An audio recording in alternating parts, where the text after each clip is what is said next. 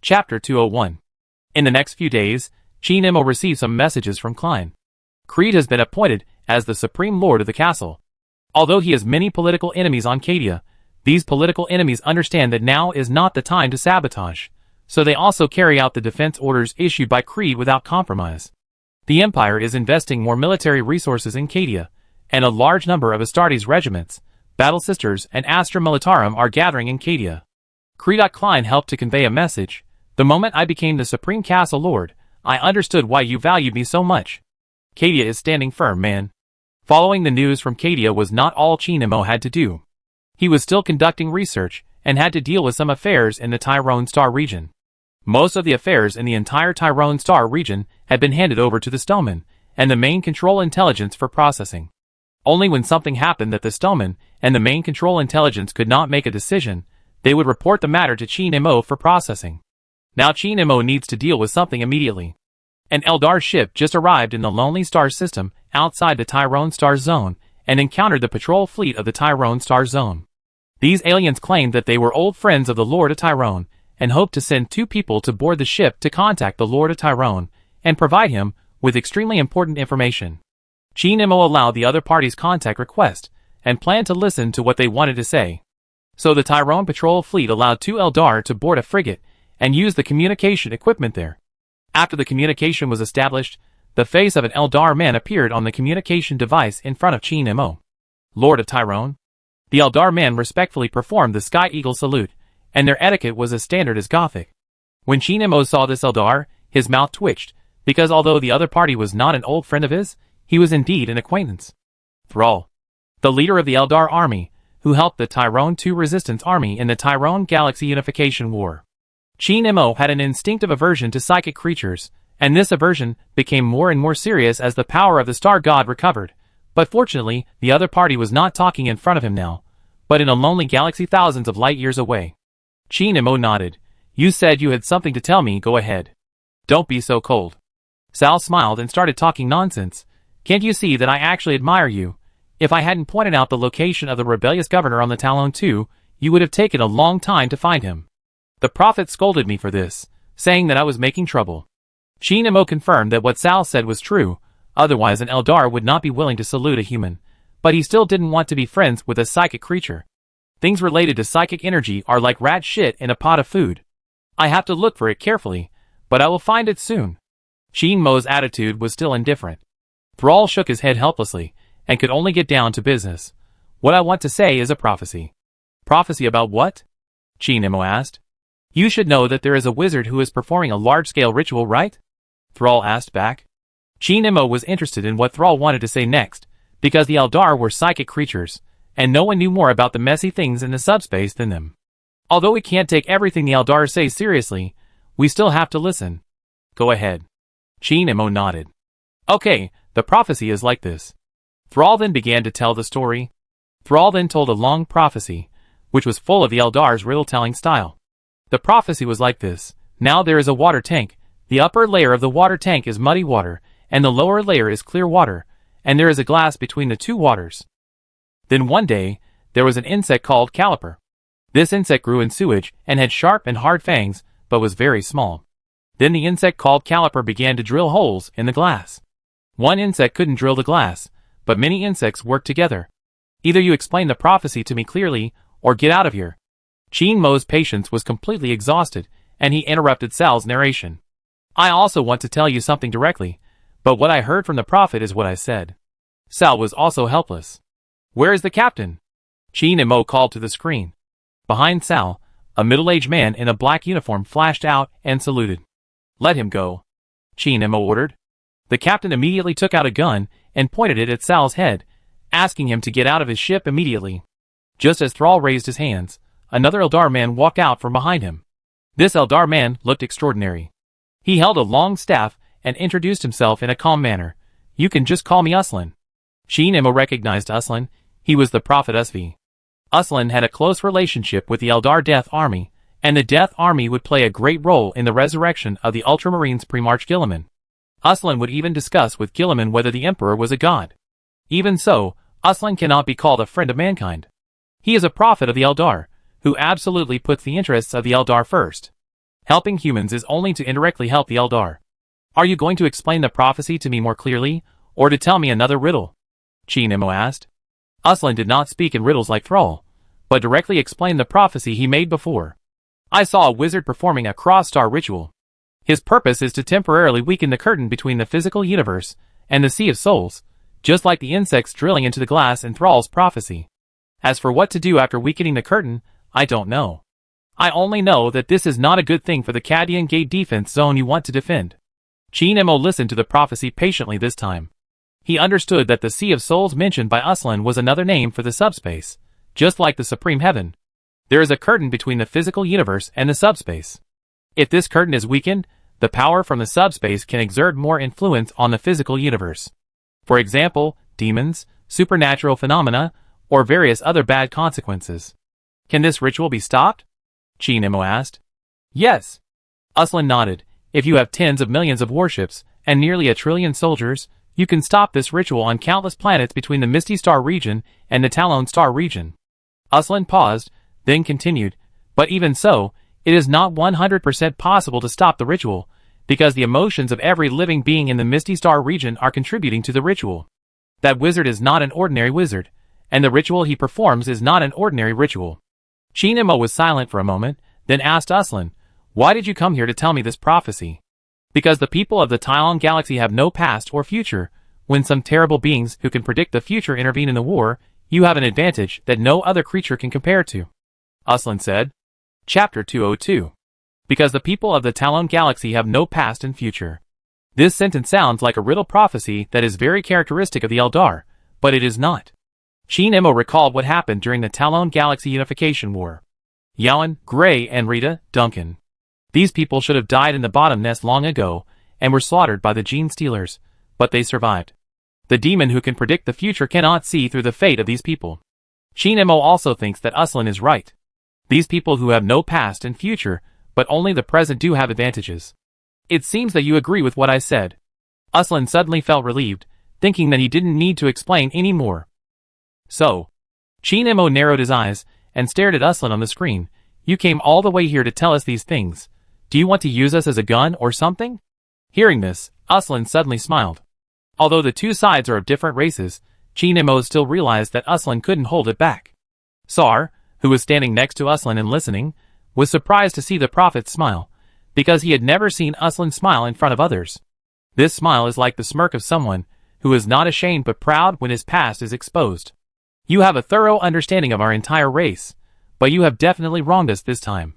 Aslan had suppressed his emotions when he spoke, and his face turned cold again, completely different from before. Chi Nemo said nothing and continued to stare at Aslan. I don't want to use you as a gun, nor do I want you to be a scapegoat. For the time being, this is the case. I came here specifically to tell you about the ceremony, so that you can be mentally prepared. Aslan looked sincere, giving people the feeling that I might cheat you in the future, but not for now. Chi Nemo remained silent, obviously not believing Aslan. Aslan sighed helplessly, and said the rest of the words to himself. No matter what the purpose of the ceremony is, the galaxy where Cadia is located will definitely be attacked by the Black Legion fleet, and they have a weapon that is enough to destroy the entire planet. We call this weapon the Val Amulet, and you should call it the Blackstone Fortress. Then Aslan began to explain what the Blackstone Fortress is. The Blackstone Fortress was a weapon created by the Eldar god of craftsmanship, Val, during the war in heaven. Its original purpose was to kill the star gods. Unfortunately, the two existing Blackstone fortresses in the galaxy are in the hands of Abaddon. One is named the Eternal Will for his own use, and the other is given as a gift to the Red Pirate leader Huron. Fortunately, Abaddon does not know the true purpose of the Blackstone Fortress, nor does he know how to use them better, but even so, Abaddon has no problem using the Blackstone Fortress to blow up a planet. After briefly explaining the Blackstone Fortress, Aslan warned Chi Nemo, I saw in the prophecy that the Black Legion would attack Cadia. After the war begins, don't send your fleet or that mobile planet to join the war immediately, and leave the Blackstone Fortress to others to deal with. Why? Chi Nemo asked. Because the Blackstone Fortress has thoughts, like a half-asleep and half-awake living creature. Aslan frowned, his eyes deep, and said the reason in the most solemn tone, I don't know what you are, but I can guess that you use the power of the Star God, and the Blackstone Fortress will be hostile to you and your army. Aslan's words reminded Chi Nemo. Chi Nemo also knew all kinds of information about the Blackstone Fortress. He also knew that the Blackstone Fortress would be destroyed by the Empire in the original 13th Black Crusade. There were two reasons why it was successfully destroyed. The first was because of the fearless sacrifice of the Astartes and mortals, and the second was because the Blackstone Fortress itself was not very willing to serve chaos. If the Blackstone Fortress encountered the celestial engine, and then it found that it was not only a star god creation, but also a star god fragment was locked inside, it would definitely not be happy to let itself be destroyed by the celestial engine. But if we don't use the celestial engine to deal with the Blackstone Fortress, what else can we use? Your warning makes some sense, but I can only listen, Chi Nemo said. I knew you would say that. Aslan stretched out his hand and pressed on Thrall's shoulder. If for some reason your army has to face the Blackstone Fortress directly, send him into the Blackstone Fortress. He will be able to help you. Thrall nodded in agreement. I am willing to serve. Chi Nemo did not immediately agree or refuse, but carefully considered it. The Eldar are untrustworthy, but that doesn't mean that everything they do is to trip up humans. Aslan is likely to want to help. No one in the galaxy doesn't hate chaos, except chaos itself. If Cadia is lost, it's not just the loss of an imperial world. The Eye of Terror will expand, which is not a good thing for species across the galaxy. Come to the Talon system. Chi Nemo said to Thrall on the screen, and then looked at Aslan. If he's useless, I put him in a torpedo and shoot him out. Thrall suddenly became serious. You won't have this opportunity, because I will either help you paralyze the Blackstone Fortress, or I will die in the Blackstone Fortress. I am not here just to help. I also want to take revenge on the Black Legion. Chi Nemo nodded and ended the communication. 10 minutes later. That Eldar said these things, the ritual, the Blackstone Fortress. The Chaos Space Marine I captured before mentioned the ritual, and this Eldar also mentioned it. They made me change my mind. I originally thought that the Black Crusade would continue along the original route. Chi Nemo told the Mimic all the information he had obtained. The Mimic, who had turned into a human form, looked at Chi Nemo silently, listened carefully, and seemed to be thinking. The illusions in which the two were located continuously showed the situation on various planets in the hazy star field. These planets had long become battlefields. Various Chaos War gangs fought, while performing various strange rituals. Their behavior was also very strange. Some ships even specifically found warships of the Imperial Navy or the Tyrone Navy, and then launched a fatal attack. All this proves that the information about the ritual is completely true. After finishing the story, Chi Nemo felt that the Mimic should have figured out the result, so he asked it, "What do you think?" The Mimic was stunned for a moment. Chi Nemo saw the Mimic's reaction and realized that it was in a daze instead of thinking. I shouldn't ask you. Chi Nemo was very helpless, and focused on observing the illusion that was continuously showing the situation of various worlds in the hazy star field. This is all I can do, Chi Nemo thought. No matter what the effect of the ritual is, no matter what the war will turn out to be, I have done my best.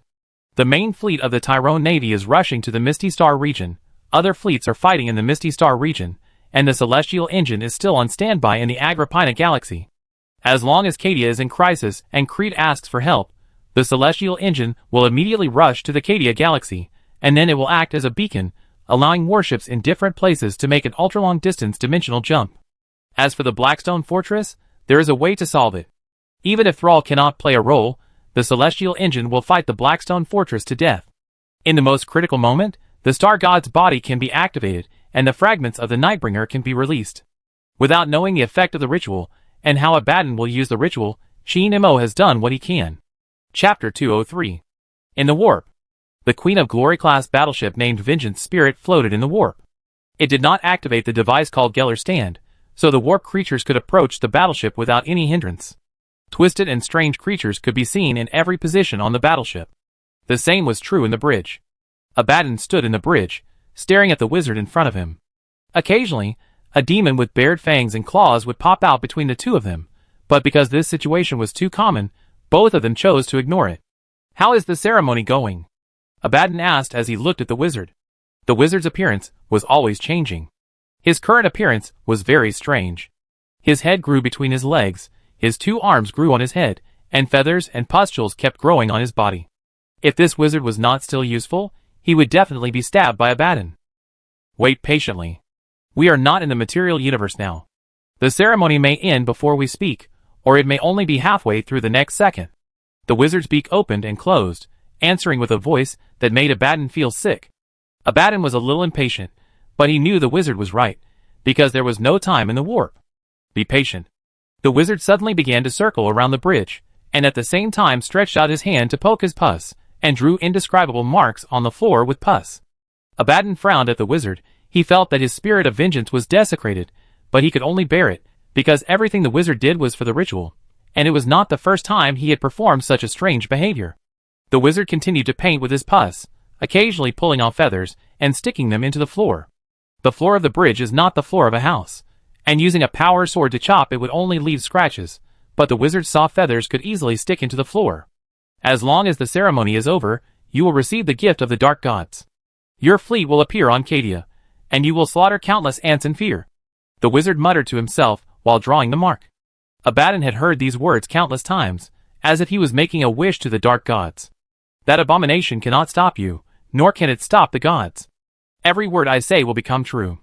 The wizard drew an 8-pointed star pattern, which did not seem to be made of pus, but a delicate image. Is it over? Abaddon asked. The wizard did not answer. He stood in the center of the 8-pointed star pattern, his body becoming stiff until he became a statue. Abaddon frowned and had a bad guess in his mind. That is, the ritual might have failed. This ritual has been going on for several years. Nearly 100 Empire worlds in the entire Hazy Star region have become ritual nodes. The Black Legion protects these nodes at all costs. Everyone follows the wizard's arrangement and goes to every corner of the star region. So far, tens of billions of people have been sacrificed, turning 89 Empire worlds into demon worlds. Is the final result that the ritual failed and the wizard suffered a backlash? Just when Abaddon thought so, a warship suddenly appeared around the spirit of vengeance. This is a cruiser of the Red Corsair war gang. The last second it was fighting with the ships of the Tyrone Navy. Then came the second warship, the third warship. More and more warships suddenly appeared around the vengeful spirit. They seemed to be brought into the subspace from the material universe by something, and were even neatly arranged. As the warships appeared one after another, a crack opened in front of them, and the crack sometimes shrank and sometimes expanded. Abaddon observed these situations, and realized that the ritual did not fail but succeeded. This is what the wizard called the gift of the dark gods. The ships fighting in various parts of the Misty Star region were sent to the subspace, and they could raid Cadia as long as they passed through the crack. There is a price to pay for accepting the gift, and the price is not great. It is just to continue to attack northward after conquering Cadia until the Black Legion opens a passage from the Eye of Terror to the Talon sector. When Cadia falls, the Eye of Terror will expand countless times, and it will be easier to repay the price at that time. Abaddon is happy to accept this price. 1 hour later. Cadia's Supreme Command. Most of the people in the headquarters are in a mess. They are anxious to receive intelligence from the entire galaxy, and then summarize this intelligence and send it to Creed. While Creed was checking the intelligence from the orbital defense platform, Kyle pushed open the office door and carried the box full of documents to the desk. Not long after, Klein also entered the office. My merchant ship was attacked. Someone is attacking my merchant ship. Klein shouted loudly as soon as he entered the office. He shouted several sentences, but each sentence repeated one thing. The merchant ship docked in Cadia orbit was under attack. Creed just looked up at Klein and continued to read the intelligence sent to him. All the intelligence from all over the galaxy said one thing, that is, a crack appeared near the Mandeville Point in the galaxy, and more enemy ships were pouring out of the crack. Fortunately, the Imperial Navy had already assigned a lot of warships to garrison the galaxy. They could not defeat more enemy ships, but they could delay some time. Calm down. Creed raised his head and looked at Klein, motioning him to sit in front of him. However, Klein could not calm down at all. He was communicating with his crew and learned that the merchant ship was involved in the fleet battle. When Klein stood at the window of his office and looked up at the sky, he could see that his merchant ship on track was surrounded by a dazzling blue ball of light. The blue ball of light was a shield, which was only partially visible when under attack. Now that the shield had become a ball of light, it could only mean that the merchant ship was under the most violent attack, and the shield device was already operating at its limit, and would soon be overloaded. Is the dimensional engine not ready yet? Klein asked, staring at the sky. His eyes were stung by the light of the Eye of Terror, and blood flowed from the corners of his eyes and nostrils, but he still stared at the merchant ship on track. Dimensional engine is ready. The words Klein wanted to hear the most came from the communicator. The blue ball of light in the sky disappeared instantly, which meant that the entire merchant ship had jumped out of the galaxy. Huh? Klein breathed a sigh of relief, sat down against the wall, and looked at Creed with bloodshot eyes. What should we do? Creed was still calm, staring at the intelligence in his hand, picked up the cigar and took a deep puff, then sighed. It's really a ghost. Chapter 204. Stop sighing. Klein was very excited. Do something, Lord. Creed still didn't react, just took a puff of his cigar to hide his surprise and confusion. Klein looked at Creed in disbelief. He couldn't believe that at this critical moment, when Cadia was facing life and death, the Supreme Lord in front of him just sighed. It's really a ghost. Creed was not used to showing emotions on his face, which made him look indifferent to the crisis Cadia was facing, and even like an outsider. This character even affected Kyle. Standing next to Creed, the sergeant also had a calm face. For battleships, 6 heavy cruisers. Creed stared at Klein, and slowly said the information he had just seen in various intelligence. 7 cruiser squadrons. 15 escort squadrons. This is the number of enemy navies that appeared in the entire galaxy, and according to the intelligence I received, more and more enemy ships are pouring out of the rift near Mandeville Point. After that, Creed stared at Klein and slowly asked, "What do you want me to do?" Klein was stunned by the question, and after hesitating for a while, he answered, "Mobilize the garrison."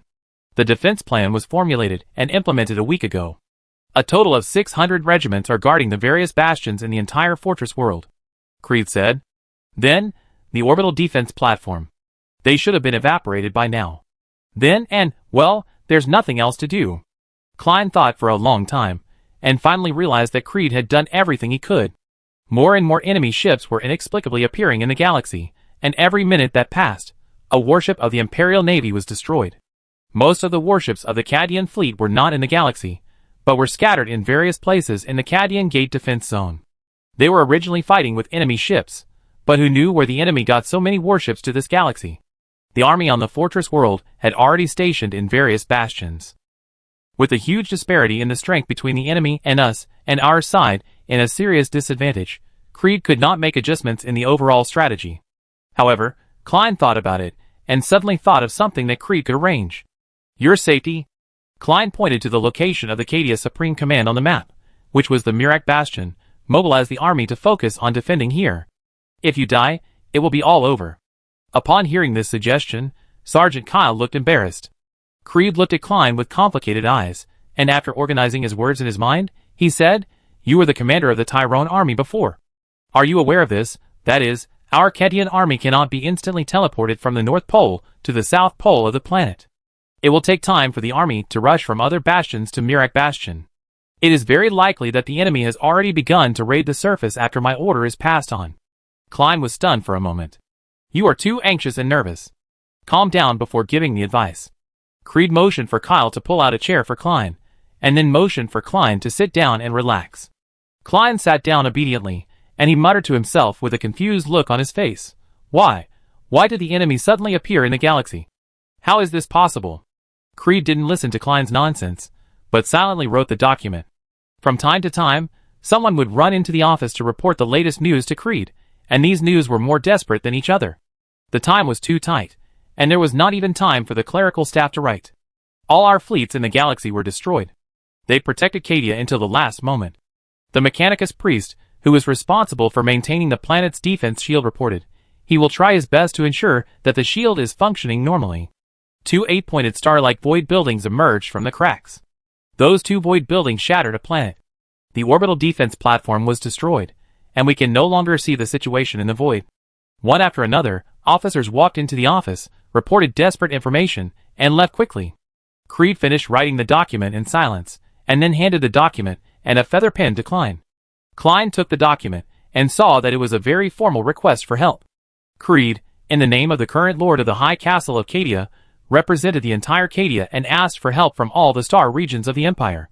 The Empire had already sent fleets and troops to Cadia, and they were still on the way. The only region that could respond quickly to the call for help was the Tyrone region in the northernmost edge of the Empire. Creed had already made an agreement with Chinemo. At that time, even the entire Tyrone galaxy had not been unified. This agreement was of course valid, but Creed had to write a document and go through the process. As the contact person, Klein needed to sign the document, which was also part of the process. Your merchant ship is not in the galaxy. Can you still send a message to the Tyrone galaxy? Creed asked. Yes, I just need to contact the merchant ship with the communicator. Klein nodded, then picked up the quill pen to sign. The moment the pen tip touched the document, Creed suddenly reached out and pressed Klein, reminding him seriously, "Think about it carefully, think about whether you are sure you want to get involved in the war here. This is not actually your war." Klein continued to write his name without hesitation, and handed the document to Creed. "I am acting on orders, and I have no decision-making power." Creed took the document, sealed it in a box made of fine gold and locked it, then said to Klein, "You only need to relay one sentence. Cadia requests support." Klein nodded, immediately took out the communicator to contact his merchant ship, and asked them to send a communication to the Talon system, and convey Creed's words to the merchant ship, and then let the merchant ship convey it to the communication station. Since the merchant ship is not in the system, the signal sent by the communicator needs to travel in deep space for an hour before it can be received by the merchant ship. While Klein was contacting the merchant ship, Creed stood up and walked to the window, looking up at the purple sky of Cadia. A blue wave appeared above the Mirak bastion, gradually spreading around until the entire fortress world was enveloped. This is the planetary defense shield. The activation of the shield means that the enemy has used weapons that can destroy the entire planet. The defense shield was quickly attacked, and then resisted the attack that was enough to destroy the fortress world, and the entire fortress world was trembling. 8-pointed star-shaped void building. Creed suddenly recalled the report he had heard before. This attack might come from the 2 void buildings that could destroy the planet. But while the defense shield is in effect, there is no need to worry about the fortress world being blown up. Creed, who was staring at the sky, soon felt uncomfortable. His eyeballs were covered with bloodshot, and it seemed that something was squeezing his brain tissue in his head. "Damn crack," Creed said. Chapter 205. Tyrone Galaxy. In the Hive worlds under Hive Fortress, the originally empty hall was filled with tables and chairs, and was crowded with people. Call's clone, transformed into a humanoid mimic, the Eldar who came to help, Sal, Vanessa, the governors of each world in the Tyrone Star region. These people were standing or sitting, accompanying Chi Nemo to discuss the Star region defense plan. Also participating in the discussion were the holographic projections of the guards and captains, who were currently in various parts of the galaxy. Our fleet and regular army have all been sent out. The war in the Hazy Star region is the most intense, but we cannot rule out the possibility of being attacked here. If the Tylong sector is attacked, I will activate the Extreme Mobilization Order, Chi Nemo said to everyone. The so-called Extreme Mobilization Order is an order formulated in the discussion just now. After the Extreme Mobilization Order is activated, the entire sector will enter a state of war. Every resource will be used for war. Adult men and women with good health will be directly incorporated into the Planetary Defense Force. Children and disabled people will be sent to factories to produce weapons, equipment, and ammunition together with logistics machinery. When the Extreme Mobilization Order was mentioned, the atmosphere in the hall became much more solemn. "Don't be nervous, the Tyrone sector may not be attacked," Chi Nemo said with a smile. He had one more thing he didn't say to others, that is, even if it was attacked, there were still the Leviathan Iron Army.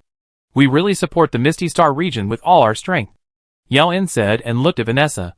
"After the war, the Terra High Lord Council." "No. Must we count out to us?"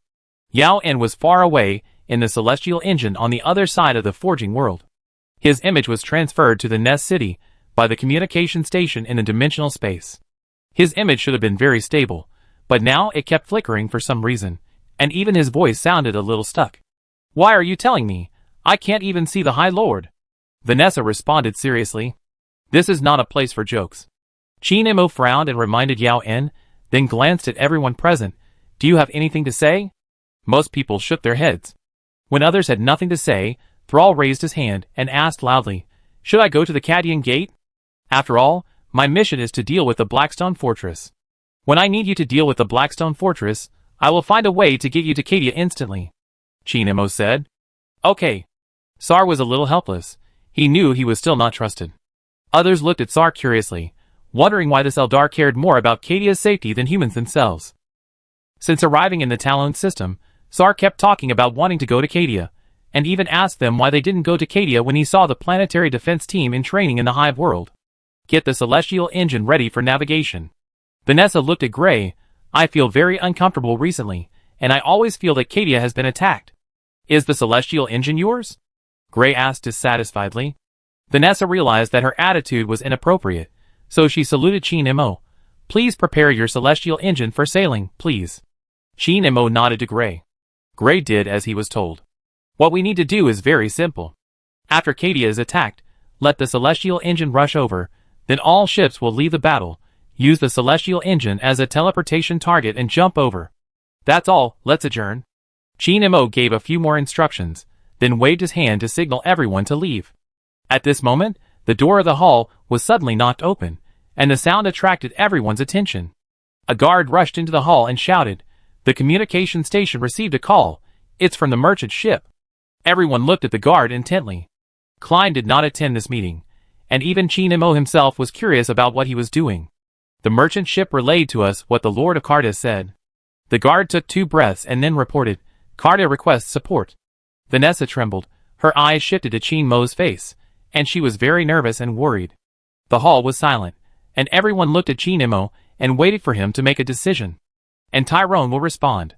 Qin Mo said the response he had agreed with Creed. After the voice fell, everyone in the hall became busy. Stop the fleet and prepare to jump to the vicinity of the celestial engine. Adam gave orders to the main fleet. Let the celestial engine jump to Cadia. Gray turned around and gave an order, and his image disappeared in the hall. Qin Mo looked at Thrall. "Follow me, I will open the passage to the celestial engine for you personally." Thrall immediately walked towards Qin Mo.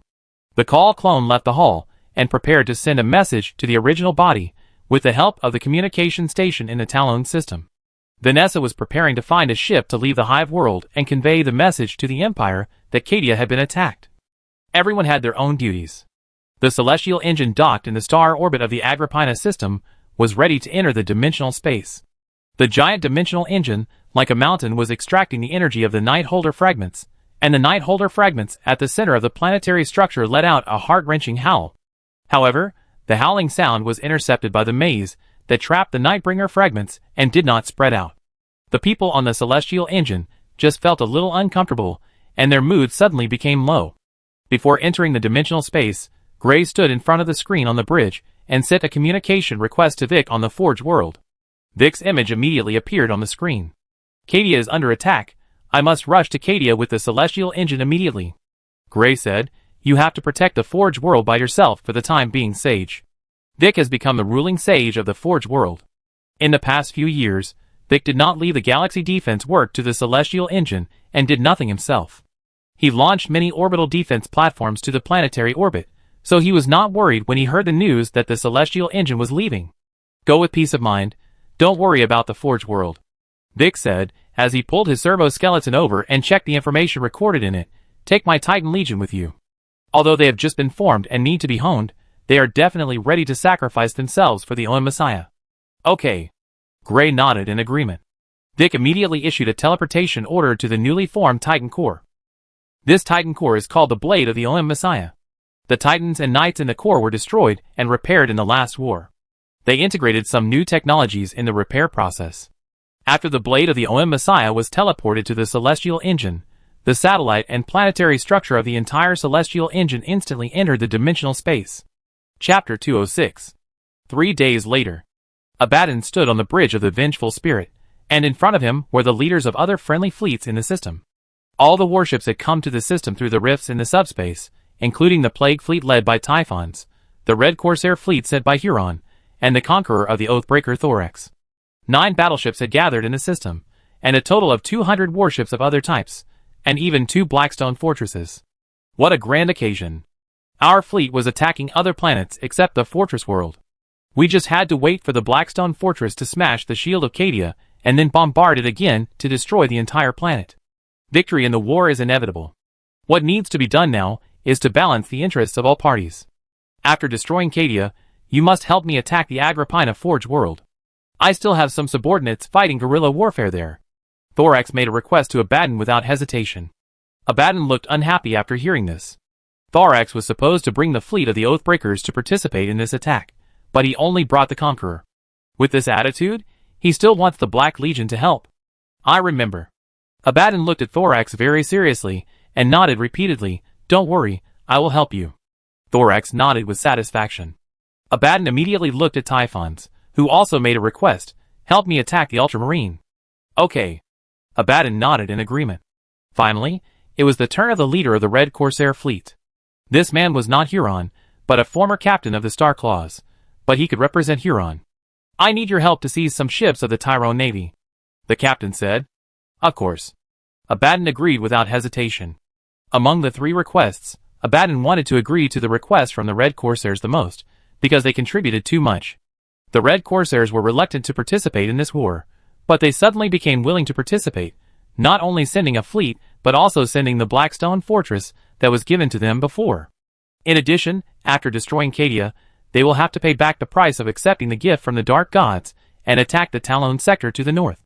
The goals of the Black Legion and the Red Corsairs are highly consistent.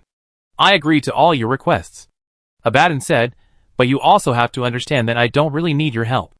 Each of your fleets was brought here without my consent after the ceremony. This sentence made Thorax very dissatisfied. Even though he was a man who could still think calmly after being hit by the butcher's nails, he couldn't help but feel angry at this time and wanted to chop Abaddon. But after thinking carefully, he might not be able to beat him, so forget it. But don't worry, I will help each of you. After all, we don't just need to cooperate this time, and then it's over. Abaddon said, as he walked to the porthole, let's watch the beautiful scene of Cadia being destroyed. 2 Blackstone fortresses were attacking Cadia. The shield of this fortress world had collapsed.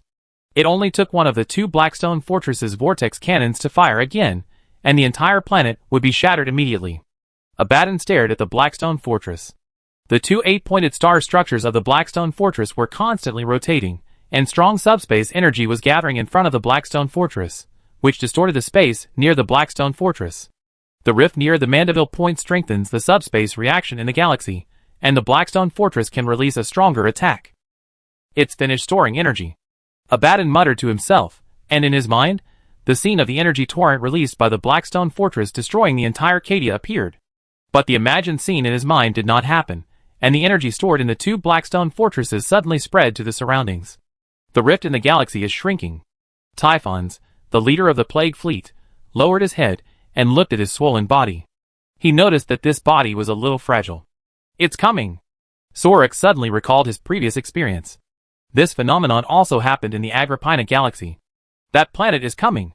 Abaddon frowned and looked at Thorax, wanting to ask in detail, but Thorax had already teleported out of the bridge. When Abaddon turned his eyes back to the porthole, he saw a huge crack in the star's orbit, and 3 black spheres gradually emerged from the crack. These 3 black spheres looked like planets, with 2 satellites orbiting a small planet. They were all made of metal, and there were countless weapon arrays on the surface. Abaddon recalled what Thorax had said about his experience in Agrippina. The planet-like weapon destroyed 80% of the warships in the fleet and even changed the position of the Mandeville Point in the entire galaxy. The 3 spheres completely emerged from the cracks, slowly moving in orbit around the star, with the 2 Blackstone fortresses sandwiched between it and Cadia. Prepare for battle, Abaddon ordered loudly. This order was conveyed to the subordinates in the bridge, and also to Typhons. If there were only warships on his side, Abaddon would have evacuated without hesitation, but there are still 2 Blackstone fortresses, and they are now gathering energy again. The subspace rifts in the galaxy are not completely closed, and there is still a way out even if they cannot win. Typhons, and the captain of the Red Corsairs also think that they should continue to fight. After Abaddon issued the order, he was ready to contact Thorax, and asked him to arrange the Conqueror and the Vengeful Spirit as the main battleships to lead the fleet to fight. But Thorax had already cut off contact with the Vengeful Spirit. At this time, half of the Conqueror he was on was already in the subspace rift, and the other half was being pushed into the rift by the engine. This bastard! Abaddon cursed Thorax while making a battle plan. Typhons teleported out of the bridge and returned to the Terminus estate, also commanding his fleet to prepare for the next battle. The celestial engine did not launch an attack immediately because it had more important things to do. The torpedo arrays on the 2 satellites all opened fire, launching hundreds of millions of torpedoes. The Blackstone fortress was located in the torpedo's forward path, and everyone on board was ready to be bombarded by the torpedo. But the torpedoes did not attack the Blackstone fortresses, but flew around them to Cadia, automatically disintegrated after entering the atmosphere, and dropped the teleportation beacon carried in the warhead to the surface. The celestial engine itself also served as a teleportation beacon, and the dimensional engines of all the warships of the Tyrone Navy waiting in place detected the coordinates. More than 200 cracks appeared around the celestial engine at the same time, and a warship emerged from each crack. Chapter 207. Inside the bridge of the celestial engine. Sheen Mo's body was far away in the Talon galaxy, but he was controlling the living metal body he had built before, and he personally opened the dimensional channel to let Sal quickly come to the bridge of the celestial engine. Then Qin Mo stood with Gray Yaoan and Sal, observing the galaxy situation on the holographic image. Our warships were constantly jumping out of the dimensional space, destroyers and frigates were faster, cruisers and battleships were slower, and the latter had to rush to the front of the fleet when they jumped out. The Tyrone Navy did not gather into a battle formation, but fortunately the Chaos Fleet did the same. The Black Legion's flagship, the Spirit of Vengeance, and the Plague Fleet's flagship, the End, were rushing to the front of all the Chaos warships. The two Blackstone fortresses had given up the mission of attacking Cadia and turned to join the fleet. The Blackstone fortresses were moving so fast that Qin Mo was surprised. They seemed to be active. Thinking of the warning Uslan said before, the celestial engine would inevitably fight the Blackstone fortresses. All weapon arrays are ready to attack the Blackstone fortress. Qin Mo gave the order while looking at the Blackstone fortress. The stone man who controlled the celestial engine immediately executed the order. All weapon arrays on the two satellite structures were aimed at the Blackstone fortress. The weapon arrays had just started to charge, and were now half-charged. Gray kept looking at the Blackstone fortress on the holographic image. He didn't know the information about this ancient weapon. He just saw that the Conqueror had escaped into the subspace, while the other enemy ships did not escape. The Conqueror had seen the power of the celestial engine, and he must have shared the relevant information with his allies, but his allies still chose to stay in the galaxy to fight instead of running away immediately. This should be the courage given to them by the Blackstone fortress. Is this hexagram-shaped thing powerful? Gray asked curiously. Qin Mo then remembered that he had never explained the Blackstone fortress to others. He nodded, looked at the two fortresses and said, the Blackstone fortress can easily destroy a planet, and the Blackstone fortresses can be linked together. The more there are, the more powerful they are. If there are 3 Blackstone fortresses, then this galaxy is finished. Lord Talon is right. Sar nodded in agreement. So outrageous? Gray was very surprised. He originally thought that the so-called Blackstone fortress was at most a large orbital defense platform. Qin Mo stared at the Blackstone fortress and planned the next strategy. If the celestial engine can quickly destroy the Blackstone fortress, it will be great. On the contrary, it will not be a quick victory, and the enemy will try to attack Cadia in other ways, such as landing on Cadia while the celestial engine and the Blackstone fortress are fighting. Even so, it is not a big problem. The transmission devices have been deployed to various places in Cadia. The Tyrone army and the Titan Legion carried by the celestial engine can help the Cadian assault army at any time. The celestial engine can deploy the transdimensional sky to the north and south poles of Cadia at any time, but this is for Abaddon. The weapon array is fully charged. The sudden prompt sound in the bridge interrupted Qin Mo's thinking, and he was concentrating on watching the holographic image. The orbiting speed of the two satellite structures orbiting the planetary structure in the celestial engine became faster, and the first satellite structure immediately launched an attack when it reached the position facing the Blackstone fortress. The weapon array opened fire on the Eternal Will, one of the two Blackstone fortresses. Countless particle light spears gathered together to form a beam that was powerful enough to instantly shatter a planet. This beam even illuminated the entire galaxy. Whether it was the Cadia Fortress world or other worlds in the galaxy, the red sky could be seen. The Eternal Will raised its shield the moment it was hit. This shield was different from the Void Shield or the Ion Shield. It looked like a torrent of subspace energy that was rapidly rotating around the entire Blackstone fortress. The shield was activated suddenly. The Black Legion crew members in the Eternal Will who had made countless efforts to control the Blackstone fortress had no idea that it had this function. The giant particle light spear seemed to be blocked by something when it bombarded the periphery of the Eternal Will. The subspace energy that kept rotating around the Blackstone fortress was gradually decomposing the energy of the light spear. The area around the fortress looked like broken glass. However, this strange shield was not indestructible. The energy contained in the giant particle light spear was too huge, and some energy still penetrated into the shield and penetrated the Blackstone structure of the fortress. While the Eternal Will was defending against the attack, another Blackstone fortress attacked the celestial engine, and the vortex cannon released a torrent of subspace energy that directly hit the planetary structure of the celestial engine. It seemed to know what the core of the celestial engine was. The subspace energy swept towards the planetary structure and was blocked by the energy shield. The residual power of the attack spread to the satellite structure and activated the energy shield. Another satellite structure turned around on the orbit of the planetary structure, and the fully charged weapon array fired at the Blackstone fortress that was attacking with the vortex cannon. When the material universe energy and the subspace energy collided with each other, an energy wave invisible to the naked eye spread around. Every ship in the Chaos Fleet was pushed by this energy and moved horizontally, and some ships that were close to each other even collided directly with each other. The Tyrone fleet was also affected by the diffused energy, and the energy shields of all ships instantly entered the extreme operation state. The aftermath of the exchange of fire between the Celestial Engine and the Blackstone Fortress not only affected the huge fleets of both sides, but also caused the cracks in the galaxy to expand and shrink constantly. The Space Marines and mortals blessed by Nurgle in the Plague Fleet were the most severely affected. They found that their bodies covered with pustules and maintained entirely by psychic energy were sometimes strong and sometimes fragile, and the limbs that were corroded by bacteria to only bones and rotten flesh would sometimes fall off or reassemble. This means that the entire galaxy is constantly being affected by the energy of the material universe or the subspace. After a round of exchange of fire, the particle light spear array on the satellite structure was shut down and recharged. The shields and vortex cannons of the Blackstone Fortress also stopped working. The big killers of both sides are accumulating energy again, preparing for the next round of confrontation. If it weren't for that rift. Thrall pointed to the subspace rift at the edge of the galaxy on the holographic image. The Vol amulet would have been blown to pieces long ago. Chi Nimmo nodded in agreement. That warp rift is like a mini version of the Eye of Terror. The larger the Eye of Terror, the greater the influence of the warp on the material universe, and the stronger the psychic power. With the existence of this rift, the two Blackstone fortresses in the galaxy have also become stronger, because they use the energy from the warp. This should be the product of the ritual. Chi Nimmo looked at the rift helplessly. Chi Nimmo had many ideas about the effect of the ritual performed by the enemy. He even thought that the ritual might turn all the worlds near the Cadian Gate into demon worlds. In the end, the long-lasting ritual that sacrificed countless lives only opened a small Eye of Terror in the galaxy. But considering that the current Eye of Terror has not yet become a vortex that divides the Empire into two parts, it is outrageous to be able to open a small Eye of Terror in the galaxy. Chapter 208. Can you send me directly to the Vol amulet? Any Vol amulet will do. Sal didn't want to stand by and watch anymore.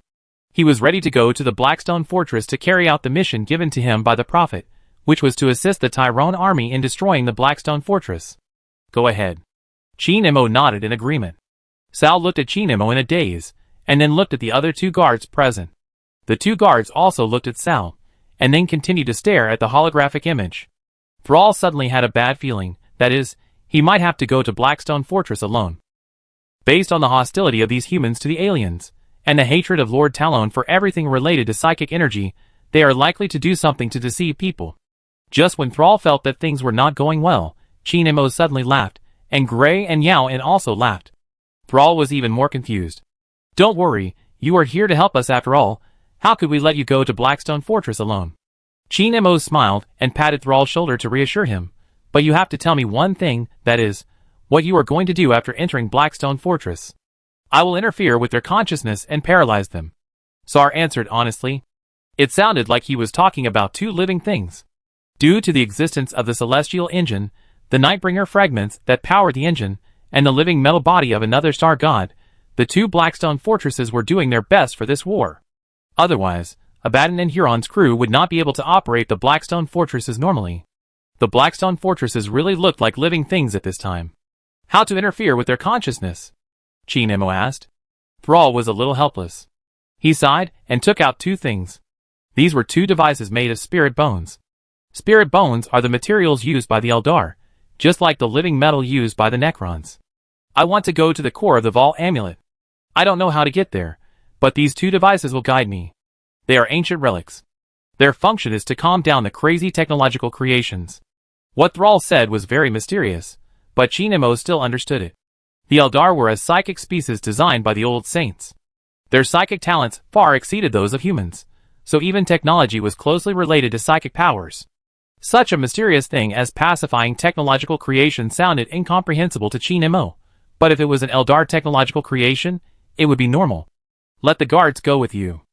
Chi Nimmo looked at the flagship of the Lamenters on the holographic image. This flagship had just jumped to the vicinity of the Celestial Engine with the Tyrone fleet, plus the Lamenters. Enough? Sal nodded with satisfaction, but Blackstone Fortress is huge, and the time it takes to travel there alone. I know, go ahead. Chi Nimmo no longer wanted to win a quick victory. He was willing to spend more time on this war that would determine the fate of the human race. Sal immediately prepared for the teleportation. Gray contacted the Lamenters. Yao En thought he would also go to Blackstone Fortress, but when Sal and Gray were teleported away, he found that his protection device did not respond. Chi Nemo had just contacted the Stone Man using the communication device in his living metal body, specifically asking him not to teleport Yao En. "Don't I have to go to Blackstone Fortress?" Yao En asked. "No." Chi Nemo nodded. Yao En was a little disappointed. He couldn't figure out why he was not teleported to Blackstone Fortress. Just when Yao En was puzzled and depressed, Chi Nemo suddenly said, "Well done. You stopped the ritual of summoning demons in the forging world before. You did a good job." This compliment made Yao En extremely happy. He opened his mouth to say something nice, but didn't know what to say. Chi Nemo continued to stare at the holographic image. The fleets of both sides have already started fighting. The vortex cannons of the two Blackstone fortresses bombarded the Celestial Engine again, and the two satellite structures of the Celestial Engine fought back with particle light spears. The Tyrone fleet and the Chaos fleet both rushed towards each other. They tacitly avoided the Celestial Engine and the Blackstone fortress. The Chaos fleet did not understand the Celestial Engine. They had no idea that they were not only getting closer and closer to the Tyrone fleet, but also getting closer and closer to the range of the Celestial Engine's arc weapon array. The fleet battle began with the two battleships, the Vengeful Spirit and the Lord of Talon, blasting each other. Particle lances and torpedoes hit the Void Shield, and lances and macro cannons hit the Energy Shield. The two battleships exchanged fire at a distance of thousands of kilometers. Abaddon sat on the throne in the bridge of the Vengeful Spirit and observed the battle. The planet-like killing weapon had been pinned down by the Blackstone Fortress. Abaddon himself thought so. Even so, Abaddon was not optimistic enough to think that he could win the fleet battle. He thought that the fleets of both sides would be deadlocked in the galaxy for a while. As Abaddon pondered his strategy, the communication video unfolded in front of him, and Typhon's face appeared on the video. "How do you plan to deal with the battleship that is engaging you?" Typhon asked. "Destroy it." Abaddon quickly came up with a strategy. "I will show weakness first, and then lure the enemy ship over. My Vengeful Spirit and your Terminus estate should be able to kill it quickly.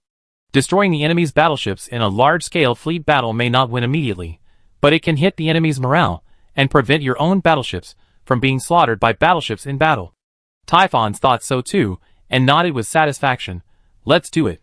The Vengeful Spirit continued to fight with the Lord of Tyrone, and the distance between the two sides was still getting closer. The Terminus began to slow down, preparing to suddenly attack when the Lord of Tyrone was chasing the Vengeful Spirit. A battleship, such a huge warship, could not be hidden, but the Lord of Tyrone still accelerated even though it had seen the Terminus. A young captain. Huh? Abaddon easily saw that the other captain was a poor level, and was not a competent battleship lord at all. Extremely high energy readings detected. Someone suddenly reported something unusual in the bridge. Abaddon frowned after hearing this, and suddenly had a bad feeling in his heart. Outside the Spirit of Vengeance, on the left side of the entire Chaos fleet, facing the direction of the Celestial Engine, a large number of lightning bolts were rushing towards the fleet. The arc array of the Celestial Engine opened fire. There was no sign before it opened fire. By the time every warship in the Chaos fleet noticed the arc, it was too late. The arc spread from the left side of the fleet to the right side in the blink of an eye. The void shields of all the frigates in the Chaos fleet were instantly overloaded. Even the frigate on the far right of the fleet could not withstand the arc, whose power decayed with distance, and explosions occurred everywhere in the fleet. The void shields of the cruisers in the entire fleet were also overloaded. The closer the cruisers were to the left, the more serious the damage. The battleships in the fleet only had their void shields overloaded, and the hulls were not seriously damaged. However, the Spirit of Vengeance was exchanging fire with the Lord of Tyrone, and after the void shield disappeared, the left side was pierced by a particle light spear. Chapter 209.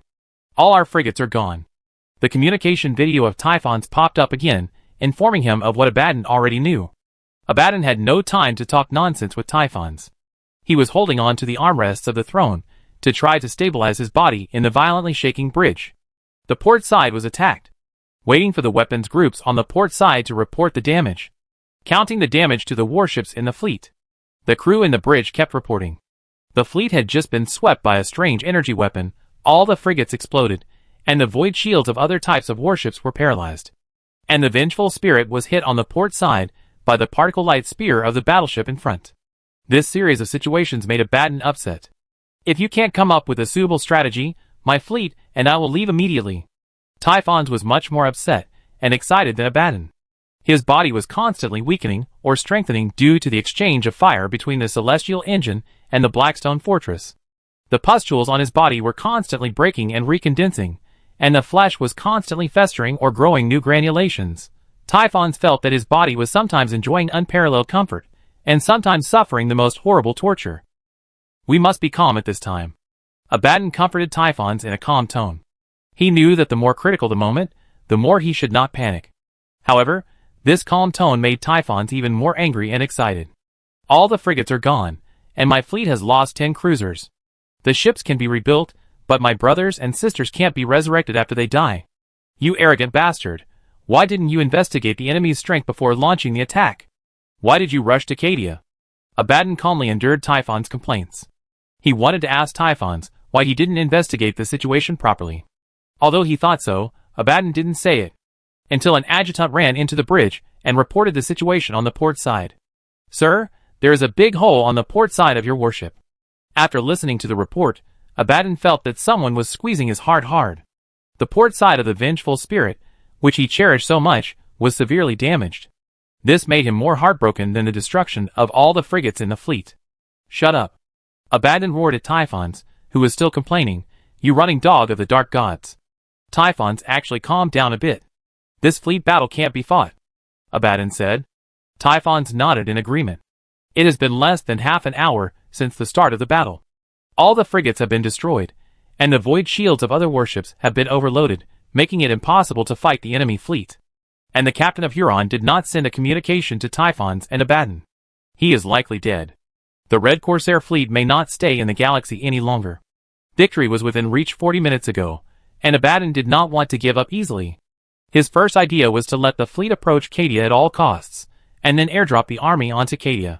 Subspace rifts still exist in the galaxy, which means that wizards can easily summon demons. But this idea was immediately denied by Abaddon himself.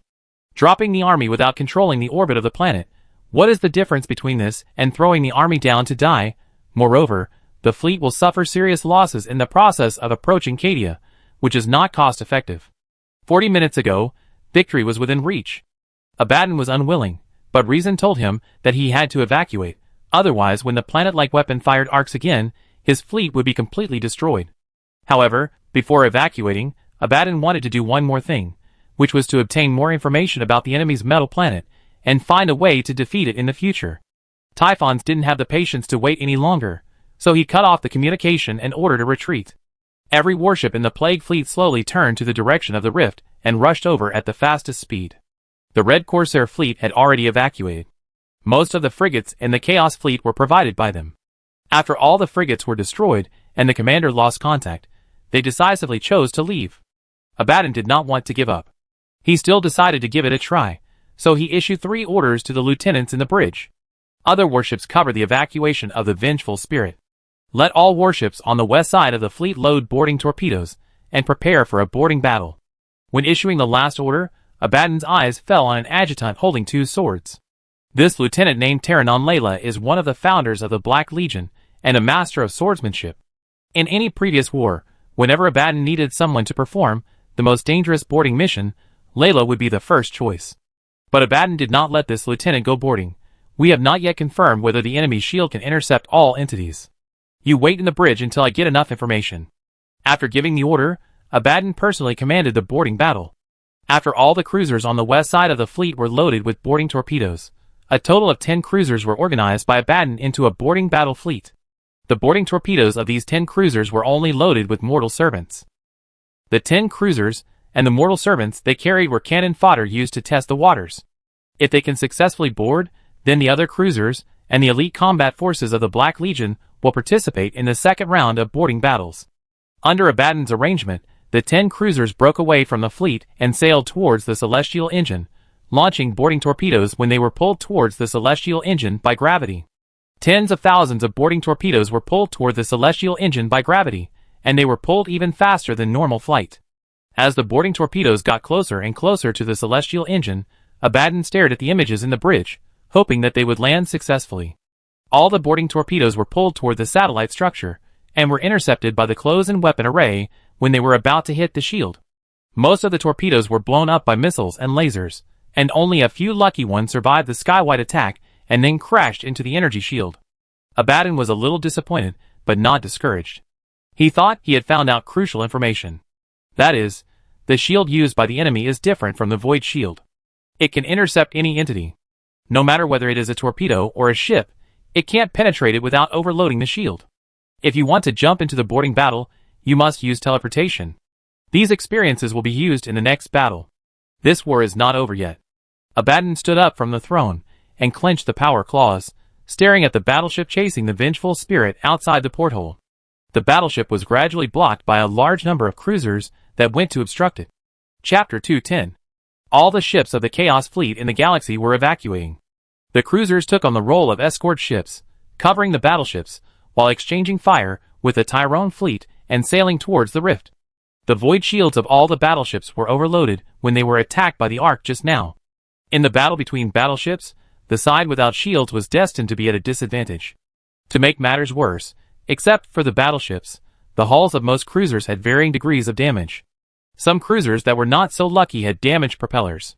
After sailing slowly for a while, the propellers stopped working, and they could only stay where they were and be fired upon in despair. Some warships that did not want to die in humiliation during the evacuation process chose to stop retreating, slowly turned their direction, and launched a desperate charge towards the Tyrone warship that was closest to them, ignoring the attacks on the hull and ramming it at the fastest speed. Warships that were fast enough could use their ramming horns to break the energy shield of the Tyrone warship, but they could only break the shield. After the collision, the hull would tremble and deflect violently, and the crew on the warships would be thrown out regardless of whether they were prepared for the collision, and their bodies would be broken faster than the hull.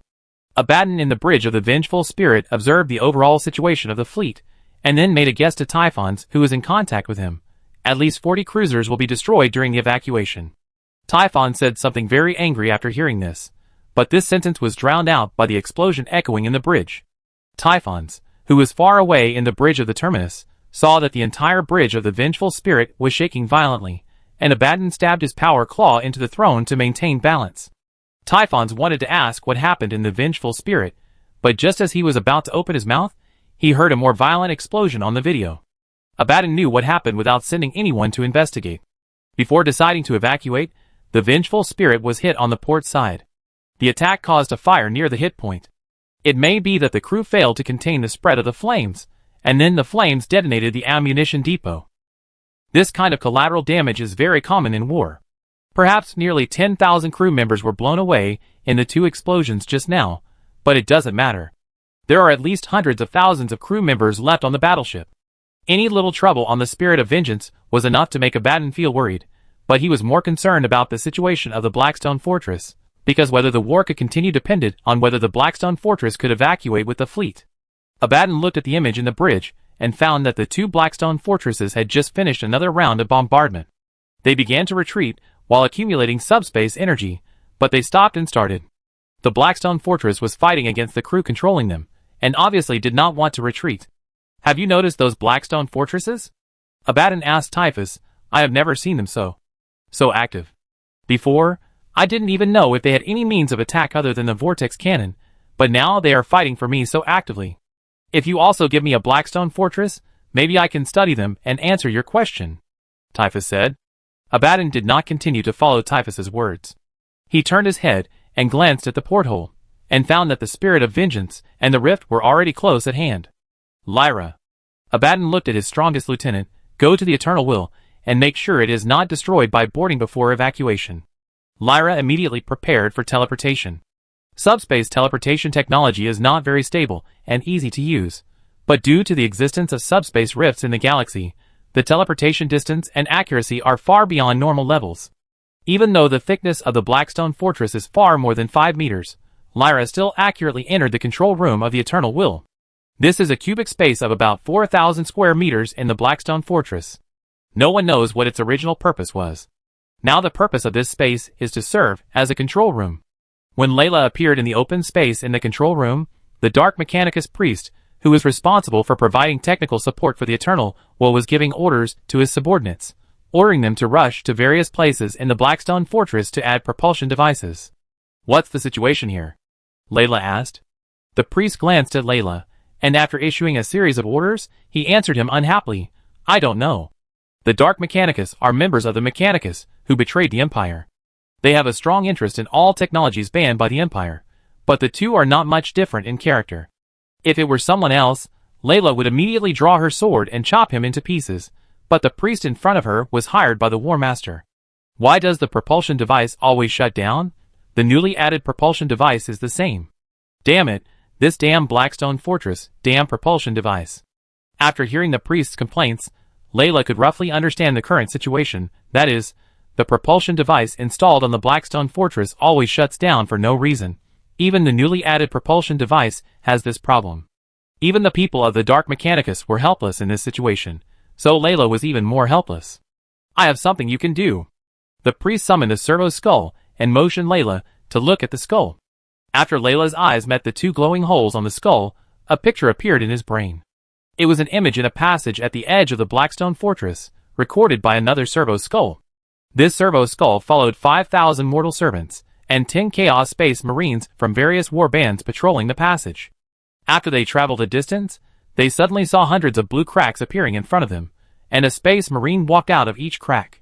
Finally, a man wearing a power armor that had never been seen before walked out of the rift, and there was also an alien holding a luminous device, which it kept waving as soon as it appeared. Those Space Marines were the Weepers. Lyra recognized the symbols on the armor of those Space Marines, and he had even fought against them before. However, these Weepers were completely different from the past.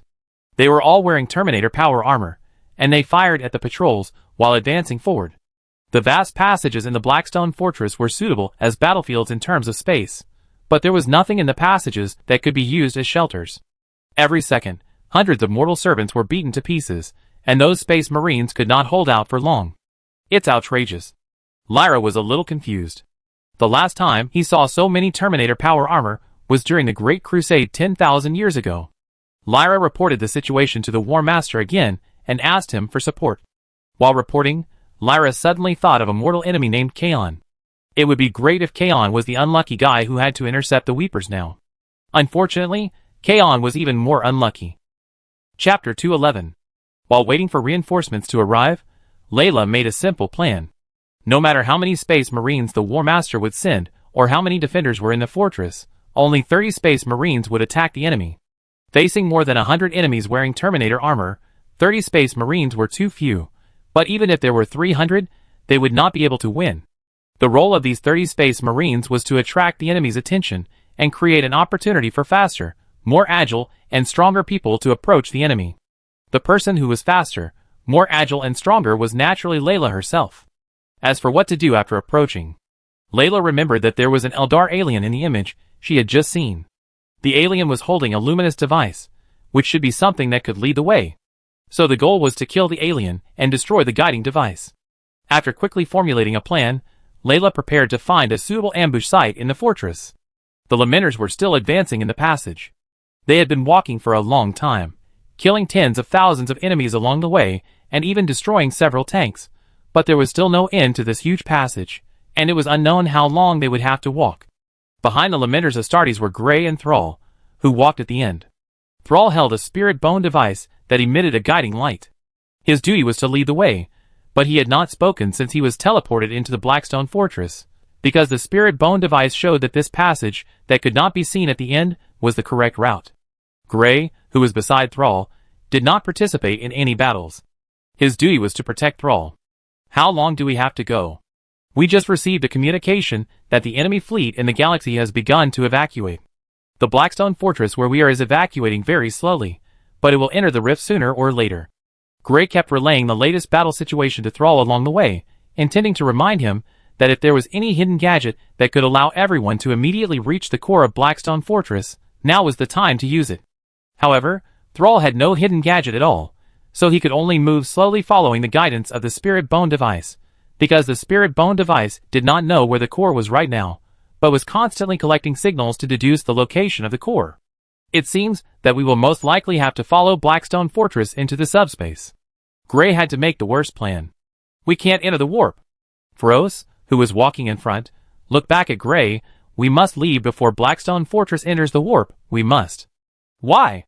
It was the first time that Gray heard Foros speak in a very stern tone. He didn't know what was in the warp, but he had heard some relevant information before. Almost all the people of Talon were like Gray, either knowing nothing about the warp or knowing a little but not much. Traders usually don't use the Geller field that can isolate the creatures in the warp. If we follow the Blackstone Fortress into the warp, we're doomed. Although Foros' words were vague, Gray still realized the danger. He no longer thought that he had to complete the mission even if the Blackstone Fortress entered the warp, but planned to go as far as he could and bury a teleportation beacon when leaving the Blackstone Fortress. We still have some time, Sar said, looking around. It didn't want to leave, so it deliberately slowed down, otherwise it would have entered the warp long ago. Others did not pay attention to this, and continued to move forward. The light emitted by the spirit bone device became more and more dazzling, and finally the straight passage ahead suddenly showed an upward slope. Everyone except Sal was shocked by the scene before them. Foros thought of the subspace rift in the galaxy, and was relieved, and Gray recalled the various supernatural phenomena he had seen on the forging world, and was also relieved. After walking up the slope, everyone came to a space that looked very strange.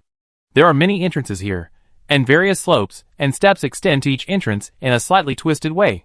Both Gray and the Astartes felt a little dizzy, but the Eldar have senses that can adapt to this space, and Thrall is like a fish in water here. Follow me. Thrall came to the front of the team and continued to lead the way. He moved forward on the stairs and slopes nimbly, looking at the spirit bone device from time to time, and led everyone to an entrance in the middle of the space. The light of the spirit bone device was more dazzling, and Thrall seemed to be holding a searchlight. After stepping onto a new staircase as skillfully as before, Thrall looked back at the others behind him, who were crawling slowly and clumsily on the stairs. Gray and the others were not slow or inflexible, but the steep slope and stairs at strange angles made their senses very uncomfortable. Just as Thrall looked back at the others, a gunshot suddenly rang out from the entrance. Thrall felt something flying out at a very fast speed, brushing against his head, and an explosion sounded a few microseconds later. A Weeper Astartes, who had just climbed up the stairs, was hit by the explosive bomb that Thrall dodged, but the explosive bomb failed to penetrate the Terminator armor. The Astartes watched calmly, and saw 30 Black Legion Space Marines running towards him quickly, without any mortal servants. More bombs came. The moment Thrall saw the enemy, he hid behind the Astartes, and was not affected by the bombs. More and more Astartes had climbed up the stairs to join the battle. The distance between the two sides was rapidly closing as they exchanged fierce fire, until Thrall, who was hiding behind the Astartes and observing secretly, saw a figure holding two knives, who was incredibly fast and extremely agile. It was Lyra, who was walking among the Space Marines. "Be careful," Thrall warned. At this time, Lyra had already rushed to the front of the Weepers, slashed the arm of the man who was about to fire at her, and then rushed to Thrall. Thrall was shocked when he saw Lyra for the first time. He saw the surging murderous intent in Lyra's eyes. While Thrall was stunned, Foros and Gray passed by him, swinging their chainsaw swords and stabbing with power spears, but Lyra dodged these attacks. Lyra's body spun like a graceful dancer, and while dodging, she swung her knife at Thrall's neck. The speed of the knife was so fast that Thrall could not react in time even though he saw it. At the critical moment, Gray activated bullet time to approach and cut off Lyra's arm, and Foros' power spear followed closely, and cut off Lyra's other limbs one after another. Lyra didn't react to what happened after he fell to the ground. He felt that his limbs were still swinging the knife instead of being cut. Lyra could do nothing now, and could only watch the 30 Space Marines he brought with him being annihilated by the Weepers one after another. The plan failed. "My next communication will determine your fate." Gray put his arm on Lyra's head, and contacted Chin Mo in the bridge of the Celestial Engine. Chapter 212.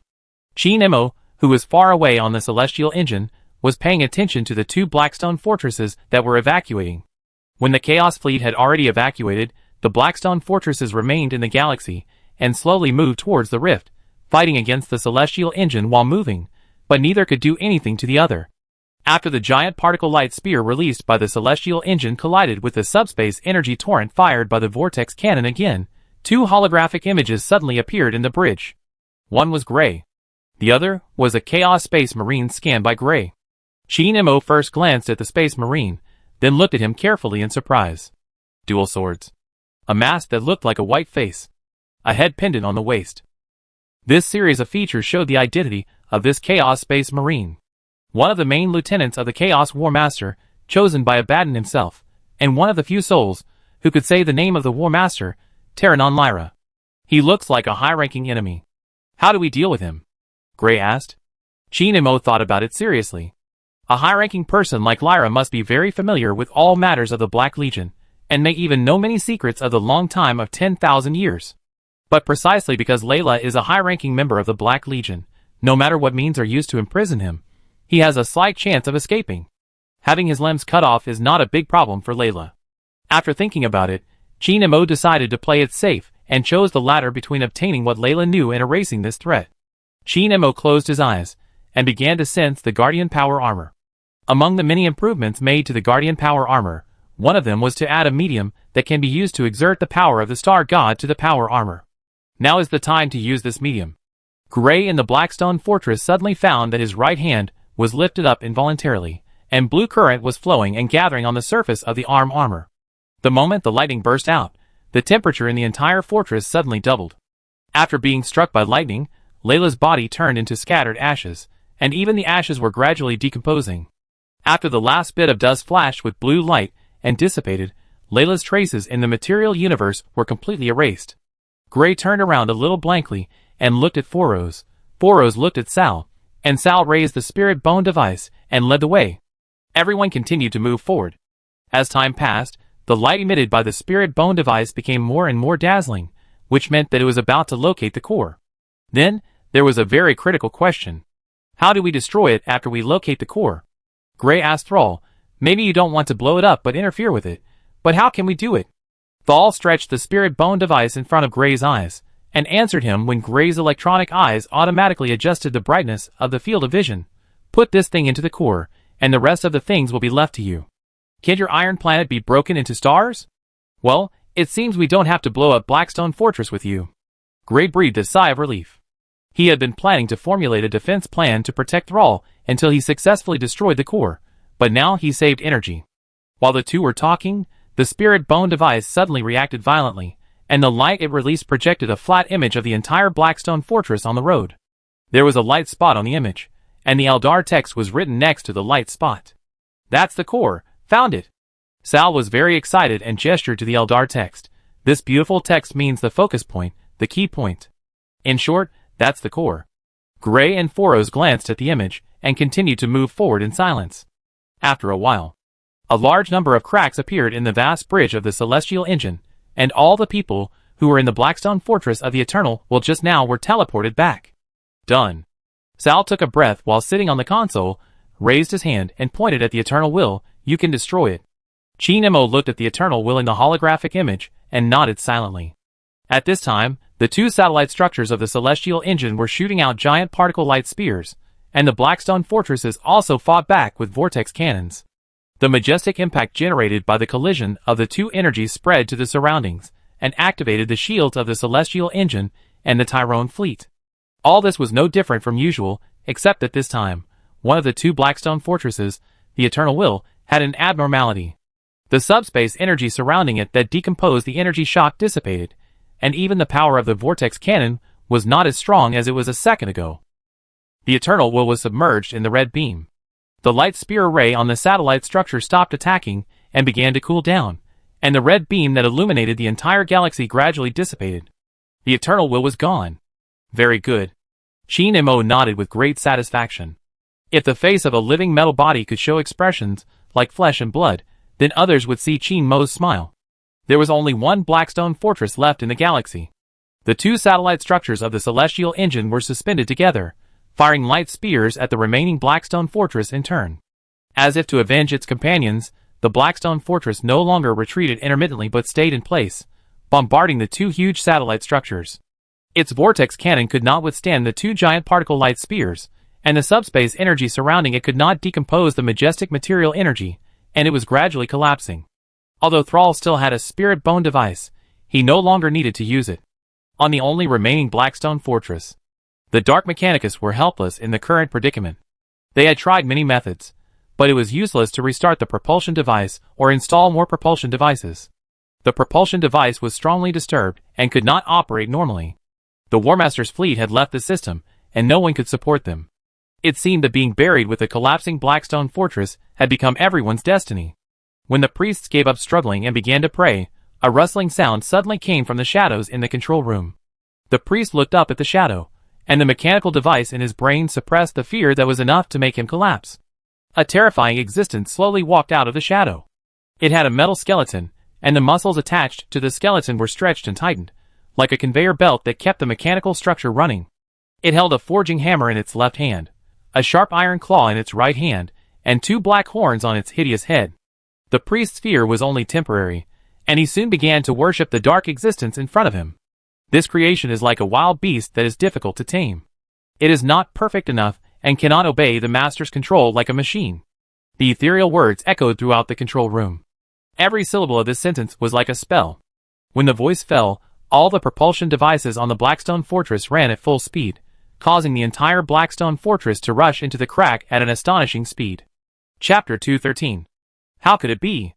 How is this possible? Chi Nemo pointed at the Blackstone Fortress on the holographic image that was gradually entering the rift.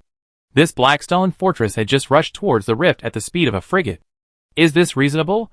This is unreasonable. Everyone present except Sal was also surprised. The speed of the Blackstone Fortress they had just entered was not so fast. Sal's eyes fell on the rift in the galaxy.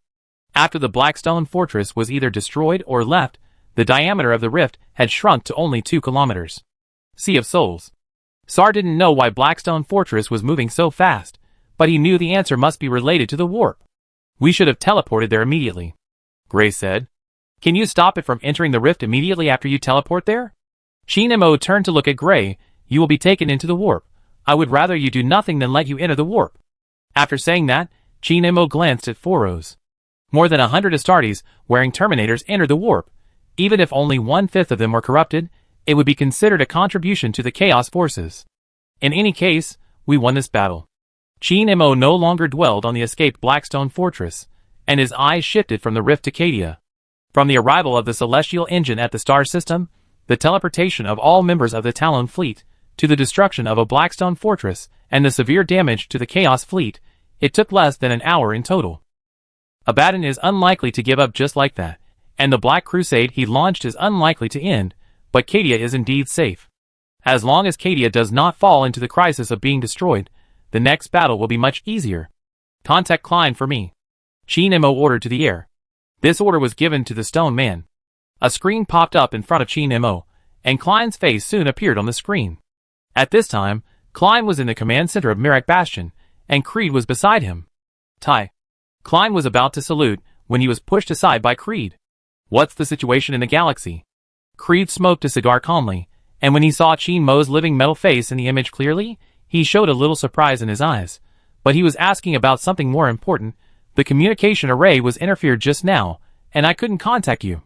The enemy has been repelled, and the entire galaxy is temporarily safe. Chi Nemo said. Creed breathed a sigh of relief. Creed, who was on the ground just now, could only see the sky of the planet being illuminated red from time to time, and even the light of the Eye of Terror was blocked. Every soldier in every trench on the planet was looking up at the sky, wondering whether the next attack that could destroy the planet would hit Cadia or the airdrop capsule would fall first. No need to worry now. Creed was silent for a while, and suddenly said, "Thank you. The war is not over yet. Don't thank me yet." Chi Nemo said. I know. Creed nodded, but this war is not your war. The Talon sector is thousands of light years away from the Cadian Gate. You responded to my call for help and crossed thousands of light years to participate in a war that you don't have to participate in. Thank you. Chi Nemo thought about it, and felt that Creed was wrong. If he hadn't caused the butterfly effect and changed the course of the war, then the Chaos Fleet would not have had wizards to help them open the Little Eye of Terror, and they would not have been able to rush to Cadia now. At least they had to wait for the Imperial Army and Navy to gather before starting the war. Chi Nemo thought he had to take a small part of the responsibility for this raid. Chi Nemo did not tell Creed about these thoughts, but just asked, "Do you remember the agreement I made in the nest? You helped me reorganize the army, and I will help you if you get into trouble in the future." Creed took a deep puff of his cigar, his eyes moved upward, and recalled that time, Throne, I was still young at that time, and I was still a white shield egg of the Cadian assault army. So much time has passed in the blink of an eye. Isn't this the commander of the First Army of the Tyrone Planetary Defense Force? Long time no see. Kyle suddenly squeezed into the image, and greeted him enthusiastically. Chi Nemo still remembered that when Creed strayed to the Tyrone galaxy, he had a subordinate who was much older than him. That was Kyle. Chi Nemo was stunned when he heard what they said. The commander of the First Army. How long has it been since someone called him that? Chi Nemo only realized the passage of time now, and he found that he had not grown old, either in his mentality or in his flesh and blood. The one who spent the most time with him was either another star god or the royal guard.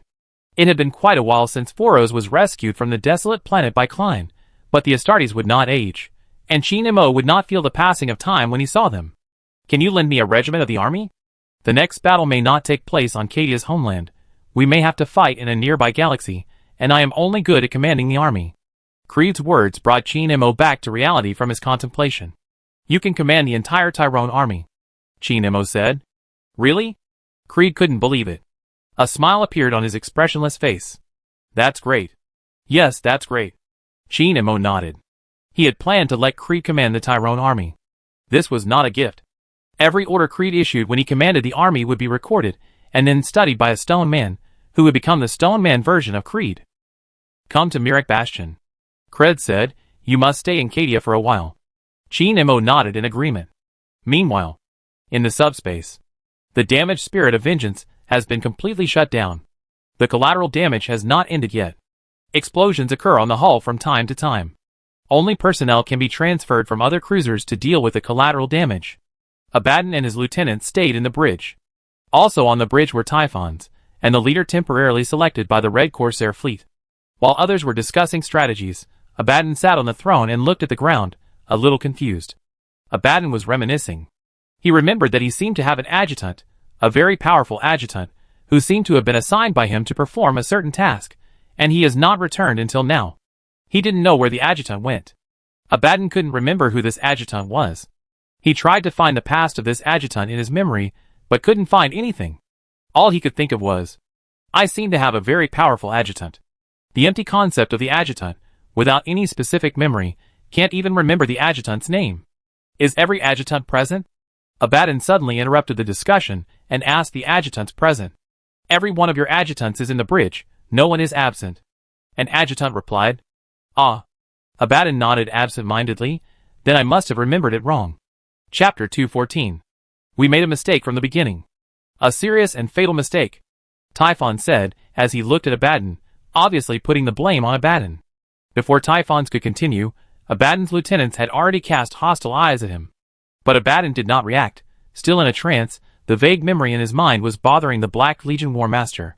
Typhons ignored the looks of Abaddon's lieutenants and continued, We shouldn't have trusted that wizard of unknown origin. In the previous few years of fighting, he kept pointing fingers, asking us to do this and that, and sometimes even sent our men to die. And what was the result of all the wizard's actions? It opened a rift, that's all. Typhon's words reminded Abaddon's lieutenants of what happened a few years ago. The wizard was brought to the War Master by Huron's men. No one knew what the wizard said, and then the War Master accepted the wizard and was willing to carry out every request of the wizard. Typhons was not Abaddon's subordinate but an ally. He didn't have to listen to Abaddon's arrangements, but Abaddon said that as long as the ritual was successful, the war would be won. And what did we do? Typhons continued, We rushed to Cadia in droves, knowing nothing about the enemy, and when we were preparing for a fleet battle, the enemy used a strange weapon to severely damage our fleet. As soon as he finished speaking, the leader of the Red Corsair fleet also looked at Abaddon, obviously dissatisfied with him. If you look deeper, it is indeed because everyone rushed to Cadia in droves that led to the current situation. Faced with these accusations, Abaddon did not defend or reprimand, but said a very indifferent sentence, You can go, take your fleet with you. After you suffered such a huge loss, although you didn't get any benefit, at least you can leave directly. Typhons was silent.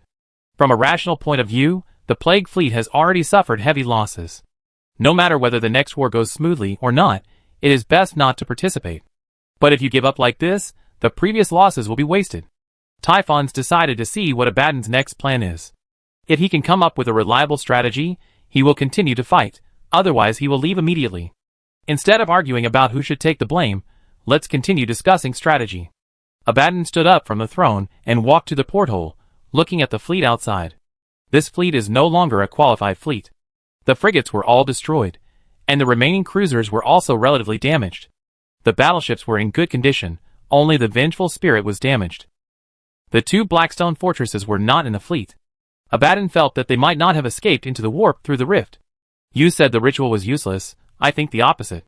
Abaddon turned to look at Typhons. If there is no rift, then we have completely lost now, and there is no possibility of turning defeat into victory. Even if the rift still exists, what's the use? Typhons asked. The rift is our advantage, and we can find ways to expand this advantage. Abaddon tempted Typhons to think carefully. What will happen if we gradually destroy the galaxies near Cadia? Typhons thought about it carefully, and suddenly understood what Abaddon's purpose was.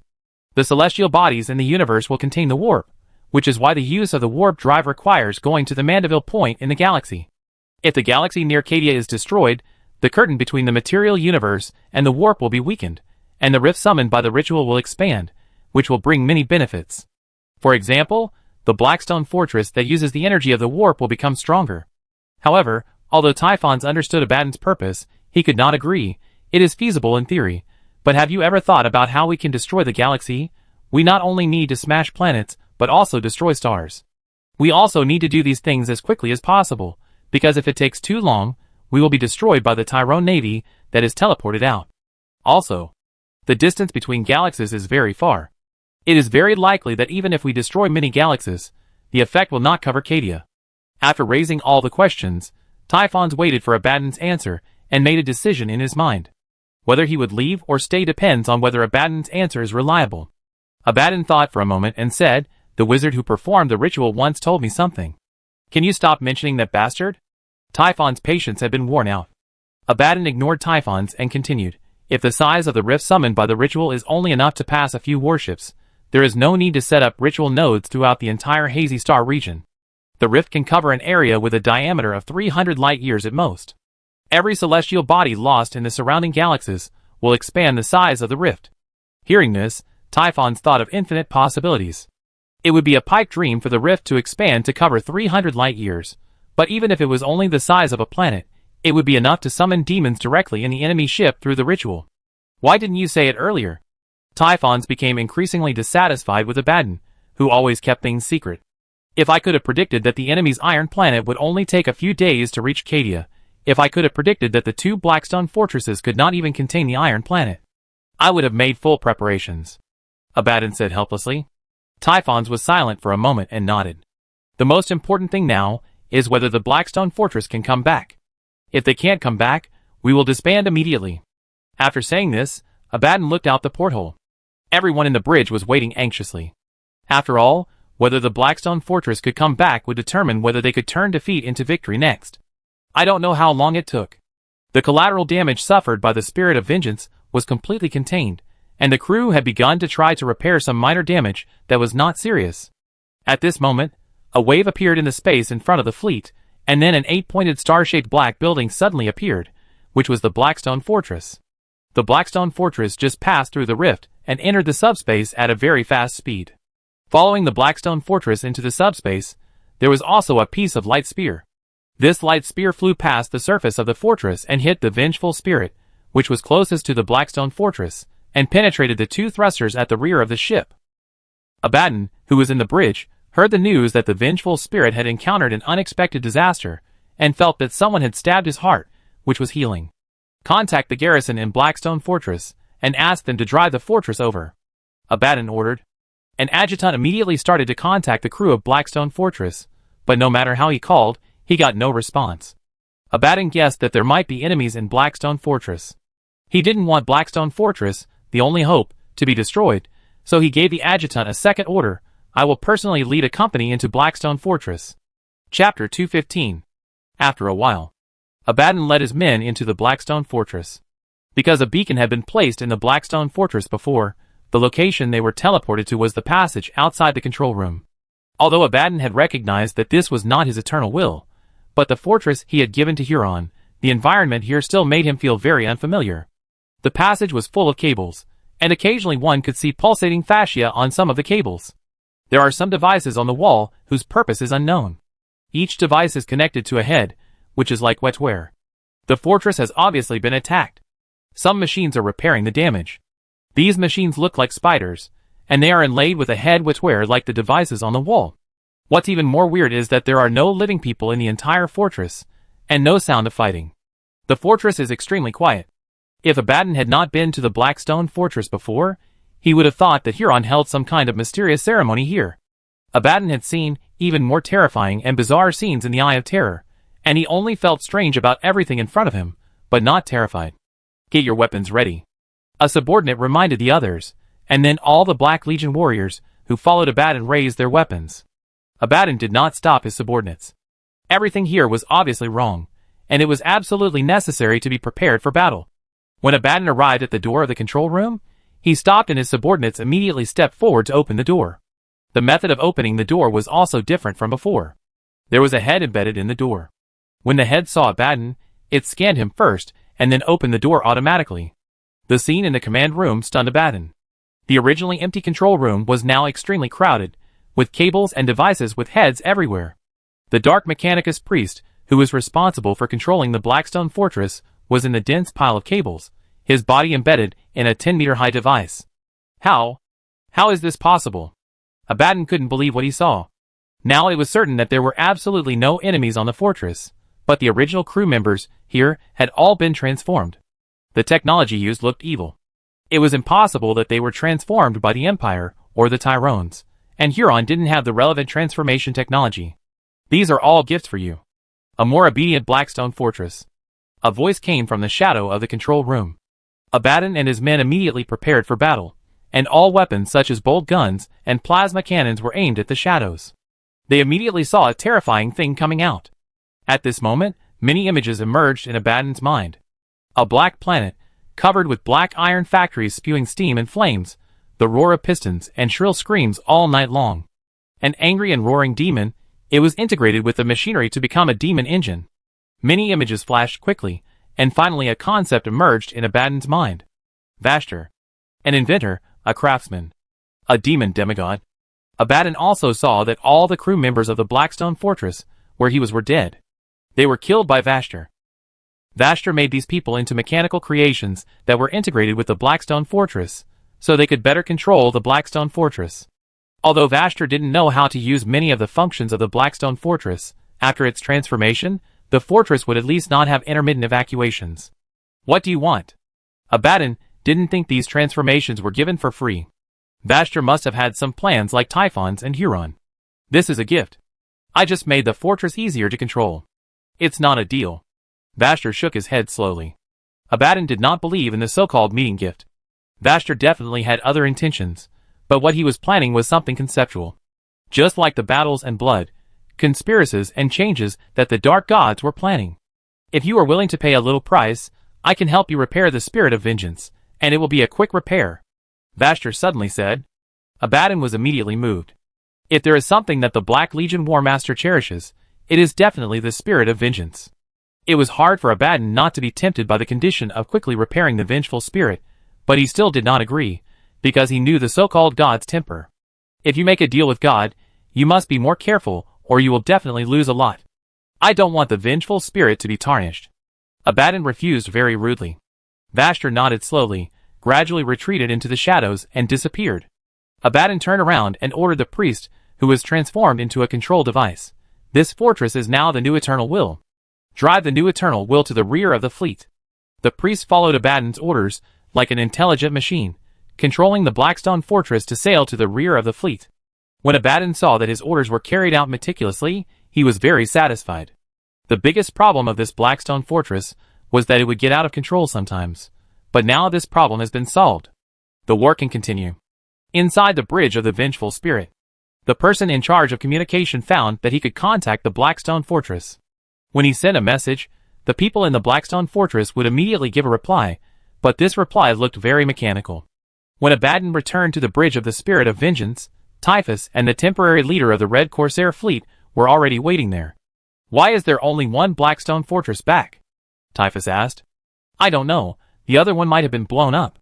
Abaddon answered as he walked to the throne and sat down. The leader of the Red Corsair fleet then asked, Is this Blackstone Fortress the one you gave us? No, it's the Eternal Will. Abaddon answered calmly, and then consoled, I will compensate you with something else, something better than the Blackstone Fortress. Before the leader of the Red Pirates fleet responded, Typhons interrupted and said, Don't you have another giant ship called Planet Killer? Why don't you just give it to the Red Pirates as compensation? The Blackstone Fortress has returned, and we can carry out the previous plan. Abaddon pretended not to hear and looked out the porthole. All ships will sail to the online system, and after blowing up all the celestial bodies there, we will leave, and then repeat until the rift expands to the size of a planet.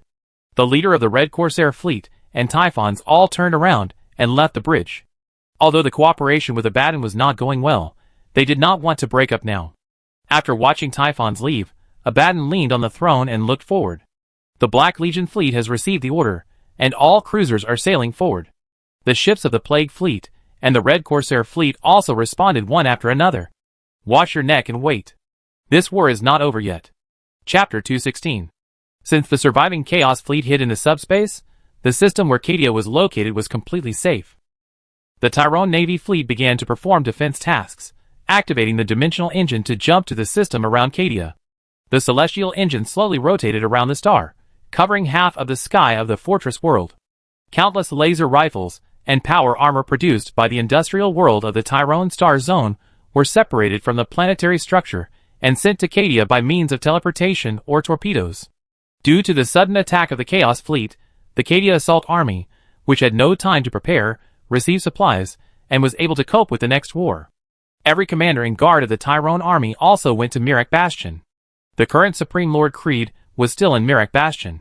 While handling various recent affairs on the planet, he used the broadcasting equipment to speak to all Cadians.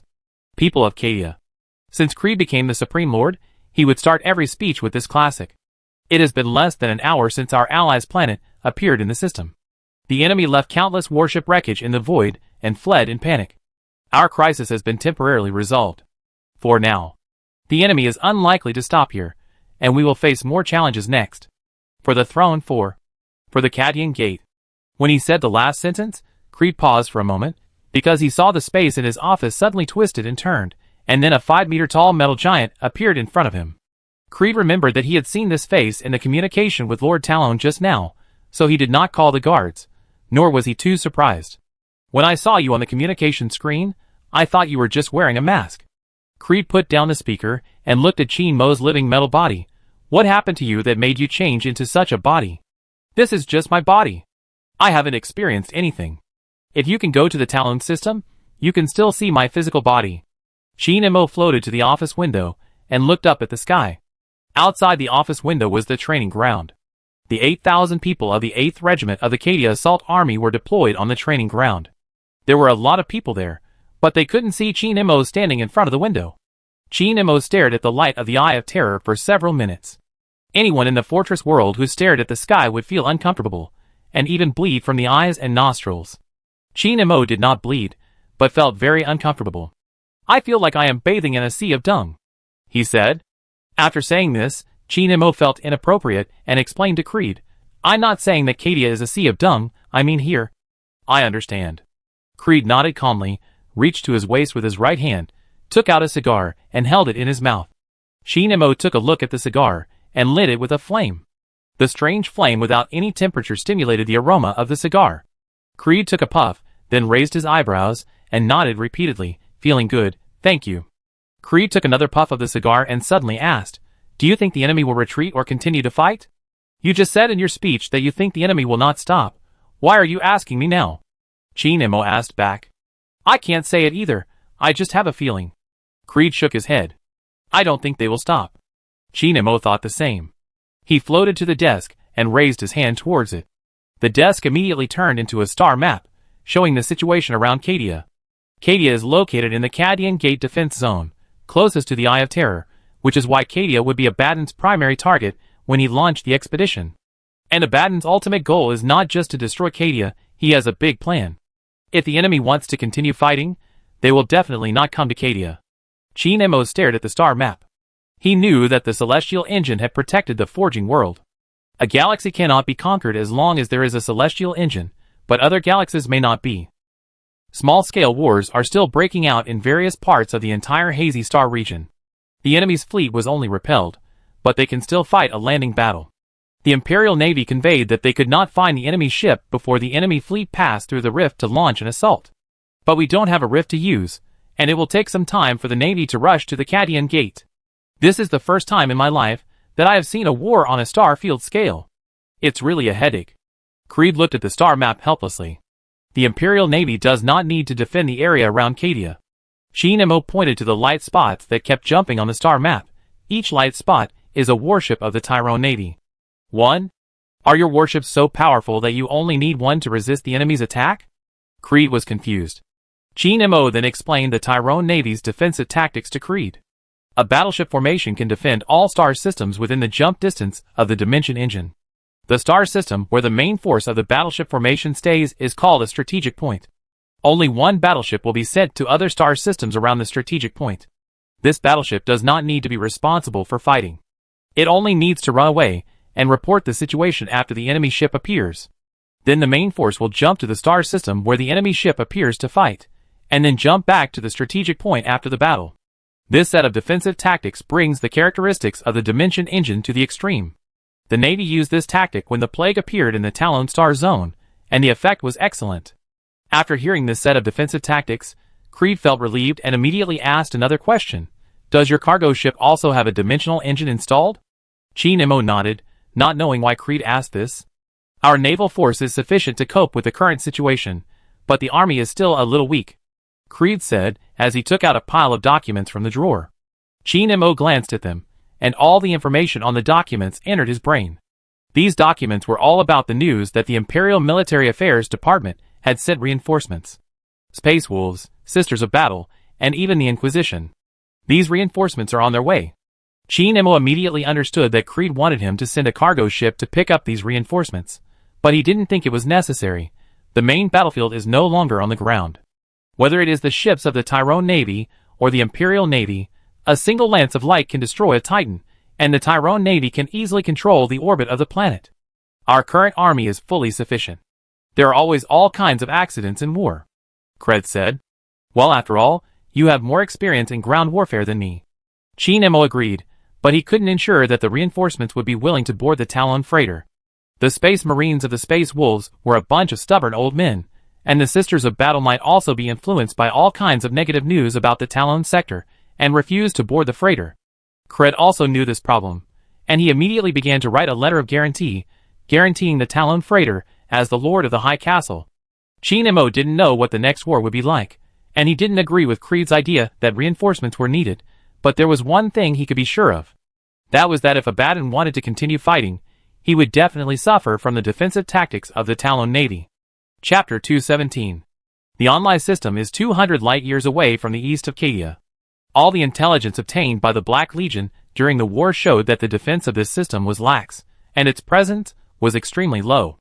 Online would not have been chosen as a target, but what Abaddon wanted now was to weaken the material universe and expand the rift. He only wanted to smash the celestial body, and didn't care where it was. When the Chaos Fleet jumped out of the warp from Mandeville Point, Abaddon on the Vengeful Spirit could not even see any orbital defense platform in the system. The only enemy in the entire system was a frigate. The frigate of the Tyrone Navy.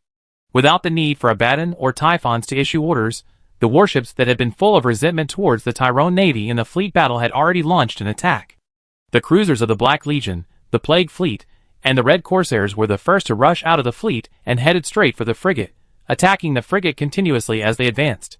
Macro cannons, light spears, torpedoes, all kinds of weapons were bombarding the shield of the frigate, forcing the shield device of this frigate to operate at its limit, and its energy shield looked like a light bulb. If the Vengeful Spirit had not lost 2 of its propulsion units, Abaddon would have ordered the Vengeful Spirit to join the attack. Let the Eternal Will fire at the planet. The others continued to chase the enemy ship and blow it up. After Abaddon gave the order, the communication image of Typhons appeared in front of him. That frigate is my target. Get your people out of the way, Typhon said. Heh. Abaddon disdained Typhon's request, and turned his head to look out the porthole. The unfortunate and pitiful Tyrone frigate was already sandwiched between the 2 fastest cruisers. It did not have strong firepower, and the light spears it fired were small and thin. Even if its close defense array fired along with the light spears, the firepower was still ridiculously weak. On the other hand, because the 2 cruisers were aimed at the frigates, the weapons on the sides could all fire, and the energy shield surface was constantly fluctuating after the shells. Soon the shield was shattered, but the frigate was not destroyed. Before the hull was attacked more fiercely, it jumped into the dimensional channel and disappeared. Abaddon smiled with satisfaction, but then felt something was wrong. Why is there only one frigate in the galaxy? Do the Tyrone frigates act alone? I remember you sent a fleet to explore the Tyrone sector a few years ago. Abaddon asked Typhons. You should have some understanding of the tactics of the Tyrone Navy. They didn't come back. I still don't know whether they fled or died. After all, not everyone is willing to be cannon fodder. Typhons answered helplessly. Abaddon stopped asking questions and focused on more important things. The Blackstone Fortress had already aimed the vortex cannon at the desert planet at the edge of the galaxy, and the subspace energy was rapidly gathering in the vortex cannon. After waiting for 10 seconds, the vortex cannon had not yet fired, but at the same time, many cracks suddenly appeared next to the desert planet. Abaddon frowned and suddenly had a bad premonition. Those cracks gradually became larger, and a warship slowly emerged from each crack. These warships were composed of countless lines in the cracks, but gradually returned to their original appearance after entering the material universe. It was the Tyrone Navy. Abaddon recognized the warship that emerged from the largest rift at a glance. It was the Tyrone Navy battleship that chased the Spirit of Vengeance in the previous battle. The Tyrone Navy had just received a message from the frigate that the battleship formation's main ship had jumped directly into the online system from a strategic point. 1 battleship, the Lord of Tyrone. 7 cruisers, 12 destroyers, and 20 frigates. These were not all the warships in the entire battleship formation, but only the warships that were parked at strategic points. The other frigates and cruisers in the formation would arrive later. The Lord of Tyrone had already charged its weapons before leaving the dimensional space, and fired large particle lances and torpedoes at the Spirit of Vengeance. All the destroyers in the fleet released the void mines that had been prepared long ago. These black cube bombs briefly and quickly passed through the dimensional space and were teleported to the center of the Chaos Fleet. Because the Chaos Fleet was chasing the frigate before, the distance between each warship was relatively dense, and the total of 40 void mines had a hit rate of 70%. It's a void mine. Abaddon stood up from the throne in a hurry. He had heard Thorax talk about void mines. These things would be directly transmitted to the center of the fleet. Since they were transmitted, they would merge with the warships after hitting them, which meant that there was no possibility of eliminating them before the void mines exploded. Abaddon's heart trembled when he saw the void mines. He quickly looked around to find someone to ask if the Spirit of Vengeance was stuck by the void mines. The subordinates in charge of the internal communication quickly summarized the news and reported to Abaddon. This ship was not hit by the void mines. That's good. Abaddon breathed a sigh of relief and sat back on the throne. But the friendly terminus was hit by a void mine. The subordinate reported again. That's even better. Abaddon still remembered that after the last battle, Typhons came to the bridge of the Vengeful Spirit, first looked at the damaged port side through the porthole, and then a dull and twisted laugh came from under his helmet. The wind and water flowed in chaos. On the terminus, Typhon stared at the black cube in the bridge.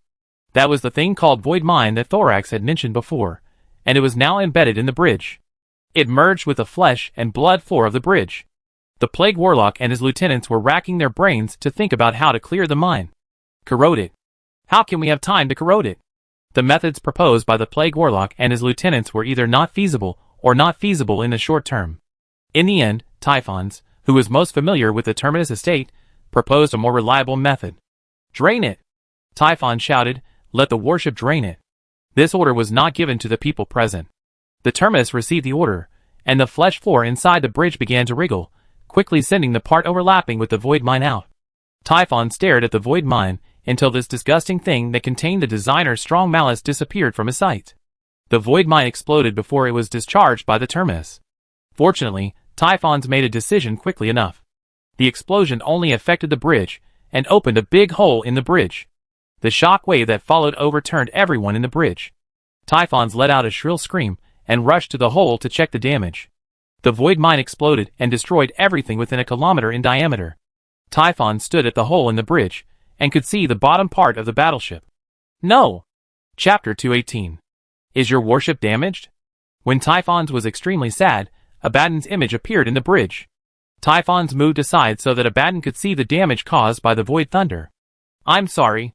Abaddon lowered his head. When everything is over, I will do everything I can to help you repair the Terminus estate. Forget it. Typhons refused unhappily, and then issued orders to his subordinates, commanding the entire Terminus estate to fight with other warships in the fleet. The battle is still going on. The transmission of void mines is just the beginning. the battleship Lord of Tyrone, and the cruisers behind it rushed straight towards the Chaos Fleet. The ships of the Chaos Fleet quickly dispersed, then rotated on the spot, and aimed their sides at the enemy. The two fleets began to bombard each other. The destroyers followed the Lord of Tyrone, and 2 minutes later, all the void mines in the destroyers were transmitted out. This time, the target was not the Chaos Fleet, but the Blackstone Fortress. 15 of the 30 void mines were sent directly to the interior of the Blackstone Fortress, and then exploded. Since the Blackstone Fortress was too large, it would not be blown to pieces even if it was hit by 15 void mines, but its vortex cannon was affected by the explosion and stopped working. For Abaddon, fortunately, the celestial engine did not come. As long as it was a pure fleet battle, he was not afraid. The Chaos Fleet had almost no battleships lost. In addition to the Vengeful Spirit and the Terminus, which were temporarily unable to fight, there were 2 other battleships, and these 2 battleships took on the main responsibilities. The Lord of Talon was fiercely counterattacked, and had to stop and aim the side at the enemy to maximize firepower output. Every minute that passed, hundreds of torpedoes flew from the Chaos Fleet to the Tyrone Fleet, and these torpedoes were destroyed by the close-range weapons on the frigates and other warships. All this was seen by Typhons and Abaddon. "We can try to board the enemy," Abaddon suddenly said. Typhons looked at the image vigilantly. He felt that Abaddon said this in front of him, and his purpose was obviously to let him send people to board the enemy ship first. "Fortunately, I was there when you sent people to board the Iron Planet before, otherwise I would have been fooled by you." Typhons pointed at the enemy ship with a sneer. "First, let your Black Legion soldiers ride the torpedoes to hit the enemy's shield. After it is broken, I will immediately send my lieutenant to board it.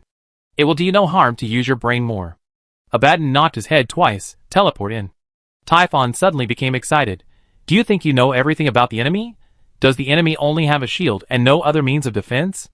We have to try to find out whether there is one or not. Let's send people to board together," Abaddon said. Typhons wanted to refute, but suddenly thought it was a good idea to send people to board.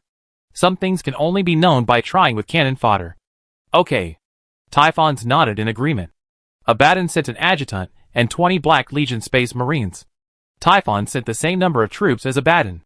These warriors who went to carry out the boarding battle were teleported from the Vengeful Spirit or the Terminus to the Lord of Tyrone. "Enemy has entered the hull." "I saw it." Inside the battleship Lord of Tyrone, Adam was lying in the cabin commanding the battle. He could see the situation of the entire galaxy and the situation inside the battleship.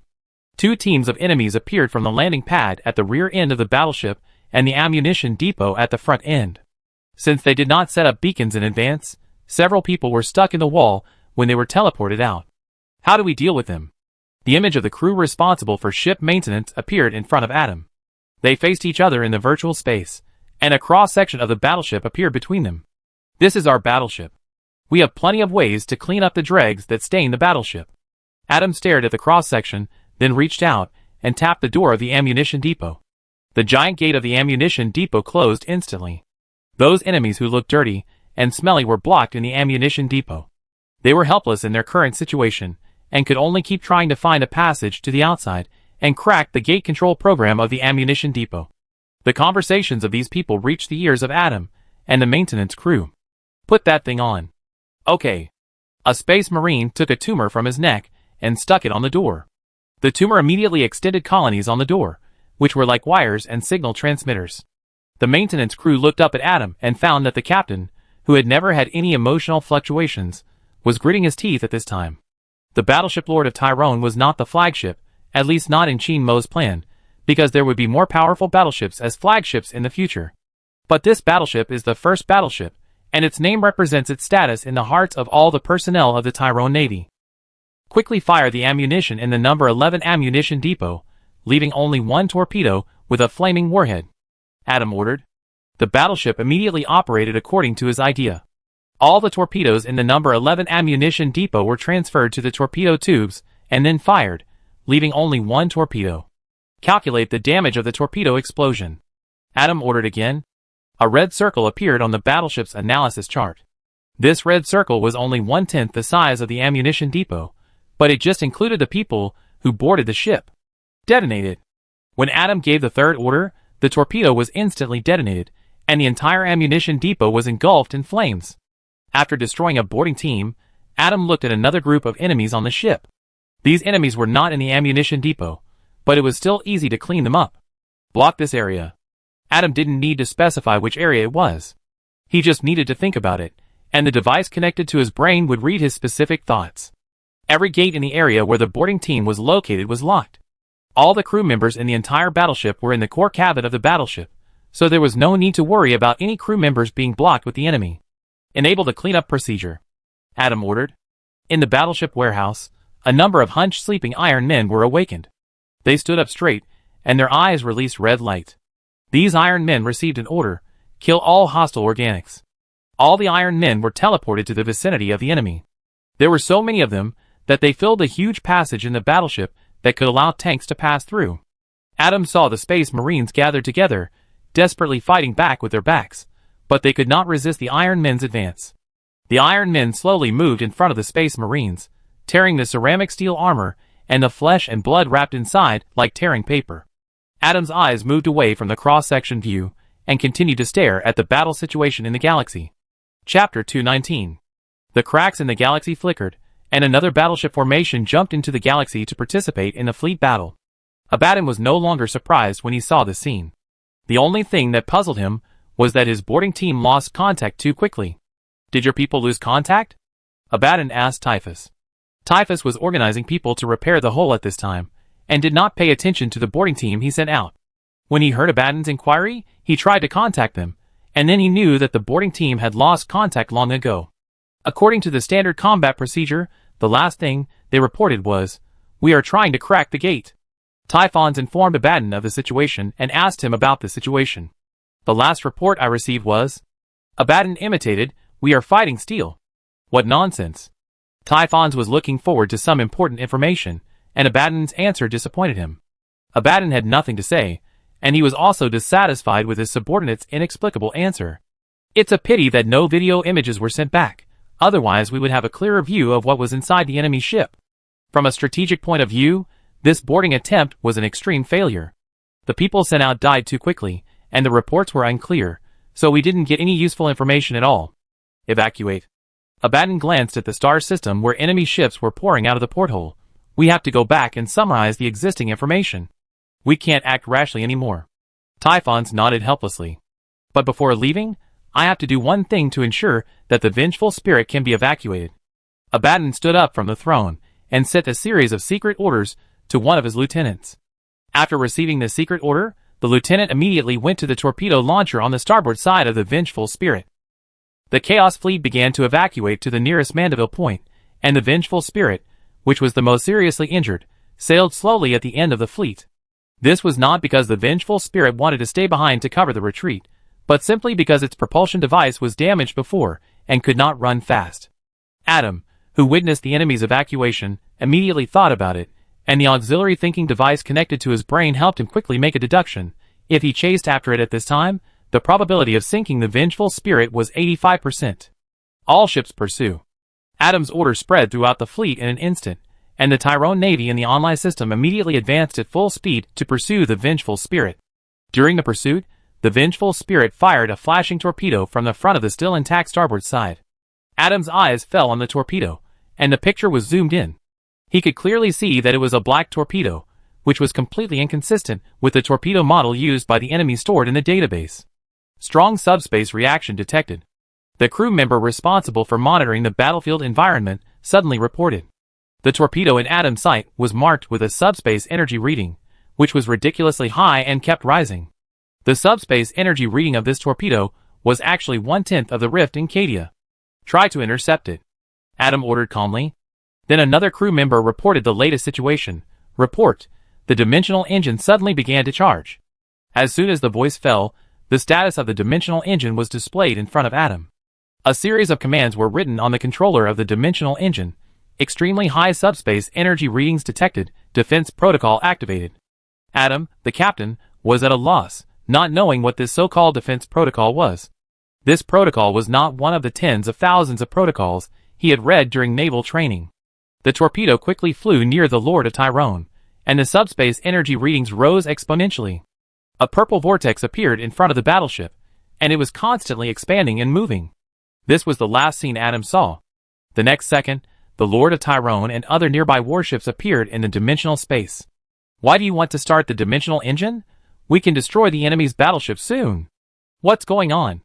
Have you received the captain's order? Do you know that you will be punished for activating the dimensional engine without authorization to escape? The crew began to accuse and question the person who managed the dimensional engine. But Adam knew that this matter was not the responsibility of the person in charge of the dimensional engine, because he did not believe that the crew on the Lord of Tyrone would be so unprofessional as to activate the dimensional engine without receiving orders. I want to read the defense protocol, Adam ordered. A document was immediately spread out in front of Adam. This is a confidentiality level 4 document, which can only be read by the captain. The general meaning is that when extremely high subspace energy readings are detected, the battleship will activate the dimensional engine.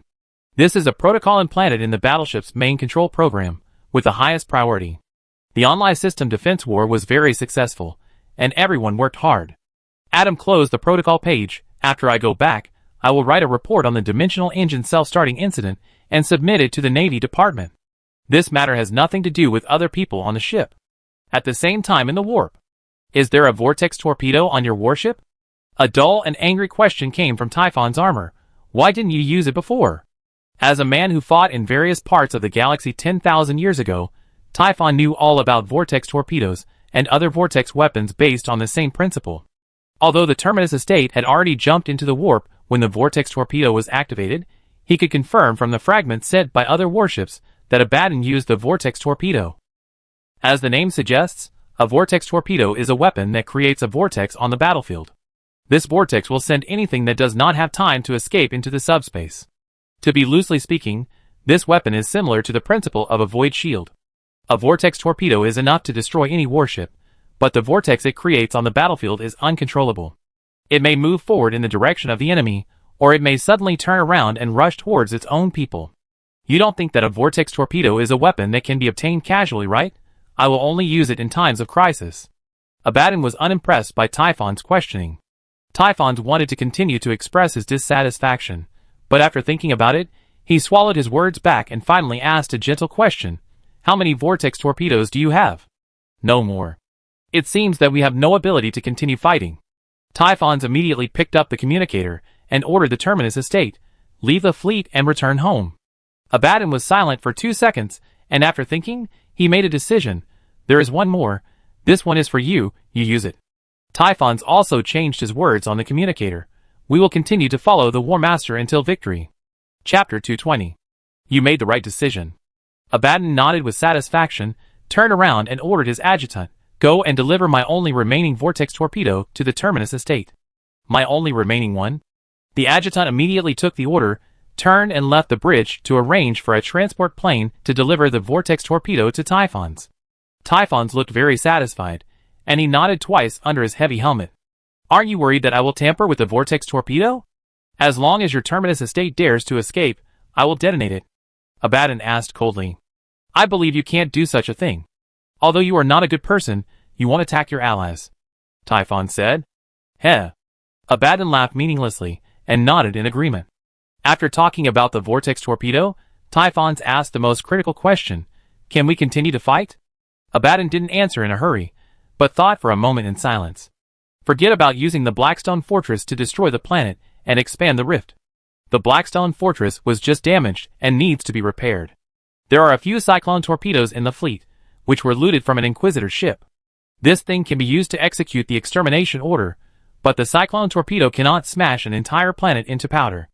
Bipolar Cyclone torpedoes can crush a planet, but this thing is not easy to make. After some thinking, Abaddon thought that he had no way to continue fighting, but he couldn't give up directly. He could wait for the opportunity. The War Master who launched 13 Black Crusades knew the importance of timing very well. We need to wait. Abaddon cut off the communication after he finished speaking. After the communication ended, Typhon immediately ordered his adjutant, send 2 warlocks to corrode the vortex torpedo, and make sure that this torpedo is absolutely under our control, and no one else can detonate it. On Cadia. The enemy fleet that appeared in the online system was repelled. A Tyrone Navy communications personnel walked into the office and reported the latest battle report to Creed, and Chi Nemo. Creed noticed that this person looked at Chi Nemo when reporting, which meant that he could see Chi Nemo, but the Cadians except himself could not see him. Very good. Chi Nemo nodded with satisfaction, and then looked at Creed. Cred was thinking. As a general, Creed was always used to thinking about how to fight if the enemy had an advantage that he did not have. Suppose there was an enemy fleet like the Tyrone Navy in the future, would their defensive tactics based on the dimensional engine have any weaknesses? The result of Creed's thinking was that there were no weaknesses. Even if the warship used for reporting was sunk, the main fleet stationed at the strategic point would jump over to check the situation if a ship lost contact. The only tactic to face the Tyrone Navy is to pile up numbers, and use warships far exceeding the number of the Tyrone Navy to swarm up. The Tyrone Navy can fight to the death if they want, but this is not the most fatal thing. The most fatal thing is that the people fighting with them will also fight to the death with the Tyrone Navy as if they were possessed. It is quite pleasant to have such a Navy ally. In any case, the current situation is stable, and we can spare some energy to do something else. 7 hours ago, an Inquisitor suddenly came to Cadia. Creed observed Chin Mo's expression when he said the word Inquisitor. He knew that the Tyrone sector had had friction with the Inquisition. But Chin Mo was controlling the living metal body, and had no expression at all. Creed could only continue. I think we should meet her together. Why? Chin Mo asked. Creed took out a letter, and handed it to Chin Mo.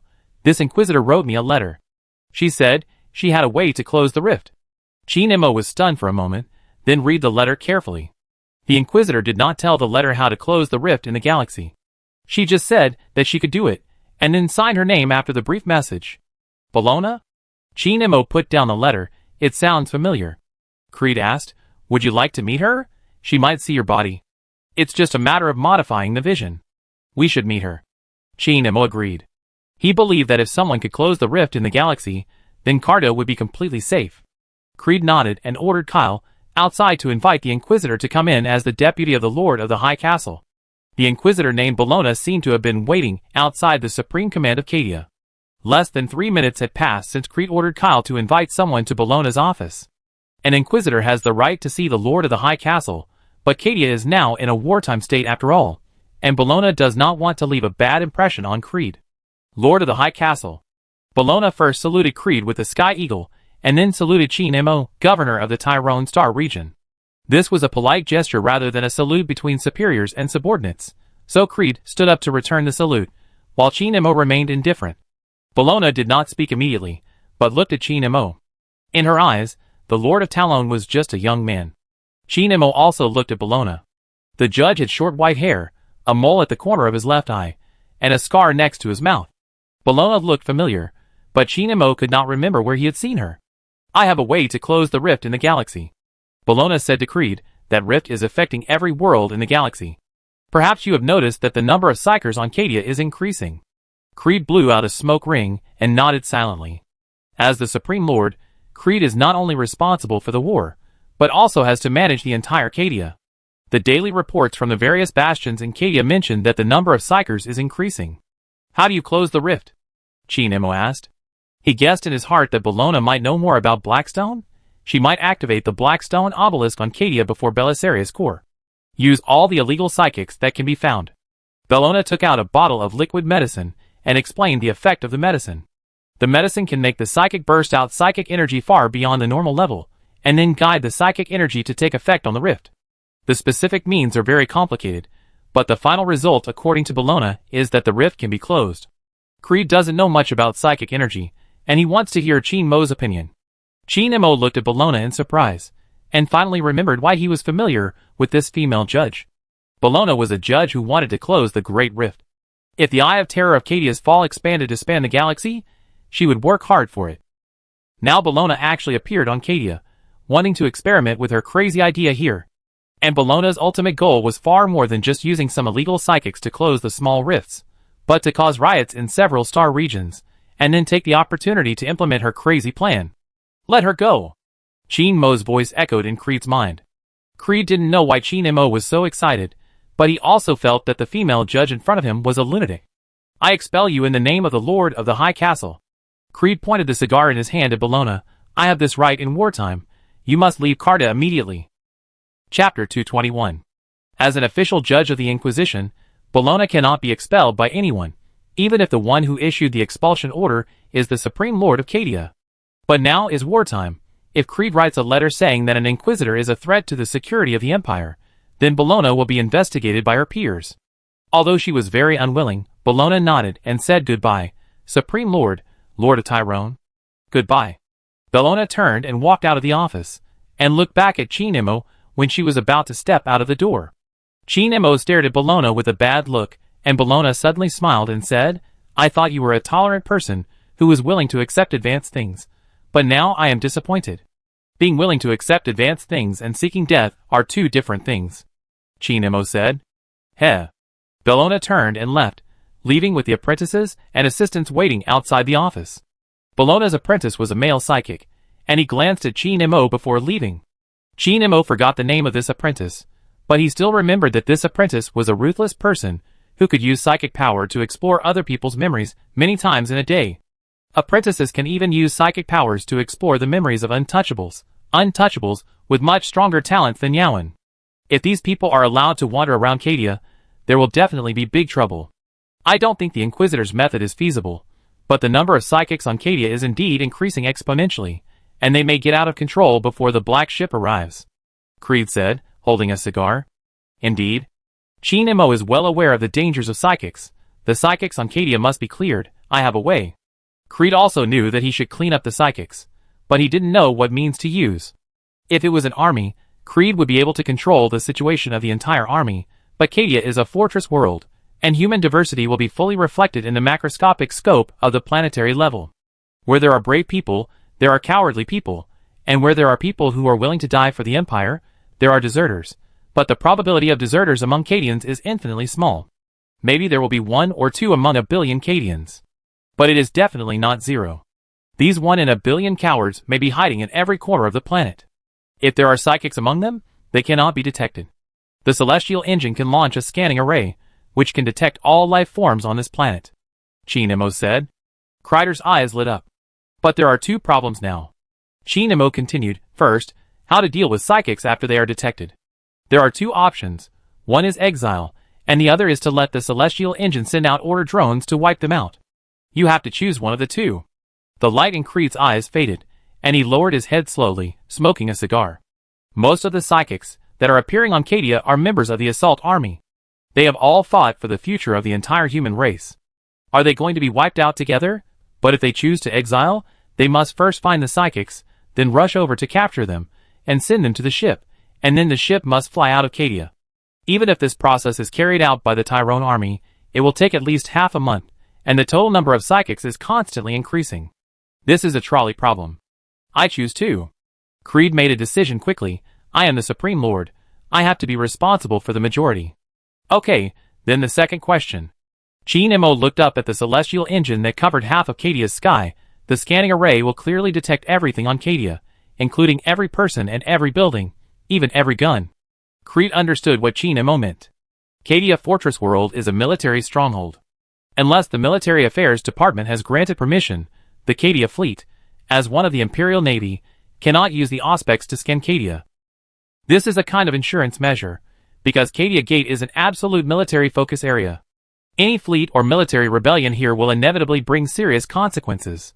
Think about what will happen if the Volscani know everything about Cadia. If Governor Tyrone is allowed to scan Cadia, Chinemo will not be afraid of the Inquisition, but the Lord of the High Castle should be held accountable afterwards. Creed thought for 2 seconds, and immediately took out the quill and parchment to start writing the document. As long as the war can be won, I can pay any price. I will invite you to scan Cadia in the name of the Lord of the High Castle. After staring at Creed writing the document quickly for a while, Chinemo suddenly asked, Aren't you afraid that I might have other intentions by obtaining Cadia's military information? Creed was stunned for a moment. He really hadn't thought about it. If the Tyrone army knew every bastion of Cadia through scanning, coupled with their teleportation technology, assuming they launched an assault like the Viscani, Cadia would not be able to hold out for even 24 solar hours. However, Creed only thought about it, and continued to write the document. There are a lot of people who don't trust you in both the Astra Militarum and the Imperial Navy. Every hour I receive advice asking you to leave the system. But I trust you, and so do most Cadians. When Cadian brothers and sisters are in trenches or bastions and look up at the sky, and see the extremely special outlines of the Tyrone Navy's warships, they all think that this is our reinforcement. After Creed wrote 2 documents, he kept one for himself, and gave the other to Chinemo. If the Inquisition finds fault with the Tyrone sector in the future because of the scanning issue, the handwritten document of the Supreme Castle Lord will be a disclaimer. Chi Nemo did not accept the file. He just transmitted an order to the stone man in the celestial engine: scan Cadia and clean up the psychics.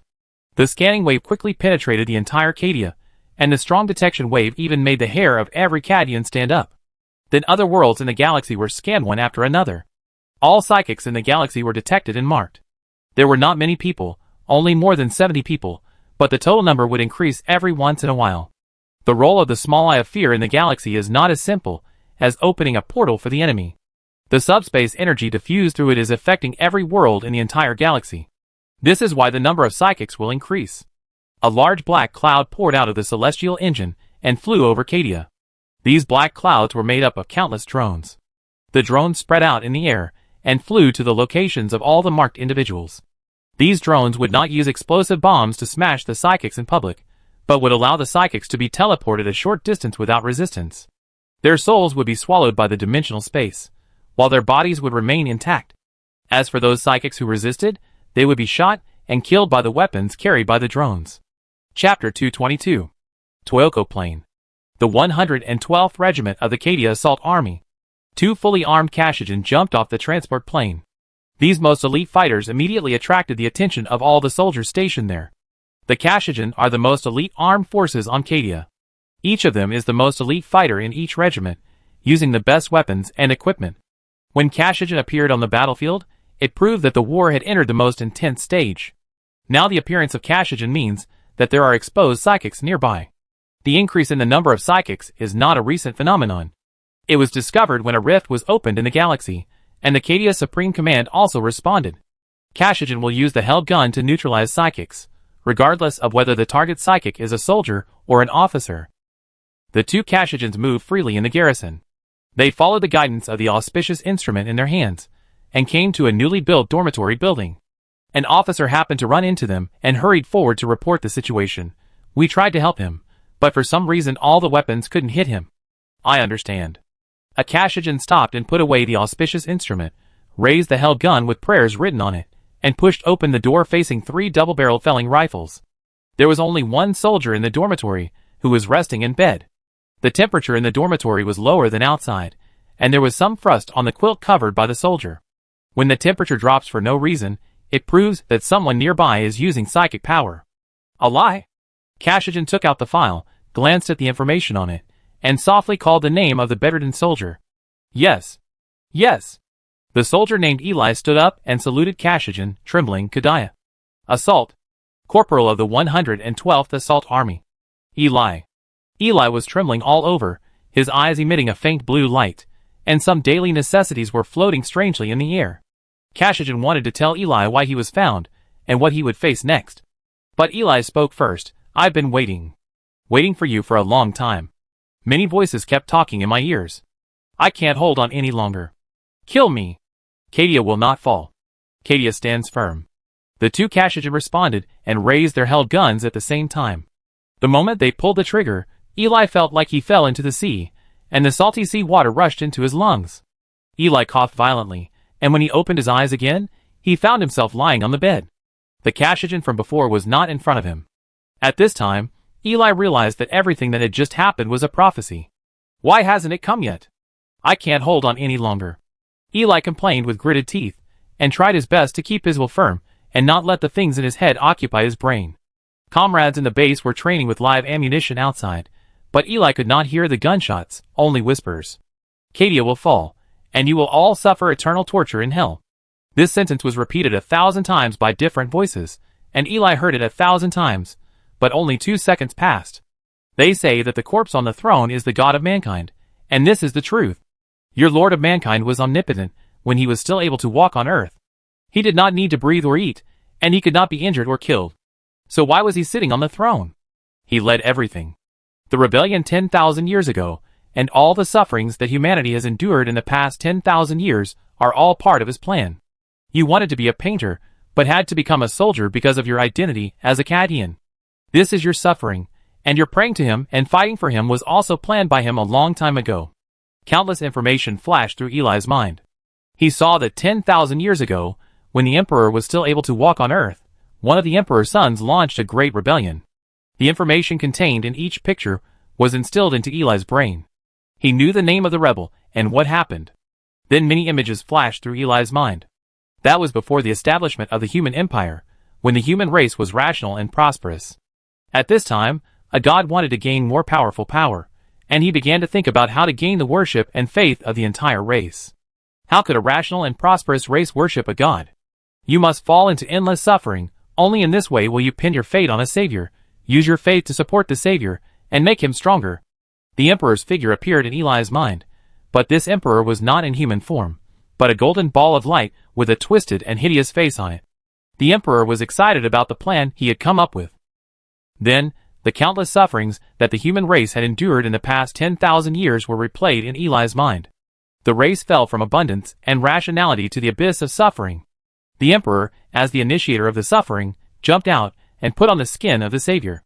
He watched humans shouting that they would die in large numbers for the emperor, while he sat on the throne and laughed and savored the stupidity of this lowly race of humans. Nonsense! Eli was so angry that he kept hitting his head against the wall. The Lord of Mankind is suffering on the throne. Everyone on Holy Terra can hear his wailing in their dreams. No matter what Eli did, he couldn't get rid of the whispers in his ears, until 2 minutes later the whispers suddenly turned into screams. A ray of light appeared in Eli's vision. Eli slowly raised his head, and saw a handsome man, sitting on the throne. Ignore those slanders and lies. The man didn't speak, but his words reached Eli's ears. Be firm in your will, my child. For me, for your world. Knowing that his will was protected, Eli no longer forced himself to resist the whispers, and stretched out his hand to the throne with tears of joy. The man on the throne also stretched out his hand. At the moment when his hands were clasped, Eli's mind suddenly flashed the scene of Cadia's fall, and the slaughter of all Cadians. There was no throne or man in front of him, only a two-headed birdman, who was laughing shrilly and mocking the stupidity of the mortals in front of him. Eli tried to cheer up again, but it was too late. He picked up the laser pistol on the bedside, bit the barrel and pulled the trigger hard, but the laser pistol did not fire. The next second, a drone flashed on the wall of the dormitory, and Eli was immediately teleported out of the room.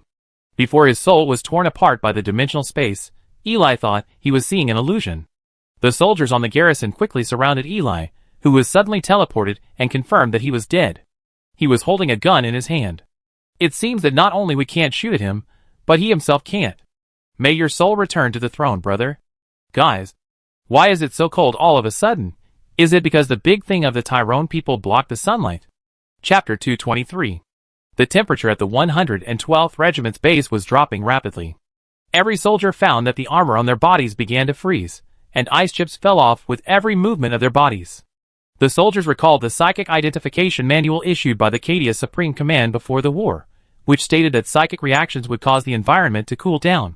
Such a rapid drop in temperature meant that there must be a stronger psychic nearby. But Eli was dead. He was teleported out by a drone. According to the instructions for the Tyrone allies issued by the Cadia Command after the war, anyone who teleported without wearing a teleportation protection device would become a soulless person.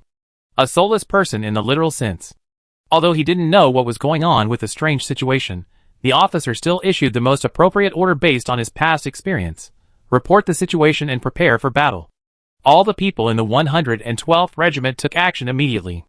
The signalman began to report the current situation to his superiors, the armored vehicles were activated, and the infantrymen raised their weapons around Eli's body. But the next second, it was not Eli's entity that changed, but a piece of open space right behind everyone. A slowly rotating blue vortex appeared in the open space. The first soldier who noticed it, and turned back, cast his eyes into the vortex. The world inside the vortex looked like a prison. A group of prisoners with shaved heads were standing in the vortex, and looking outside in surprise. It's the people on Cadia! The prisoners shouted in panic. Then 2 prisoners rushed over with the weapons of the prison administrators, and fired at the Cadia soldiers. The Cadia soldiers reacted faster. The double-mounted felling rifles on the troop carrier instantly smashed the 2 armed prisoners into pieces. The prisoners in the vortex began to flee in panic. Their fighting power and morale were like the difference between a baby and an adult compared to the Cadia assault army. What the hell is going on?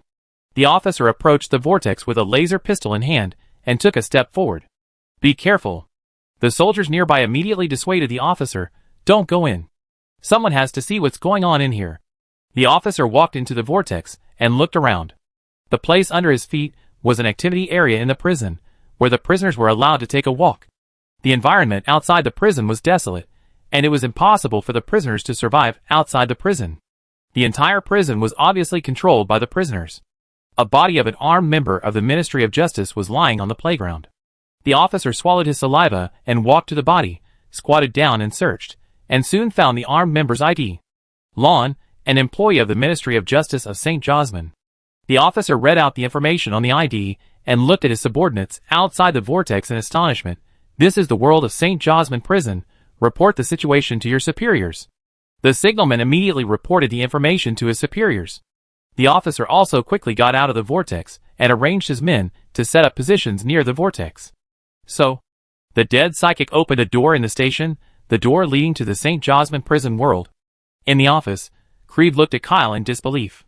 Sergeant Kyle also found it hard to believe the report from the 112th Regiment. He directly showed Creed the video footage taken by the officers of the 112th Regiment.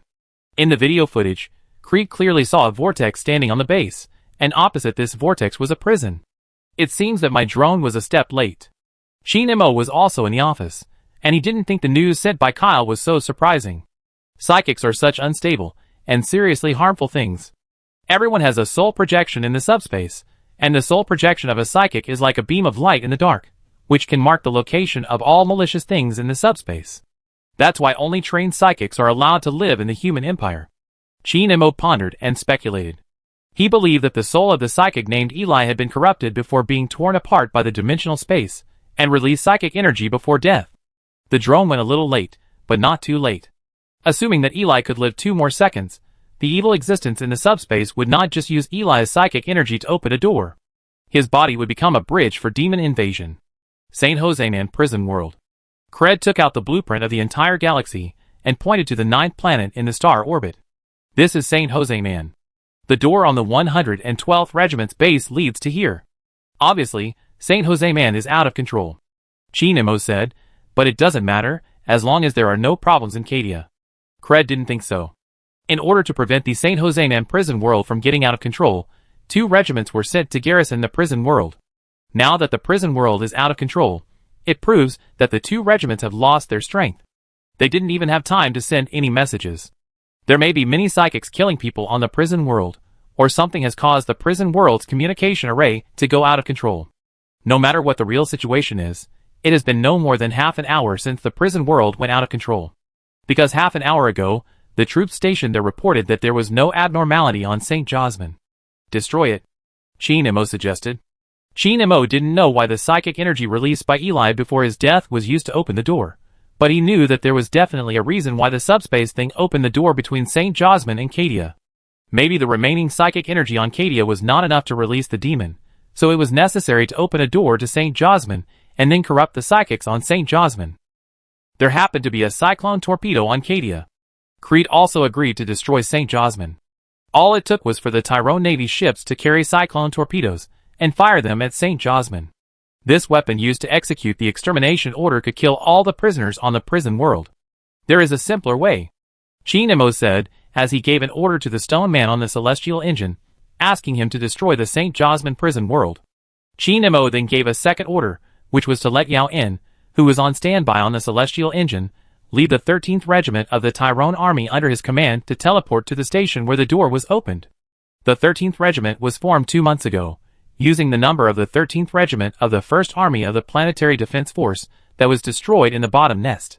They have a total of 101 people, all of whom were untouchables, who were bought and sold to Tyrone by Klein over the years.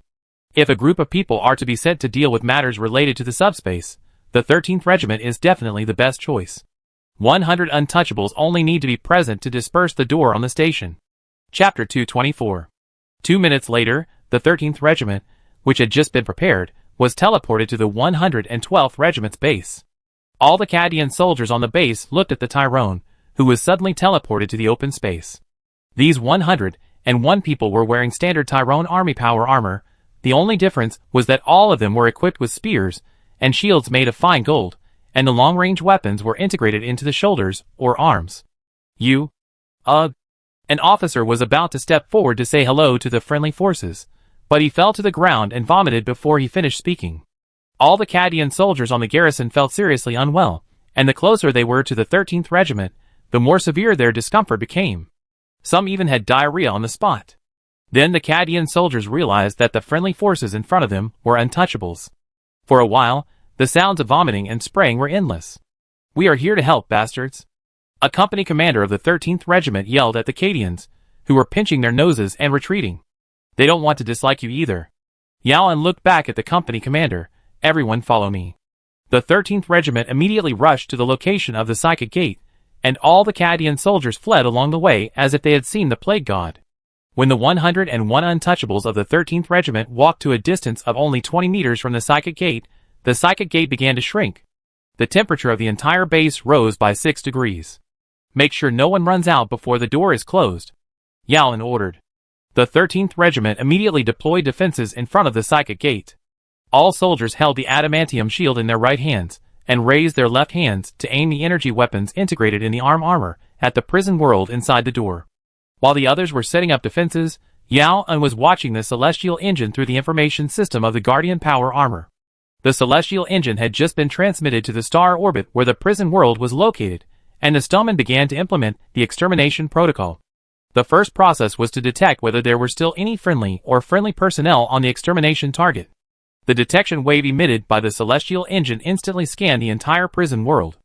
Every creature in the prison world was detected, and then it was discovered that the Cadia soldiers stationed there had died in large numbers. They died completely, as if they had been fed poison. There is only one explanation for this strange death phenomenon: psychic energy. After confirming that there is no target to be rescued, the Stoneman continued to implement the extermination protocol, and the light spear arrays on the 2 satellite structures began to charge. The people on the prison world also saw the celestial engine, and the prisoners, who were whipping the corpses of the Ministry of Justice personnel, only realized that it was dark, and then continued to whip the corpses. Until there were psychics in every prison who saw the prophecy of the prison world being shattered. These prophecies spread and caused great panic. Most of the prisoners could not escape from the prison world no matter how panicked they were. Only prisoners near the Psychic Gate could try to rush out of the Psychic Gate to the fortress world. Soon Yaoan saw a large number of prisoners gathered inside the Psychic Gate.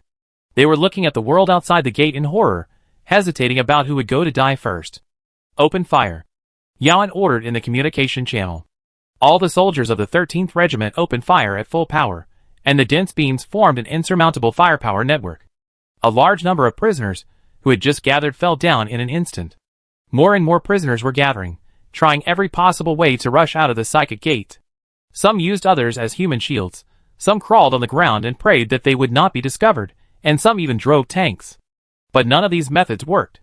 The celestial engine satellite structure opened fire. The giant particle light spear instantly fell on the surface of the prison world.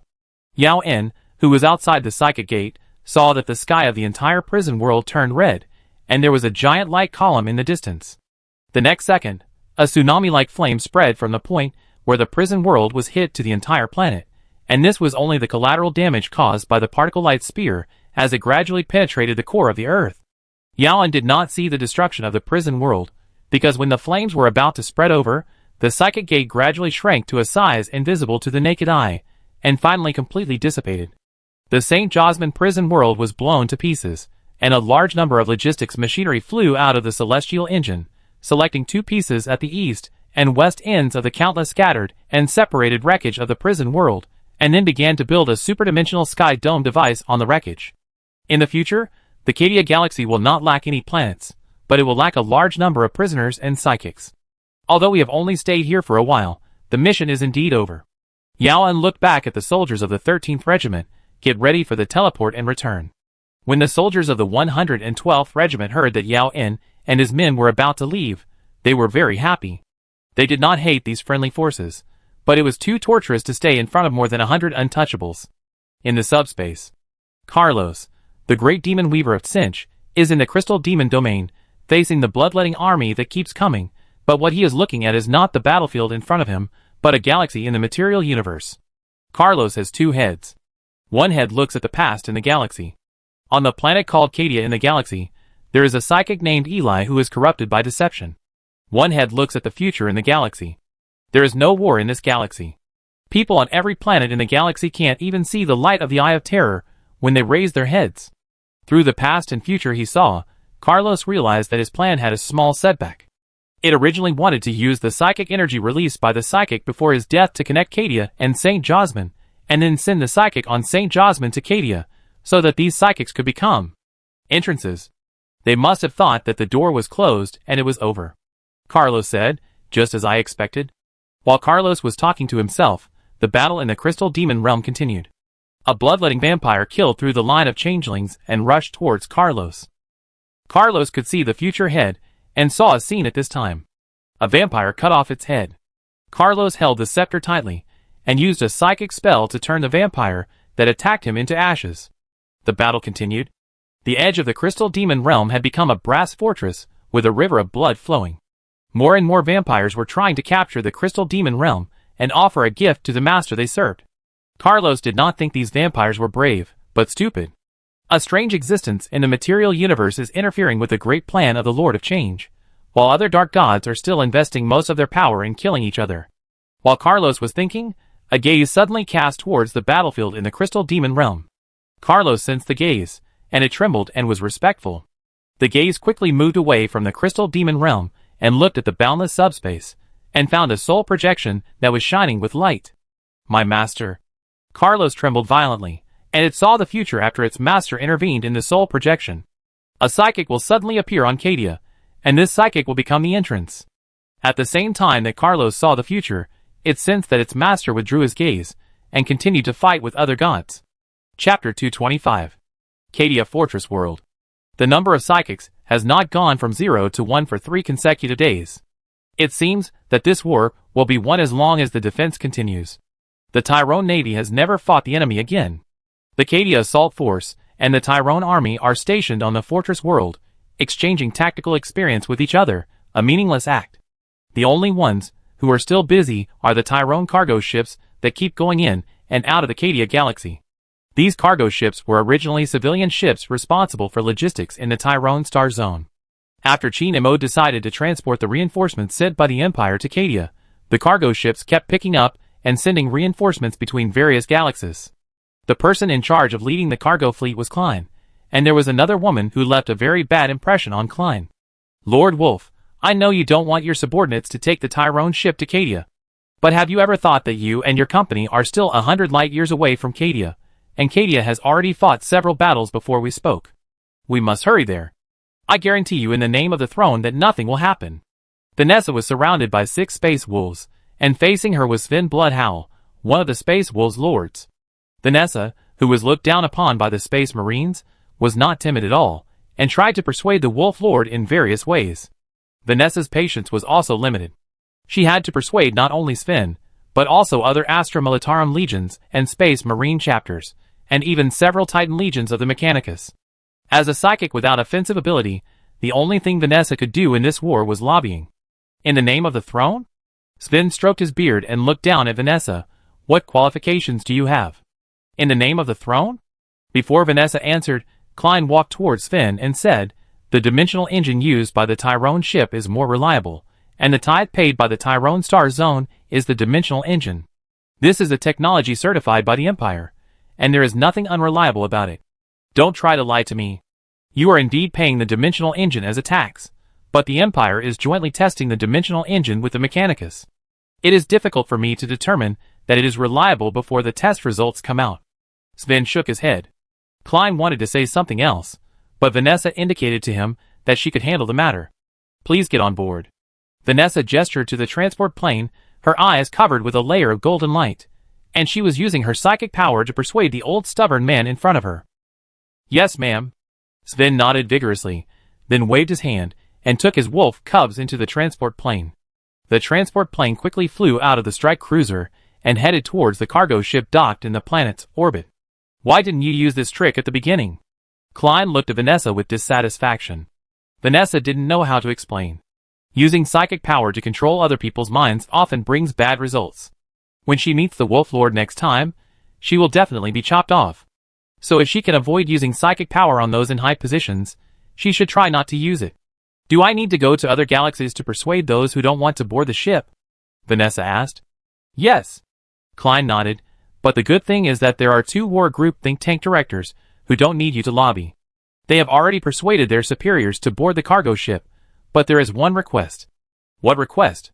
Vanessa asked. Klein frowned and recalled the report of the captain of the 17th cargo ship, and then said, I am asked to report a prophecy to the Lord of Talon immediately. A meteor is flying in the warp, and its destination is Cadia. Vanessa fell into deep thought. A meteor flying to Cadia, is still in the warp. After thinking for a while, Vanessa thought that the two think tank directors were not talking about real meteors, but things shining in the warp. For example, soul projection or something. But Vanessa didn't know what this prophecy meant, because even if the two think tank directors saw the prophecy, it must be just some discontinuous pictures. Vanessa told Klein the result she had thought of, and asked him to send her words to the celestial engine immediately. A week passed in a flash. Cadia still stood firm. The Tyrone cargo ships that went to transport reinforcements returned to Cadia one after another, and all the Astra Militarum or Space Marines on board were sent to land. Creed sat in his office, making a plan to deploy reinforcements in a reasonable location. A relatively weak fortress on Cadia is Avon Castle. Do you think it is necessary to clear a teleportation site here? Creed asked as he wrote. Maybe it is necessary. Chi Nemo nodded. It is necessary when the enemy can ignore the fleet of the Tyrone Navy and the Celestial Engine and directly kill into Cadia. It is necessary. It is very necessary. When Creed heard this, he realized that Chi Nemo still disagreed with his previous decision to transport reinforcements. As Chi Nemo said, the Tyrone fleet used a unique defensive tactic to guard Cadia.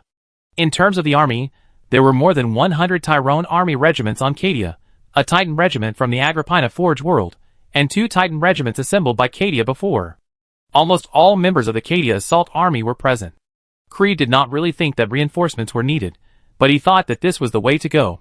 Considering the emotions of his allies, Creed put down his quill and persuaded, to be honest, with the current state of Cadia, 100 Volscani iron cavalry cannot capture this place, but I am the Supreme Castle Lord.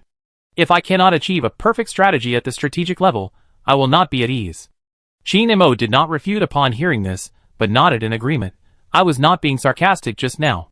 Before, I really did not think it was necessary to transport reinforcements to Cadia, but after the last Psychic Gate incident, I think it is necessary. Creeder nodded and continued to write the plan.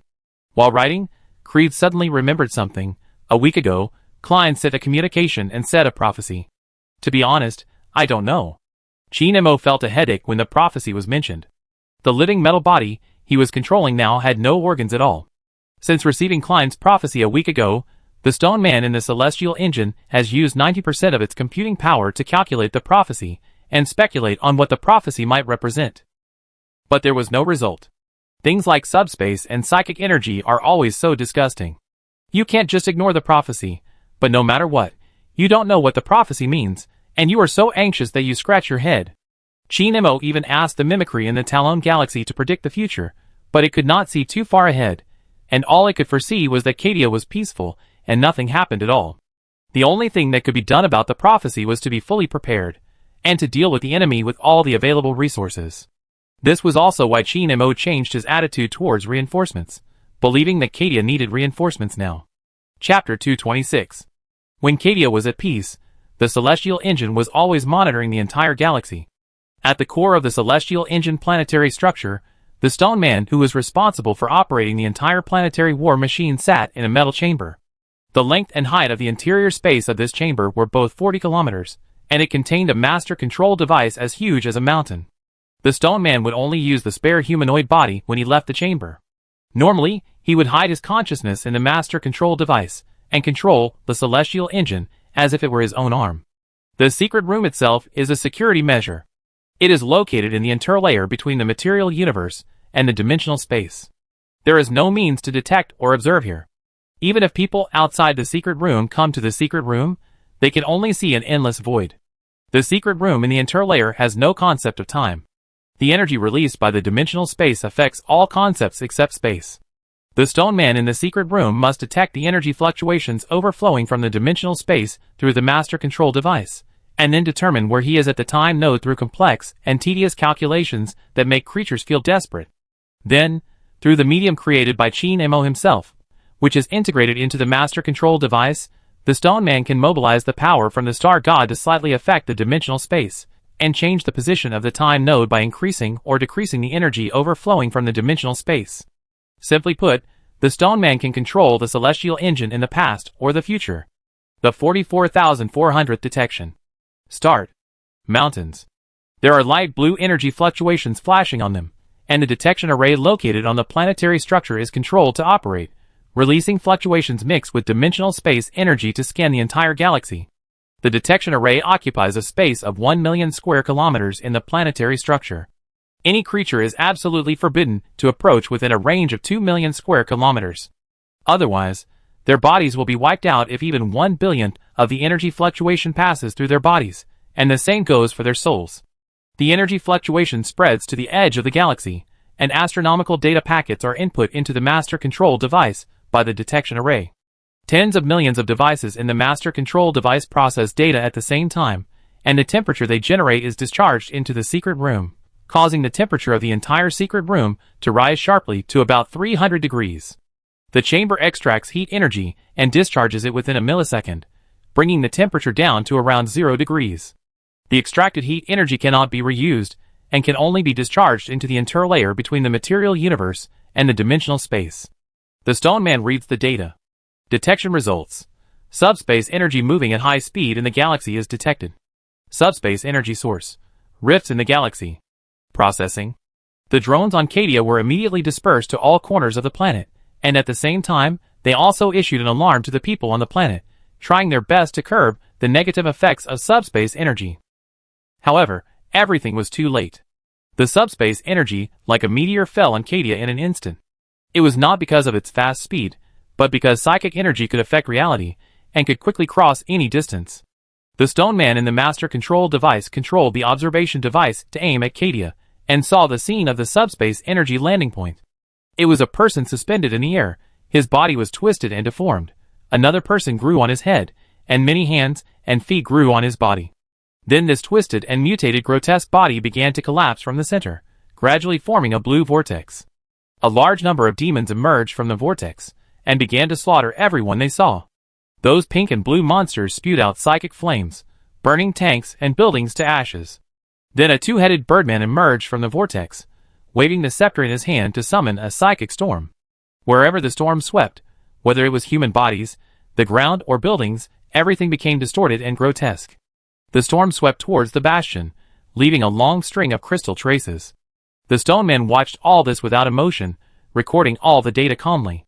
Subspace energy landing point, Tuoko plane, exact coordinates 332,111. After recording, the Stone Man turned his eyes away from Cadia, turning a blind eye to the war that was breaking out on the ground, and began to concentrate on operating the master control device. The computing and monitoring equipment on the planetary structure started to work, and the energy fluctuations overflowing from the dimensional space were converted into visible data, and then the medium in the master control device was also activated. The majestic power of the star god shot into the dimensional space like a firing pin, and the lines composed of time and space in the dimensional space began to fluctuate. The small dimensional engine in the secret room began to charge.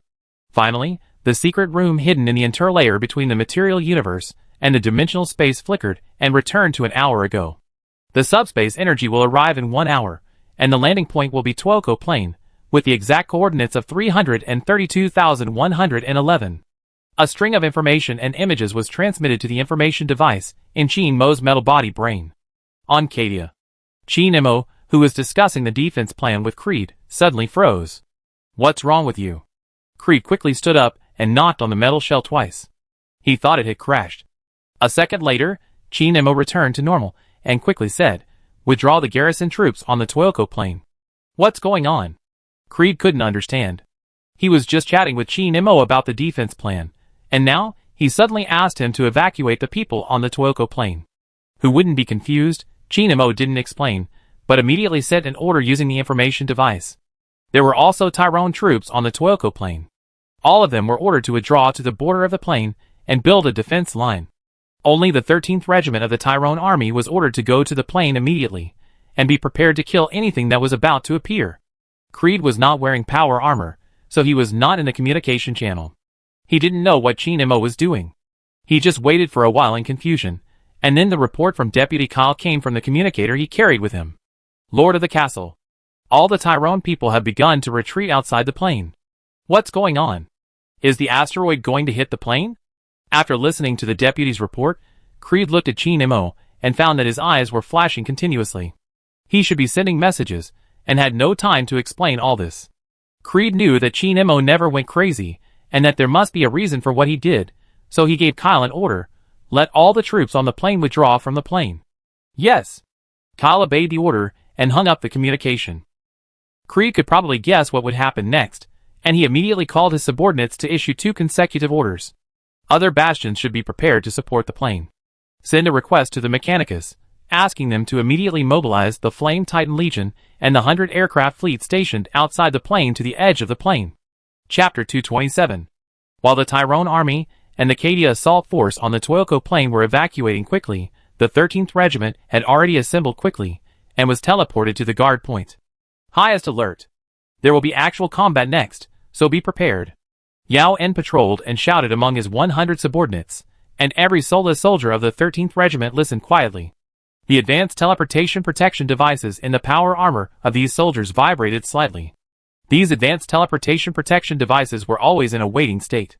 When the teleportation to the 13th Regiment began, the protection devices would automatically start. The reason why the 13th Regiment wears advanced protective equipment is that they are originally used to deal with demons and supernatural events. They want to compete with demons in teleportation speed. In the material universe and the subspace, it is not only the Tyrones who are good at teleportation.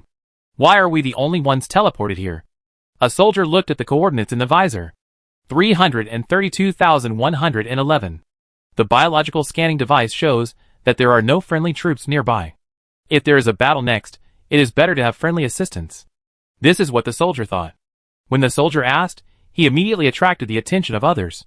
Everyone was surprised by this question, because no matter which world the Soulless grew up in, they would be warned not to ask too many questions. The reason may be that the Soulless are hated and no one wants to talk to them, or it may be that some things cannot be known to too many people. Because there are some things that only we can handle, such as cleaning up those abominable creatures in the subspace. Yaoan did not reprimand the soldiers, but answered frankly. When he received the order from Chin Mo, he could already foresee what would happen next. There might be demons, or there might be psychic anomalies. Deploying the 13th Regiment here first showed that Chin Mo still hoped that the potential risks that might arise next would be quickly resolved by the 13th Regiment, rather than exposed to normal people. After hearing Yaoan's answer, all the soldiers became serious, using their brains to adjust the functions of the power armor and maximize the energy output to supply the weapon system. Ask more. When everyone was preparing for the battle, Yaoan suddenly said 3 words in the communication channel. You can ask more, but don't talk too much. Yaoan said, as he walked to the front of the team, the privilege of people like us is to know more. The soldiers nodded thoughtfully. Yaoan stood at the front of the team, and the shoulder gun of the guard's power armor entered the sentry mode. The gun body rotated in a circle to ensure that it could attack enemies in any direction nearby. Time passed by minute, and the 13th Regiment and Yaoan waited for about 50 minutes. Yaoan waited in silence until the biological processor in his brain sent a data from the guard's power armor detection device that the subspace energy was rising sharply. 1 second later, a man with shining eyes suddenly appeared in the space 20 meters above the heads of the 13th Regiment. This man looked very crazy and howled that he couldn't control himself. The talents of the 13th Regiment's Solus restrained the psychic power of the uninvited guest. He soon fell from the sky and broke his spine, and vomited and had diarrhea due to severe discomfort. I thought he would die suddenly. Yaoan held a chainsaw sword given by Chin Mo and walked forward to kill the psychic, who lost his ability to move. It seems that this guy has a high psychic talent. The psychic who can stay awake in front of the 13th group must be extraordinary, but this does not mean that he is difficult to deal with. It is just a matter of one sword, and even the shoulder cannon is not used. After killing the psychic who suddenly appeared, Yaoan did not relax his vigilance and continued to wait. The next second, 100 psychics suddenly appeared in the sky. There was a visible light connection between each psychic. They formed a special psychic field, barely resisting the strong discomfort brought by the Solus. But these people didn't last long, and were killed by the 13th Regiment and Yaoan in 3 seconds. Keep coming. Yaoan looked at the sky and said to himself. The next second, more psychics appeared, this time in such numbers that the sky was blocked out. Standing on the plane, you couldn't see the sky, but only a large number of psychics crowded together, and their bodies were constantly merging and twisting. In front of this number of psychics, the 13th Regiment's more than 100 soulless people had little effect. Those psychics floating in the sky used their psychic energy to condense a door in the blink of an eye, and demons, like a tide, rushed out of the door, drowning the 13th Regiment and Yao In.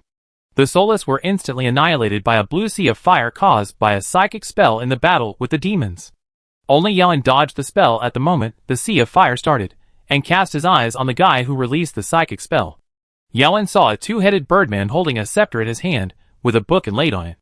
The two heads of the birdman turned quickly to scan the surrounding environment, and its eyes passed directly over Yao In, not seeing him at all. Yao In jumped up, and the moment he landed, he swung the chainsaw sword with both hands and chopped off the left head of the birdman. "One of my heads was chopped off," said the head that fell to the ground. "I seemed to be attacked by something, but I dodged the attack," said the head that was still on the birdman's neck. Things related to demons are always so confusing, so Yao In was not surprised, nor was he curious why one head of the birdman told the truth while the other lied. It turned out that the birdman knew whether one of his heads was chopped off or not. It didn't know how it used to move a kilometer away in an instant. When Yao In was about to chase him, he was surrounded by demons that seemed to have no end. Pink and blue monsters were jumping towards him, and there were also ferocious demons with bird-like appearances mixed in with the monsters. The two-headed demon you saw is called Carlos. Qin Mo's voice sounded in the communication channel, and at the same time, a layer of flames was attached to the chainsaw sword in Yao In's hand. The power of the Star God was being input into the weapon by the medium worn by Yao In. Yao In calmly looked at the demons rushing towards him, and then stuck the chainsaw sword into the ground. The 360-degree sea of fire swept around, burning all the demons close to Yao In. In space, it looked like the entire center of the Tuoco plain was burned. One of Carlos' heads tells the truth, the other tells a lie. One can only see the future, and the other can only see the past. It can't see the present, so it can't see you, because you are dead in the past and the future. Listening to Qin Mo's words, Yao In suddenly recalled the experience of dealing with demons on the Talon 2, and also recalled that Qin Mo had given him a title, Carlos the Slayer. It can't see me, so I can't stab it 100 times, and it won't know what happened. Yao In was eager to try. Chapter 228. I advise you not to. Don't use melee to deal with it, because it has a small chance of hitting you with its scepter. Qin Mo knows Carlos, the ever-changing demon lord Cinch, quite well. Carlos' fate is closely related to something called the Well of Eternity in Cinch's palace. The Well of Eternity contains all the knowledge of the past and the future, and Cinch is very interested in this thing. But the Well of Eternity is not created by Cinch. Even Cinch, one of the 4 gods of chaos, does not know much about the Well of Eternity, so he sent a few demons to test the depth. In the end, only Carlos came back, and he became 2 heads.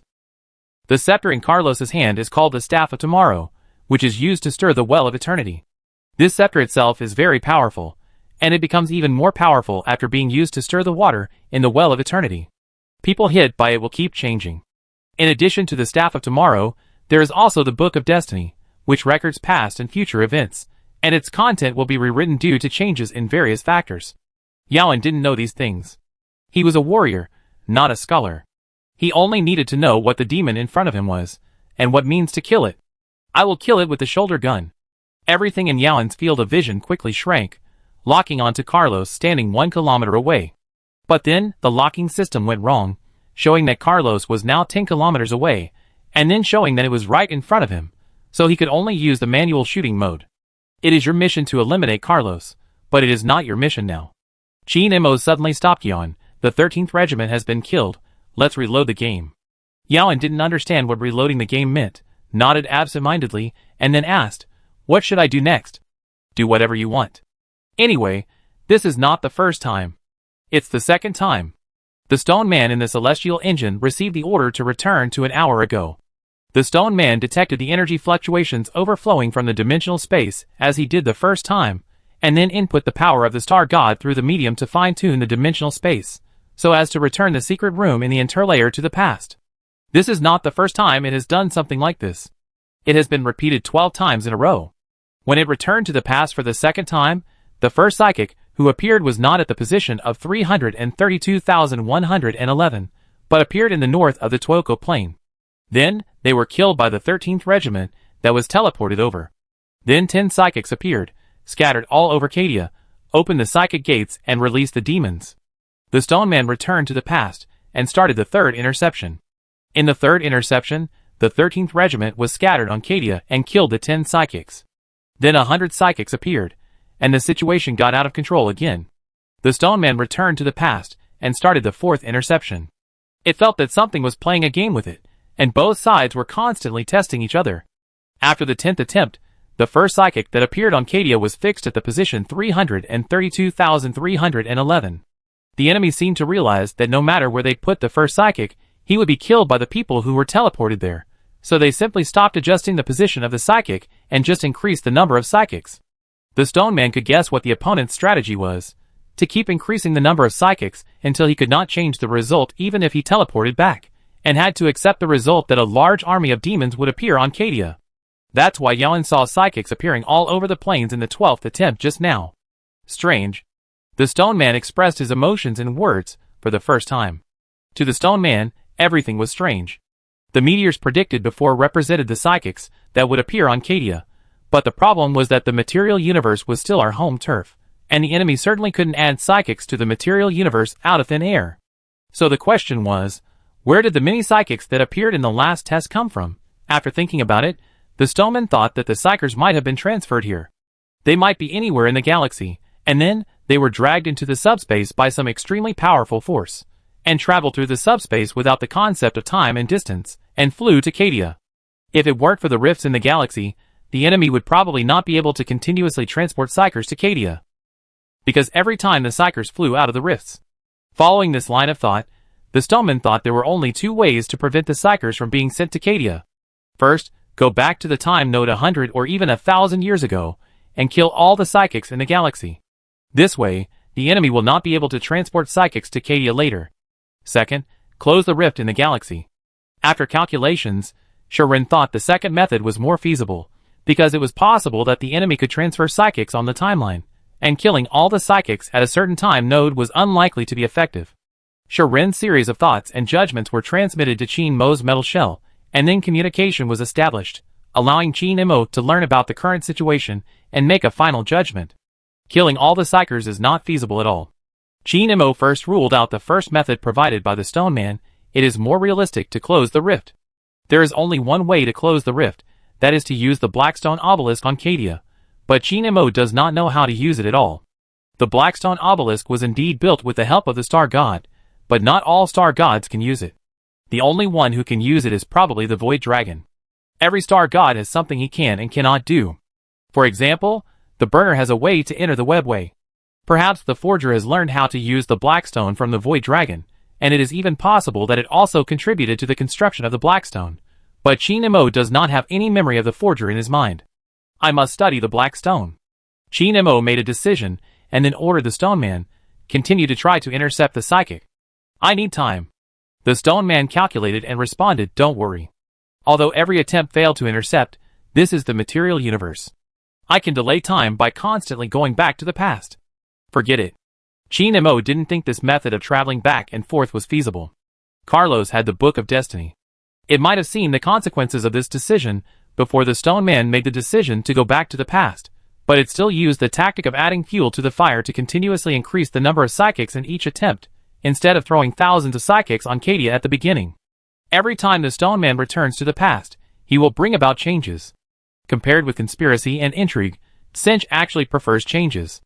Qin Mo thinks that Carlos is trying to please Cinch by cooperating with the Stone Man to induce changes.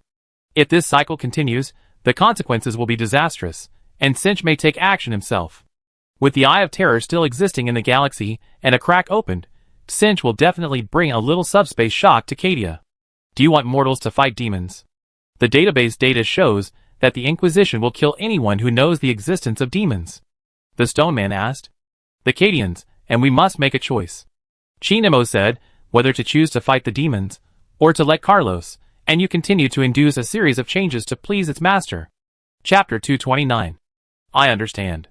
The Stoneman also agreed to let the army face the devil directly.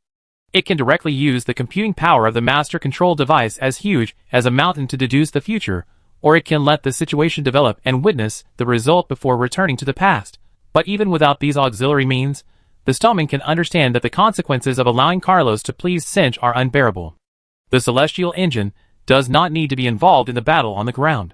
The Tyrone Navy will be responsible for supporting the ground forces in orbit. Chin Mo was ready to leave Creed's office, but he had to arrange some things before leaving. When Chin Mo raised his hand, a video was implanted into Creed's mind. The upcoming psychic, the command of the Tyrone Army, the Blackstone Obelisk on Cadia, the 13th Regiment of Tyrone's professional anti-psychic force, and the soulless guard named Yoan, the sudden appearance of psychics on the Toyoko Plain, and then these psychics will release demons on Cadia. The most important point is that the celestial engine returns to the past when the psychic appears, and the situation is irreversible. This cycle has lasted for more than a dozen times. Creed learned the details of each reincarnation through the images in his mind. Only then did he know that the metal planet floating in the universe was not only a terrifying war machine, but also had the ability to go back in time. But Creed was not surprised. From the beginning of Trek to the Talon Galaxy to now, he had seen too many witchcraft-like technological creations, and he was a little numb. Then Creed only took a minute to digest the large amount of information he had obtained, and then made arrangements for the upcoming battle. The regular troops on the Toyoko Plain were ordered to evacuate to the edge of the plain, and then the Titan Legion and the Mechanicus 100 fleet stationed outside the plain were dispatched. After a series of orders were issued, Creed looked up at Chin Mo and opened his mouth to ask something, but for a moment he didn't know what to ask. Creed had too many questions in his mind. Why did a psychic appear in Cadia an hour later, and how could a psychic release a demon? What about the demon? In the end, all these questions were suppressed by Creed. He understood that the most important thing at the moment was not to seek knowledge but to fight. Protect yourself. Chin Mo gave his last instruction, and then disappeared in front of Creed. Chin Mo distorted his coordinates and teleported himself to the bottom of a Blackstone Obelisk array. This is a place similar to the main control room. The Cadians didn't even know that there was such a place under the Blackstone Obelisk array. Belisaria Corps should have been the first to come here, but because the 13th Black Expedition deviated from the original development trajectory, Chin Mo could only study these black creations by himself. Chin Mo was not just cramming for the exam. He had a plan to study the Black Stone before coming to Cadia. During the period when Cadia was bombed by the Chaos Fleet, he ordered the main control intelligence to build logistics machinery for data collection. These logistics machinery were produced and automatically deployed after the celestial engine arrived at the Cadia galaxy. After landing on Cadia, 100 logistics machinery immediately went to the vicinity of the Blackstone Obelisk to collect data. To this day, the logistics machinery has not collected enough data, and they still need some time. You can go to Mars to ask the Void Dragon about how to use the Black Stone. Do you need me to teleport Ms. Vanessa to your location? The Stone Man in the Celestial Engine asked. The reason why the Stone Man asked this is because there is some information about the Black Stone in its database. The information shows that the Black Stone technology was developed by the Void Dragon, and a fragment of the Void Dragon is being held on Mars. If you want to quickly understand how to use the Black Stone, the easiest and most direct way is to go to Mars and ask. But the prerequisite for going to Mars is to find someone who can speak to the top of the Empire to get permission, and Vanessa is that person. Not much feasibility. Chin Mo directly rejected it. In Chin Mo's view, the Void Dragon that was defeated by the Emperor and imprisoned on Mars is just a fragment, and it may not even know what it is. Data collection progress, 90%. A logistics machine sent a progress message to Chin Mo. The reason why these logistics machines that collect data can give progress is that what they do is quantifiable. They do not directly study the use of the Blackstone Obelisk, but detect the material composition of the Blackstone Obelisk, the physical properties of the Black Stone, and other basic information. While waiting, Chin Mo checked the data that had been collected. Blackstone is a product of the material universe. There is no doubt about that. It is a mineral itself. What puzzled Chin Mo was that he could not directly analyze and manipulate Blackstone. Chin Mo could directly sense and manipulate minerals such as iron and copper, and he could also analyze the properties of these minerals. Otherwise, he would not have been able to rub the orbital dock by hand when he was in the bottom nest. Blackstone gave Chin Mo a hazy and unknown feeling. But this was not a big problem. As long as Blackstone was not a subspace thing, it could be used. It just required an extra step of research. Data collection completed. Generating a list of Blackstone material composition. Generating an energy reaction list. A series of information was input into Chin Mo's brain, and he immediately began to study how to use the Black Stone. When the Black Stone was no longer vague and unknown to Chin Mo, it would take less than 3 hours to study how to use the Black Stone. North of Toyoko Plain. The Star Army has established a defense line. 20 regiments of the Cadia Assault Army and 5 regiments of the Mahdian Iron Guard were deployed on the defense line. They did not need to build fortifications themselves, because a large number of logistics machinery were rushing to the battlefield through the transmission device that was previously deployed to Cadia using torpedoes, printing out the fortifications in a way that the soldiers found incredible. The area between the northern part of Tuoco Plain and the Mirak Redoubt is still a plain, and there is no terrain advantage here. The logistics machinery prints a fortress that can accommodate 5,000 people on the flat ground, and builds one every 1 kilometer. The gaps between every 2 fortresses are filled with dense bunkers, and a large number of mines and barbed wire are arranged in front of the fortifications. The layout of the defense line in the 4 directions of Tuoco Plain is the same as that in the north, except that the Titan Legion assists in the defense of the south with the worst terrain. The Tyrone army does not deploy defenses on any defense line, because Creed believes that the correct way to use the Tyrone army with the advantage of teleportation is not to put it on the defense line. In addition to the troops already on the defense line, the participating troops in the defense battle also include the battle nuns and space warriors who are rushing to the defense line. These people were previously transported to Cadia by the Talon freighter. The entire plane is expected to deploy 20% of the total force. The reason why Creed did not put all the troops on the plane at once is very simple. Those psychics who transport demons do not have to appear on the Tuoco Plain. Since the first wave of attack can start on the plane, why can't it start directly near the Mirak Bastion or even in the center? But Creed still decided to deploy defenses on the Tuoco Plain instead of distributing the troops on the plane to various bastions. The reason is that in the information displayed in Creed's mind when Jean Mo was leaving, the enemy tried to put more psychics on the Tuoco Plain in every reincarnation. There must be a reason for this. Chapter 230. Half an hour later. The psychics appeared in the center of Tuoco Plain at 9:09 a.m., and 1,000 psychics appeared at the same time. The flesh and blood of the psychics began to twist and combine into a flesh and blood structure that looked like a door, and the first demon poured out of the door. This time, they were not facing the 101 soulless people of the 13th Regiment, but the celestial engine. After the satellite structure rotated and stopped facing Tuoco Plain, a row of light spear launchers on it opened fire on the psychics on the ground. A giant beam of light fell in the center of the Tuoco Plain. The gate made of psychic flesh and blood, and the demons that had just emerged were instantly exiled back to the subspace. Only a giant deep pit with a diameter of 1 kilometer and the residual psychic energy echoing in the deep pit were left in the center of the plane. The temperature dropped sharply, psychic energy gathered, and a psychic gate was instantly opened. The great demon Carlos of Cinch appeared in the center of the deep pit with a mortal psychic. The second beam of light had already fallen. Carlos raised his head and saw the red beam that was penetrating the atmosphere, but he was not worried about being exiled by this beam, nor did he use psychic spells to resist the attack. He just looked for something nearby. A coordinate, a mark. Carlos found the mark and tapped the ground with the Staff of Tomorrow, and the psychic beside him instantly grew crystals. The blue crystals spread around the psychic until they covered the entire pit, forming a strange area made of crystals. All this happened very quickly, and the light spears shot out by the celestial engine fell, and were refracted back by the crystals. The satellite structure of the celestial engine was hit by its own attack. Fortunately, the stone man didn't want to blow up Cadia, so he didn't fire at full force. The light spears only made the energy shield carried by the satellite structure flash in a small range. Carlos stood at the center of the crystal area, looking at the past and the future as psychers appeared in the crystal area and turned into doors. In the past, Carlos stood on the battlefield of the crystal demon realm, and the Lord of Change Itzerd briefly withdrew his gaze from the eternal struggle, glanced at the battlefield, and then looked into the depths of the warp. The Eye of Terror and the rifts in the galaxy strengthened the Lord of Change's interference ability, and it marked Cadia and a psycher's soul projection. In the future, the crystal area opened by the mark became a forbidden area for mortals. No attack or mortals could enter here. Countless demons poured out from the crystal area to attack the defense lines around the plane, or teleported to other places to attack the bastion. The Book of Destiny on the Staff of Tomorrow flipped quickly, and everything that was about to happen appeared on the page. Even the slightest action of a mortal soldier was written on the page, but the Book of Destiny became blank after 30 minutes, and then there was a record of unknown meaning.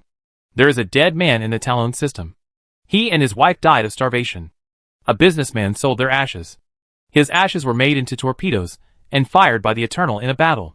The Book of Destiny continued to turn pages. The next page said that the crystal area would be dispersed and Carlos would run away because of a slight distrust of his master. I trust my master 100%. Run away? Why? Carlos Two Heads said the opposite again. It couldn't figure out why there was a blank in the Book of Destiny, and whether the ashes of a dead person were made into torpedoes. But Carlos absolutely believed in the Book of Destiny. Carlos used the mark precisely because the Book of Destiny wrote that this invasion would not be restarted by the enemy using rogue means. Puzzled, Carlos chose to wait and see. Inside the highest command post of Cadia, in Merrick Bastion, a logistics machine was flying out of the command post. It had just printed an image that allowed Creed to see the whole situation. Not only the Cadia high-level officials were present, but also the generals of the Mordian Iron Guard, the head sister of the Battle Sisters, the Wolf Lord Sven Bloodhowl, other Space Marine chapter captains and think tanks, and the guards named Yon, and even the Inquisitor. All the bigwigs on Cadia gathered together. The holographic image quickly displayed the situation on the entire battlefield in everyone's sight. On the Tuoco plain, demons swept towards the defense lines in 4 directions, like a flood.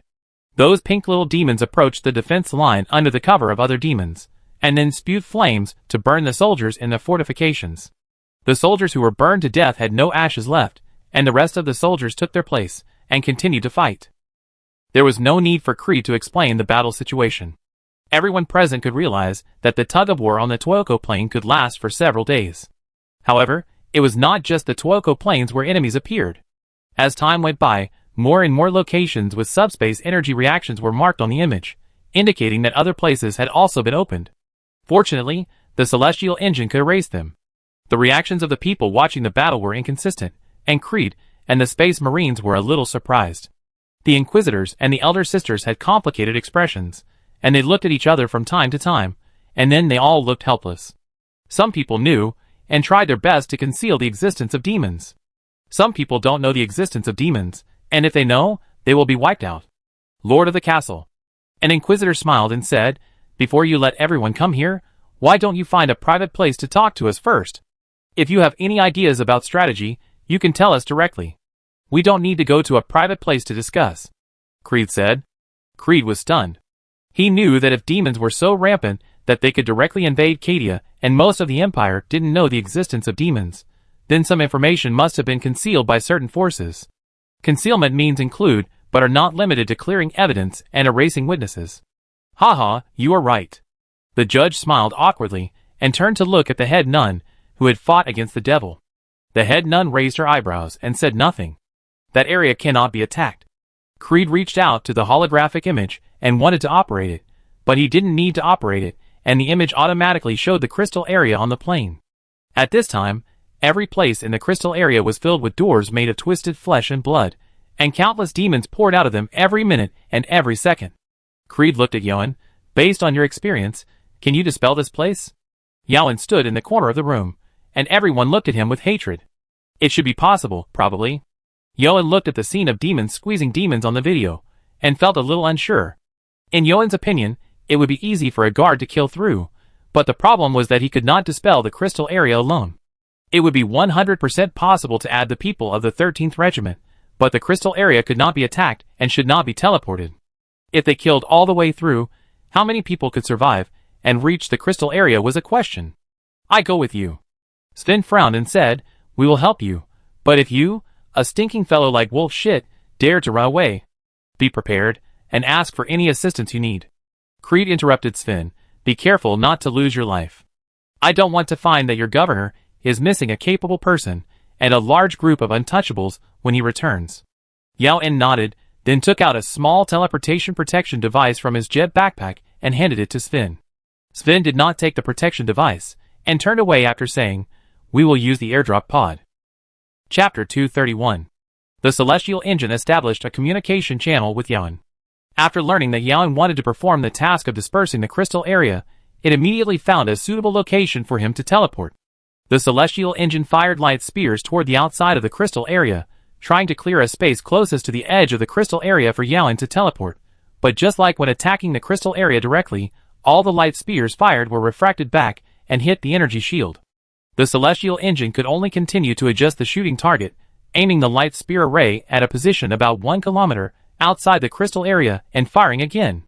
This time, the light spear was not refracted back, but was decomposed after falling on the ground. On the ground, A demon holding a red book with eyes was grinning and looking at the sky.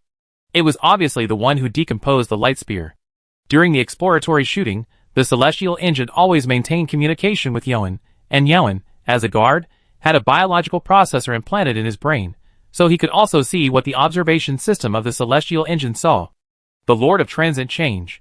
Yoan remembered that a few years ago, when he was alone with Chin Emo occasionally, he would talk about some types of demons, among which there was a demon named the Lord of Transient Change. This kind of demon can fly around on something like a flying saucer, and it can also tamper with reality. Why can't it tamper with reality? No one knows. Anyway, demons are hard to understand. When Yao En heard about the ability of demons, like the Lord of Transient, to tamper with reality, he felt it was very abstract and couldn't imagine what this kind of demon could do, but now he understands. A demon with a wretched appearance can decompose the particle light spears shot at them with just a wave of his hand. Yao En still remembers that Chin Emo once said that each kind of demon has its own characteristics. For example, some demons will not be injured even if they are shot by 100 particle light spears from a battleship, but a mortal with a knife has a chance to expel it. There are also demons who can slaughter a planet with 2 axes, but they will be sent back to the warp by a spell. Demons have a conceptual advantage, but there are always ways to deal with them. Don't try anymore, just teleport me over, Yoan said. I'm going to teleport you over. A cold electronic voice came into Yoan's ears, but if I don't clear a space, you will be teleported and overlapped with the demons. Then teleport me to the air, and I fall down. Yoan thought of a way. He looked at the image shared by the celestial engine in the visor. There were a large number of demons that looked very powerful in and around the crystal area. These demons were also birdmen, holding scepters, but they didn't have 2 heads. They were obviously demons that liked to use psychic energy. To deal with such demons, you can't keep a distance. The closer you are to them, the better. Teleport me directly to the sky above the crystal area. Yoan pulled out the chainsaw sword. He originally wanted to take the double-headed eagle scepter that could release gravity to crush the enemy, but after thinking about it, he gave up. Gravity is not very useful for demons, and is far less effective than the talents of soulless people. The protective device formed a barrier around Yoan's body, preparing to send him to the sky above the crystal area. Received. The integrated transmission device in the celestial engine quickly charged, and after 1 second, Yoan was directly transported to a place 1 kilometer above the crystal area. His body fell rapidly, and the biological processor in his brain analyzed the current situation and adjusted his flesh and bones to prepare for the impact. The demons on the ground had noticed Yoan. A cinch demon named Tari raised his scepter and moved Yoan's position in the air 1 kilometer forward. Just 1 kilometer, this distance is the maximum distance Tari can use psychic power to move a soulless person. Yoan activated the jet pack to buffer before landing, then smashed into the demon group and stabbed the chained sword at a transient lord facing him. Yoan's mere existence was enough to make the demon feel painful. The transient lord was stabbed through before he could react. Flames spurted out from the chained sword, burning the transient lord's body and dozens of demons behind it to ashes. All the demons attacked died, being wiped out instead of exiled. When Yoan swung his chainsaw sword to kill the demons around him, he found that none of the demons surrounding him came close to him. The demons were afraid and could not move forward. The evil beings in the subspace feared death the most, and they were afraid that they would be completely wiped out. The soulless can bring more than just pain and torture to the demons. If other great demons were nearby at this time, the demons would choose to destroy this mortal, who made them feel painful just by existing. But unfortunately, he was not there. The pendant on Yoan's chest floated up, and just like before in the arena, the power of the star god was once again applied to Yoan through the medium. He held the burning chainsaw sword in his right hand, and a long spear condensed out of thin air in his left hand, and the surging electric current kept surging on the spear. Begin the exorcism. Yoan took the initiative to attack the demons. The demons fled in fear, either running away or being caught and stabbed to death. Wherever Yoan passed, he left flames and electric currents, forcing other demons to avoid these places. After a battle that lasted less than 5 minutes, Yoan cleared a large open space, which was more than enough for the 13th Regiment to teleport or for the Space Marines to airdrop, and could even be used to teleport some larger objects. The first to be sent down was the 13th Regiment of the Tyrone Army. When Yoan cleared the teleportation location and rushed to the crystal area, the 13th Regiment followed Yoan closely. There were also extremely talented people among these soulless people. The captain of the first company only appeared 100 meters away from the psychic, and could make the psychic vomit and have diarrhea until he was dehydrated and shocked. Half of the demons on the Toyoko plane felt pain, but they could still persist in fighting. The crystal area was like a crack in the universe. A flood of psychic energy rushed and spread from the crystal area. Coupled with the cracks that had been opened in the galaxy before, these favorable conditions nourished all the demons, so that they would not scream and roll back to the warp just because the Solus approached. The Space Wolves Chapter Strike Cruiser in Cadia orbit saw the situation on the ground with the augury. The Wolf Lord Sven Bloodhowl led 200 Space Marines into the airdrop cabin and smashed directly near the Solus. After landing, the Space Marines kicked open the hatch and fired at the weakened demons nearby, while floating around the Solus to clear the way for them or defend against attacks other than those directly in front of them. The Space Marines were not Solus, and they really didn't want to get close to Yaoan and his group. Even if they just floated around, they felt tired and exhausted, but it was still easy to deal with the equally weakened demons. Chapter 232. Inside the crystal area. Carlos saw the future scene of the Solus army killing people everywhere, but he still didn't understand how these Solus army were teleported down. In the vision of the head that could see the past, Carlos saw that his inferior counterparts automatically gave the Solus army a large area for them to teleport. The other big demons accompanying Carlos knew what was going on. They could see a Solus holding fire and lightning weapons to open up a clearing. But at this time, they had a tacit understanding that they never had before, and no demon told Carlos about this. No matter how the Solus were teleported, Carlos knew that he had lost the initiative. In every battle that was restarted before, Carlos would concentrate all his strength to eliminate the Solus, who suddenly appeared, but now it was not near the Solus, and those demons did not rush to drown the Solus. Carlos believed that the fault was all in the Book of Destiny. If the Book of Destiny recorded this incident, how could he not have time to respond? Carlos' two heads looked at two demons, one of which was Tari. Tari was very familiar with Carlos, and he knew that the head that Carlos looked at was telling the truth, so Carlos must be calling him. You go deal with those Solus people, and I will give you the greatest help. Carlos said, I will go with you to deal with those Solus people. Tari looked at Carlos, and did not take action immediately, because he had to guess which head of Carlos was telling the truth. Seeing Carlos turn around and continue to guard the psychic, who had turned into a crystal man, Tari judged that the first sentence Carlos said before was true. It immediately flapped its wings and flew into the air, heading straight for the edge of the crystal area. Carlos did what he said, and really provided the greatest help. All the demons that emerged from the crystal area surrounded the Solus. Their faces were distorted, and their eyes were terrified, but their legs and feet kept rushing towards the Solus. It was obvious that Carlos was controlling them. Tari landed at the edge of the crystal area, waving his staff to brew a psychic spell. Even if he was in the crystal area and had a vast amount of psychic energy to call upon, it was not an easy task to use psychic energy when the Solus were approaching. In the eyes of this great demon, he could see the flow of psychic energy, and the vast psychic energy like the sea was constantly rushing out of the crystal area. The Solus were like moving psychic black holes. They were struggling to advance among countless demons, and when they approached, the entire crystal area would shrink. Tari felt very painful, so painful that he couldn't think seriously. Even when the psychic energy finally gathered around him, he still hadn't figured out how to use it. Carlos saw that Tari in the future still hadn't made an effective counterattack against the Solus ones, so he used Tari as a material and released a psychic spell that could burn everything in an entire area. Even if hundreds of Solus people were approaching, Carlos could still use the Staff of Tomorrow in his hand to release psychic spells, because he could use the Staff of Tomorrow to release psychic spells in the past, and then move the effects of the psychic spells to the present. Just as the psychic spell was about to be released, Carlos could see the future but only saw a blank.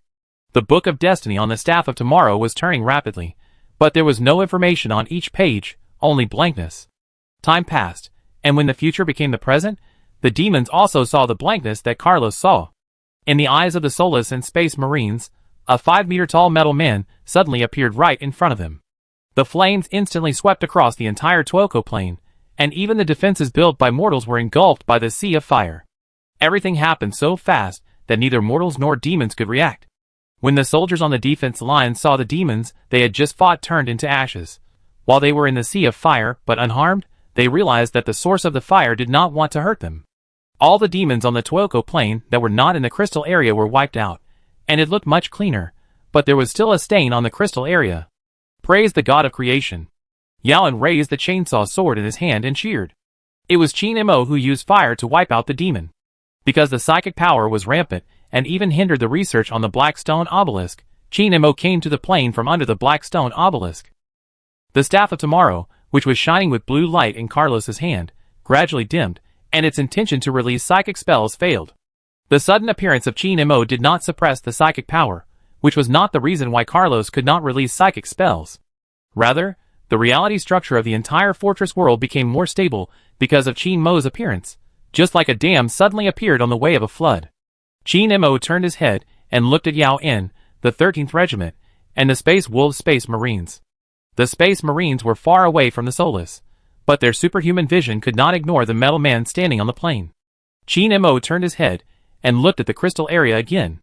That place has become a demon domain, a part of the cinch demon domain that extends out of reality, so the celestial engine and the flames released by himself could not have a destructive effect on it. But as the saying goes, there is always a way to deal with these subspace things. In Chinemo's eyes, the time and space of the Tuoco plane can be observed and manipulated. Although he is still on the plane, he is observing everything like a chess player looking down at a chessboard. The positions of the Solus and Space Marines were distorted, and they instantly appeared outside the crystal area across hundreds of meters, like chess pieces that were lifted up and placed in new positions. Yao En led the 13th Regiment into the crystal area. The land around them, that had turned into crystal, was returning to its original state, and the entire crystal area began to shrink. Sven led the Space Marines to clear the way for the Solus, and clear the demons in front of them. These demons either howled in pain and fled, or rushed to Yao En desperately to eliminate the source of pain. It was only a matter of time before the crystal area was eliminated, and the demons were cleared. But the rift in the galaxy had not been completely closed, and the evil creatures in the subspace could still exert influence on reality. Chinemo did not waste any more time, and immediately distorted the space to teleport himself back to the Black Stone obelisk to continue his research. Chinemo has already figured out how to use the Black Stone, but the obelisk array is not his research form, and it will take some time to figure out how to activate the obelisk. The battle on the plane continues. While the Solus and the Space Marines are fighting with all their might, Creed is not idle either. The demons are opening doors and teleporting everywhere on Cadia. Fortunately, he has the Tyrone army, which can also teleport, for him to command, so he is not too exhausted. While the battle is going on in an orderly manner, a silver-hunched figure on the top of the distant mountain is watching everything happening on the plane. This is different from what the astrologer said. Chapter 233. Under the Blackstone Obelisk. Chinemo is busy studying how to activate the Blackstone Obelisk. Before this, the material properties of Blackstone have been thoroughly studied. It is a material that has a two-way effect on psychic energy. It can both contain psychic energy and enhance it. It is not clear whether Blackstone was discovered and used by the Void Dragon or invented and manufactured by the Void Dragon. The Blackstone Obelisk does not have any interface. It is difficult for races with less advanced technology to detect that this thing is a device, not a monument built by some races out of boredom. The obelisk itself is a device. As someone who has never touched this device, Chinemo must first decipher the encryption method attached to the device if he wants to study how to use it. Celestial Engine, provide me with 80% of your computing power. Chinemo ordered the Stone Man, and then the main body far away in the Tylon galaxy transmitted the power of the star god to the living metal body. After making preparations for a big job, Chinemo began to decipher the encryption method of the Blackstone Obelisk. But after learning about the encryption method, Chinemo felt complicated. He opened his mouth and wanted to say something, but swallowed it back. After hesitating for a long time, Chinemo could only ask a question. Are you kidding me? The encryption method of the Blackstone Obelisk is very simple, and very innocent. Because it is a ridiculously simple math problem. 1 plus 1 equals, this math problem is not composed of numbers used by humans. For others, this may be an extremely complex data stream, or a collection of information that is so huge that it is unimaginable. For Chinemo, this is a 1 plus 1 math problem, because he can sense it. Was the obelisk built by the Void Dragon or the fraudster? Chinemo felt that this encryption method was simply a joke, even like a prank. Chinemo did not directly input 2, but studied it for a while before confirming that this math problem was really an encryption method. Using this kind of math problem as an encryption method may seem ridiculous at first glance, but it is actually simple and effective. The Void Dragon distorted the simple math problem attached to the obelisk, making it impossible for the calculation result to be equal to 2. The result of the calculation may be any number except 2, or even no number. This encryption method is effective because no matter how advanced the technology of a race is, it is impossible to calculate the result of the math problem distorted by the Void Dragon. This is not a problem of computing ability or cognition, but under normal circumstances, 1 plus 1 must equal 2, which is equivalent to the iron law that people will die if they are killed. Only the star gods can solve the math problems attached to the obelisk, because they can restore the distorted problems to normal, no matter what the calculation result of the problem preset by the Void Dragon is. If you are not a star god, it is not impossible to use the obelisk. As long as the Void Dragon can tell you the calculation results, you can use the obelisk. The Void Dragon must have more powerful encryption methods, but it chose a method that is not difficult for its peers. Obviously, there is a reason. But the reason is not important. Using the obelisk is important. Qin Mo began to analyze the information contained in the obelisk, trying to figure out the principle of Blackstone technology, and then reverse engineering. In the end, whether it is adding a new control method to the obelisk or directly finding the original control method, it will be enabled soon. After operating for a while, Qin Mo suddenly stopped and turned his head to look behind him. A silver-hunched figure was walking out of the shadows, looking around as he walked. This was a Necron's, whose living metal body was the symbol of this race. And Qin Mo could recognize this guy's identity. The Necron's overlord, the endless Trazyn. Because Trazyn was very interested in the history of young races in the universe, it would use the Necron's high-tech creations to steal key figures or items at key historical nodes, and then restore the scene of a certain historical event in its lair. Trazyn's collection even includes a guardsman, an Imperial Inquisitor, and some space marines from 10,000 years ago. Who are you? Trazyn walked slowly, staring at Qin Mo with two eye sockets glowing green on his skull. I guess you are probably not the call I was supposed to meet. Qin Mo nodded, turned around and continued his research. If everything goes well, then it should be Call who activated the Blackstone obelisk.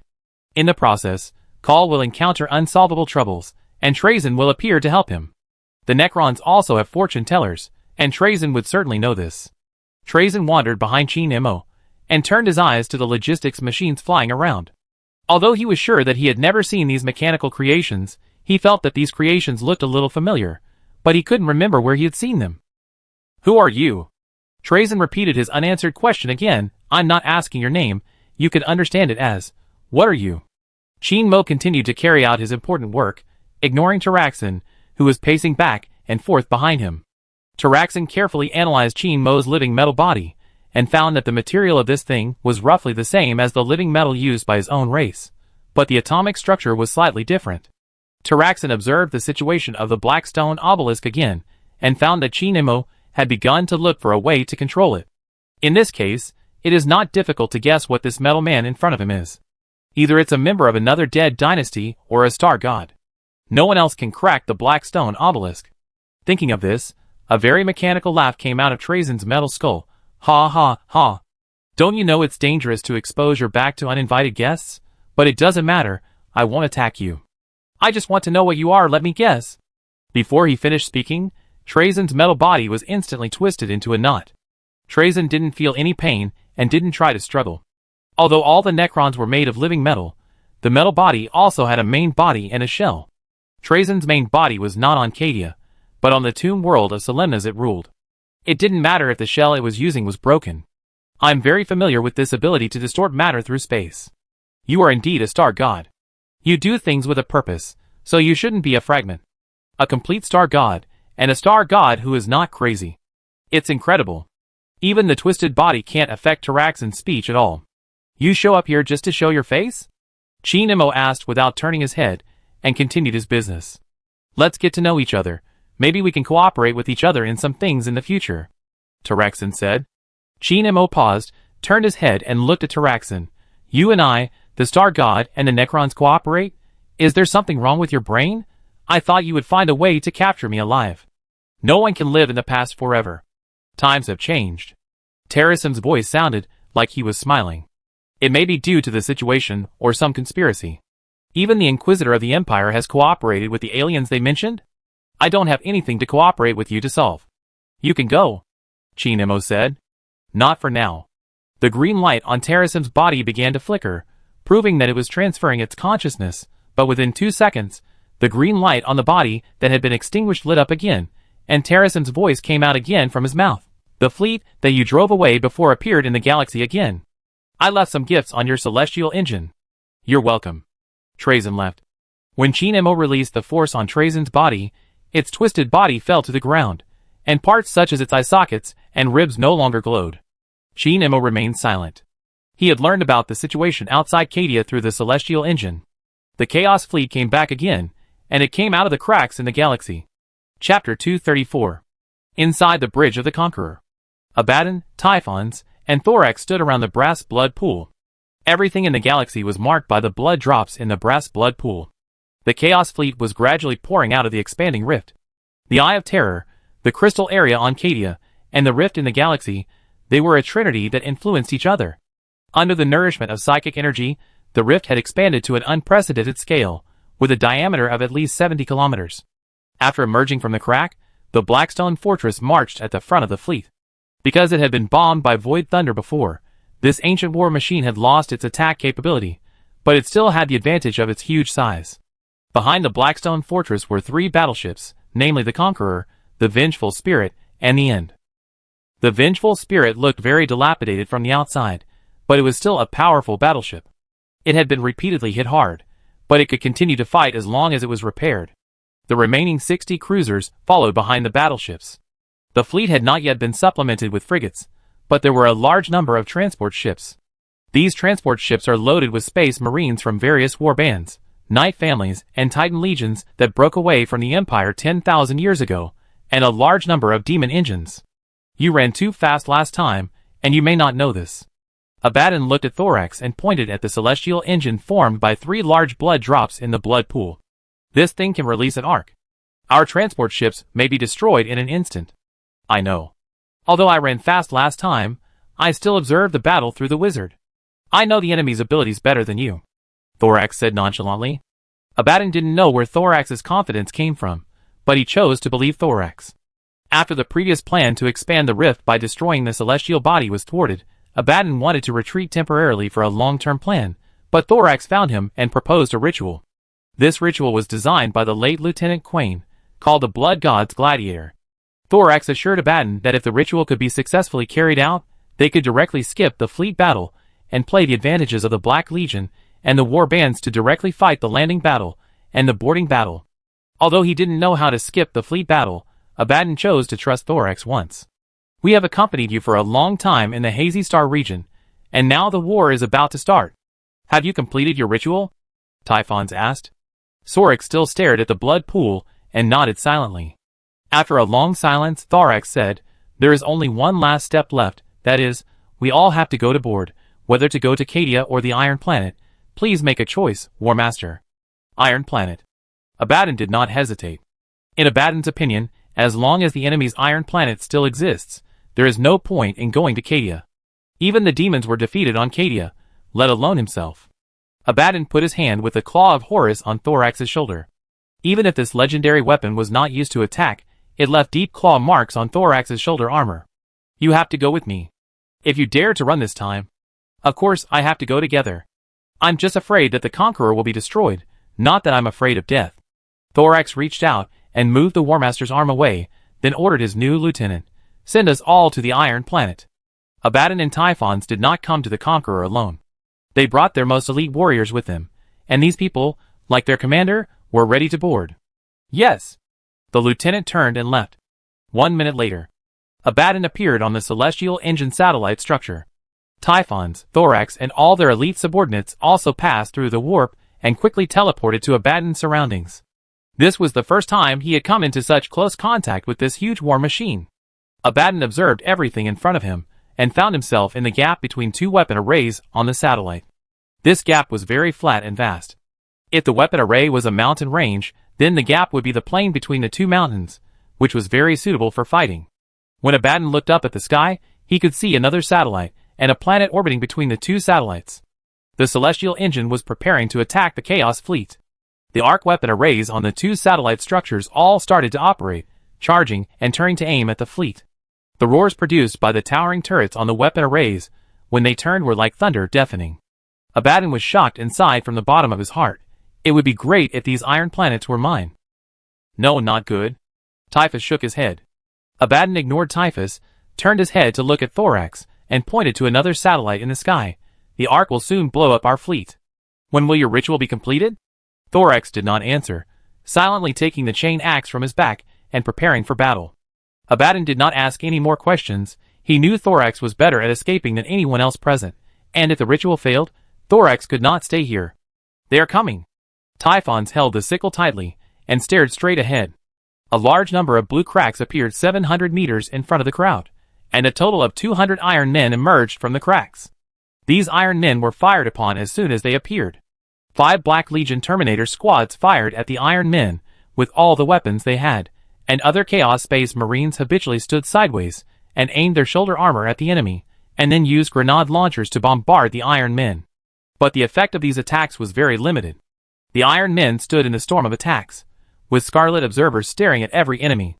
The images seen by the Iron Men were uploaded to Gray, who was on the planetary structure. Gray checked the number of enemies that appeared on the satellite structure, a total of 572 Space Marines. This made Gray extremely confused. Even with the help of the biological processor and brain implant device, he couldn't figure out what the purpose of these people appearing here was. How could a normal person board a celestial engine? Even if they didn't know there were Iron Men on the celestial engine, they should know that there were weapon arrays on the celestial engine that stretched for thousands of kilometers, like a mountain range. Anyone who knew a little about weapons would realize that the vibrations from firing those weapon arrays were enough to kill every creature on the surface. Too crazy. It's common to not want to die, but it's rare to die on your own. Gray was shocked. While sighing, he used his authority to sign the combat agreement and activated the Iron Men that were automatically teleported over. Then Gray thought of something else and ordered the celestial engine, use the detection array on the planetary structure to scan the second satellite. The detection array on the satellite structure immediately began to charge. The detection array on the planetary structure will release a directional scan to the satellite after charging. Even if the vibration of the Iron Man and the weapon array when firing cannot kill the enemy, the energy fluctuations emitted by the directional scan will smash the Iron Man and the enemy together. Chapter 235 Battle Protocol activated. Mission objective: exterminate organics within detectable range. All Iron Men standing in the attack stood up straight and shot at the enemy in front of them. Energy beams instantly crossed the distance between the Iron Men and the Chaos Space Marines, and the shoulder armor and flesh of the Space Marines who were hit were pierced. The residual energy flowed back and forth between the cells of the flesh, and the flesh of the victims decomposed in the armor. In the 2 seconds after the official battle began, Abaddon lost a team of Terminators, and more than 30 Space Marines under Thorax died. The one who suffered the least loss was Typhons. Among his men, only those who were hit in the vital parts would die. If they were not hit in the vital parts but just had a big hole, it would not matter at all. The energy running around in the body could only decompose a few tumors. On the other hand, the explosive shells on the Iron Man's side could only polish the metal shell. The only weapons that could cause effective killing were plasma weapons, but the killing effect was also limited. All the Chaos Space Marines realized that only power weapons could kill the Iron Man. They were already closing the distance between them and the Iron Man while shooting. The two sides soon began a close-range melee. Typhons! Abaddon used the Claw of Horus to take out the core of an Iron Man, and glanced at Typhons from the corner of his eye. Typhons held the sickle, but did not participate in the battle. He stood in the safest place to watch the battle. After hearing Abaddon's angry roar, Typhons watched for another 2 seconds, and then pierced an Iron Man, who was about to approach Abaddon with his sickle. I'm recording. Typhon stepped on the Iron Man's shell, and got closer to observe. They don't have data craftsmen following them, proving that these Iron Men are really Iron Men. Typhon's words were nonsense, but Abaddon still understood what he meant. The Empire prohibits the development and use of abomination intelligence, and even more so the Iron Man. The Mechanicus uses war machines like the Iron Man, but these war machines must be equipped with data craftsmen. Data craftsmen are equivalent to controllers. Because of the existence of data craftsmen, war machines, like Castellan robots, will not be recognized as Iron Men by the Empire. The Iron Man in front of him does not have a controller, like a data craftsman by his side.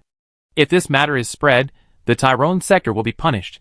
What Typhons recorded was of no use at the moment, but would be very useful in the future.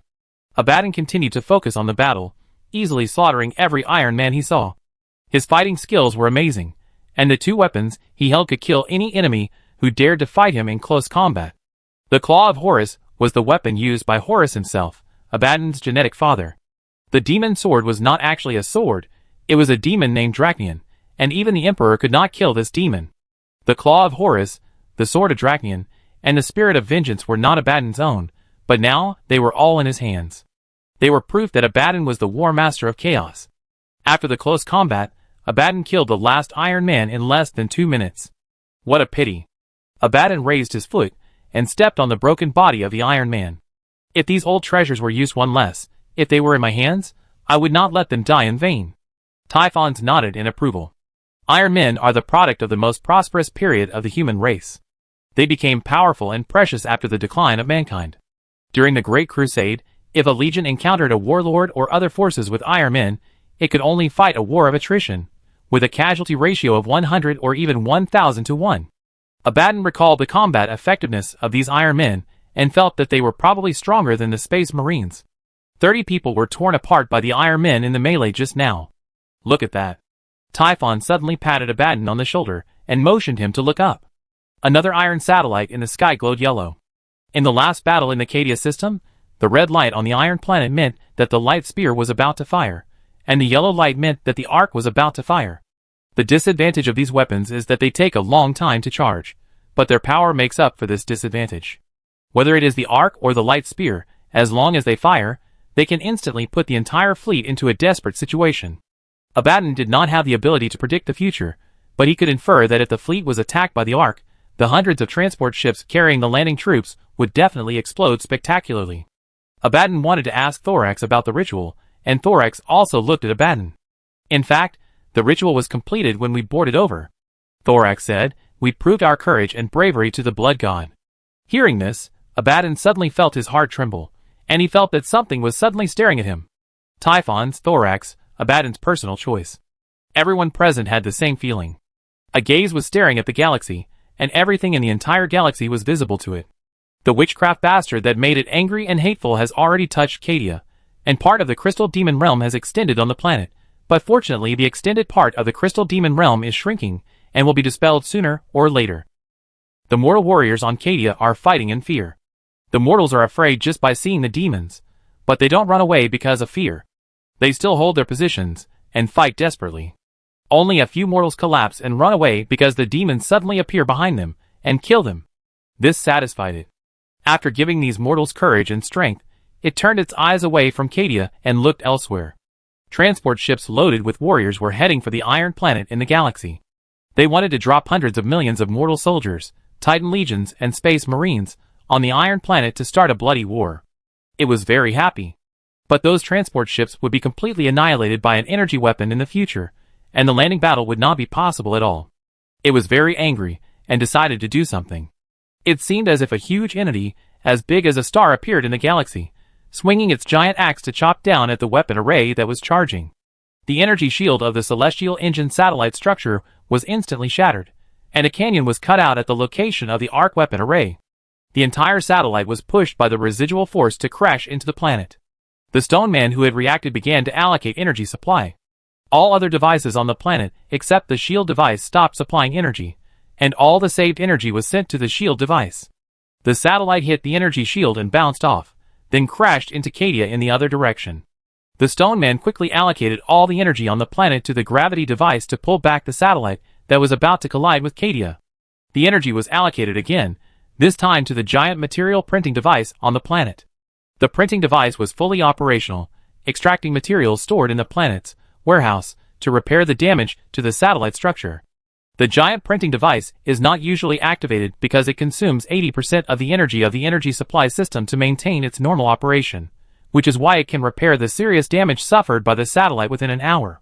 The satellite that was attacked has been paralyzed and cannot maintain its own rotation. The remaining energy in the energy supply system is distributed to the gravity device to help the satellite rotate. Before the satellite is repaired, the other intact satellite in the celestial engine cannot extract the energy of the planet, and its own stored energy can only be used to maintain its rotation. Chapter 236. The blow that put the celestial engine in a dilemma drained all the psychic energy in the system. It's over. On Cadia, Carlos could see the past head facing the sky and uttering a wail. The psychic torrent rushing on Cadia in its sight was now completely gone, and the extension of the crystalline was shrinking at a faster rate.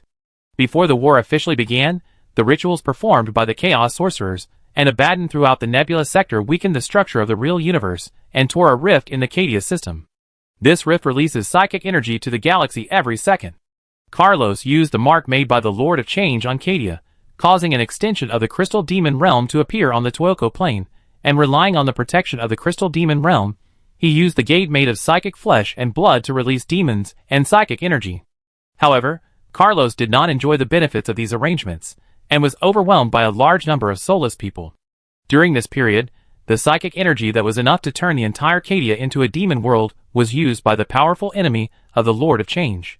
Carlos had to admit in his heart that the current situation was really not part of the plan. Stay. When Carlos was very pessimistic, he heard a voice asking him to stay, and then more voices echoed in his ears.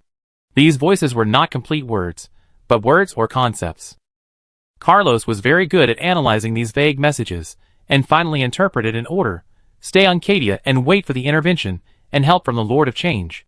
After interpreting the order, Carlos did not hesitate at all, and directly opened a psychic door to evacuate alone, leaving the others of his kind on Cadia. The Chaos Fleet in the galaxy is approaching the Celestial Engine satellite where Abaddon himself is, but it is not going smoothly. The Tyrone Navy fleet, which was previously sent out to implement the defense plan, has learned that Cadia has been attacked again and immediately returned to Cadia. More and more Tyrone ships directly leave the dimensional space near Cadia to intercept the enemy ships rushing to the satellite. The Blackstone Fortress sailed in the front, followed by the severely damaged Spirit of Vengeance. The Terminus Estate and the Conqueror sailed on the left and right sides, and other types of warships sailed around the battleship. The goal of the Chaos Fleet was to escort all the transport ships to the vicinity of the satellite, deploy the army to the location of the War Master, and assist the War Master in capturing the satellite, then the planet, until all 3 iron planets were occupied. To achieve this goal, some sacrifices had to be made. A total of 12 cruisers slowed down their advance, and gradually fell behind the transport ships.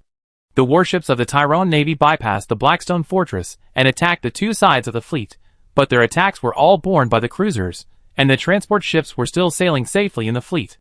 Soon, several cruisers lost the protection of the void shields in the fierce attack of the Tyrone warships.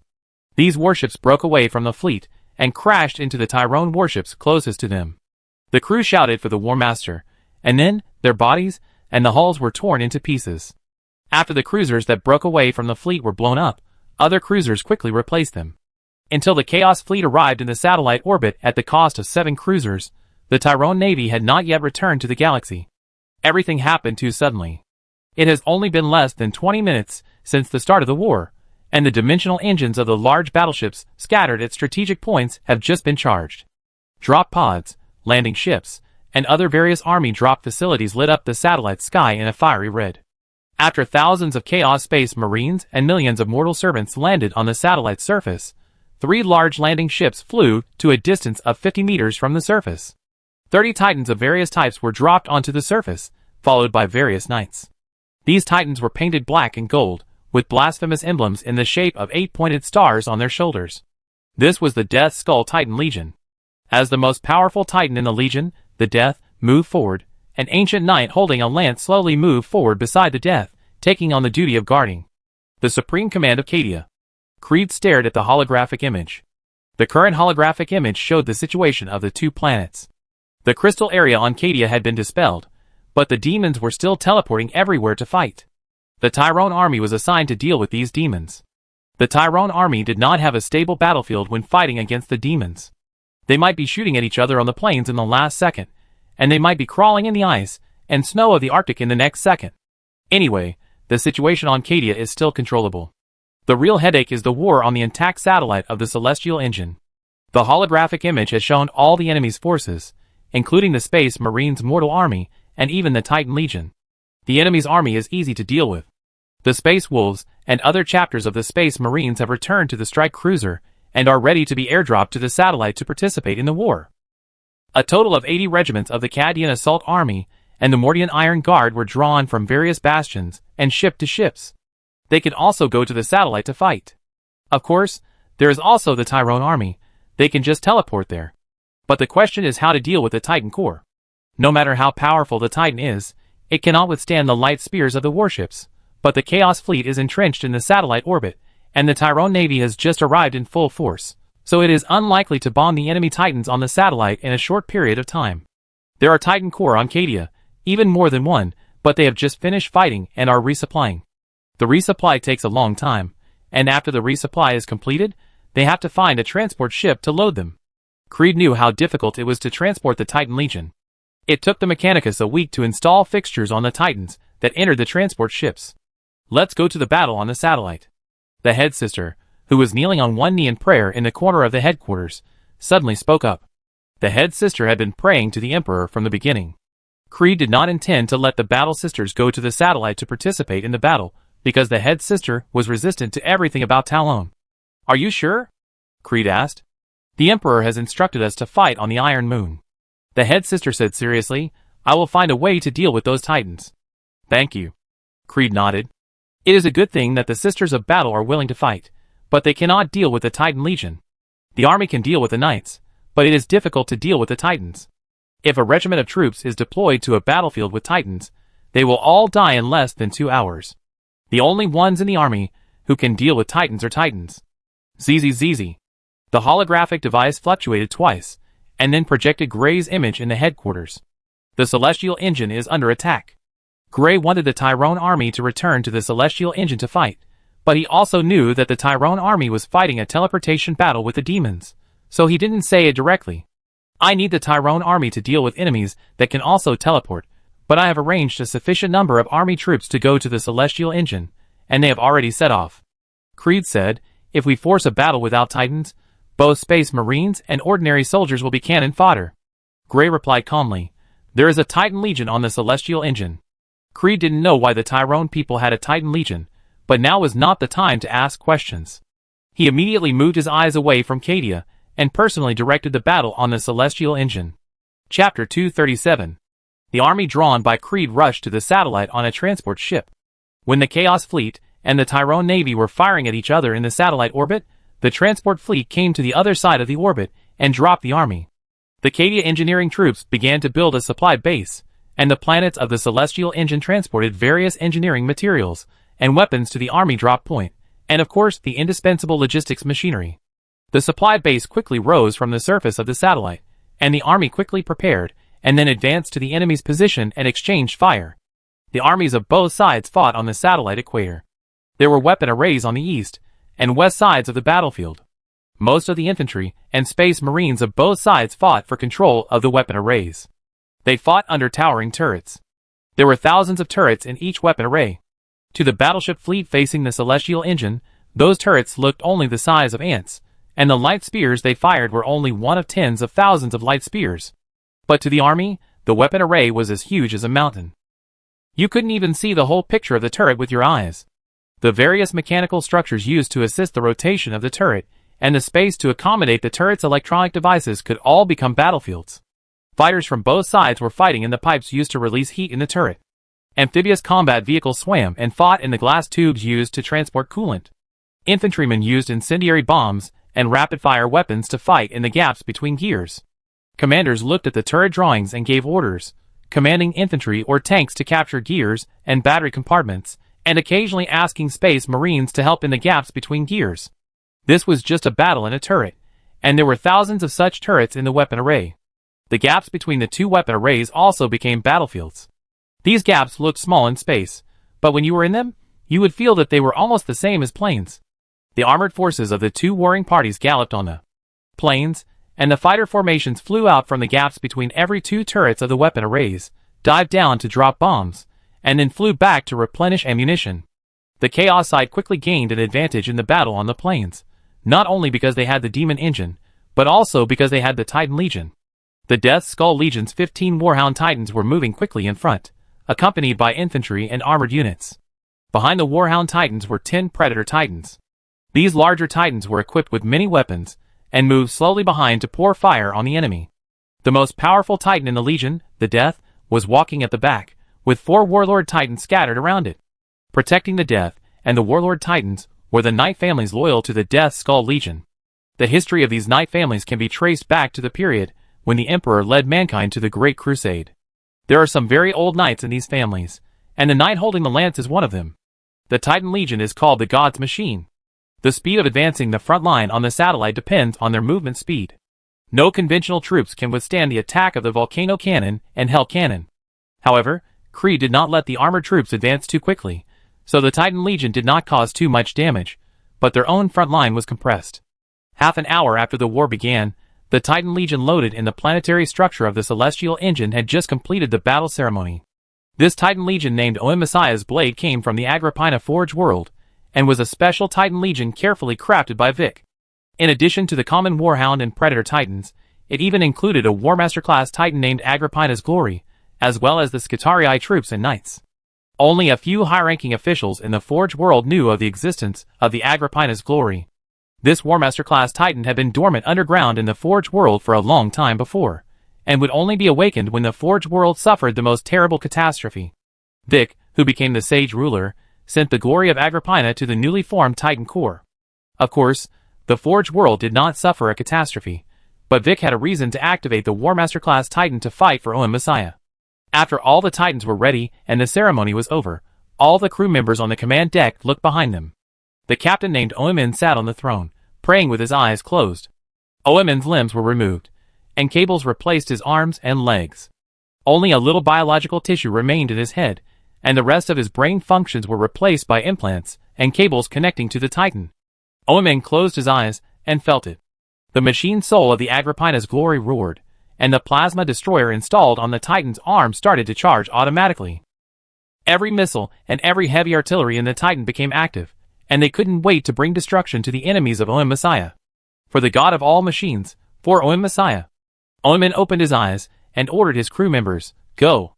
A blue barrier instantly rose around the god machine. Oemin saw everything in front of him turned into fast-flowing lines. The next second, all 40 god machines of the Om Messiah blade appeared 50 meters above the metal plane. The god machines appeared in midair and fell vertically onto the plane. The sound of whistles and collisions resounded throughout the battlefield. The enemy Titan Corps was just 1 kilometer away. The Death Skull Corps stopped when they saw the 40 Titans that suddenly appeared and quickly turned their weapons to aim at them. But every Titan of the Death Skull Legion was a step too late. The Death at the rear and the surrounding Warlord Titans were targeted, and the Void Shield quickly collapsed. The Ion Destroyer of the Agrippina's Glory fired forward, and the Ion Torrent instantly penetrated a Warlord Titan and hit the Death behind it. The left arm of the Death was penetrated and fell off. People near it heard a deafening collapse sound, and 3 knights were smashed by the detached left arm. Another nearby Warlord Titan immediately moved towards the firing path of the Agrippina's Glory and blocked the second Ion Cannon with a Void Shield. All Titans of the Death Skull Legion began to fight back. Hell Cannon, Volcano Cannon missiles. A large number of attacks that were enough to destroy a bastion bombarded the shield of the Glory of Agrippina. Every point of the shield that was hit glowed blue, and it made a muffled sound like knocking on a door when it was hit. This proved that the Glory of Agrippina was not using a Void Shield, but a physical energy shield. Buzz. The Glory of Agrippina sounded the whistle again, and then played binary sacred music. The body of this divine machine pressed down, and the Apocalypse missile launcher at the joint of its arm opened fire. The missile did not fly towards the enemy Titan, but landed on the armored forces in front of the Death Skull Legion. The thousands of tanks that were galloping in the front, as the vanguard, were annihilated in the explosion. The Glory of Agrippina moved slowly, leading the other Titans in the Om Messiah's Blade Legion forward. The Skitarii troops and knights belonging to the Mechanicus were teleported from the planetary structure to the feet of the Titan, and the Cadian Assault Force and Space Marines also rushed to the vicinity of the Titan Legion. The Titan Legions, knights, armored units, Space Marines, from both sides fought fiercely in the gap between the 2 weapon arrays on the satellite. The street fighting that was like mincemeat was also going on in the weapon array. The only abnormality was that the command center received reports every minute and every second from the frontline soldiers that there were many humanoid machines helping them fight. Chapter 238. This iron planet is being burned by the war I brought. Abaddon was standing far away from the front line, on a huge square building called a cooling depot, with a clear view of the entire battlefield. Looking at the 2 armies fighting on the metal plane, a sense of pride arose in Abaddon's heart. This war started from the beginning when the fleet was suddenly attacked by the Ark on the Iron Planet, and had to evacuate. It has been fought until now, and the war has finally been brought to the Iron Planet. Abaddon didn't think he was an invincible general, but he thought he was definitely a man who would get up from where he fell. "We still have 2 iron planets to burn, we have to hurry." Typhon said something to ruin the atmosphere, turned around and walked back. "Don't be too proud too soon, the enemy also has a Titan Legion." Thorax also turned around and followed Typhons. Abaddon was very dissatisfied with these two people, but he had to admit that they were right.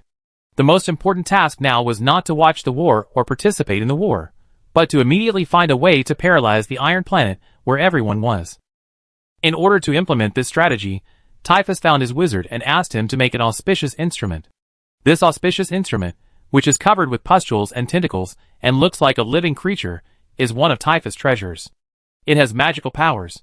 You only need to tell your goal to the meat speaker on the auspicious instrument, and the auspicious instrument will automatically show a route.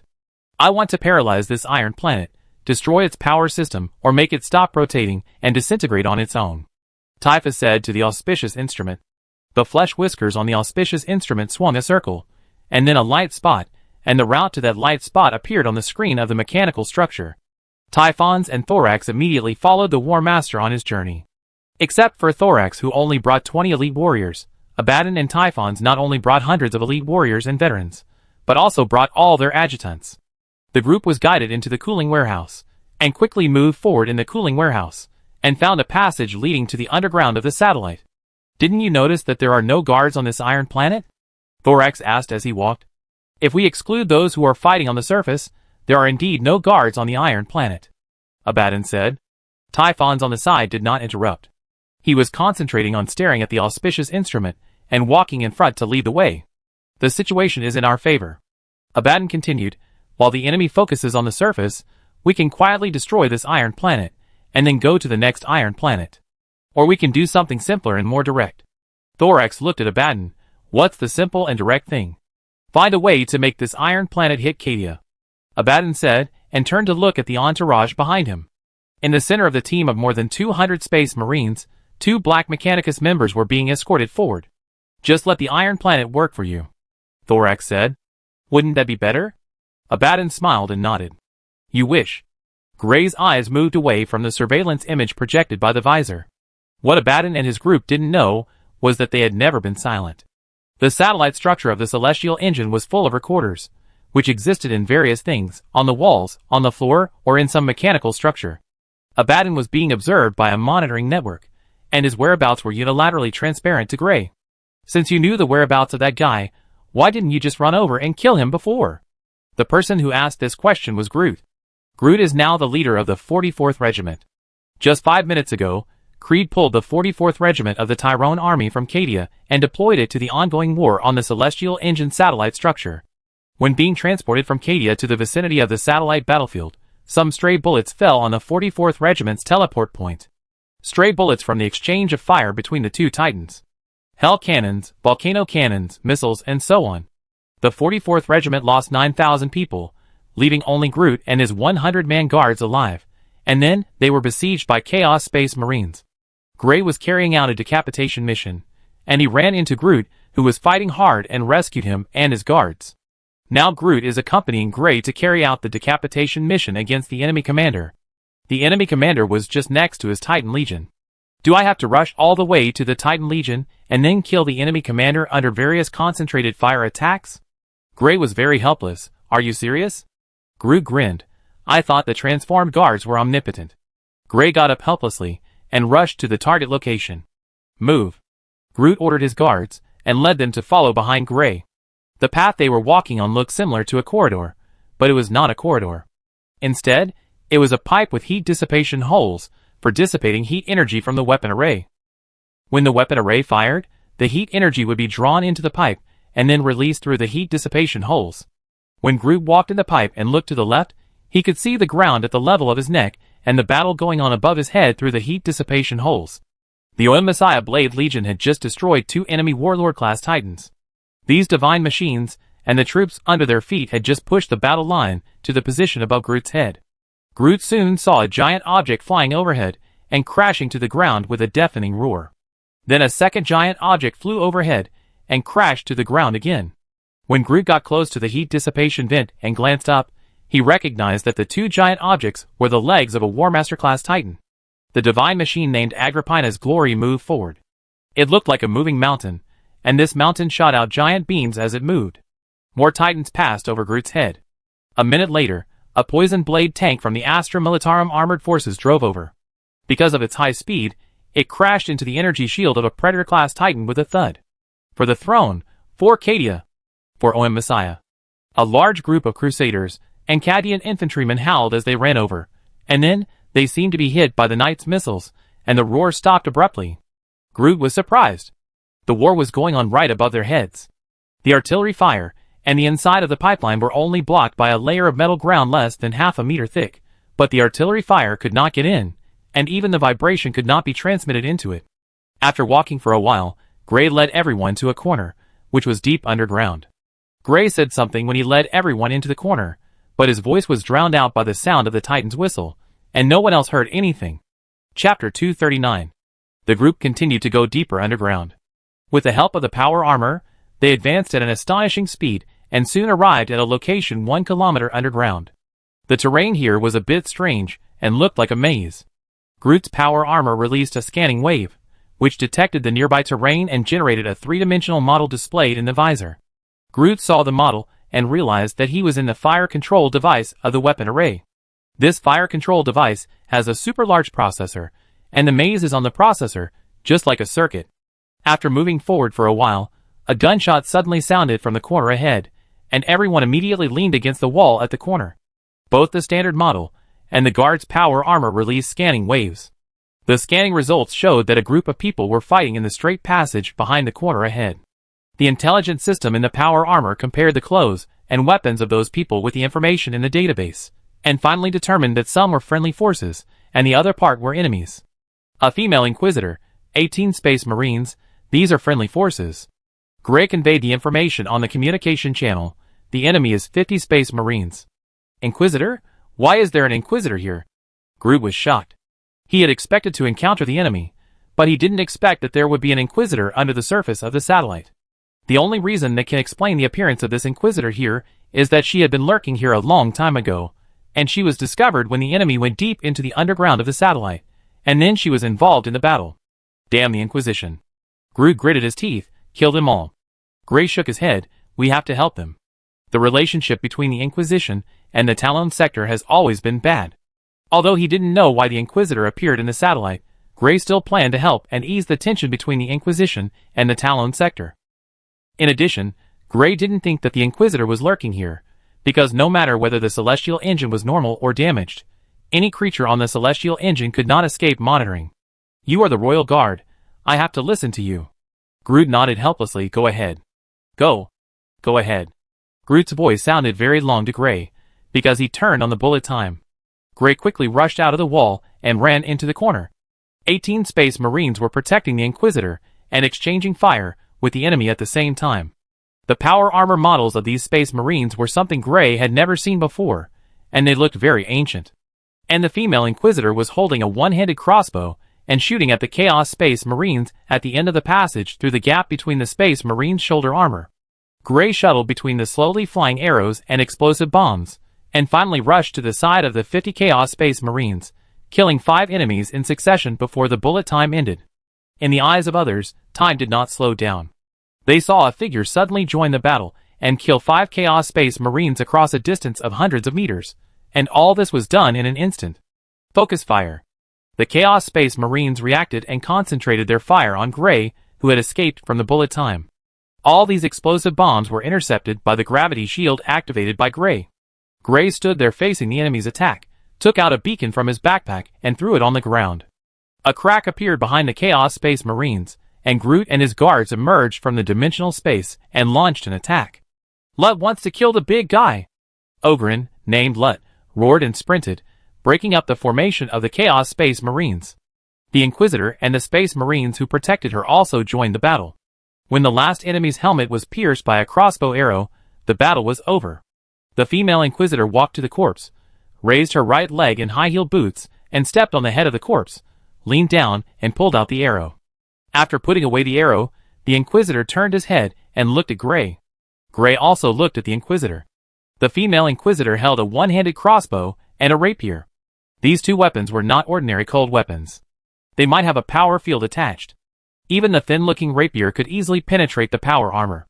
Who are you? The Inquisitor asked. Tyrone Army. Gray only said these 4 words, and did not explain his identity. Tyrone Army? The female Inquisitor was very confused and raised the one-handed crossbow to Gray's head. Where am I? Why am I here? And why don't I remember there is a unit called the Tyrone Army in the Star Army? I order you to answer my questions. This question confused Gray. The female judge in front of him didn't know where she was. So why did she appear on the celestial engine? Also, how could there be someone in this galaxy who didn't know that there was an ally of the Tyrone Army? After thinking for a while, Gray still answered the question of the female judge. You are on the celestial engine near Cadia. Why are you here? I don't know. The Tyrone Army does not belong to the Astra Militarum, but to the Tyrone sector. Not from the Astra Militarum? The female Inquisitor seemed to have heard something extremely offensive. Her eyes were extremely cold, and her index finger was already on the trigger of the one-handed crossbow. The Space Marines behind the Inquisitor raised their bolters and aimed at Grote and others behind Gray. Don't aim at Lute's captain. Lute roared angrily, and his huge body rushed towards the Space Marines. Come back! Groot shouted and called Lute back. If the two sides really wanted to go to war, Lute would definitely die if he rushed over. Lute really listened to Groot's words, and ran back the same way immediately after being called. The Inquisitor looked at Ogryn in power armor, and recalled the scene where these people suddenly teleported to the back of the enemy to fight. She had only one feeling, that is, all this was too heretical. Put down the one-handed crossbow. Gray glanced at the gravity scepter in his hand. I don't want to kill anymore. I don't want to kill the Inquisitor, but if I have to do it, no one will know that you died here. The Inquisitor thought about it, recalling the scene where Gray killed 5 Space Marines in an instant, and then realized that he would really die quietly. This is not worth it. I thought you were enemies. The Inquisitor put away his crossbow and rapier, pointed at the Space Marines behind him. I and these people suddenly appeared here. It feels like I woke up after a nap and appeared here. The Space Marines also wanted to know why they appeared here. They immediately nodded in agreement, and one of the Space Marines said, Please tell me if Terra was rescued? Gray did not believe the Inquisitor's words, thinking that she was talking nonsense, but did not expose it immediately. These questions are not important for the time being. Can you tell me your name, lady? Greyfax. The Inquisitor replied. Chapter 240. The two parties who met by chance in the maze ended their hostility, and exchanged information with each other. Gray informed Greyfax of the situation of the Cadia War so far, and also told her the current time node and the situation in the Talon sector. Greyfax told her what she had experienced. I saw a silver hunch figure. It looked like it was made of iron. Then I was frozen, and then it felt like I had slept for a long time, and when I opened my eyes again, I appeared here. Greyfax explained, then looked at the Space Marines behind him. They are the same as me, but they are older. Gray looked at the Space Marines wearing ancient armor. The armor on these superhuman warriors was blue. After getting the information from Gray, even these superhuman warriors found it difficult to accept the reality immediately. Is it already the 999th year of the 41st millennium? More than 10,000 years have passed. How is this possible? What happened to us? The Space Marines were in a trance for a while, and then their captain came to his senses and asked Gray, We are soldiers of the 13th Legion. Is our Legion okay? Does Ultramar still exist? It's the chapter, right? Gray asked back. Astartes should all belong to the chapter. There is no such organization as the Legion. Greyfax interrupted. Yes, the chapter is split from the Legion. Anyway, the Legion is definitely gone, but the chapter split from the Legion is still there, and Ultramar should still exist. Gray's words were vague, because he didn't know the details. The Talon sector was too far from Ultramar, and no one had ever been there. However, Gray recalled that when he was following the Battle of Cadia, he saw some Space Marines with blue armor participating in the battle, so Ultramar must still exist and be prosperous. How is our Gene Father doing? The captain asked again. How could Gray know what Gene Father was? It was Greyfax who answered this question. You don't even know that the original Gene of the 13th Legion was seriously injured? He must be lying in the static force field now, sleeping for 10,000 years just like you. You are not from 10,000 years ago? Groot, who had been silent all this time, suddenly asked. Of course I am not. Greyfax shook his head. You should be imprisoned by something instead of hibernation, and you are awake now because of that thing. Gray speculated. Greyfax turned his head to look at the Space Marines, and then recalled the iron skull he had seen before, and immediately nodded in approval. After exchanging information, Gray took out something that looked like a grenade, but it was not a grenade but a new type of teleportation protection device, used to generate a large-scale teleportation barrier. I can teleport you to Cadia. you just have time to slow down and adapt to this era. Gray projected the images of Abaddon and others. Or you can stay and kill the enemy commander with me. We have to stay and fight the traitors. The 10,000-year-old veterans of the 13th Legion decided to stay without hesitation. Gray looked at Greyfax again. The latter also decided to stay. It is also my duty to eliminate the traitors. Greyfax left a very good impression on Gray with this sentence. But Gray did not know that Greyfax's real intention was to stay and observe the Tyrone people. The Inquisitor had a judgment on the Tyrone people, including Gray. This is a group of heretics who use technology of unknown origin and without review. The Tyrones are indeed fighting for Cadia to continue to stand. But among the many heretics that Greyfax has tried, there are many who are willing to sacrifice everything for humanity and the Empire, and then go astray. Do you have a way to deal with witchcraft? Gray suddenly asked. There are many enemies who are good at using witchcraft. You are an Inquisitor, so you should have a way to counter it. There is no such thing as witchcraft. Greyfax said, a surprising reply to Gray. The Space Marine captain next to him echoed. There is no witchcraft in the universe, only phenomena that cannot be explained by science for the time being, but as long as science and technology continue to improve, we will be able to explain all strange phenomena one day. The captain's subordinates also gave instructions. Remember the Emperor's teachings, stay rational, advocate science, and avoid ignorance. How can you, people in the 41st millennium, say the word witchcraft? Even if the Talon sector is too remote, it has been 10,000 years. Hasn't the truth spread to you? Captain Gaius is right. There is no witchcraft at all. There are only things that we cannot explain with science for the time being. Gray and Grote looked at each other. Both of them were confused. The Tyrone sector is a sector where even the state church priests are infected with the plague of unbelief. The state church is not strong in the sector, but this does not mean that the people of Tyrone are rational and scientific, so the teachings of the Space Marines are simply incredible to Gray and others.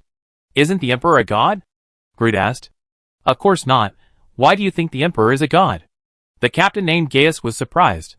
He pondered for a few seconds and suddenly asked back, has there been a guy who likes to tattoo words on his face in your sector? Groot was shocked. He couldn't believe that the angel of the Emperor would deny that the Emperor was a god. Gaius was also shocked. He couldn't believe that after 10,000 years, there were still people who thought that the Emperor was a god. Could it be that the imperial truth promoted by the Emperor had not been popularized to the entire human race after 10,000 years? We actually always believe in science. Gray patted Groot, suggesting that he should end the topic quickly. Groot felt strange, but he also knew that this was not the time to argue. Yes, we always believe in science, otherwise how could we, the Talons, build a celestial engine? Gaius looked around and said with relief, what I saw were all pure scientific creations. It seems that there are only a few people in your Talon sector who have not yet escaped from ignorance. Yes. Gray nodded in agreement, then walked in front to lead the way. Groot and his guards immediately followed. Greyfax walked in the middle of the team, and the Space Marines habitually formed tactical formations and dispersed at the front and back of the team. After the war, my company and I will go to the Talon sector. Gaius said as he walked, we will be teachers in your school for a while and thoroughly educate you about the imperial truth. Gray reluctantly agreed, that's great. Greyfax on the side said nothing and also felt helpless. She also believed in the imperial truth, but she fell into deep sleep later than these Space Marines and knew that except for some Space Marines and a few mortals, most people in the entire Empire did not believe in the imperial truth. Chapter 241. 10 minutes later.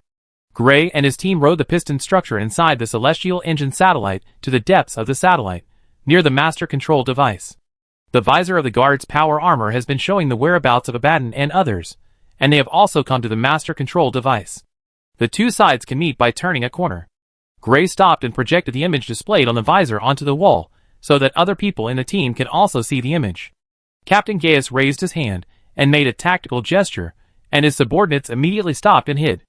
The strong and huge body moved without making any sound, and soon hid in the shadow behind the wall. Greyfax drew out her rapier and crossbow, and loaded a bolt into the crossbow. She didn't plan to use arrows right now. Groot and his guards activated the quick self-check program, which quickly checked the power armor and weapons to ensure that they would not fail next time. Here you go. Gray suddenly handed the gravity staff to Groot. Groot was puzzled. Why give this to me? Just take it. Gray stuffed the staff into Groot's arms, and then took out the chainsaw sword. This chainsaw sword is the one Chin Mo used in the bottom nest. At first, Chinemo gave the chainsaw sword to Yao En in the Tyrone 2 landing battle. Then Yao En found that he had no special effect with this chainsaw sword, so he asked Chinemo if he could pass the chainsaw sword to Gray. After getting permission, Gray became the new owner of the chainsaw sword.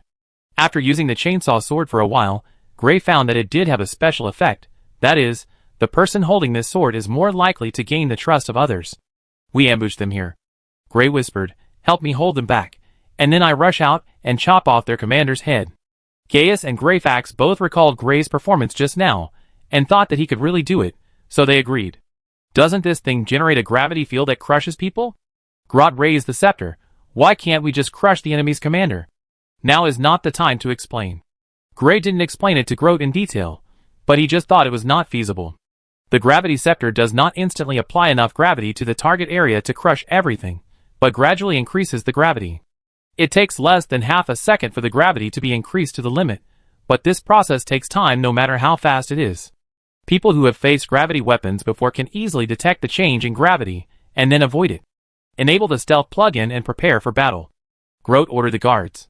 All members of the entire guard did so, and then gradually became invisible, and disappeared from the sight of others. Invisibility plug-in. How come I didn't know that your power armor has this thing? Gray asked in surprise. A voice came from the blank space in his sight. You were still in Agrippina when the invisibility plug-in was developed. I haven't been back for several years. Gray nodded and climbed directly along the wall to the top of the 100-meter-high building to hide. I really don't want to stay in this damn place for a second.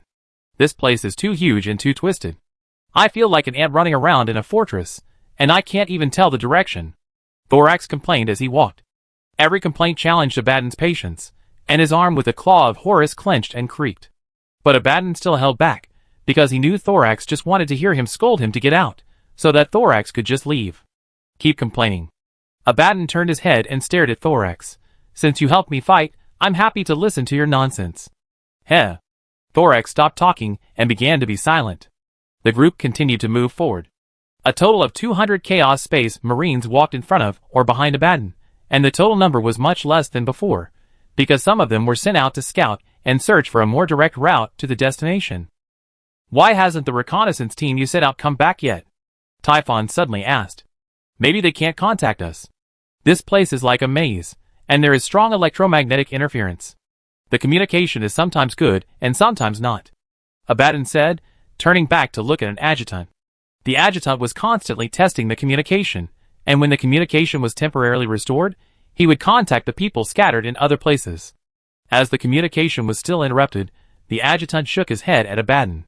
It is also possible that they are dead. Abaddon retracted his gaze and looked at a team of Terminators, motioning them to go ahead. The Black Legion Terminator squad had a total of 6 people, all wearing Terminator power armor. If they were suddenly attacked, they could resist the attack for a period of time and counterattack. I only found 2 Vortex missiles before, and I give one back to you. You have to use this Vortex missile when you evacuate. Abaddon has already started planning to evacuate after destroying the Celestial engine. The current fleet certainly can't fight the Tyrone Navy head-on, and it may not even be able to kill Mandeville Point. If you want to evacuate, you have to make good use of the Vortex missiles. I know. Typhons nodded. Abaddon wanted to give more instructions, but the sudden collision made him swallow his words. Everyone heard the collision, 2 muffled sounds, very slight muffled sounds, like something walking. But nothing could be seen in sight. The experience gained from countless battles over the past 10,000 years made everyone realize that there was a high probability that an invisible enemy appeared nearby. Whether there was an invisible enemy or not, they had to respond, otherwise it would be too late to regret when they were attacked. The Black Legion Terminator team immediately stopped and fired straight ahead, while the others dispersed to find cover and prepare for battle. 2 sparks flashed in the blank space in front of the passage, and then a lot of blood gushed out. A man wearing power armor holding a scepter was hit by the attack, and his body gradually became visible. Abaddon saw that the man was about to be hit by more bombs, and suddenly teleported away. When he was about to give the order to pursue, he suddenly heard the armor of everyone in the Terminator team creaking. Abaddon immediately realized that the enemy had gravity weapons, but when he opened his mouth to warn, the Terminator team was crushed. Then 18 Space Marines flashed out from the end of the passage, standing sideways and firing. Abaddon, Typhons and Thorax were all surprised when they saw them, because the armor those Space Marines wore was the 3 Malawang Quachas power armor from 10,000 years ago, which was already an antique among antiques in the 41st year. Chapter 242. The two sides exchanged fierce fire in the passage. There was no shelter inside the flat passage, and the Space Marines could only use the strongest shoulder armor to resist the fire. Groot was injured, and one arm and one leg were blown off by the bomb, but he also successfully used the gravity staff to annihilate the enemy's Terminator team. It was the first aid device integrated into the power armor that saved Groot's life. It not only activated the emergency transmission to send Groot behind the wall after being hit, but also inserted a steel needle into his spine, injected anesthetics and sedatives, and the broken limbs were rapidly cooled to stop bleeding. The medic immediately rushed to Groot's side to place a teleportation beacon, and used the surgical tools and bionic prosthesis that were teleported to heal him. Looking at Groot lying unconscious on the ground, Gray was in a trance for a few seconds, and he felt that he had let Groot down. If he hadn't handed him the gravity scepter, or if he could have stopped him when he rushed out, Groot wouldn't have been seriously injured. Gray looked at the end of the passage, and his trance turned into anger, roaring and throwing a beacon. The beacon flashed in the dimly lit passage, looking like a bullet, and Abaddon immediately stretched out his hand with the claw of Horus to grab the beacon. The beacon flickered in the claw of Horus, connected to the biological processor in Gray's brain. Any place within the circular area with a diameter of 50 meters of the beacon could be a teleportation point. The next second, Gray flashed above Abaddon and swung his chainsaw sword. Because Gray appeared too suddenly, Abaddon had seen Gray but had no time to resist the attack. Thorax, who was standing behind him, swung his chain axe and chopped at Gray. When Gray was about to be hit by the chain axe, he suddenly disappeared and teleported to Thorax's back again. The moment his body left the dimensional space, he drew his sword and cut off Thorax's right shoulder and arm. Asshole! Thorax was inspired by the butcher's nail and kept swinging his chain axe towards Gray, but Gray disappeared into the dimensional space again. Retreat! Abaddon kept swinging his magic sword. Even though there was no enemy around him, he still attacked, trying to use such a simple and plain method to deal with a powerful enemy who could teleport. Thorax ignored the orders of the War Master, panting and looking for the enemy, and even wanted to rush to the end of the tunnel to fight with the enemy. As a member of the former World Eaters, Thorax also had a butcher's nail on his head. Although the butcher's nail had little effect on him, it was still effective. Thorax's subordinates were also inspired to fight, and they pushed aside the Black Legion Space Marines at the front and rushed to the end of the passage under the explosive bombs. Listen to the War Master. Typhons hit Thorax's head with the handle of his sickle, which really sobered him up a lot. Thorax roared and ordered his subordinates, who were rushing forward, ordering them to roll back immediately and retreat. Abaddon and his party quickly left the passage and rushed to a very vast area. When the exchange of fire ended, Gray teleported directly in front of Groot and scanned the injuries of his old friend to confirm that he would not die. Groot also woke up and leaned in the arms of Oghren, named Loot. His only remaining arm was not in good condition. It might be that 3 fingers were cut off by shrapnel. This hand was tightly holding the gravity staff. I shouldn't have given you this staff. Gray reached out and grabbed the bloody scepter. He originally wanted Groot to have the strength to fight against the Space Marines, so that he could at least protect himself in the most critical moment. But Groot rushed out before the exchange of fire just now, and took the initiative to attack with the gravity scepter. This was simply suicide. Ha ha ha. Groot smiled with satisfaction. Did you see? I killed 6 Terminators, ha ha ha. Gaius on the side stepped forward and pulled Gray aside, whispering, your friend is not mentally healthy, and has a tendency to self-destruct. Gray agreed with this statement very much. How could a mentally healthy person give up the job of repairing logistics machinery, and choose to continue to join the army? After saying this, Gray felt pity again. He thought that 10 years had passed, and Groot should at least be different from when he was looking for death on the Talon 2, but the facts proved that Groot had not changed much. Greyfax observed Groot and felt that this guy seemed to be corrupted, and was not normal at all. Take your captain back to the planet. Gray ordered Groot's captain. Your mission is over. I can still fight. Groot, who had just changed his prosthetic body, immediately refused Gray's order. Gaius turned around and looked down at Groot. If he is your superior, then you should obey him, soldier. I agree to let him stay and continue fighting. Greyfax suddenly expressed his opinion. Go back immediately. Gray insisted on letting Groot leave, and even raised the shotgun laser on his arm to aim at him. I ordered you to leave. You know the consequences of disobeying orders. Groot looked at Gray carelessly, leaned against the wall slowly, and took a deep breath, Just kill me. Groot put his hand down and said in a pleading tone, "Leave here, please." Groot shook his head slowly. "All dead." "What?" Gray frowned slightly. 10 years ago, the 44th Regiment was reorganized before the attack on Tyrone II, and 10 years later, it is gone again. Groot muttered like a madman, grabbing his hair with both hands in pain, looking very painful. "I thought the battle on Cadia was the most intense, but the battle on the Celestial Engine refreshed my understanding. We teleported out, and as our bodies gradually took shape, I saw the Titan on the opposite side firing at the glory of Agrippina, with the volcanic cannon roaring. The noise it made when it fired was really like a volcanic eruption. The Titan was hit when it fired, and its body tilted. The volcanic cannon hit our side." After hearing this, Gray realized that Groot was talking about the almost complete destruction of the 44th Regiment. Because of being hit by stray bullets during the Titan battle, only the guards and the commander were left in the 44th Regiment, and even more than half of the guards died. Gray also realized that this incident put Groot on the verge of collapse. "This is the real war," Gaius said as he recalled, "Your equipment is very sophisticated, but it is meaningless in a high-intensity war.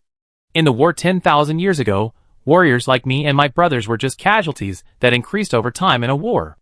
The difference between us and ordinary people is just that we died more or less in 1 second. Gaius paused and continued, "Even a warrior as powerful as the Primarch cannot fight the Titans alone, and war machines like the Titans will still be destroyed in an organized manner in a war of higher intensity. Has no one told you the story of the Titan Cemetery?" After that, Gaius reached out and picked up Groot, patting him on the shoulder. "If you are not ready to sacrifice, then you should find a weapons factory to screw screws instead of commanding a regiment." He was ready to sacrifice a long time ago. Gray didn't want Gaius to think that Groot was a coward, so he spoke up to remind him. In Gray's eyes, Groot was a twisted and contradictory person. Groot liked fighting and killing, and was always ready to die with the enemy, but he was also sentimental and gentle. In the War of the Tyrone Hive, Groot was the guard who responded to the most requests for help. Gray still remembered that every time he responded to his requests for help and ended the battle, Groot would stand on the battlefield and stare at the corpses, saying, "If I could come faster and kill the enemies faster, he could leave the hive and return to his family after the war, instead of lying in the crater with missing arms and legs." The Ogryn named Lut had a very good relationship with Groot. The fact that he could gain the trust of the Ogryns was enough to prove that he was not a cold and tyrannical guy. "I just want to finish it quickly. I'm tired." Groot limped to the end of the passage. "And what?" Gray asked. "Everything," Groot replied. He gradually adapted to the newly replaced leg prosthesis, and no longer limped. Gray was a little angry and helpless. In the end, he stopped stopping Groot, and took him to chase the enemy. Chapter 243.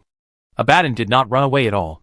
He came to an empty metal space, arranged defenses for himself, Typhon's and Thorax's subordinates, and then waited quietly. In Abaddon's opinion, this area was far more bizarre than other places on the Iron Planet. This should be a giant warehouse with 2 platforms 2 kilometers apart. The Iron Planet seemed to be absorbing minerals from other planets in the Cadia system to repair another severely damaged Iron Planet. When a large amount of ore is transported in through the pipeline on the left side of the warehouse, the distance between the platforms will suddenly shorten to the distance of connection, and then a large number of transport drones will appear on the opposite platform, flying over to transport the ore to the opposite platform. When the ore is transported, the opposite platform is far away, and the interval becomes 2 kilometers again. It's like someone keeps taking away and putting back the 2-kilometer interval, and the whole space has been modified. Abaddon found it difficult to describe the abstract scene he saw in words. His eyes looked up 10 kilometers in the air, where a glowing device was hanging on the metal ceiling. When the distance between the 2 platforms is shortened, the device will glow, and when the distance between the platforms is restored, the device will dim. They use this space technology to avoid the trouble of building roads. Tisk, it's really eye-opening, Thorax analyzed. After hearing this analysis, Abaddon first looked at Typhons, and then looked at Thorax in surprise, realizing that the person who spoke was the leader of this Oathbreaker war band. "Is it the Butcher's Nail or the Scholar's Nail that hits your head?" Abaddon asked. "It has nothing to do with what nails are driven into it." Thorax raised his hand and pointed to his head. "The Butcher's Nail is just an artifact. The wise control it, and the foolish are controlled by it." Heh. Abaddon sneered and turned his head to continue staring at the direction where the enemy might appear. Abaddon thought Thorax was talking nonsense. The Butcher's Nail would replace brain tissue. No matter if it was driven into a wise man or a fool, it would be the same. But Thorax also drove into the Butcher's Nail. Why he was not controlled by the nail is indeed a question. They are coming. Typhons gripped his sickle tightly, reminding everyone. Abaddon looked at the platform opposite, where a group of ancient space warriors, an inquisitor, a guard, and a group of mortal soldiers walked onto the platform. The device above his head had not yet lit up, and the platforms had not yet docked. The two sides were 2 kilometers apart. Thorax's breathing became rapid and heavy, and he held the chain axe tightly in one hand. The butcher's nail in his head exerted force, and Thorax was eager to fight. His subordinates reacted more violently than him. Because they had not received a battle order for a long time, they scratched their ears and cheeks anxiously, and kept chopping the ground with axes to vent their fighting spirit. One of Thorax's men was holding a bolter, and he immediately fired at the opposite side, but the bolter flew between the 2 platforms until the fuel for propelling the bolter ran out, but it didn't even fly 100 meters. Obviously, the space between the 2 platforms is unstable. The device above not only shortens the space intermittently, but also makes the space chaotic and easy to modify. Abaddon did not order the battle, but turned around and ordered his adjutant, "Put the beacon." The reason why he chose to start the battle on the vast platform was not because Abaddon happened to run here, but because he wanted to gather more troops here. That's why Thorax didn't rush forward. He was waiting for Abaddon to execute the strategy. After the beacon was placed, a series of lights appeared behind Abaddon, and more than 540 space marines were sent over one after another, followed by the mortal servants of the forsworn warband. These mortal servants all mutated into axe-like arms, which the Empire called flesh tearers. Prepare for battle. Abaddon raised his magic sword with both hands and roared loudly. The Chaos Space Marines and mortal servants behind Abaddon all gave battle cries, eager to fight. "We need reinforcements," Greyfax said, staring at the enemy on the opposite side. Grey immediately established a communication and asked Creed on Cadia for help, asking him to help arrange some space marines to come. Considering the presence of the Inquisitor, Grey did not want the Iron Man to come. Creed sent a request to all Space Marine chapters, and soon received a response. The Lamenters are already preparing to teleport, and the Space Wolves are also preparing to teleport. Creed said, but other chapters are unwilling to use Talon's teleportation technology, but they are willing to support and have already gone there on the strike cruiser. Grey awkwardly relayed Creed's response to the others. That doesn't make sense? Captain Gaius was very confused. The teleportation technology you use seems very scientific. Why don't they use it?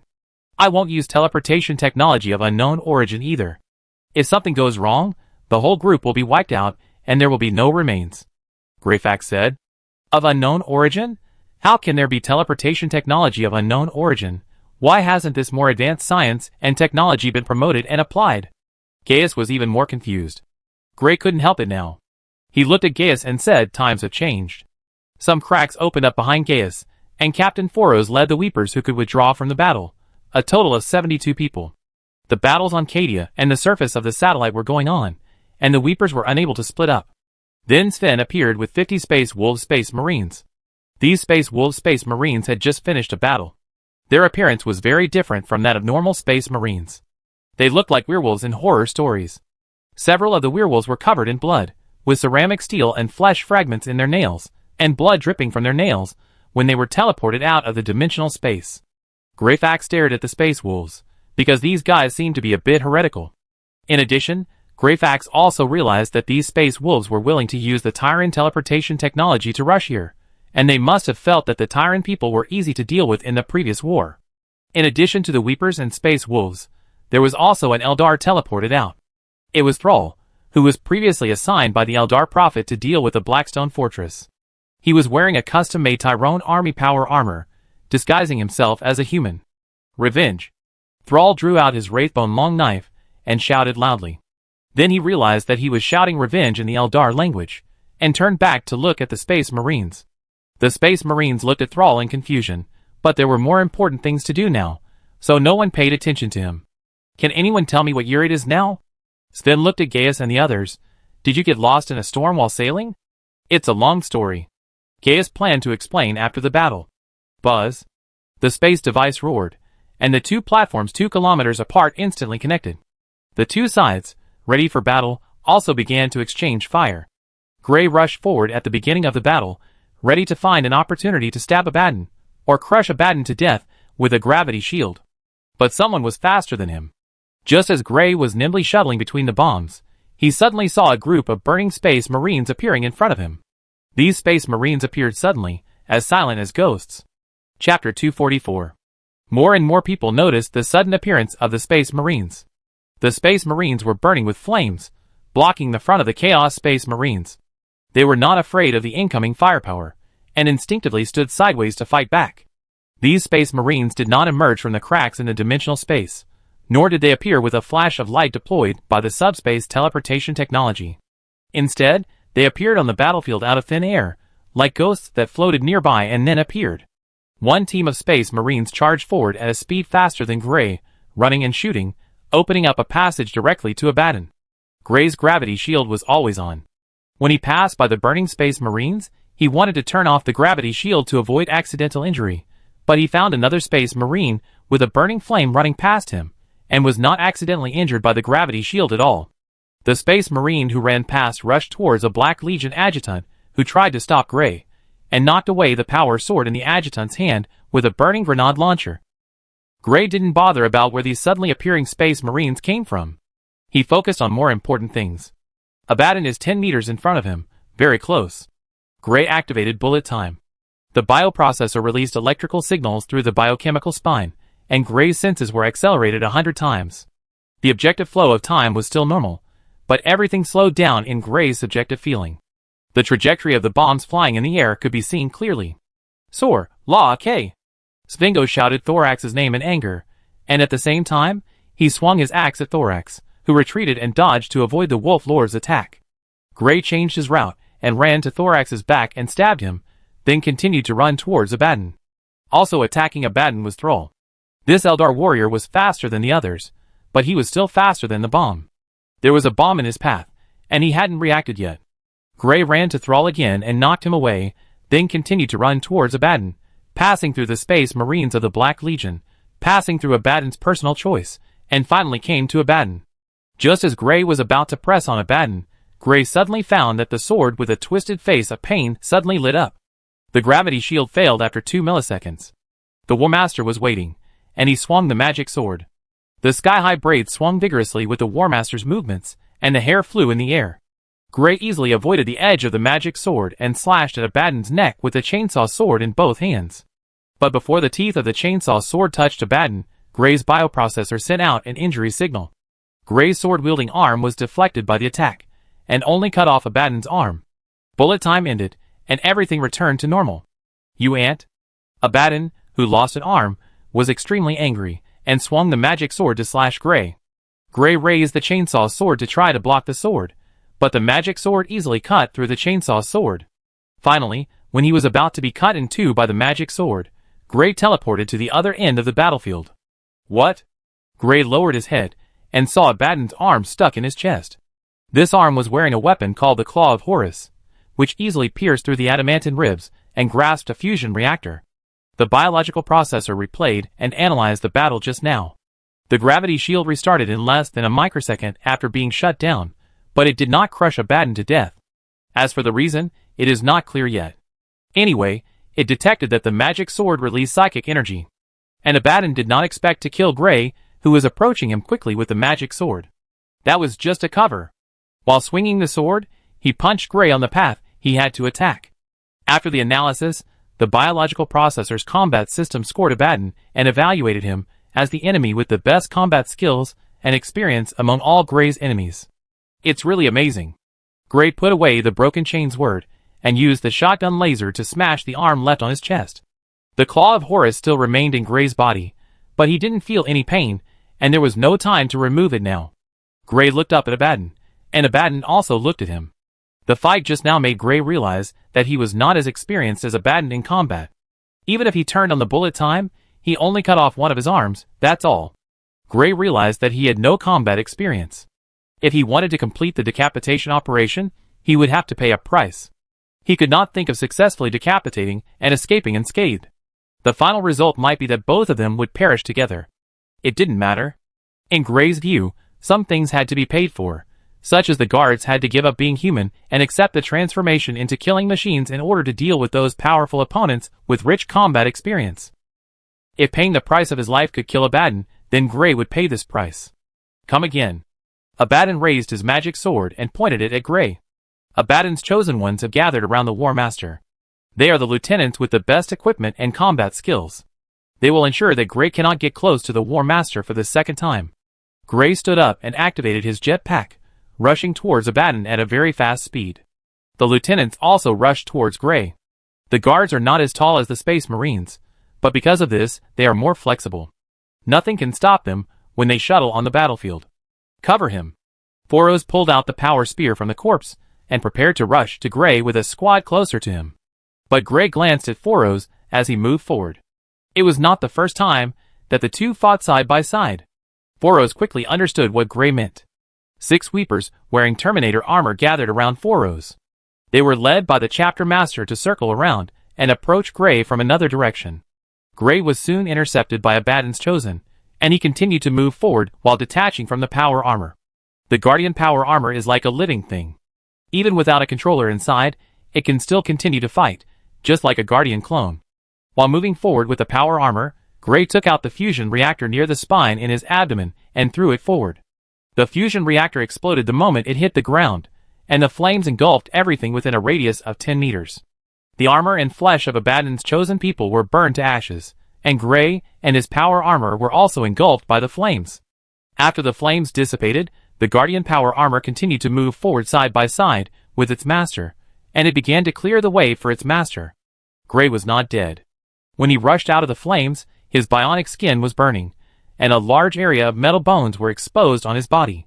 He looked like an iron skeleton on fire running forward. Gray was only part of the battlefield. The entire vast platform was now full of battles. Space Marine ghosts with flames all over their bodies, werewolves tearing the flesh of the enemy, the Weepers who were famous for being extremely poor, but were now all wearing Terminators, and the iron skeletons, who rushed towards Abaddon desperately, and the power armors that fought like a person without anyone controlling them. Everything on the battlefield was seen by the Inquisitor Gray Fax. What kind of monsters are these? Chapter 245. On a chaotic battlefield, Abaddon and Gray were fighting. The battle between the two lasted only 2 minutes from the time the two platforms were connected. When Gray turned into a burning iron skeleton and pounced on Abaddon, Thorax tried to swing his chain axe with all his strength to chop Sven, but he suddenly felt a sharp pain in his waist and lost his strength when he attacked.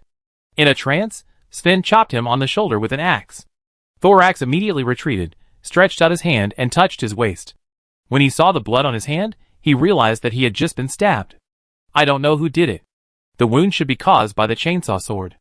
The great fighting spirit brought by the butcher's nail made Thorax ignore the wound until he tried his best to attack the Wolf Lord Sven. Thorax realized that the reason he found the wound was not because the fighting spirit brought by the butcher's nail disappeared, but because the wound was getting worse and worse, and even developed to the point where it affected his combat. When Thorax felt the pain, the Wolf Lord swung the axe to chop Thorax again. He no longer thought about chopping off Thorax's head directly, but planned to chop off the only arm left of Thorax. The Wolf Lord in his prime was almost invincible in close combat. Thorax blocked and retreated with difficulty, and at the same time came up with a way to kill the Wolf Lord. Look at what you have become, a group of werewolves, a group of livestock. Thorax's eyes moved back and forth between Sven and his subordinates 20 times in 1 second. You are simply a group of beast men who have naturalized into the Empire. These 2 sentences made Sven furious, and he continued to swing his axe at Thorax. Do you know what a beast man is? It's a hybrid of humans and beasts, or humans and demons. Anyway, it's the same as you. I've seen werewolves, and they look no different from you now. Thorax continued to use words to provoke Sven, although Sven chopped him down with several deep wounds that could be seen to the bone, but this was exactly what he wanted. When the chain axe was cut off by the axe, Thorax quickly retreated 3 meters, expecting Sven to rush towards him, expecting the Space Wolves Space Marines to howl around Sven's body. Sven rushed towards Thorax, but not at full speed, still keeping a little bit of caution in case Thorax played dirty. Come here, werewolf. Thorax continued to provoke. Sven raised his axe and sped up, but just as he was about to get close to Thorax, a huge figure ran past him. In Sven's eyes, Thorax was like being hit by a high-speed Lehman Russ tank, curled up and took off, crossing most of the battlefield and falling into the circular pit on the right edge of the platform. Sven looked at the tank and thought it was a small-sized dreadnought at first glance. After a closer look, he realized that it was not a dreadnought, but an Ogryn wearing power armor. There were 5 other Ogrins wearing power armor on the battlefield. They were charging around and making the situation even more chaotic. The Ogrins couldn't tell which space marine was the enemy, so they just charged around. Even if the bolters penetrated their power armor, they could only dig out a piece of flesh and blood, and could not stop them. Sven discovered that the Weepers were familiar with these armor-piercing Ogrins, and they would use them to fight. Frosig, who was fighting with Typhons, blocked the falling sickle and kicked the Executioner, who was rushing with an axe raised high. Then, the unlucky Executioner was knocked against the wall by the Ogrin, who was running wildly. What was even more unfortunate was that the wall that the Executioner hit was also on the route of the Ogrins running wildly, and he was hit hard by the Ogrin. After a muffled sound, blood and flesh spurted out from the dented power armor, like a small fountain. "Don't let those little fearless run into you," Sven reminded his men, then took his axe to help one of his favorite wolf cubs. Did no one notice the guy who was knocked away? Groot was fighting with the mortal servants of the Forsworn Warband at the edge of the battlefield. He fired and shouted around, and also shouted in the communication channel. Gray, who was fighting with Abaddon, heard the shouting, but he just turned around to make sure Groot was okay, and continued to focus on fighting with Abaddon. The friendly space marines around him were also focused on their own battles. Seeing that no one paid any attention to him, Groot stopped thinking about the enemy, who was knocked into the hole by Ogrin. But on second thought, Groot felt something was wrong. Before the battle began, when both sides were waiting for the platform to dock, Groot saw the space marine, who was knocked away, standing behind the enemy commander, standing side by side with a green space marine, which showed that he was of high status. Thinking of this, Groot decisively ran towards the circular pit and jumped into it. Sorix rolled a long distance in the pipe, and immediately looked around to observe the environment after coming out. This is a wide straight corridor, with transport drones placed on both sides of the corridor. Some of these drones are transporting ore on it, and some are still dormant. This is a safe environment. Solax relaxed his vigilance and squatted against the wall, taking 2 breaths. Solax didn't need the help of medical equipment to know where his body was injured. The wound on his waist was bleeding continuously. The wound caused by the chainsaw sword could not heal itself in a short time. In comparison, the wounds cut by Sven were deep enough to see the bones, but the impact on the whole body was not great and could be tolerated. The most serious injury was the internal injury. His ribs and spine were damaged when he was knocked away. Solax could even feel a large bone fragment stuck between his internal organs. The armor was damaged in the collision just now. A ceramic steel fragment pierced his chest, rising and falling with his breathing and getting deeper. Every breath was very painful. I shouldn't have come to this damn place. Fuck the War Master, hack Cadia. Solax stretched out his hand to hold the groove on the wall, leaning against the wall and walking slowly forward, trying to call the Conqueror while walking. Zizizi. This is Zizizi. Conqueror. Sorix succeeded in his first call attempt, but just as he was about to ask Conqueror to teleport him back, the communication channel was filled with noise again. Sorix remembered that after he came to the Iron Planet, the communication device was sometimes working and sometimes not, and he didn't know what was going on. It's very uncomfortable, isn't it? A voice sounded from behind Thorax, and he immediately pulled out the ceramic steel fragment on his chest and held it in his hand, turning to look in the direction of the voice. Seeing that the person standing outside the pipe was not a space marine, but a mortal wearing power armor, Thorax was relieved. Chapter 246. I don't want to waste time crushing an ant. If you're not tired of living, you can still pretend you didn't see me. Thorax held the ceranzite fragment tightly, but he was not afraid of the mortal in front of him. He really didn't want to waste time killing an ant on the way to escape. I want to duel with the space marine. The mortal pulled out the power sword from his back and approached Thorax, who was much taller and stronger than him. Thorax was a little confused. Duel with the space marine? Are the mortals now so brave? The courage of the mortal inspired Thorax to fight, and he decided to give the mortal a glorious death. So Thorax walked towards the mortal, saying, "Since you want to duel, we should tell each other our names so that we can die clearly." Groot. Groot, very good. My name is Thorax, and you are one of the few people who are lucky enough to know my real name. The two approached each other while talking. As he walked, Groot gave the power armor a command to remove the armor through the brain-computer interface, and the power armor on his body gradually began to fall off. Seeing this, Thorax stopped and kindly reminded the mortal in front of him, "Do you think I have no ability to fight back now? Do you want to kill me without wearing power armor, and spread the story of your killing of the Oathbreaker Thorax without armor?" Groot remained silent, and continued to approach Thorax. Thorax continued, "I advise you not to do this, otherwise you will pay the price of your life for your arrogance. I just want to have a pure battle before I die." I haven't fought the enemy in hand-to-hand combat for 10 years. Groot stopped, holding the power sword in both hands and standing sideways. There are only two results in this battle. I will be killed by you, or we will die together. Groot became excited, and he felt that every cell in his body was jumping. Melee combat was his favorite thing, and he suppressed his hobby for a whole 10 years, not wanting to immerse himself in the battle and become as crazy as his dead brother. There is no need to suppress it now. Groot just wanted to fight the Space Marine in front of him to death. Wait, this. Sorix didn't know what to say, because from the moment he was born until now, he had never seen a normal person who could have survived the war but chose to die. A normal person was one who didn't have the butcher's nail. Sorix didn't plan to say anything more and rushed towards Groot. Groot stood there and waited for the opportunity, waiting for a time when Thorax could kill him, and he could also kill Thorax. Thorax's sturdy body ran like a tank, and when he occupied Groot's entire field of vision, the power sword was swung out. However, Thorax was surprisingly agile and easily dodged the sword with a flash. How could a 2.4-meter tall man wearing heavy ceramic armor be so agile? When this question came to Groot's mind, his left shoulder had been pierced by ceramic fragments. Thorax slashed down with a hand holding the fragment, and at the same time grabbed Groot's left arm, and slightly exerted force, and the whole arm was torn off. Just as Thorax was about to ridicule the ignorance and stupidity of this mortal, he suddenly caught a glimpse of the incoming sword from the corner of his eye, and immediately jumped back to dodge. Groot swung the sword with one arm, but still missed. He was surprised at Thorax's reaction speed, and realized the gap between himself and the Superman warrior. The opponent was missing an arm, his armor was damaged, and his body was covered with wounds, but his movements were still agile and his reactions were still fast. Now we are all missing an arm. Thorax threw the broken arm in his hand aside.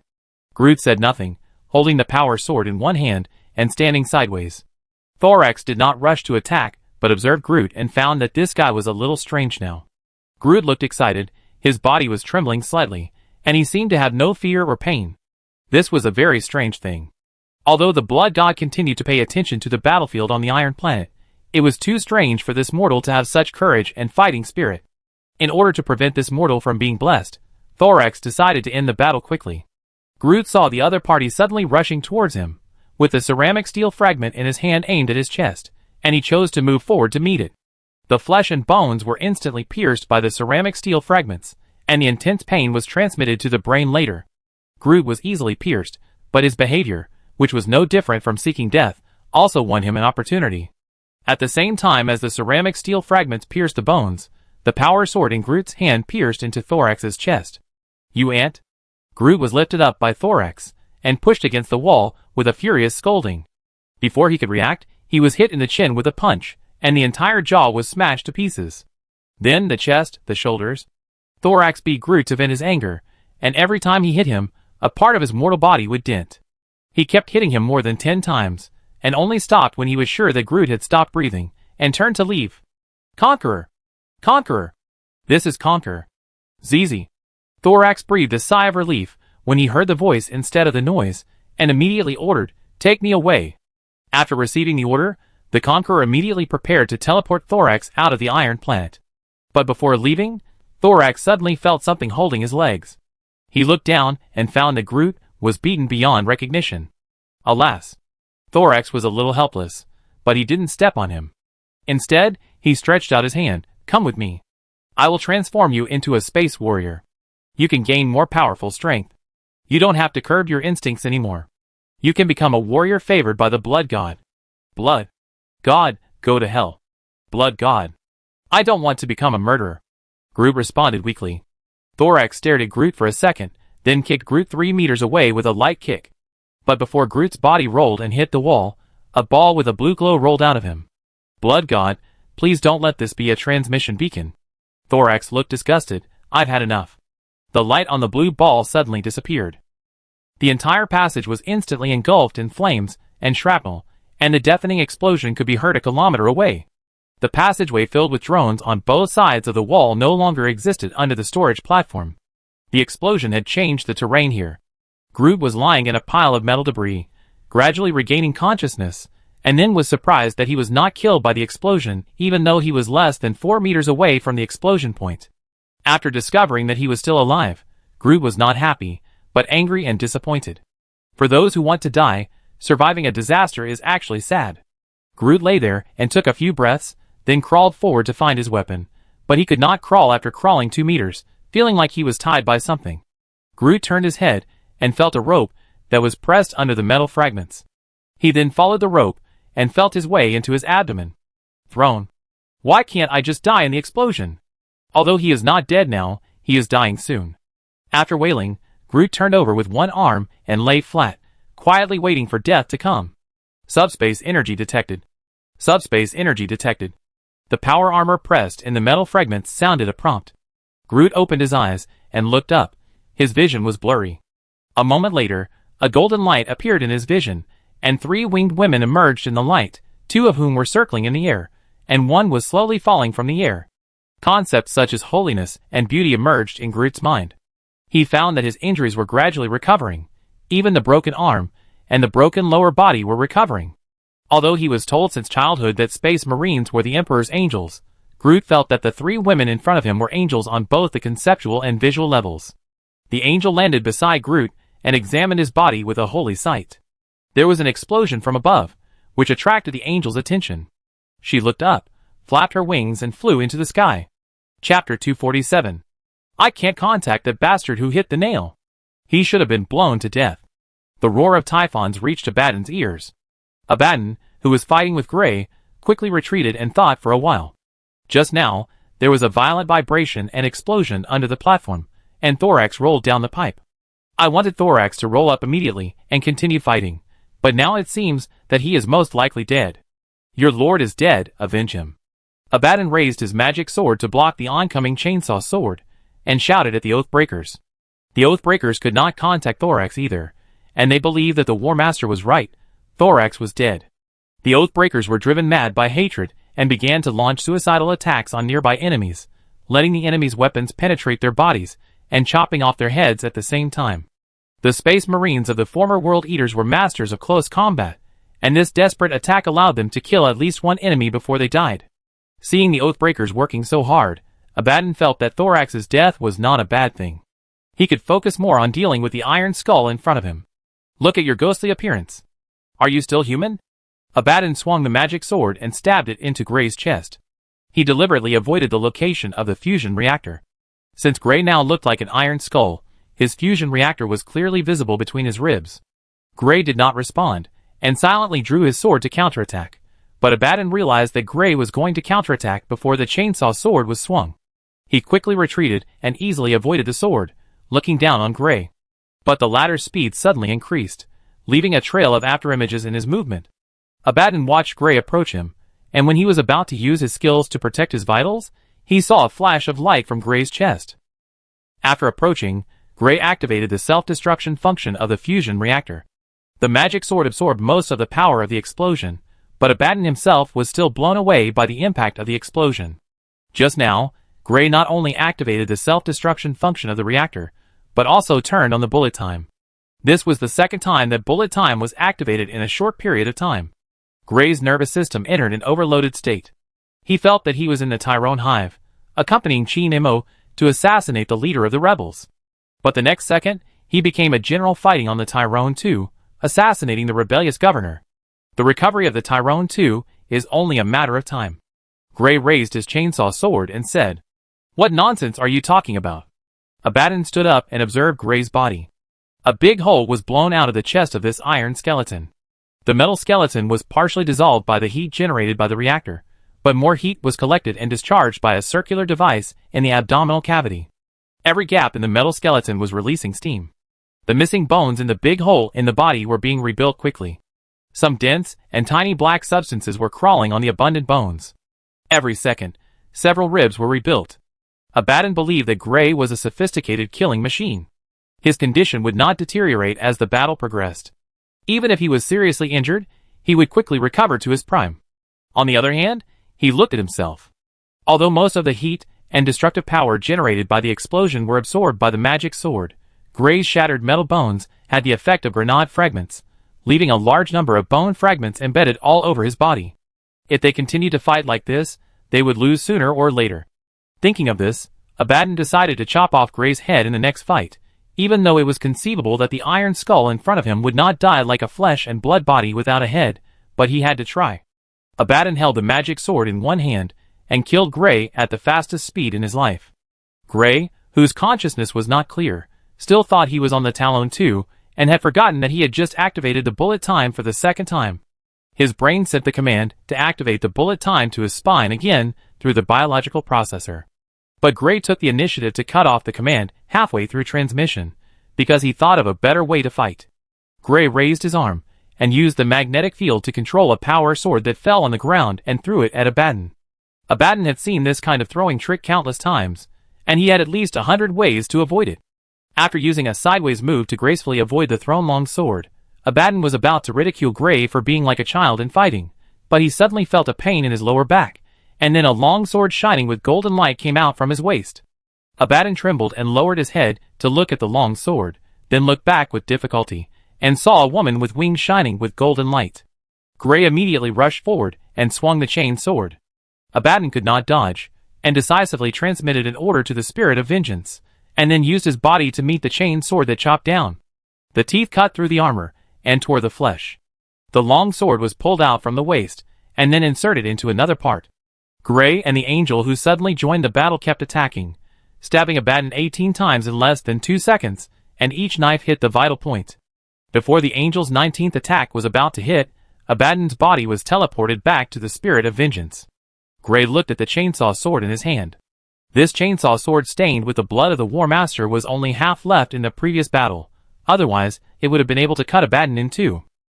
Strangely, the saw teeth of this half-saw sword theoretically could not rotate normally, but it was rotating normally. Gray looked at the angel, who was fighting with him again. When he opened his mouth to ask the angel's name, he knew the angel's identity before asking. The angel is named Celestine, a living saint who has been fighting since ancient times. Celestine glanced at the other people fighting nearby. Abaddon and Thorax were no longer there. Only Typhons could command the battle. There was no need for him to stay here. So Celestine flew into the sky, penetrated the metal layer above, and reached the ground, joining the large-scale war on the surface. Gray found a safe place, and prepared to pull out the iron claw embedded in his body holding the last fusion reactor, but he sadly discovered that the iron claw had been welded to the waist bone by the nanorobot that repaired the injury. Don't think about taking it out before seeing Chin-Mo. Gray could only continue to fight other enemies, while wearing the iron claw. The battle inside and outside the satellite continued. The war on Cadia was coming to an end. Creed focused his attention on the satellite, observing the war through holographic images, and making appropriate decisions. Chapter 248. In Creed's opinion, the battle inside the satellite is bound to be won, so he can basically look away and not pay attention to it. But the battle on the surface of the satellite is not optimistic. Every Titan of the Oem Messiah Blade Titan Legion has been transformed, and its combat power is far stronger than that of normal Titans. Even the Knight family of the Agrippina Forge world has been transformed. Their Knights can instantly appear behind the enemy Knights and launch a fatal attack. The speed of the front line's advancement depends on the retreat speed of the Death Skull Titan Legion. The war should have gone very smoothly, but some enemy wizards opened cracks on the battlefield and summoned a large number of blood-red demon troops to join the battle. The Blade of Oem Messiah was still not threatened, but Titans, like Knights, needed the cooperation of regular troops when advancing. Even the most strong-willed soldiers would inevitably feel fear when seeing the demons, and the soldiers with less firm wills would simply drop their weapons and howl and run away. On the entire battlefield, except for the fanatical crusaders of the Mechanicus, who were still passionate about fighting during the binary hymns, the other troops inevitably had low morale. Conventional troops were unable to resist the demons, and the Oem Messiah Blade Legion had to slow down or even stop advancing, and the balance of war tilted towards the enemy again. Lord Tyrone has been gone for almost 2 hours. Creed looked at his deputy Kyle. If he can spare some time, ask him to help on the satellite. Go and relay my words. In the past, Kyle would have executed orders without hesitation, but now, he did not act because he had no idea where Lord Tyrone was now. Forget it. Creed retracted his gaze, and continued to look at the holographic image, changing his order. Please ask the Battle Sisters to participate in the battle on the metal plains, and stabilize the front line at all costs. Yes. Kyle saluted and turned to leave. The Battle Sisters, who were fighting with the enemy in the weapon array, received the request, and they immediately withdrew from the weapon array to the metal plains. The Battle Sisters were not afraid of demons, and even the appearance of these brave sisters on the battlefield was enough to boost the morale of others. Creed saw the battle sisters join the battle, and then saw a golden light flying out from the ground, piercing through an enemy warhound titan. The golden light circled in the air, and gradually approached his own troops. Creed zoomed in, and saw that they were 3 women with wings. These 3 people seemed to be angels in the literal sense. The troops on the ground immediately became fanatical after seeing them, and rushed towards the demons fearlessly. Even those who had been defeated returned to the front line after seeing the angels. Creed estimated that the battle line would be stabilized, and he sat on the chair with a long sigh of relief. Creed, who continued to pay attention to the battle situation, found that his favorable conditions were not only the Titan Legion and the angels that suddenly appeared. A wave suddenly spread on Cadia, and the blue demons that remained on Cadia instantly disappeared. Then the wave spread to the celestial engine, and the angels flying in the sky fell to the ground, and the golden light on their bodies gradually faded. Those bloody demons howled in pain, and instantly became weaker than mortals, and even their bodies shrank by 2 times, looking like hideous children. The rift in the galaxy was completely closed, and even the light of the Eye of Terror was suppressed.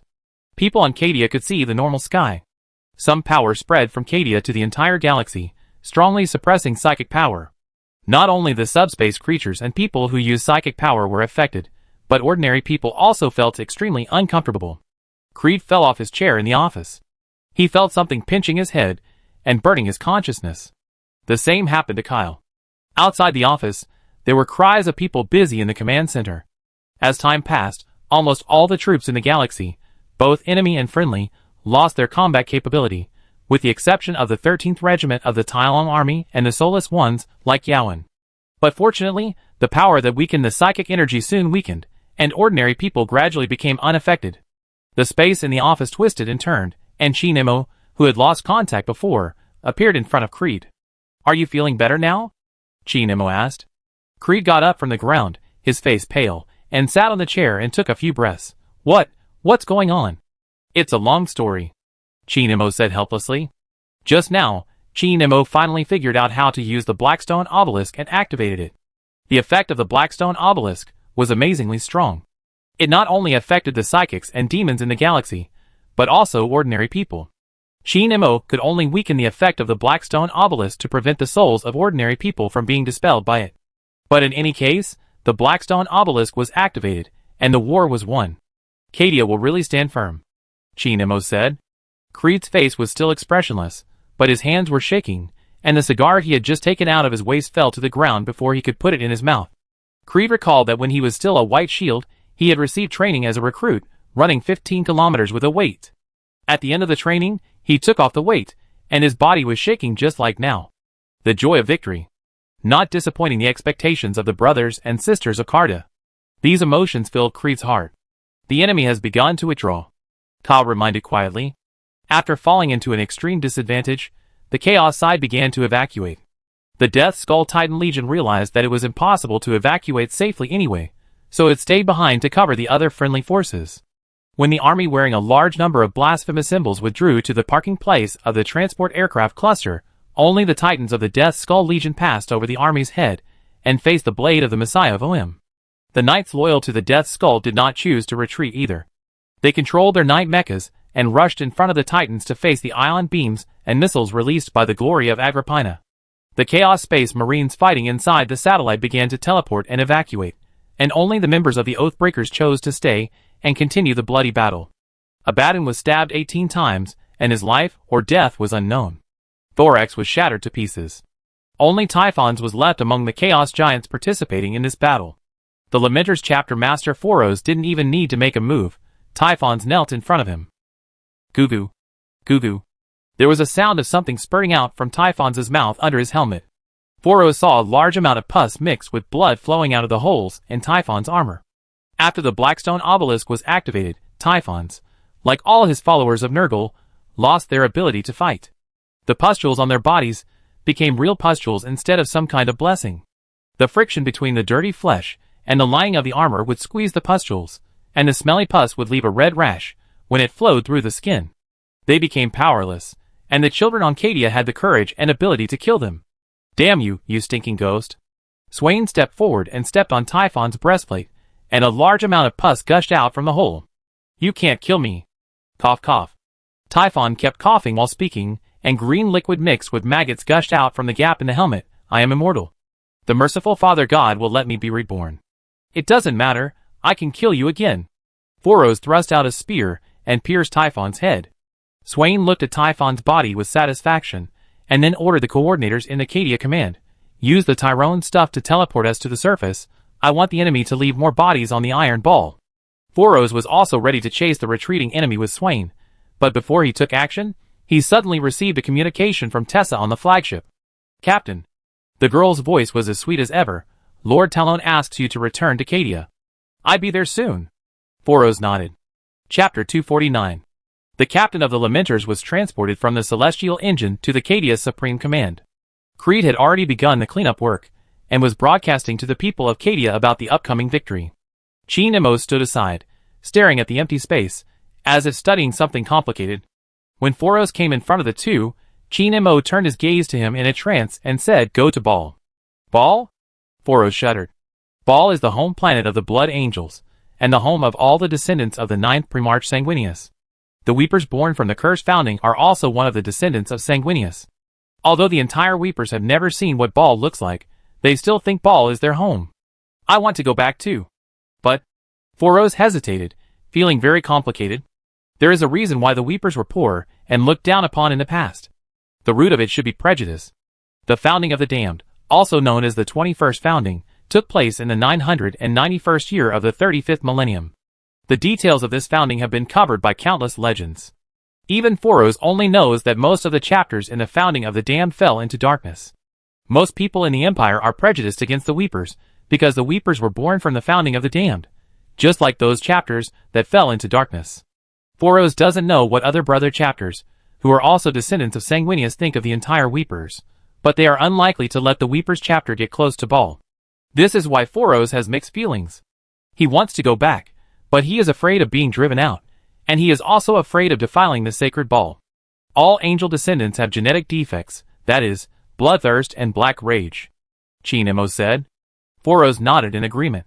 Bloodthirst will make angel descendants extremely bloodthirsty, and eventually completely lose their humanity. And black rage will make angel descendants crazy, and even feel the anger and pain that the father of genes had produced 10,000 years ago. Foros recalled that he had rescued a planet in the Badab star zone. The people there were afraid of the Weepers because they had heard of a terrible thing. The winged regiment on the logo would drink the blood of the locals, especially the blood of women and children. But you, the Weepers, are rarely affected by the bloodthirst and the black rage. Your mother group and brother groups should be quite interested in you. Chi Nemo said again. Foros thought about it, and nodded in agreement. The Weepers are not without black rage and bloodthirst, but they rarely show the symptoms of black rage and bloodthirst. If the descendants of other angels want to avoid the influence of black rage and bloodthirst, they will indeed be more interested in the Weepers. You are not going to Baal to show your faces and make friends, but to fight. I see a large group of insects attacking your mother planet. You have to go to help your brothers out. Chi Nemo drafted an order and handed it to Foros. Foros saw that this was an order for the allocation of supplies. The Weepers could now set off to the Talon system to collect more military supplies from the Talon Eye, including but not limited to a large number of Terminator power armor, plasma weapons, and hot melt weapons. The amount of these military supplies was enough to arm 3 Weepers, but Chi Nemo did not say how these military supplies should be distributed, nor did he specify whether they should be distributed to others or kept for his own use. Thank you. Foros accepted the order and saluted Chi Nemo. Foros was sincerely grateful to Chi Nemo, because since the warband met Lord Tyrone, it had more equipment and more personnel, and even got a new flagship, but the warband had never been forced by Lord Tyrone to do anything. You have to make a shining appearance after arriving in Baal. Chi Nemo joked, when your brother warband is in crisis, there is a loud bang in the sky, and the Lamenters make a shining appearance. Foros smiled and nodded vigorously. Of course. Foros and Chi Nemo were silent for a moment. They had a lot to say, but they didn't know where to start. Finally, after a few seconds of hesitation, Foros said, it may be more than 10 or even 20 years before we meet again. Of course. Chi Nemo nodded. Baal is being invaded by the Tyranid Zerg. The overwhelming number of Zerg will take at least 10 years to fight, plus the aftermath. It would be great if the news of whether Baal was defended or not could reach Tyrone in 20 years. The galaxy is too big, and time passes too fast. Don't let down the blood of Sanguinius. Foros saluted and turned to leave. Chi Nemo stared at Foros's back and watched him leave, then sent a communication order to the Tyrone system.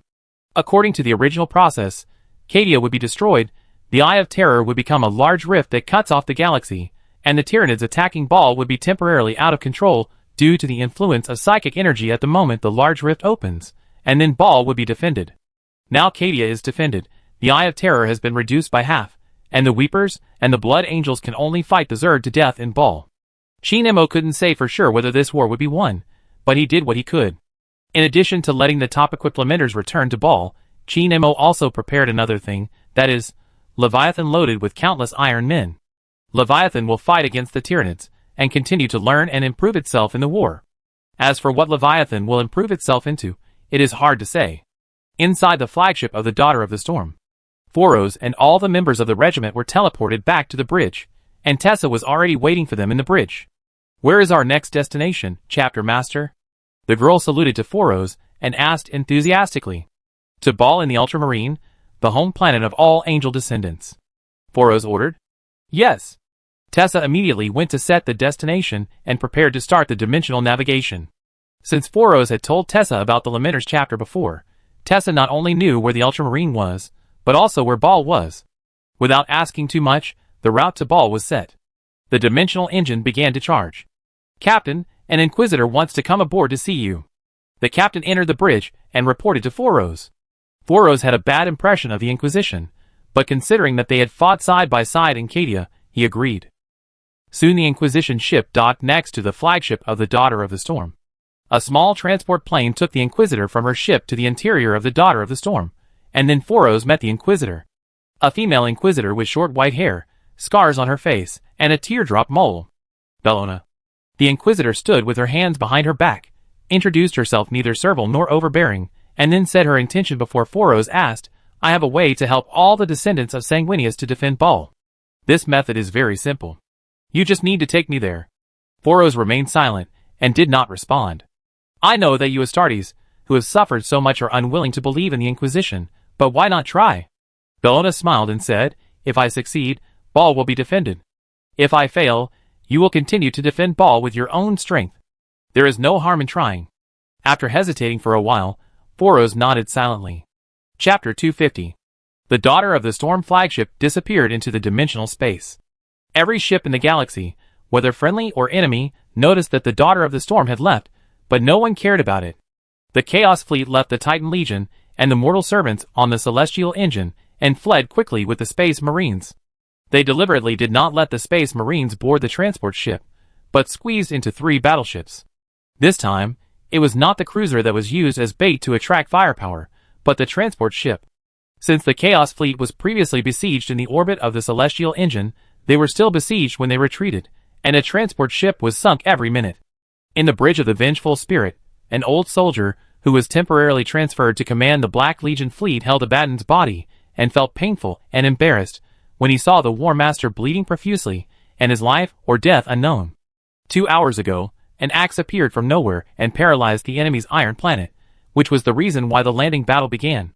But doesn't the War Master know that the enemy's navy still has an overwhelming advantage, let alone the fact that the Iron Planet has not been taken? Even if it is taken, how can we face the siege of the Tyrone navy?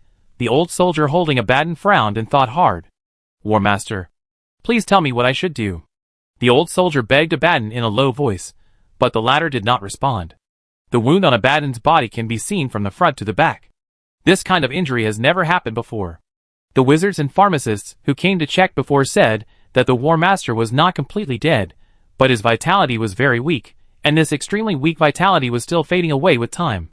When the old soldier was at a loss, Abaddon's eyelids trembled twice, his only remaining arm trembled slightly, and a finger trembled and knocked on the floor of the bridge. The old soldier was stunned for a moment, and quickly held Abaddon's hand, thinking that the War Master wanted to tell him something. But Abaddon said nothing, just drew circles on the old soldier's hand with his fingers. For Abaddon now, it was extremely difficult to draw circles with his fingers, but he still insisted on drawing, and the drawing was intermittent, and in the end, he just drew on the old soldier's hand. Circle. The old soldier pondered for a moment, and suddenly realized what the War Master meant. Vortex torpedoes. Vortex torpedoes? There are still vortex torpedoes on the Vengeful Spirit, and there are many of them, a total of 25. Abaddon had given Typhons one before, and said that this was the last vortex torpedo, but both the speaker and the listener knew that after the eternal war against Cadia began, only 50% of everything everyone said was true. I go activate the vortex torpedoes right now. The old soldier immediately stood up, dipped his sword in the blood from Abaddon's wound, and then walked towards the ammunition depot with the sword held high. The vortex torpedoes stored in the ammunition depot were guarded by someone, and the guards were all people who only obeyed Abaddon. They didn't care who the Black Legion's top brass chose to preside over the situation, but only cared whether the order they received was issued by Abaddon. When the old soldier walked into the ammunition depot, with a blood-stained long sword held high, the guards all looked at the old soldier. The guards were also veterans of the Long War. The War Master has. The veteran was going to explain the situation to the guards, but the guards didn't listen at all and took action immediately. The vortex torpedoes were loaded into the torpedo launcher, not fired all at once, but one every 5 minutes. Abaddon knew that whether he could occupy the Iron Planet or not, he would have to face the siege of the Tyrone Navy, and he also came up with a way to disperse the Tyrone Navy. The vortex torpedo drilled out of the only intact torpedo launcher of the Vengeful Spirit and flew straight ahead. The torpedoes passed by every ship in the Chaos Fleet and flew towards the Tyrone ship that was blocking the fleet's evacuation route. The torpedo exploded, and a purple vortex appeared on the battlefield. The moment the purple vortex appeared, the Tyrone ship automatically activated the highest priority protocol, allowing the ship to urgently enter the dimensional space to avoid being sucked into the subspace. Because the Blackstone obelisk was activated, the vortex created by the vortex torpedo was very small, but it still had the effect of instantly killing any ship. The vortex began to run around in the galaxy. Chi Nemo, who was about to intervene in the pursuit, could only take his hands off to deal with the vortex torpedoes first, and limit the movement trajectory of the vortex. The vortex began to move towards the Chaos Fleet. Chi Nemo could not directly control the vortex itself, but he could control the space where the vortex was located, twisting the movement trajectory of the vortex to make it move in the opposite direction. But there was a subspace god, who was also paying attention to this pursuit. He could directly control the vortex itself, so he drove the vortex to fly rapidly towards the Tyrone fleet. Chi Nemo could only distort the space near the vortex, making the distance between the vortex and everything around it infinitely long, making it look like it had stopped. Another vortex torpedo was launched, but before it could create a vortex on the battlefield, Chi Nemo twisted its flight trajectory and threw it directly into the vortex created earlier. Chi Nemo fought against the evil god, who interfered with the battle until the vortex disappeared. Chi Nemo, who had withdrawn his hand, immediately exerted influence on the Chaos Fleet. These ships had been in the Eye of Terror, or the subspace, for a long time, and had been soaked in psychic energy. They were no longer part of the material universe. Chi Nemo could not directly control the ships to decompose them. But just like curbing the vortex, as long as these psychic things appear in the material universe, there is always a way to interfere with them. Chi Nemo moved every ship of the Chaos Fleet back to the vicinity of the celestial engine, making all its efforts, since the evacuation, in vain. But just as the Chaos Fleet was about to be crushed by the light spears of the Tyrone Navy, the vortex torpedo on the Terminus estate exploded. The gods in the warp used the psychic energy released in the vortex. Under the suppression of the obelisk, although these psychic energies were ridiculously small, they were still usable. The Terminus estate was decomposed and turned into a door to the warp. Chi Nemo originally wanted to increase the power of the Blackstone obelisk to the extreme, so that this galaxy could no longer be infiltrated by psychic energy, but he didn't do it because he thought that the souls of his own people in the galaxy would also be dispersed. You want to enter the door, right? Good. Chi Nemo began to distort the space around the Chaos Fleet, so that these warships could not sail a meter even if they were sailing at full speed for half a day, and could not get close to the door that the Terminus had turned into. The bodies of the psychics and wizards in the Chaos Fleet exploded. They could have released a huge amount of psychic energy at the end of their lives, but the psychic energy they could release now was like a drop of water, and this weak psychic energy could still be used. Tentacles covered with pustules grew on the door, and some blue feathers were even attached to them. The warship began to be entangled by the tentacles and dragged into the warp. After doing these things, the dark gods turned their eyes away from the galaxy. With the Blackstone obelisk open, the door covered with tentacles was all the dark gods could do with their cooperation and their best efforts. If this still couldn't make the servants leave, then let them die here. Chapter 251. Tyrone Navy, inside the Glory Road ship. The captain named Sane watched everything on the battlefield from a macro perspective. The Glory Road was firing at the Vengeance Spirit, and the Vengeance Spirit's Void Shield intercepted every shot. There would not be much time to bombard the Vengeance Spirit, because a tentacle had already wrapped around the ancient battleship and began to drag it into the Flesh Gate. The cruiser's firepower is not enough after all.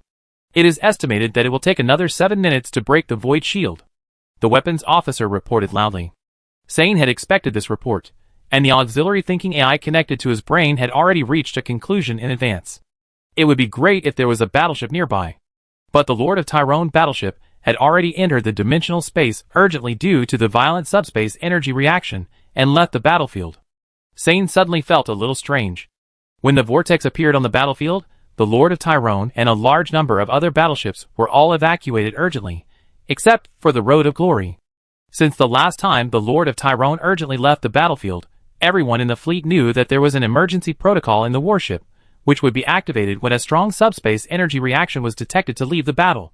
Doesn't the Glory Road have this protocol? Sane began to check all the protocols of the warship, and finally found the defense protocol with the highest priority. The protocol is still there, but the warship just didn't execute it. After thinking hard for a while, Sane suddenly recalled what he heard from an Imperial Navy ship when the Tyrone Navy and the Imperial Navy fought side by side in the hazy star field. Some ancient or symbolic warships will develop self-awareness, which the Mechanicus call machine souls. Machine souls occasionally disobey orders or do amazing things because of the influence of the God Emperor. If the Glory Road was another warship in the Tyrone fleet, Sane would not recall the strange story he had heard. The warship he was on was not ancient, but it had symbolic meaning. The Glory Road was the first warship of the Tyrone Navy. After it was born in the orbital dock, it was used to deal with the 3 warships of the rebellious governor. When the news that the Glory Road sank the enemy ship and took control of the Tyrone II orbit reached the hive, everyone cheered for this matter. After being assigned as the captain of this battleship, Sane also found that this battleship was a bit strange. For example, when everyone was sleeping at night, they could hear the battleship playing exciting music. When leaving the cabin and walking inside the battleship, you will see the phantom of an old soldier in armor. Report: the enemy ship is about to leave the battlefield. A report pulled Sane out of his thoughts, and he immediately looked forward. Half of the hull of the Spirit of Vengeance has been pulled into the door. If nothing is done, the battleship will leave safely. We are the only ones near it. We have to do something. A crew member shouted. We can't let it get away. The Spirit of Vengeance is the flagship. As long as it exists, it means the enemy fleet still exists. This time it was Cadia that was attacked, and the next time it might be the Talon sector. Think of a way, Captain. Sane listened to the shouts of his subordinates, and calmly issued an order: charge the dimensional engine. The crew thought the captain wanted to evacuate, and the crew member in charge of operating the engine hesitated for a moment, and did not immediately execute the order. I said charge the dimensional engine. Sin suddenly appeared in the side of the crew member, who was operating the engine, roaring and repeating the order to him. The crew immediately did as he was told. The dimensional engine began to charge. In the space created by the battleship command device, which allowed the captain to control it at will, all the crew members were pulled in front of the captain. It is unlikely that we will annihilate the enemy fleet, Sin said to the crew, but we can find a way to kill the enemy's flagship, so that their flagship will not appear in the next war. The crew listened quietly, and nodded in agreement. Do you remember what the people from the Navy said when we came out to help the Cadians fight? Sane suddenly asked. The crew recalled. In fact, the Talon Navy didn't really want to leave the Talon sector and come to the Misty sector to fight. The Navy Department told everyone why they had to fight a war that had nothing to do with the Talon sector. A war was burning in the Cadian Gate defense zone, and it would spread until the war spread throughout the galaxy, and no race, culture, or force could stay out of it. When the Cadian Gate defense zone is destroyed, the Tyrone sector will be isolated in darkness, and no matter what crisis the sector encounters, it will be helpless. The Tyrone Navy does not know why the Tyrone sector will be isolated in darkness after the Cadian Gate is destroyed, and the Cadian Gate is obviously far away from the Tyrone sector. But these words were only repeated by the people of the Navy. The original words were said by the Lord of Tyrone. No Tyrone person, whether stupid or smart, would question the words of the Lord of Tyrone. The Tyrone Navy has no special feelings for Creed and Cadia, nor for the grand concept of the Empire. In the eyes of every crew member, there is only one reason for participating in this war: to prevent the Tyrone sector, which has just gained peace, from being dragged into the war. We should do something to kill the enemy's flagship. This is what we should do. Sane continued, perhaps the war will burn to Tyrone again, and perhaps the enemy's stinking fleet will enter the sector and spray feces everywhere like before. But we can at least ensure that the enemy's flagship cannot appear in the Talon sector. That's enough. After speaking, Sane was silent for a few seconds and issued the second order, set the target point of dimensional navigation on the enemy's flagship. The crew immediately took action, and set the target point of dimensional navigation on the Spirit of Vengeance as Sane said. Enable the self-destruction protocol, and set the self-destruction time to 3 seconds later. Sane continued to give orders. A holographic image popped up in front of Sane. The self-destruction protocol has been activated by the warship itself. At the same time, the dimensional engine was fully charged, and the Glory Road disappeared from the star system and entered the dimensional space. Everything in Sane's field of vision turned into lines, just like before. Everyone on the warship could foresee that when the things in the field of vision changed from lines to colorful, the Glory Road would appear inside the vengeful spirit and then self-destruct. For the Lord of Talon, for the 55th world of Talon. With Sane's roar, the Glory Road broke away from the dimensional space and merged with the vengeful spirit. At this time, the vengeful spirit had been dragged into the subspace. When the people in the bridge learned that the warship had safely entered the subspace, and that an enemy ship was stuck inside the hull, their mood was like a roller coaster. The crew of the vengeful spirit was swallowed by the explosion before they could do anything. Chapter 252. Flames spewed out of the psychic gate covered with tentacles, burning the tentacles that were forcibly materialized due to the activation of the obelisk. Chinemo saw what the Glory Road did, and he felt a little distressed and angry. As the first battleship of the Tyrone Navy, the Glory Road is more than just a cruiser. Since Chinemo knew that some things in the Warhammer universe have symbolic meanings and would cause trouble if lost, he specially designed a reinforced hull for the Glory Road and ensured that the bridge would not be destroyed at any time. The warship is not completely sunk if the bridge is not destroyed, but even if the bridge is still there, it has been dragged into the subspace, which is not much different from being destroyed. In addition, the captain of the Glory Road, Sain, was one of the crew members who followed Adam to drive the first cruiser. Chinemo felt uncomfortable when he thought that even if he survived by chance, he would have to suffer torture in the subspace. Is it worth exchanging the Glory Road for the Vengeance Spirit? Of course it is worth it, but some things have nothing to do with whether it is worth it or not. The battle in space is still going on.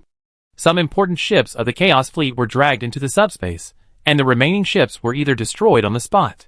Finally, the tentacles began to dismantle the terminus, which constituted the gate. After dragging some important parts into the subspace, the entire gate collapsed instantly, and turned into pieces of flesh and blood floating in space. Due to the suppression of psychic energy, these flesh and blood did not look as weird as usual. They were affected by the laws of physics and froze, and shrank in space. Is the war over? Cred raised his head, and asked Chinemo. It's over. Chinemo nodded, and took back his power. The 13th Black Expedition is over, for both Chaos and the Empire. Chaos does not call the Black Expedition the XXTH Black Expedition. From their perspective, it is not an expedition again and again, but an eternal war that will last for countless years. But this war has to come to an end for Chaos. Great. Creed breathed a sigh of relief and took out a document from the drawer and handed it to Chinemo. Chinemo took it and looked at it carefully and found that it was a summary document written by the Imperial Navy to Creed. Because the Tyrone Navy was responsible for the defense of the Cadian Gate, the Imperial Navy was able to withdraw troops to deal with battles in other parts of the Hazy Star region, and many worlds that were about to be conquered were defended. In addition, the document also said that the Imperial Navy Admiral Quarn hoped that Creed could act as an intermediary to organize a meeting between him and Chinemo to discuss the purchase of particle light spears. If Quarn is willing to install a dimensional engine for the ship, I can give him a particle light spear for free. Chinemo returned the file to Creed. Creed took the file, took a puff of cigar, and shook his head silently. He didn't think the dimensional engine could be promoted. After another 2 minutes of silence, Creed slowly exhaled a puff of smoke, frowned and said, "Your dimensional engine will turn navigators and astropaths into waste. Any people and forces related to astropaths and navigators will not allow your dimensional engine to be promoted. I'm not a naval general, but I can think of how to replace navigators and astropaths in the time it takes me to take a puff of cigar. Equipping a small, fast ship with a dimensional engine and letting it travel back and forth in the galaxy to deliver messages is a more stable method than using astropaths to deliver messages. Not to mention navigators. Why would we need navigators if we don't even need to use the subspace engine? Since the Great Crusade led by the God Emperor, the entire empire has relied heavily on astropaths and navigators for cross-galaxy navigation and communication. 10,000 years have passed, and you can imagine how powerful astropaths and navigators have become. Creed spoke directly, pointing out the threats of the navigators and the astropaths, and hinting that if Qin Mo forcibly promoted the dimensional engine, the consequences would be terrible. But Qin Mo knew these things better than Creed. Seeing that Qin Mo didn't listen to what he said, Creed stopped talking, took a puff of his cigar, and suddenly laughed out loud. Smiles are rare on the face of the Supreme Castle Lord. I can't believe it. Creed smiled and shook his head. A White Shield Kid strayed to the Talon Galaxy and met a Legion commander, and then the White Shield Kid made a promise with the Legion commander that the Legion commander would lend a hand when Cadia was in crisis. Fate. To be honest, I think the reason you strayed to the Talon system was not just the storm, Qin Mo said thoughtfully. Creed nodded with some emotion. He felt the same way. In fact, when the Volscani rebelled, Creed didn't think he could become the Supreme Lord, and didn't know why Qin Mo set Klein to his side. Later, he understood what his destiny was. Cadia is protected, and you will be the greatest Supreme Lord in history in the future. Qin Mo said, if you don't accept the life extension transformation, you will probably be a box when I see you again. Indeed. When you last saw me, I was still a young man. Now I am middle-aged, right? I will give you a gift when I leave Carda. What gift? A machine that can make cigars out of thin air infinitely, and this cigar contains nanorobots, which will ensure your health and live as long as possible. Then please give me an iron lung, Lord Talon. Qin Mo and Creed were talking and laughing. As they were talking, the smile on Creed's face suddenly disappeared. He smoked a cigar with a serious expression, and no one knew what was in his mind. After a long silence, Creed suddenly said, I hope you can do one thing for me before leaving Carda, that is, wait until you see Saran become the new Lord before leaving. If he is not the new Lord, please find a way to make him the Lord. What are you talking about? Creed's thoughts jumped so much that Qin Mo could hardly understand. In addition, Qin Mo knew that Sane was Creed's enemy. He followed Creed's command during the Volscani Iron Cavalry Rebellion, but he was always dissatisfied with Creed. Why did he let Sane become the new Lord of the castle? Sane's command ability is very poor, but he knows how to stabilize the situation in Cadia after the war. If I am gone, he will be the best candidate for the Lord of the castle. Creed said. Wait, you are gone, why oh? Qin Mo wanted to ask why Creed was gone, but suddenly realized. Some of the things Creed did in this war were not in accordance with the rules, and coupled with some other factors, Creed is likely to face an investigation after the war. In the Empire, heroes do not necessarily receive applause and praise. Lord. Cal suddenly walked into the office. He looked unhappy, and walked hesitantly in front of Creed. What is it? Creed had roughly guessed it, but still asked. The Inquisitors hope to talk to you. Cal said helplessly, and glanced at Qin Mo next to him. Let's talk alone. I understand. Creed agreed without hesitation, and then quickly wrote an order to absolutely ensure that the Tyrone people could leave Cadia. As long as Creed's title of Supreme Castle Lord has not been taken away, the Tyrone people can leave the Cadian Gate Defense Zone unhindered. Chapter 253. After handing the order to Qin Mo, Creed calmly stood up and followed Sergeant Kyle out of the office, heading to the place where the Inquisitor wanted to have a private conversation with him. Qin Mo watched Creed's back as he left. To be honest, he didn't think it was surprising that Creed was taken away. Besides, almost everyone on Cadia saw the demon, and the Inquisitors should be having a headache about how to deal with the Cadians and the Tyrones. Empire, the human empire. Qin Mo murmured, looking out the window. The black market obelisk shrunk the eye of terror by half, and the sky of Cadia looked less purple and disgusting, which made Qin Mo feel a little better. But only slightly better. Then what bothered Qin Mo was the Empire. The Empire was simply a standard villain. The heroes did not get the treatment they deserved, and the Inquisition was rampant and hammered this and that. If there was no chaos in this universe, Qin Mo would not hesitate to define the Empire as an enemy, and would make destroying the Empire his top priority. But the Empire is so bad for a reason, the environment is too bad. Qin Mo also understands that no matter how rampant and disgusting the Inquisition is, it is still an extremely necessary institution, because without the containment of the Inquisition, all kinds of monsters will bloom everywhere in the Empire. There are extreme lunatics like Karamazov in the Inquisition, and there are practical people like Eisenhorn and Horst. The latter has really dealt with one disaster after another that could destroy tens of billions of people, although Eisenhorn and Horst's methods of doing things are sometimes extreme and bad. This is what is called a necessary evil. In this universe, due to the pervasive corruption of chaos, rationality and moderation have become super luxuries that only exist in dreams. In this era, only people in the Talon region are worthy of this luxury. It is not because the Talon people are more noble, special or rare than people in other parts of the Empire.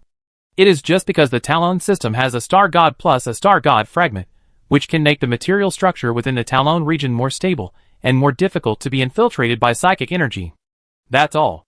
Humans have struggled in the darkness for too long, like an abused kitten who will get angry when seeing any movement or new things.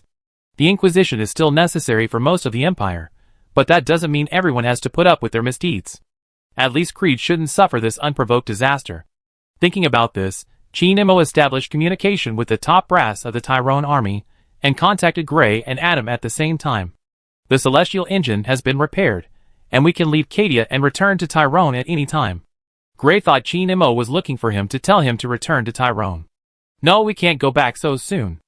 Chi Nimmo shook his head. If we stay in Cadia for a few more days, the Cadians will definitely hold a celebration party, and we can't be absent. Yes. Gray obeyed the order. Do the Navy personnel need to attend the celebration party?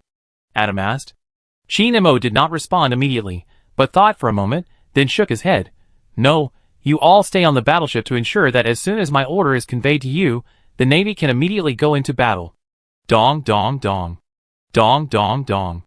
In a gloomy dungeon in the Mirak Bastion, Greyfax sat opposite Creed and Kyle, staring at a document in his hand and reading it. I don't know if Greyfax was bored or just had this habit. Anyway, she was knocking the desk between the three of them with the heel of her boots. This desk was placed in the dungeon for interrogating prisoners many years ago. The tabletop was moldy and exuded a foul smell. Greyfax has been reinstated. Due to the warp storm, disappearing from the universe for a while is not a big deal.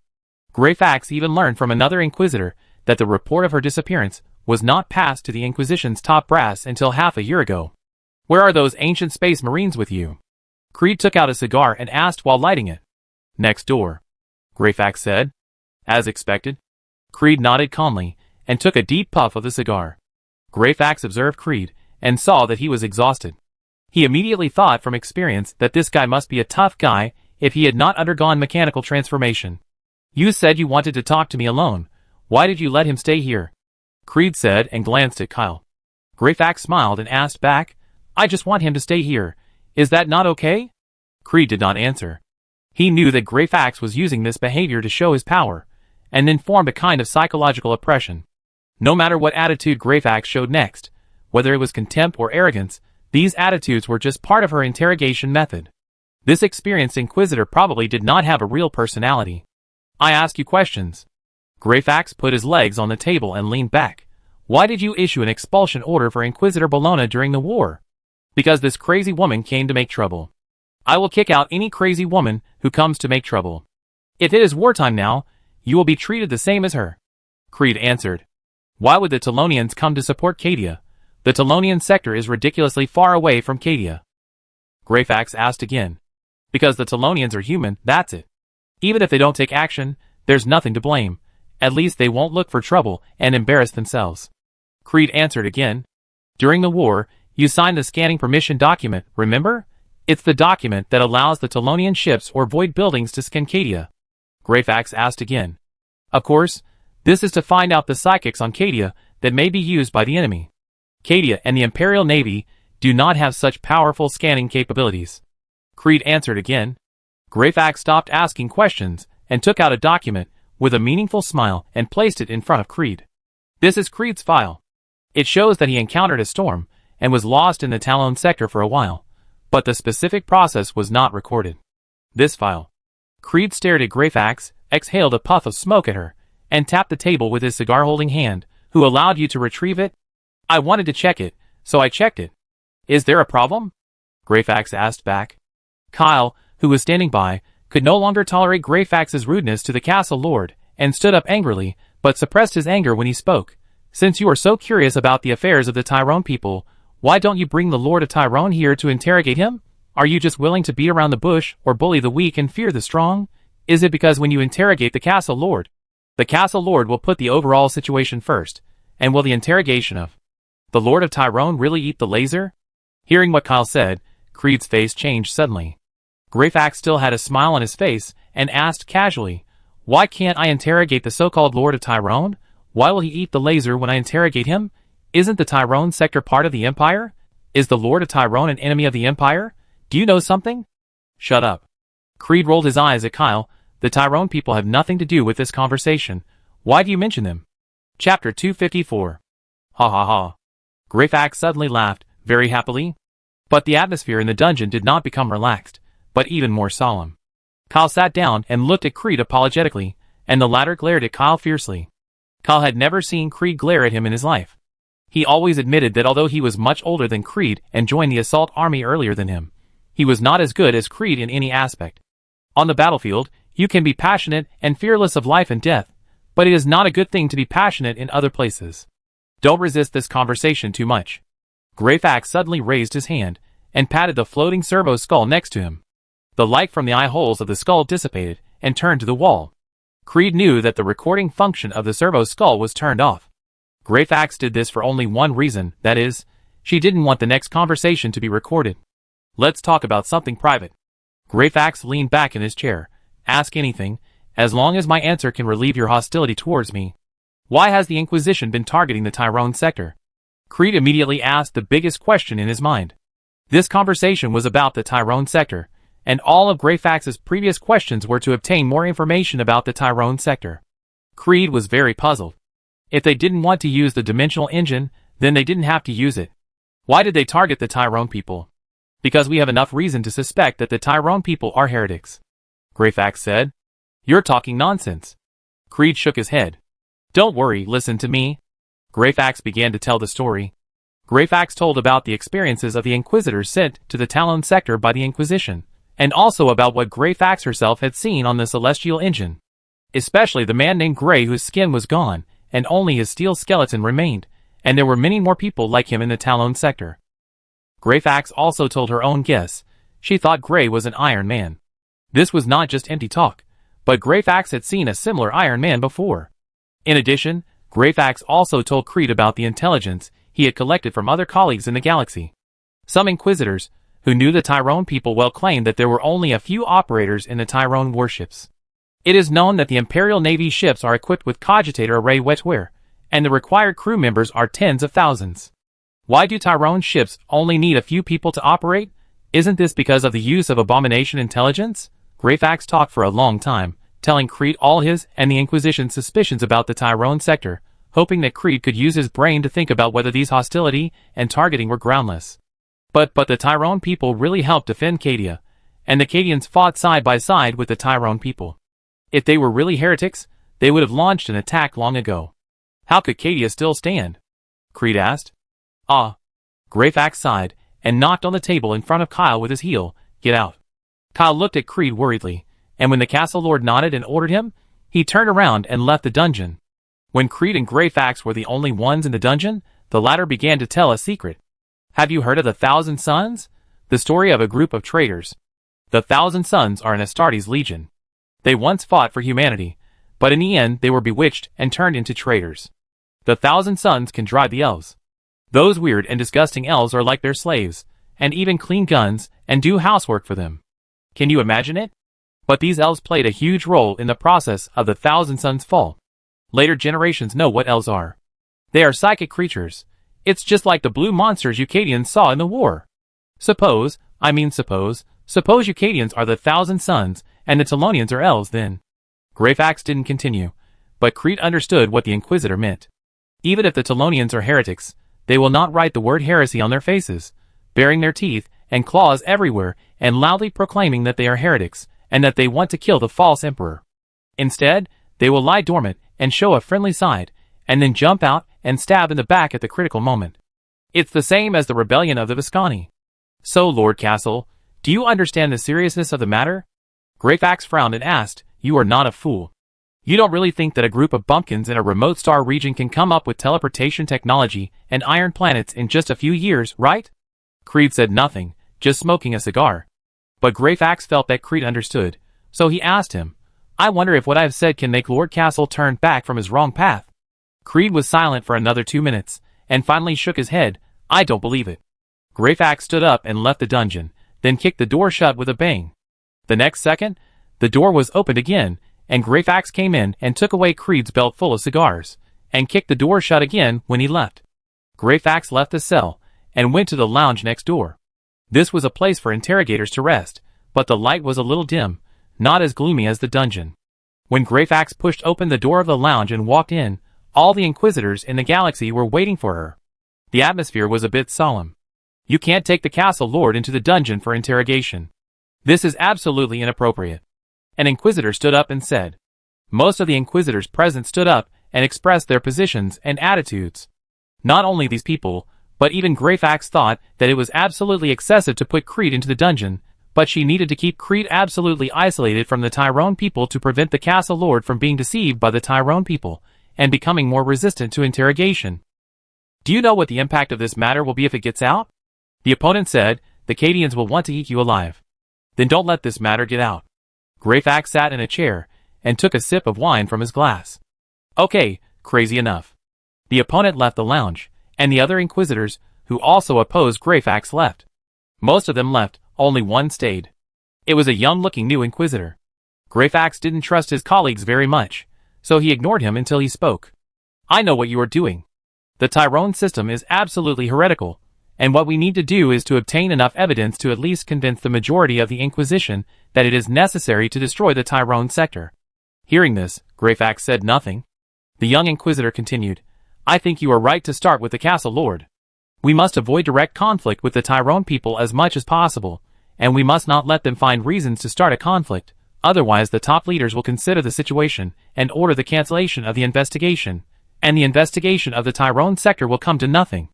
Greyfax finally looked the young man in front of him straight in the eye, and praised and admired him very much, so he said, I authorize you to investigate this matter with me. Thank you. This is my file, please take a look. The young Inquisitor handed over a piece of parchment with both hands. Inquisitors need to know each other well in order to cooperate. The fact that the other party directly took out the file showed that he was very sensible, and Greyfax was even more satisfied. Greyfax quickly read the file and found that the Inquisitor only looked young, but was actually a middle-aged man. In addition, his father was a member of the Mechanicus, but Greyfax didn't think there was anything wrong with that. After all, those fanatics in the Mechanicus, who transformed themselves into machines, wouldn't talk about father-son love. The file also stated that the two had severed their relationship 30 years ago. Thank you for allowing me to participate in the investigation. The young Inquisitor saluted again. My name is Chuck. Chapter 255. After a while, Chuck, who had just announced that he would investigate the Tyrone Star Zone with Greyfax, was now standing in front of Chinemo, the subject of their investigation. Chinemo looked at Chuck and recalled that this guy was one of the first wave of Inquisitors who arrived at the Tyrone star system. Vic, the current sage ruler of the Agrippina Forge world, was the father of this Inquisitor. Chinemo noticed that Chuck was no longer an apprentice, he was now a veritable Inquisitor. The father and son who were related to the Tyrone star region all benefited directly or indirectly. As I said, Lord of Tyrone.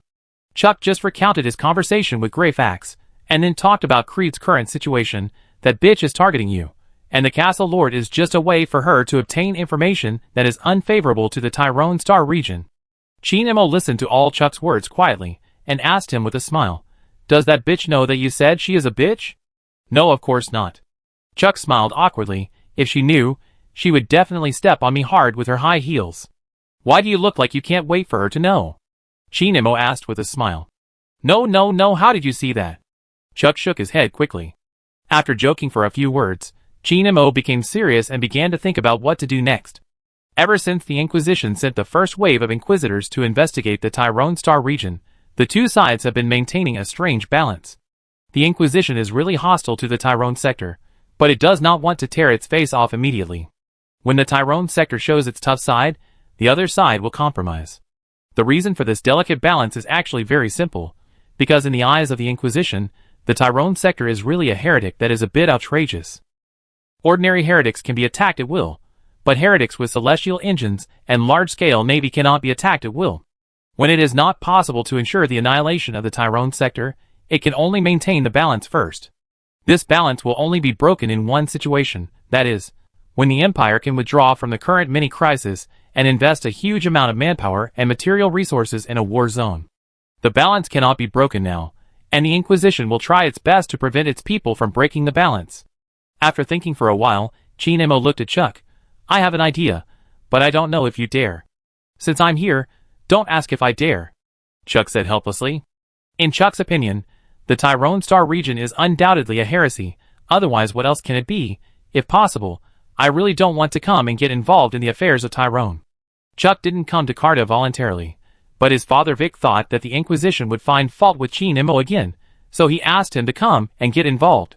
Chuck severed ties with his father a long time ago, but due to his personality, some psychological factors and unrealistic expectations, he always carried out Vic's orders with a pinched nose. You can take a transport plane to approach my fleet, and then ask the captain of any warship to hand over a person for you to interrogate. Chinemo said his thoughts. No one will really be handed over to you, but the matter has been blown up. I go to your Navy fleet now. Chuck stood up and saluted, but please tell Admiral Adam not to open fire when he sees a transport plane with a crow logo, so as not to really blow me up. Based on my previous experience, you Tyrone people can do such a thing. Chinemo nodded repeatedly. Chuck left at ease, but turned back after a few steps. There's another thing, that is, Lord Horst has come to the galaxy a long time ago. I don't know the specific reason, and I don't know which world he is in. He always appears and disappears. He asked me to provide some information about Blackstone before, Chuck said. Chinemo nodded. Isn't that better? 10 minutes later, Greyfax, who was preparing to start the second round of interrogation of Creed, received a message. The Talon Navy warship in the galaxy pointed its weapons at the Inquisition ship because an Inquisitor went to their fleet and asked them to hand over a person. Greyfax did not react when she learned the news. She accepted the reality instantly and realized that it must be the guy named Chuck who did it, because the other Inquisitors were not willing to intervene now. The only thing that surprised Greyfax was Chuck's quick surrender and betrayal. The whole process was smooth and flowing. It was obviously not the first time he had done this, and he had planned it in advance. But these difficulties were not enough to stop Greyfax from investigating. What really made her not want to continue was the person who suddenly appeared in front of her. Horst. This legendary Inquisitor who appeared and disappeared mysteriously had been on Cadia, conducting a secret investigation. It's time to end it, Horst said.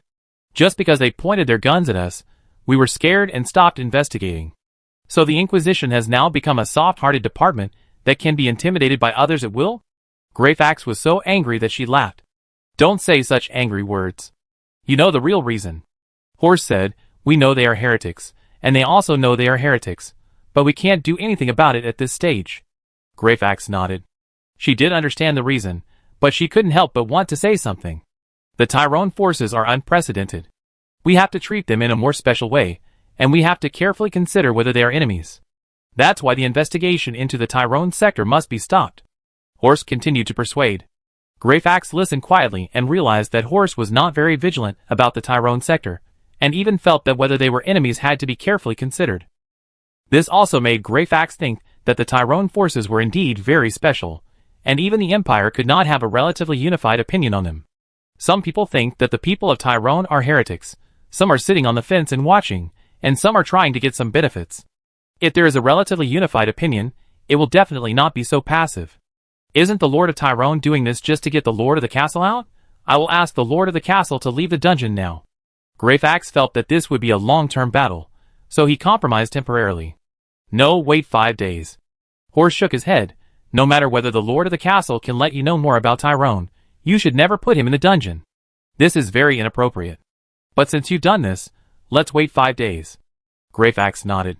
What happens next has nothing to do with you. I need you to help me investigate the Black Stone. Horst got down to business. I observed that those black balls once ran around under the Black Stone obelisk. The reason why the Eye of Terror was contained was related to it.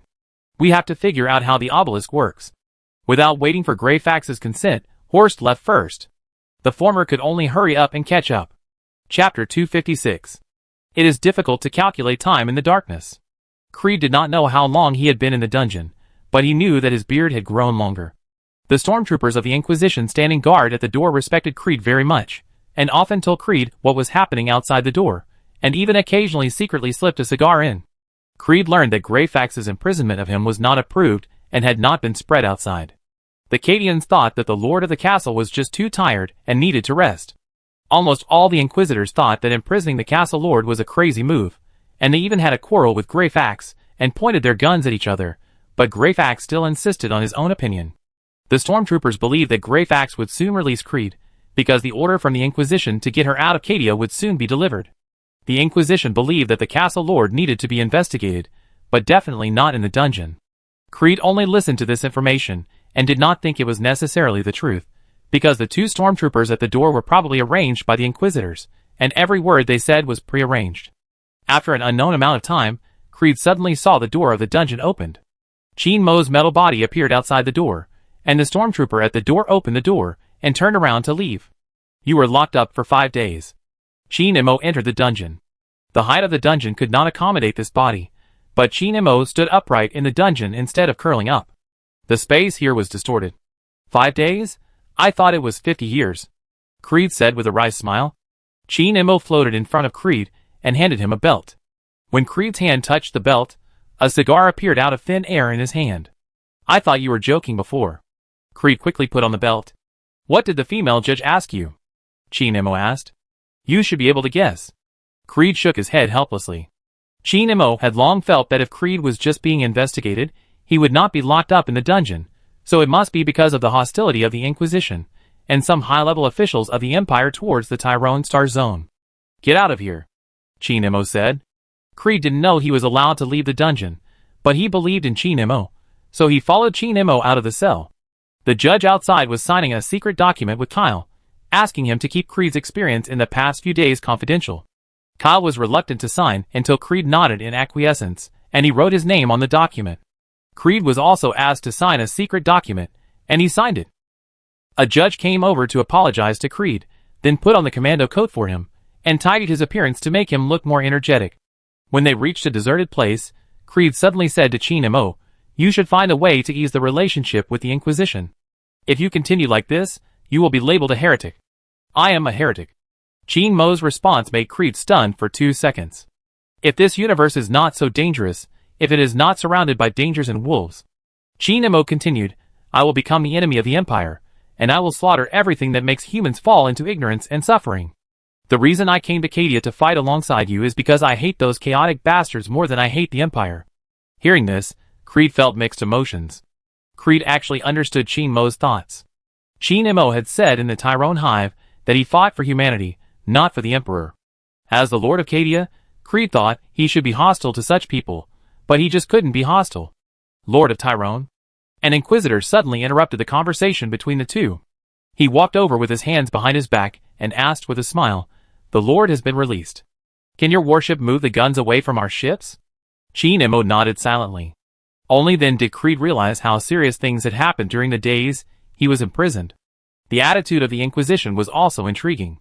It was hostile to the Tyrone sector, but it did not want to have a conflict with the Tyrone sector. The two sides maintained an extremely strange balance. It was unknown when this balance would be broken. I will leave Cadia in 3 days, Cheen Mo said to Creed after the Inquisitor left. Anyway, you helped Cadia. Creed held Cheen Mo's hand. When the Talon sector is in crisis, Cadia will help you too. Thank you. Cheen Mo nodded.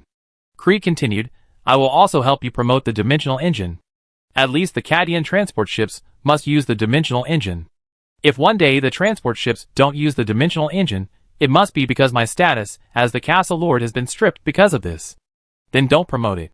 It's a small matter to lose your status as the castle lord, but it's not good to let others assassinate you. There's nothing to be afraid of. The cigar belt you gave me definitely not only allows me to have unlimited cigars, it should also have a shield function.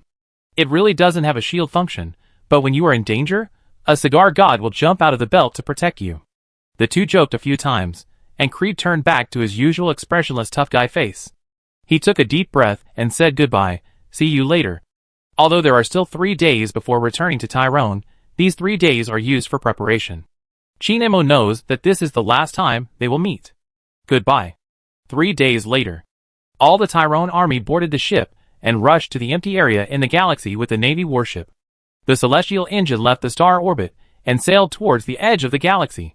The Cadians gathered on the surface of the planet and in the void port to bid farewell to these friendly forces, who had fought side by side. There were huge banners hanging on the Tyrone warships. These banners full of words of gratitude were made by people organized by the state religion in the galaxy. The state religion even made an oversized double-headed eagle logo for the Tyrone fleet to commend the Tyrone Navy for its loyal contribution in this war. But this double-headed eagle logo was not taken away, but given to Creed. Chi Nimmo stood on the observation deck of the battleship Lord of Tyrone, watching the Tyrone battleship sailing past from a distance. The observation deck is located in the area of the bow of the battleship, and is used to review the Navy. Chi Nimmo is in a good mood now. The black stone obelisk on Cadia has been saved, the manure pit will not be opened, and the goal of this trip to Cadia has been achieved. But Chi Nimmo is a little worried while being happy. Everyone on Cadia has seen demons, and all news about demons has been blocked by the Inquisition, but this time, they probably can't block it. There are too many people who have seen the devil. Even if all the Cadians are killed, there are still the Talonians, who have also seen the devil. Chi Nimmo is not worried about the massacre by the Inquisition, but whether Creed should take responsibility, but he is no longer worried after thinking about it. Creed is not a child, he is a castle lord, and he always has ways to deal with troubles. Gaius should still be investigated by the Inquisitor. Gray behind him suddenly said, "Who is Gaius?" "A space marine of the Ultramarines." Chi Nimmo turned his head and asked. "A captain, he is a veteran from 10,000 years ago, and appeared on the Celestial Engine with the female Inquisitor." Gray explained, "Their armor is different from that of other space warriors, it is very old." Chi Nimmo smiled, turned his head and said, "The Inquisitors will give them a little shock of the 41st millennium." The fleet continued to sail away. When leaving Cadia, Chi Nimmo looked around the entire galaxy, but did not see Call and his Explorer King appear. "This guy is too slow," Chi Nimmo muttered to himself. He didn't know how much he had accelerated the progress of the 13th Black Crusade. Anyway, Call hadn't arrived yet. The reason why he paid so much attention to Call was because Chi Nimmo knew that this sage of the Adeptus Mechanicus had a mission, which was to use the creation called the Armor of Destiny to resurrect the 13th Primarch Guilliman. Chi Nimmo really hoped that Guilliman would be resurrected, because this Primarch was a wise man, much stronger than the current High Lords Council of the Empire. How can we accomplish the great task of expelling the influence of the subspace from the material universe together with the Inquisition and the High Lords? Alas! Chi Nimmo sighed.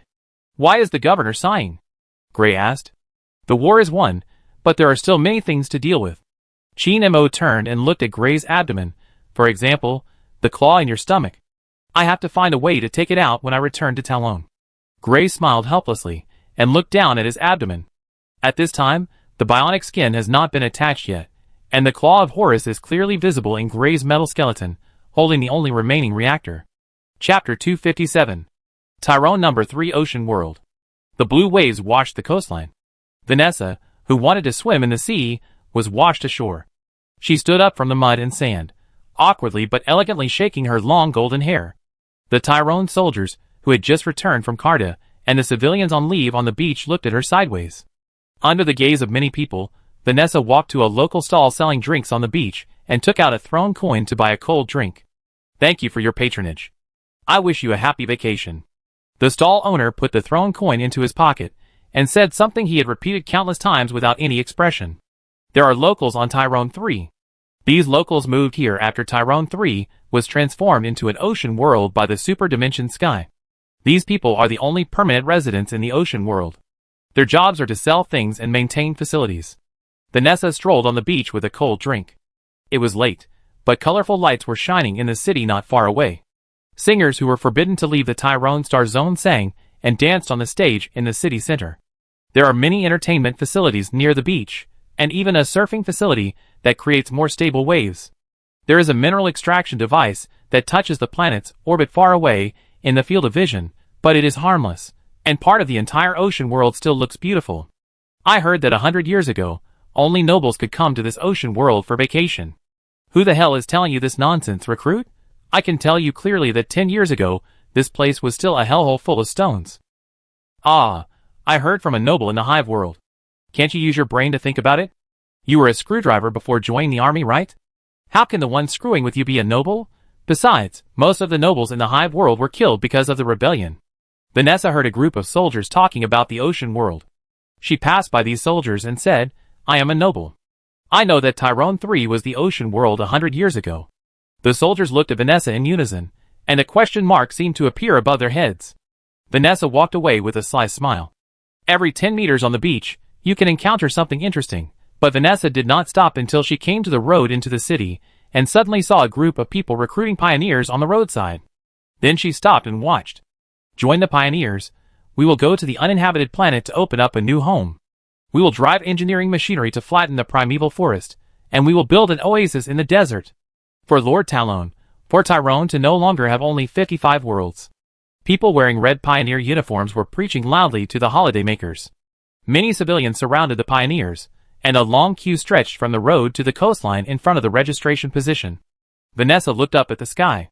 A colony ship was parked on the track of Tyrone 3, and dense transport planes were traveling back and forth in various parts of the ocean world, sending new pioneers to the colony ship. This colony ship had just been developed and manufactured. There had never been an order from Chinemo himself to open up a new home in the galaxy. From shipbuilding to recruiting, it was completely spontaneous. Vanessa watched the scene. She was so absorbed in watching that she didn't even notice a transport plane parked in the open space behind her, nor did she notice Chinemo got off the transport plane and stood behind her. And Rita, one of the guards, got off the transport plane and stood behind Chinemo. He held a box in his hand, which contained the claw of Horus. This thing had been taken off Gray. You are so absorbed in watching. Chinemo stood behind Vanessa. What are you trying to understand? I saw progress, pioneering, and courage. Vanessa said, most of the planets in the Tyrone region are barren and harsh, but they are going to open up new homes. They know how difficult it is, but they are fearless and believe that their courage is enough to overcome everything. This is exactly what I want to see and pursue at all costs. After saying that, Vanessa turned around and looked at Chinemo. Chinemo was stunned for a moment. I saw Vanessa's hair fluttering, her two eyeballs were wrapped in golden light, and a tear fell from her right eye. At this moment, Chinemo seemed to see a skeleton standing on the golden throne. Vanessa was obviously possessed, not because she wanted to see everything in front of her, but because he wanted to. So now you can not only let her help pass the message, but also possess her directly. Chinemo asked, that's great, I suggest you go to Terra immediately, and let the tribunal get out of here. Sorry, I can't do it. He shook his head.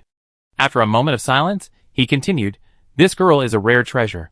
When I talk to her, her head will not be burned to slag, but she is not my messenger, just my chess piece to observe you. Besides, my will is not unified, and I cannot reach a consensus on my attitude towards you. I am inclined towards you, but the other me, and many other me hate you, just like you hate psychic power. Because I don't know whether you are inclined towards humans due to the influence of flesh and blood, or choose humans as your family, or like the trap you carefully built for the Necroner, the sweetness of humans now will turn into pain when their souls are sucked away in the future. After listening to all the words, Chinemo suddenly remembered that the Emperor was actually a super riddle man, but fortunately he didn't understand what he said at this time. The Emperor has been tortured by the Golden Throne for too long, and coupled with the 10,000 years of faith that has distorted him, it is not quite appropriate to say that the Emperor is a bit schizophrenic. Gilliman will also discover this when he goes to Terra to see the Emperor in the future. You have done a great job. He suddenly changed his attitude again, rational, scientific, and enterprising. This is my evaluation of everything under your rule. Don't flatter me. Chinemo shook his head. Everything in the Talon sector is now built on the protection of someone who can use the power of the Star God. If it were not for the power of the Star God to make the material structure of the Talon sector more stable and less likely to be penetrated by psychic energy into a sieve, then every world in the Talon sector would become like most of the worlds in the Empire, full of crisis and suffering. Chinemo knew this clearly, so he just wanted to promote the dimensional engine, not to make every world in the Empire like the world in the Talon sector, at least not for the time being. Some traders think I'm a clown playing witchcraft. Do you think so too? He suddenly asked. Of course not. You can endure 10,000 years of torture and find ways to protect humans. Chinemo suppressed his disgust for psychic energy as much as possible, the Lord of Humanity, worthy of the name. After hearing this comment, there was no fluctuation on his face, just nodded. Let's talk about business. Did you come to this girl to ask her about the weapon? Yes. Chinemo took the claw of Horus from Andrada. Give me some suggestions. I will adopt them as appropriate. I suggest you destroy it, and don't let it exist. He replied. Chinemo nodded, but did not intend to destroy the claw of Horus immediately. This weapon is also a legend. It was once used by Horus to hurt Sanguinius and the Emperor. Maybe there are their genes on it. After thinking for a moment, Chin-mo decided to throw the Claw of Horus into the dimensional space and study it in the dimensional space in the future. It is unlikely to clone Sanguinius and the Emperor, but maybe he can study how the Emperor appeared. Chin-mo threw the Claw of Horus into the dimensional space and turned to board the plane. The light in Vanessa's eyes gradually faded, and she felt extremely uncomfortable. Chapter 258. The transport plane flew out of the atmosphere of the ocean world and flew towards the void port in orbit. There are not only colony ships in orbit, but also in the void port, and there are 5 of them. The colony ship must be loaded with people in orbit and then rush to the void port. After loading a lot of supplies and equipment, it can go to the uninhabited planet to open up a new home. I am really puzzled. Chin-mo suddenly said, I didn't order the development activities. Who gave them the supplies and equipment? And Rita, who was sitting opposite in the cabin, immediately projected a large number of holographic documents and agreements into the air. These were all what he had investigated or recorded. Although Enrita was a killing machine armed to the extreme from the inside out like other guards, he was indeed a civilian official. Sometimes civilian officials also need a little force to avoid the situation where scholars encounter soldiers. Most galaxies in the Talon Star Zone have a situation, that is, there may be many planets in the galaxy, but everyone is crowded on one planet. In the past, everyone could bear it, but now they can't. Those living in integrated residential areas similar to military camps are the most enthusiastic to contribute money and labor. The second is some enterprises, such as those selling animals, mining resources, and doing construction. In short, these enterprises contribute part of the money, and when the new home is developed, they can get a share, or even a share in the development activities. Supplies and equipment are all purchased, and some engineering companies have designed many new types of equipment. Chin-mo looked at the holographic image projected by Enrita and saw a large number of engineering equipment, both unmanned and manned, able to move freely in the jungle, able to wander in the ocean. There are many companies in the Tylon Star region. They are allowed to carry out small-scale commercial activities or research and development work, and many civilian technologies or industrial products in the Star region are manufactured by these companies. Although logistics machinery can ensure that everyone's needs are basically met, there is still a distance from basic satisfaction to satisfaction. Lady Donna of the Tyrone 2 Knight family often drives knights to some planets with harsh environments to provide assistance to local pioneers, such as killing some giant beasts, cleaning up some ancient machines, etc. Enrita said. Chin-mo listened silently, feeling a little worried. Although large-scale development activities will allow Tyrone to have more worlds and accommodate more people, this kind of development may awaken the Undead Dynasty. Of course, the premise is that there really is a planet where the Undead Dynasty is dormant in the Star Zone. But then I thought it was good. It was like clearing mines. If the Undead Dynasty really exists and is awakened, then we should find a way to kill them. There is always a way. The Imperial Tax Collection ship didn't come this year. And Rita talked about another thing. I received them when they came to collect taxes last time. The Imperial officials of the tax collection fleet told me that it was useless to collect the dimensional engine. If the Talon sector is unwilling to provide resources or industrial products as tithes, then they will never come to collect taxes again. Where is the nearest Imperial tax collection fleet? Chin-mo asked. It's only 100 light years away from the Star Zone. And Rita projected a star map and marked the location of the fleet on it. Chin-mo thought for a moment and ordered, let a fleet of the Navy bring them here, supervise them to load all the dimensional engines on board, and then escort them away, and escort them all the way to the vicinity of Terra. Hearing this, Enrita raised his eyebrows, thinking that although this behavior was a bit rough, it was indeed feasible. But Enrita didn't understand. If the Empire's attitude towards the tithe of the Tyrone sector was if you are not willing to provide resources or industrial products as taxes, then don't collect taxes anymore. Why didn't the Tyrone sector simply stop paying tithes? Enrita expressed his doubts. Chin-mo responded, humanity must stop using subspace navigation. Although the Empire does not want to use dimensional engines now, it will use them in the future. It must ensure that the Empire has enough dimensional engines, and then they can replace the engines for the fleet. But I personally don't think the Empire will come to its senses. Enrita smiled helplessly. It doesn't matter whether the Empire comes to its senses or not, as long as the people who are about to be resurrected can come to their senses. Chin-mo said something that Enrita couldn't understand. The transport plane quickly entered the void port, and Chin-mo and Enrita changed to a small ship to return to the Tyrone Hive world.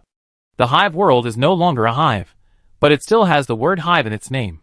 The environment of the Hive world is so bad that there is only one hive, But it is not realistic to use the superdimensional sky to transform the planet, because all the population must be transferred out first. But as the capital of the Tyrone sector, the Hive World has huge administrative agencies such as the Army and the Navy, and officials from various galaxies are active in the Hive World. The secrets of the giant factory in the bottom nest of the Hive World have not been investigated yet.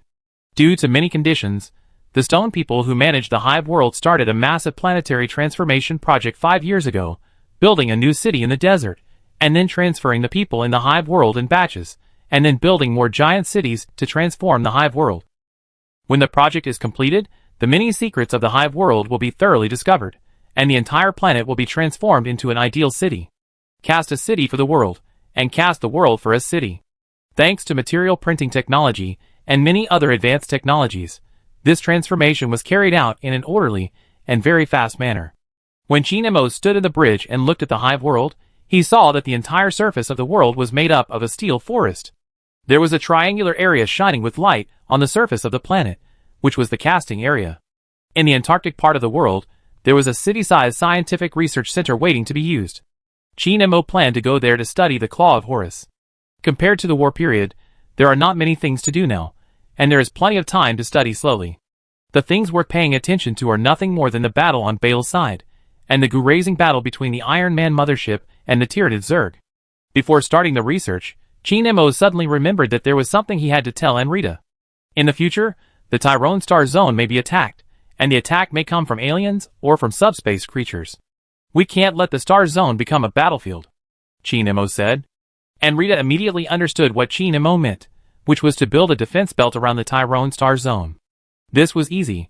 The only slightly troublesome thing was that the star systems outside the Star Zone were not under the jurisdiction of Tyrone, and the Empire did not care much except for collecting taxes.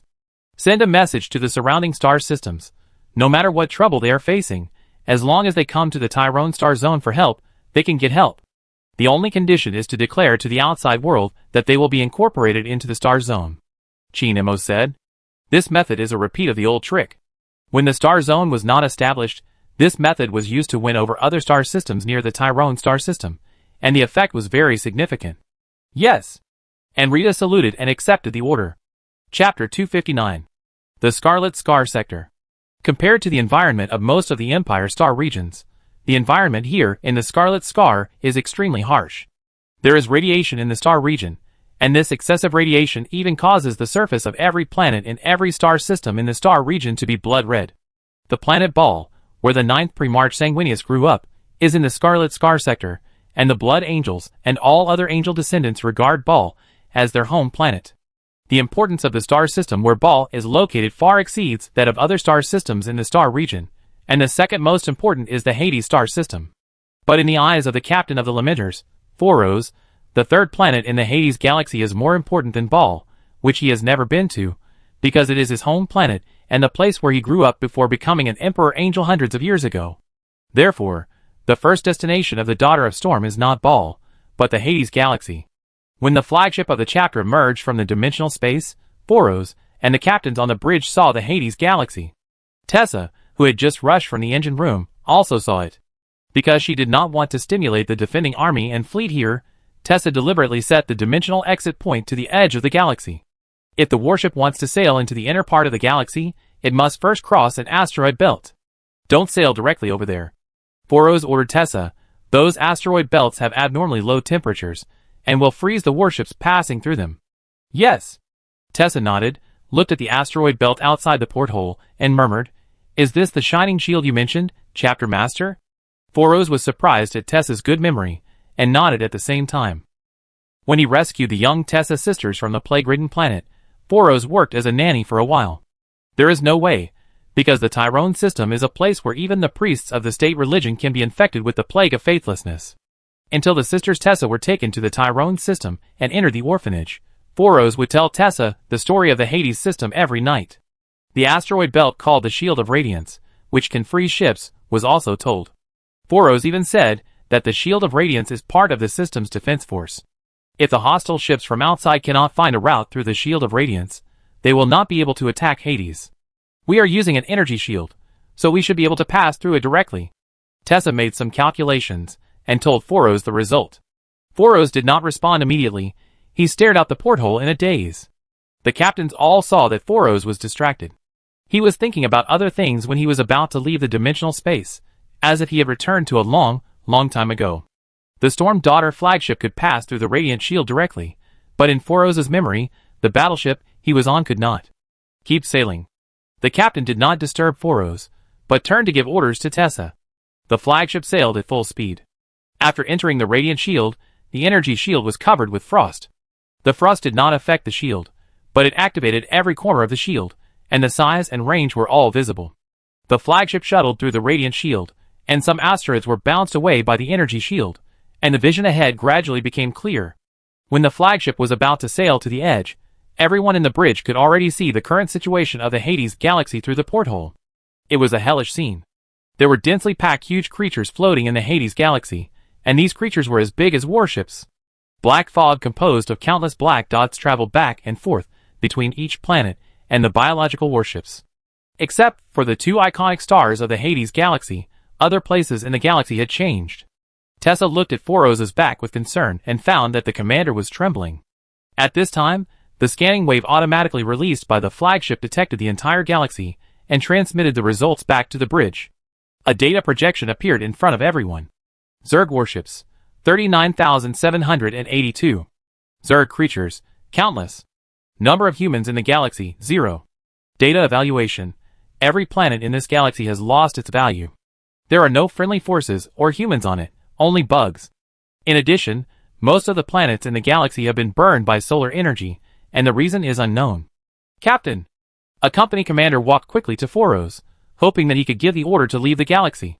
Some biological warships have noticed the Storm Daughter coming out of the shield of radiance. The huge black fog composed of countless small bugs is rushing towards the flagship. Go 2 kilometers further, as long as I can see the ocean of Hades 3. Foros said. His voice was not like an order, but more like a beg. Prepare for battle. The captain reminded others, and turned away from the bridge to defend the part of the ship where the bugs might land after the energy shield was broken. The 700 Lamenter Space Marines in the battleship were all mobilized, and rushed to the edge of the ship with the mortal servants to join the defense. But this is just the instinctive prudentness of the entire Weepers, who are afraid of the rope after being bitten by a snake once, and it is probably meaningless. The energy shield will not be easily broken. It is enough to protect the Storm Daughter to the orbit of Hades 3, and then turn back. When the biological warship approached, the warship's weapons opened fire. Particle light spears streaked through the dark void, tearing the biological warship in half or directly piercing it. The collateral damage caused by them would cause the biological warship to burn in flames.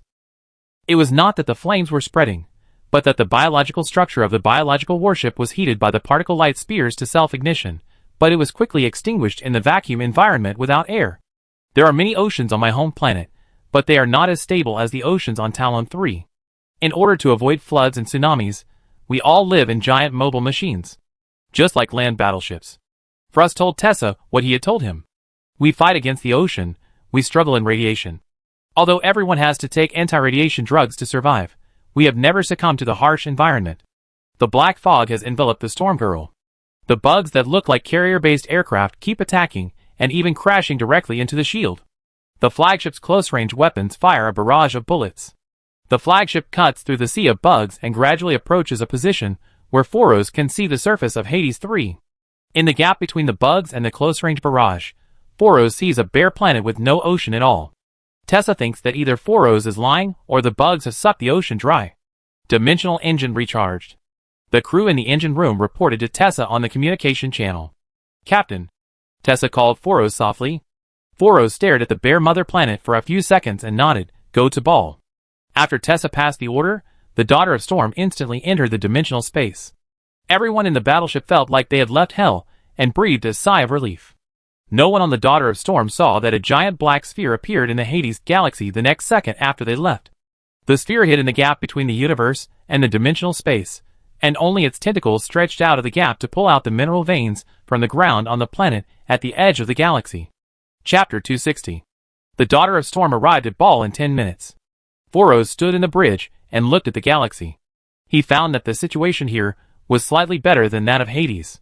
The blood-red ball and its 2 satellites had been surrounded by bugs. The planets did not look as desolate as those in Hades, proving that there might still be resistance on them. The detection wave was released from the Daughter of Storm. The situation of Ball I and Ball 2 was displayed in the bridge. The scan results showed that the number of bugs was still in the hundreds of millions, but the number of humans on the 3 planets was no longer 0. There were at least nearly 30,000 space marines and tens of millions of mortal auxiliary troops. These troops are distributed on Ball and its 2 satellites. The humans on Ball gathered in a giant defensive building called Angel Fortress to resist the Zerg attack. What is puzzling is that the friendly forces on Ball are attacked from all sides, and they are facing all-round attacks from the sky, the ground, and the underground at the same time. Is there no void shield on Ball? Tessa asked. The void shield should have stood in the Angel Fortress on the surface of the planet, at least to resist attacks from the sky.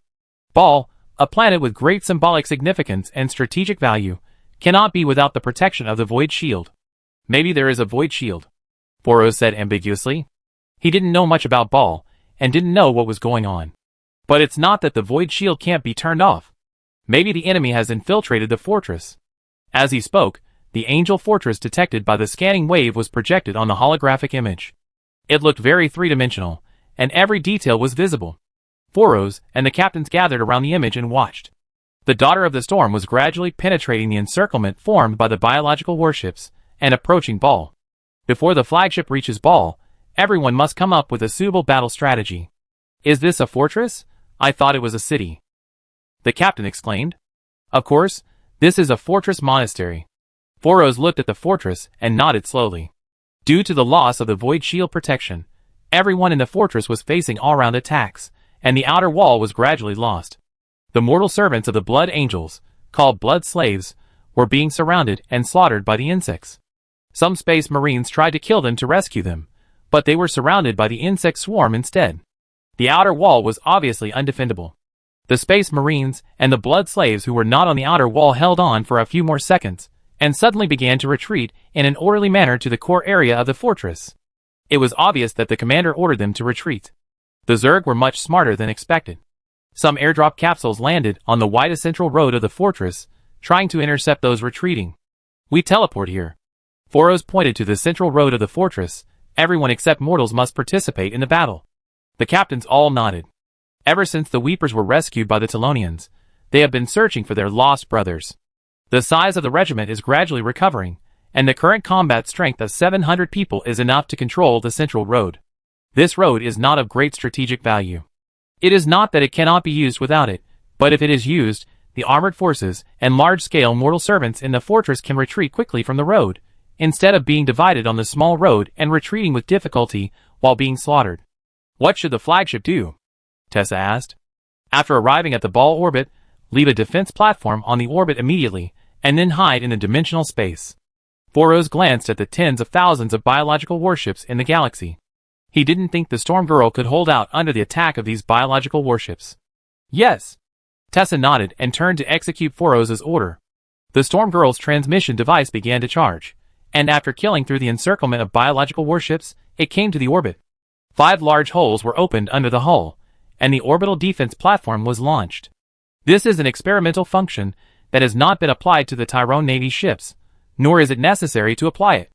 The purpose of the orbital defense platform is to help the Weepers gain partial control of the orbit as much as possible when there is only one flagship. The defense platform was immediately put into operation after being deployed. 5 defense platforms fired intensive firepower at the nearby insect swarms while activating shields. A biological warship approached them under the firepower of the defense platform, and then fired biological shells to try to break the energy shields. The energy shield of a defense platform was damaged, but a blue light flowed between each defense platform and repaired the damaged shield. The hive mind realized that if these platforms were not destroyed in an instant, their energy shields would be indestructible. So the biological warships no longer attacked the defense platforms, but gathered at a farther place and prepared to rush it all at once. The Storm Daughter escaped into the dimensional space, and before that, teleported the Weepers to the Angel Fortress. On the ground, Kareen, the captain of the first company of the Blood Angels, was organizing an evacuation.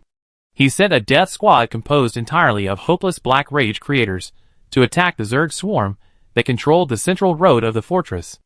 Under the influence of Black Rage, the death squad had no fear of the Zerg swarm in front of them. They roared and rushed into the Zerg swarm to kill, and then were swallowed by the Zerg swarm in less than 10 seconds. A hive tyrant held a bone knife in his hand and roared at Kareen in the distance. Kareen noticed that the hive tyrant came very hastily, and there were only tens of thousands of knife bugs and more than 60 warrior bugs around it. The former is cannon fodder, and the latter is an elite combat unit. But this tyrant has no tyrant guards to protect it. Even so, it is not easy to regain control of the central road, because there are bugs everywhere in the sky and on the ground. If the tyrant in front of him cannot be dealt with within a minute, the bugs outside will surround him. As a commander, Kareen can only issue a more prudent order, which is to let the evacuating troops take the small road. Just as Kareen was about to issue this order, a large crack appeared behind the swarm of insects on the central road, and a space marine wearing Terminator power armor walked out of each crack. Live up to the blood of Sanguinius.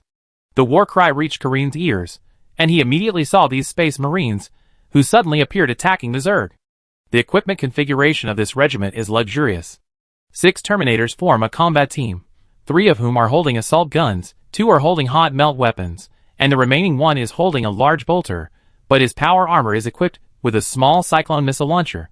In addition to the combat team, there is also a guard team responsible for protecting the chapter leader and the regiment flag. After being suddenly teleported to the battlefield, the fire support soldiers in each squad did not follow their fighting brothers to rush forward, but stood still and fired missiles at the swarm. Half of the knife worms were cleared by missiles, and the remaining half were quickly slaughtered by flamethrowers and assault guns. The escort squad, all equipped with close combat weapons, rushed into the swarm and killed the tyrant together with their chapter leader. Seeing the fluttering battle flag, Kareen recognized the sudden arrival of the chapter. The Whalers. Chapter 261. When Foros led the escort team to rush towards the tyrant, they were first intercepted by the warrior bugs. A warrior bug jumped up and pounced on Foros when it was 5 meters away from him, but was pierced by a guard holding a power spear during the fall, and was thrown out from the spear. Under normal circumstances, a space marine cannot kill a warrior bug so easily, except for those wearing the indomitable Terminator armor. There are many warrior bugs.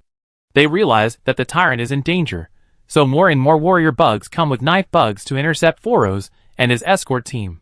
The 3 combat teams closest to Foros came to support and intercepted the other warrior bugs rushing towards Foros. Seeing the humans getting closer and closer, the tyrant waved his 4 arms holding the bone knife, and his huge and strong body rushed towards Foros. When the distance between the man and the bug was shortened to 2 meters, the tyrant slashed at Foros with the bone knife in his hand. At this time, a guard flashed out from the side of Foros, blocked the falling bone knife with a shield in his left hand, and smashed the tyrant's abdomen with a war hammer in his right hand.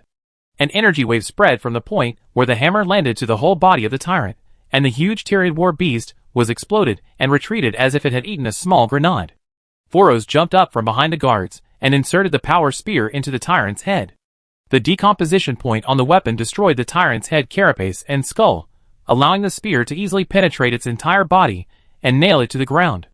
The knife worms and warrior worms that were still alive on the central road were like crazy, either running around or charging blindly, and their actions were no longer as uniform as before. Foros pulled out the power spear from the tyrant's corpse and shook off the blood on the spear handle while walking forward. The other Weepers followed the captain, cleaning up the bugs that could still be seen nearby. The battle was far from over. The Weepers killed only a group of bugs that were hastily airdropped. In their sight, there were still bugs that broke through the outer wall and chased the friendly forces in front of them, rushing towards the central passage. There was also a giant bug 15 meters high in the distance, a biochemical titan. But fortunately, the Weepers were not alone in facing these monsters. The first company of the Blood Angels had already come to the Weepers. Foros? Karen was very surprised when he saw Foros. I thought you were killed by the Minotaur's lackeys. It's a long story.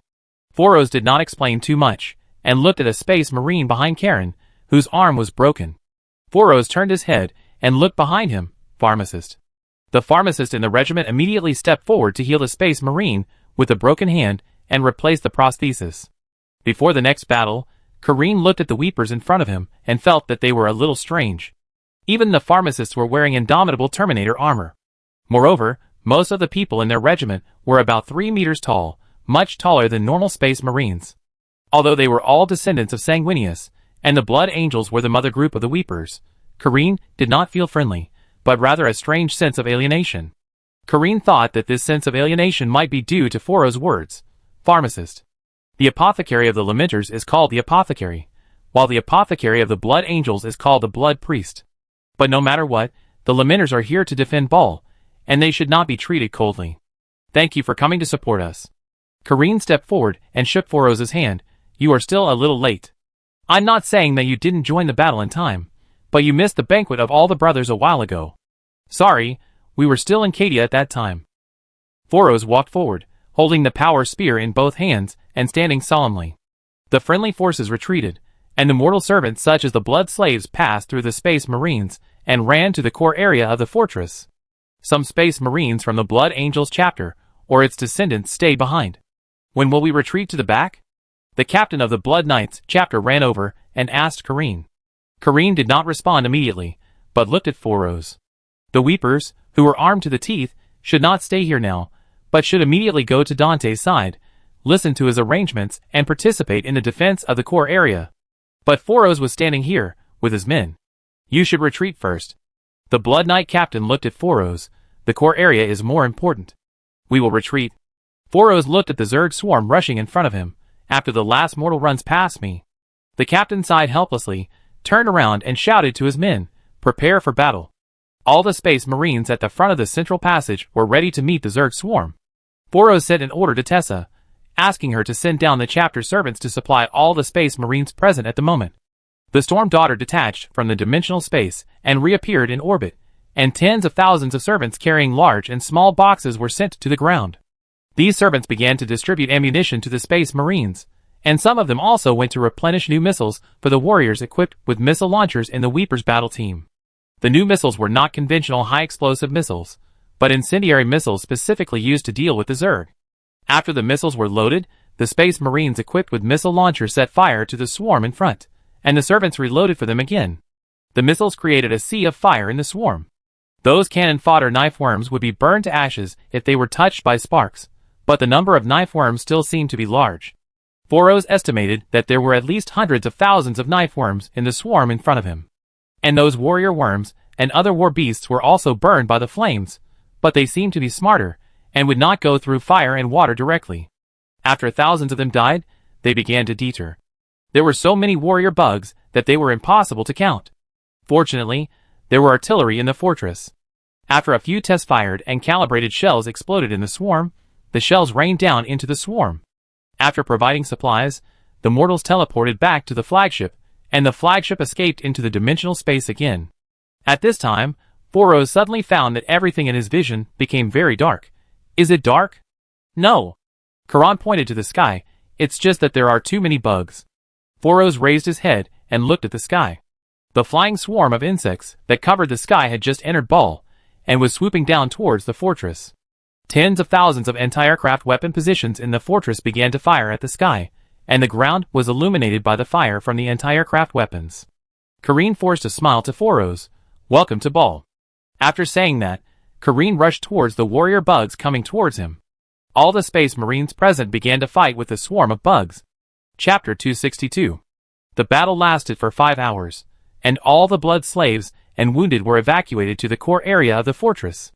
The Space Marines on the central passage completed their mission and began to retreat in batches. The first to retreat were the subgroups except the Weepers. The Zerg swarm was as huge as the ocean, and Foroz, who was fighting in the endless sea of Zerg, even had to use long-range weapons to save energy. Some Blood Knight Space Marines were furious and rushed towards the Zerg swarm regardless of everything, but were drowned by the Zerg swarm and disappeared without a trace. Foroz never let his subordinates save those Space Marines who were trapped in the Black Rage, because once they were trapped in the Black Rage, they were hopeless and there was no possibility of recovery. After shooting a warrior bug that pounced on him with a plasma pistol, Foroz turned his head to look at the situation of his subordinates. A guard was using an assault gun to sweep the surrounding swarm of bugs. He was so focused on fighting the bugs that he didn't notice a friendly soldier appearing behind him. The friendly soldier had a ferocious expression and bloodshot eyes, and picked up the power sword and stabbed the guard's back. Foroz raised his hand and shot the friendly soldier into pieces. Pay attention to whether the friendly soldiers are trapped in the Black Rage. Foroz reminded everyone in the internal communication channel of the regiment. They should attack the enemy more desperately. Why attack us? A new recruit who had joined the regiment for 60 years asked in surprise. There was silence in the regiment channel, and no one answered the new recruit's question because it involved the defects of the gene seed and the blood of the father of the gene. Black rage. When you joined the regiment, no one taught you what black rage was? Foros scolded him harshly. This was the first time that the recruit saw Foros' attitude so harsh. Kareen killed 2 warrior bugs that blocked the road and ran to Foros, standing behind him to face the surrounding bugs. You evacuate now. We are from the mother group. We should stay until the end. Kareen's words reached Foros' ears. You evacuate first, Foros said firmly. When all the angel descendants came to support Baal, and there were no rules to constrain them, but they just obeyed the orders of the mother group based on human feelings, the mother group certainly had the responsibility to stay and take on the most dangerous tasks. But Foros thought the Weepers were an exception. The brothers of the mother group stayed behind, wearing regular armor and using their bolters to resist the Zerg, and then a large group of Weepers wearing Terminator armor turned their backs to the battle and ran back with heavy steps. Foros thought that if this scene appeared on the battlefield, the Weepers would not be qualified to have so many sophisticated equipment. Okay. Kareen had heard that the Weepers were stubborn, so he didn't say much and directly ordered his company to evacuate. The Blood Angels fought and retreated, and their positions were filled by the Weepers. Kareen did not leave with his men, but stayed to fight alongside Foros. During the battle, Kareen observed these brothers of the subgroup and found that they were particularly good at fighting alone. Tyrant! Foros reminded Kareen. A tyrant emerged from the swarm of insects and rushed towards Foros with its guard insects. Some of the tyrant guards were holding bone knives, while others were holding a kind of living biological weapon. When they rushed over, one of Foros' guards was cut in half by the tyrant, and another guard was blown to pieces by the green shells fired by the living biological weapons. These creatures can evolve to the point where they can destroy the Terminator armor just by relying on their organic bodies. Kareen rushed forward with Foros holding a war hammer, and the two dodged the biochemical shells on the left and right. Just as they were about to fight the tyrant and the tyrant's guards, these big and strong bugs were suddenly crushed into meat scraps. Foros turned his head and looked behind him, where a technical sergeant holding a gravity scepter was standing. The supplies given by the Lord of Tyrone include not only conventional weapons, but also some of the Tyrone's ruthless gadgets, which are powerful and dangerous. On the way to Baal, a space marine used the gravity scepter with the instruction manual, but accidentally crushed his legs. Foros then prohibited anyone except the technical sergeant from studying the usage of those Tyrone equipment. At this time, Foros thought that his technical sergeant was excellent. At least he crushed not himself and Kareen, but the bugs ahead. The death of the tyrant did not cause the swarm of insects in front of him to fall into chaos. Apparently, another synaptic creature took over the command. Stay away from the swarm, the technical sergeant yelled at Foros. Foros and Kareen retreated immediately. The technical sergeant placed the scepter on the servomechanical arm behind him, took out a large telescope from his backpack with both hands, and put it in front of his eyes to observe the swarm of insects in front of him. The technical sergeant looked as far as possible, and then pressed the red button on the telescope. A crack opened above the swarm of insects, and the weapons of the Storm Girl hidden in the dimensional space automatically fired, and 2 particle light spears drilled out of the crack and fell into the swarm of insects. It is impossible to calculate how many insects these 2 light spears killed. The impact they generated spread to Foros and Kareen. The 2 warriors wearing Terminator armor were almost knocked over by the impact, and had to stick their weapons into the ground to stabilize their bodies. At this time, all the people in the mother group had evacuated. Foros took the opportunity of the 2 light spears to slow down the attack of the insect sea and issued a retreat order. All the Weepers gathered together and retreated while fighting. The Angel Fortress is not only the outer wall, but also the inner wall surrounding the core area. The friendly forces that had evacuated or deployed on the inner wall were ready for battle, and poured fire on the sea of insects. The gate of the inner wall was open, and a golden figure led the entire regiment of Blood Angel Space Marines standing outside the gate, ready to meet the Weepers. Foros recognized the golden figure as Dante, the commander of the Blood Angels. On the way to the city gate, Foros observed that Dante's body was not motionless, but trembling slightly, and immediately realized that he might be injured. Dante came out to greet them personally, and waved to the Weepers. Foros retracted his gaze, and focused on the battle in front of him. He was at the back of all his subordinates. The Weepers and Kareen fought and retreated, gradually approaching the city gate. Before entering the core area, the pursuers had to be blocked outside. The technical sergeant took a step ahead of everyone else, and took out a grenade from his backpack, and threw it into the bugs chasing Foros. The grenade did not explode, but instead generated a zero-gravity area. Both the knife worm and the warrior worm moved their limbs weakly and slowly rose. Foros's power armor was close to the ground to help him stabilize his body. The technical sergeant who threw the grenade turned around and ran back, checking the grenade manual while running. After running 2 steps, the technical sergeant suddenly stopped and looked at Foros in astonishment.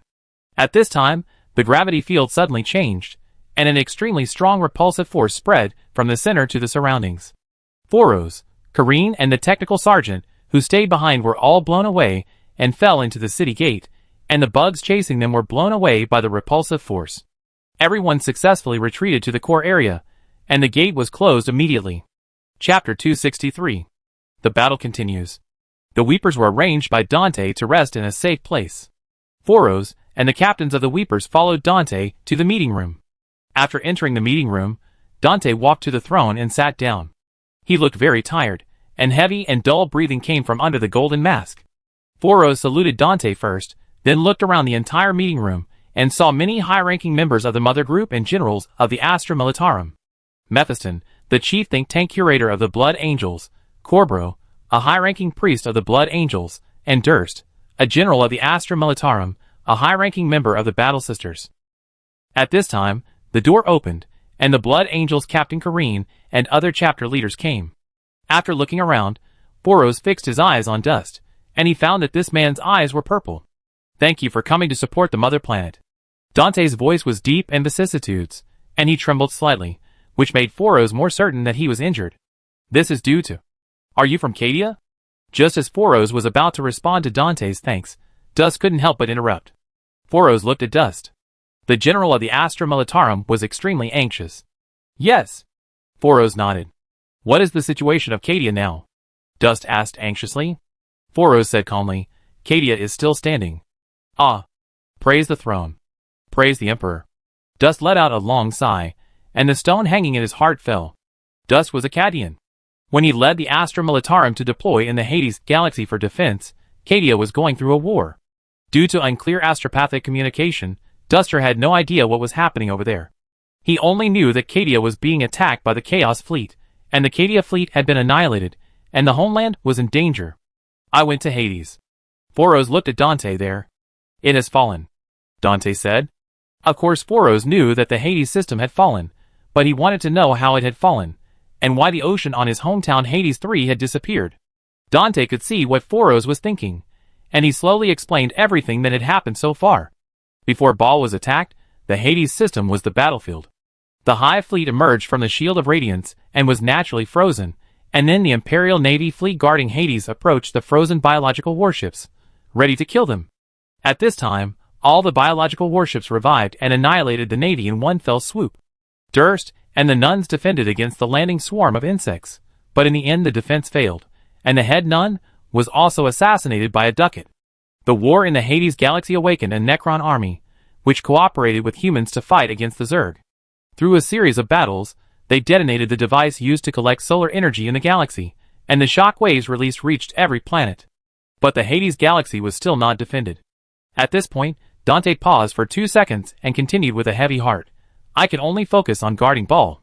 In order to create an isolation zone where the Zerg cannot forage, I ordered the fleet to implement an extermination order on the planets on the Zerg's route." Clipman tactics, this term came to Foros' mind.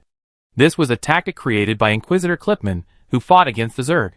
It was to impose an extermination order on the planets on the Zerg's route and create an isolation zone where the Zerg could not obtain biomass. But if this tactic was successfully implemented, the Zerg should change its direction. Why was Baal still attacked? The Zerg is still here. They would rather cross the isolation zone to attack. Dante's tone revealed fatigue and helplessness. They seem to be here for revenge. So I concluded that the Zerg is not a group of creatures driven by hunger instinct. There must be something commanding them, and this thing is angry that we have thwarted every attack of it in the past, and it is here to seek revenge. Mephiston, the chief think tank director at the side, took over the conversation. After listening to the two people's words, Foros nodded silently. "What happened in Cadia?" Mephiston suddenly asked. "The Eye of Terror has been shrunk, right?"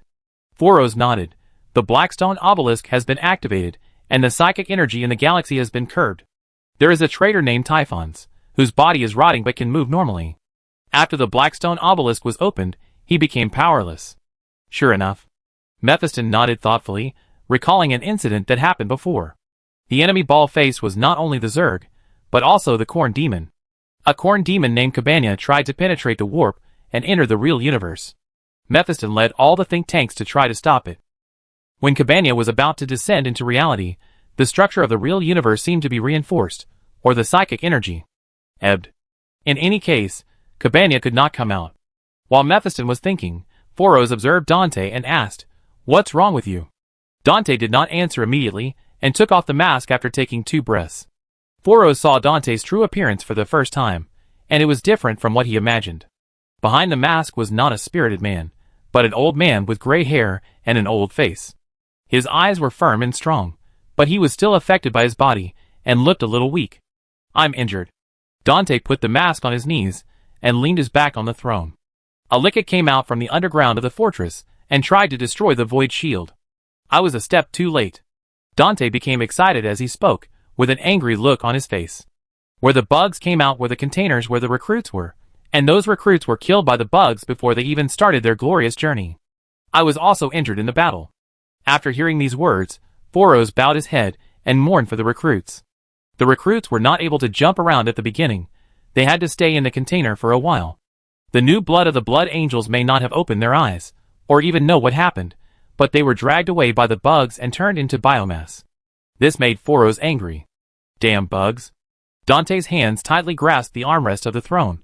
The place where anti-radiation drugs are produced in the Hades galaxy has fallen. Even if we win this war, it is impossible to restore Hades to its original state. Hearing this, Foros felt that Dante was even a little optimistic. The people in the Scarlet Scar Star Zone rely heavily on anti-radiation drugs. The origin of the drugs has been destroyed. Not only the Hades galaxy, but the entire Star Zone, whether it is the planets that have fallen or not, will not be able to continue to maintain in the future. Mortals will inevitably die without anti-radiation drugs, sooner or later. "Can I ask you to join the defense plan?" Dante asked. The Blood Angels chapter master was as humble and kind as rumored, and even used the word please. "It is my duty to guard Baal." Foros nodded, and then said another thing, "I didn't come directly from Cadia. Before coming, I went to the Talon sector and brought some gifts from Lord Talon." When the new sister-in-chief heard about Lord Talon, her face was not very good, because she had heard of this sector, and knew that they were a group of heretics. "It can be seen that Lord Talon is very generous to you." Dante glanced at Foros' armor. "What is his gift?" Foros slowly raised his hand, and raised 3 fingers. Terminator armor and matching weapons, and equipment enough to arm 3 full-strength chapters. Chapter 264. Sufficient Terminator armor and matching weapons, and equipment to equip 3 full-strength war bands. Sufficient Terminator armor and matching weapons, and equipment to equip 3 full-strength war bands. Foros' words echoed in the empty hall. Dante on the throne sat up straight, and Mephiston beside him widened his eyes. Kareen and the warband leaders of other warbands whispered. This news was too shocking. Terminator armor has always been an extremely scarce equipment, and only a company of elite warriors in each warband can be equipped. Some less wealthy chapters don't have Terminator armor at all, and it's good enough for the chapter master to have a set of fine power armor. Just like the Weepers before. Talon sector. Dante searched in his mind all the information he had heard about Talon before, but he couldn't find out why they had so many Terminator armor. How many Forge Worlds are there in the Talon sector? There are no Forge Worlds, but it's easy for them to produce Terminator armor.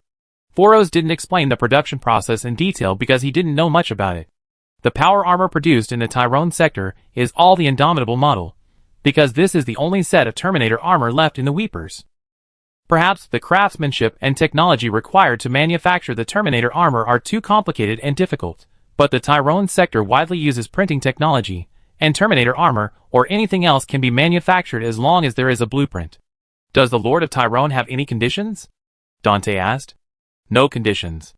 Foros shook his head and glanced at everyone present while speaking. The Lord of Tyrone is a generous and ambitious person. He will help any warrior who fights against the enemies of mankind, and we are fighting against the enemies of mankind. Most people present nodded frequently, thinking that the Lord of Tyrone, whom they had never met before, was quite generous. However, some people thought that the Lord of Tyrone did not give these equipment for free, and would definitely ask for rewards in the future. Some people even thought that these Terminator armors had hidden secrets, and might suddenly explode when the battle was at its most intense. After all, there were not only space marines, who wanted Terminator armors in the meeting hall. We accept the kindness of Lord Tyrone. Dante made a decision. The warband leaders in the meeting room stopped whispering and all looked at Dante, waiting for him to distribute the Terminator armor. Dante never made a decision. He looked up at Murphiston. Chief Think Tank Curator Murphiston understood what Dante was thinking at this time, that is, how to distribute the power armor. This is a big problem. Even if the distribution problem is solved smoothly, the Terminator armor cannot be used immediately after putting it on, and the user must undergo a period of training. There is no time for training now. After thinking about it, Dante announced, the first company of each regiment and all officers can get Terminator armor. Some people thought it was inappropriate to hear this, while others were very happy. Not all regiments can equip the elite soldiers of the first company with Terminator armor. If some poor regiments can have an extra company armed to the teeth, their combat effectiveness will be greatly increased. In addition, Dante's decision also proves that he is indeed a good person. At least, he would not say that the Mother Regiment would wear Terminator armor.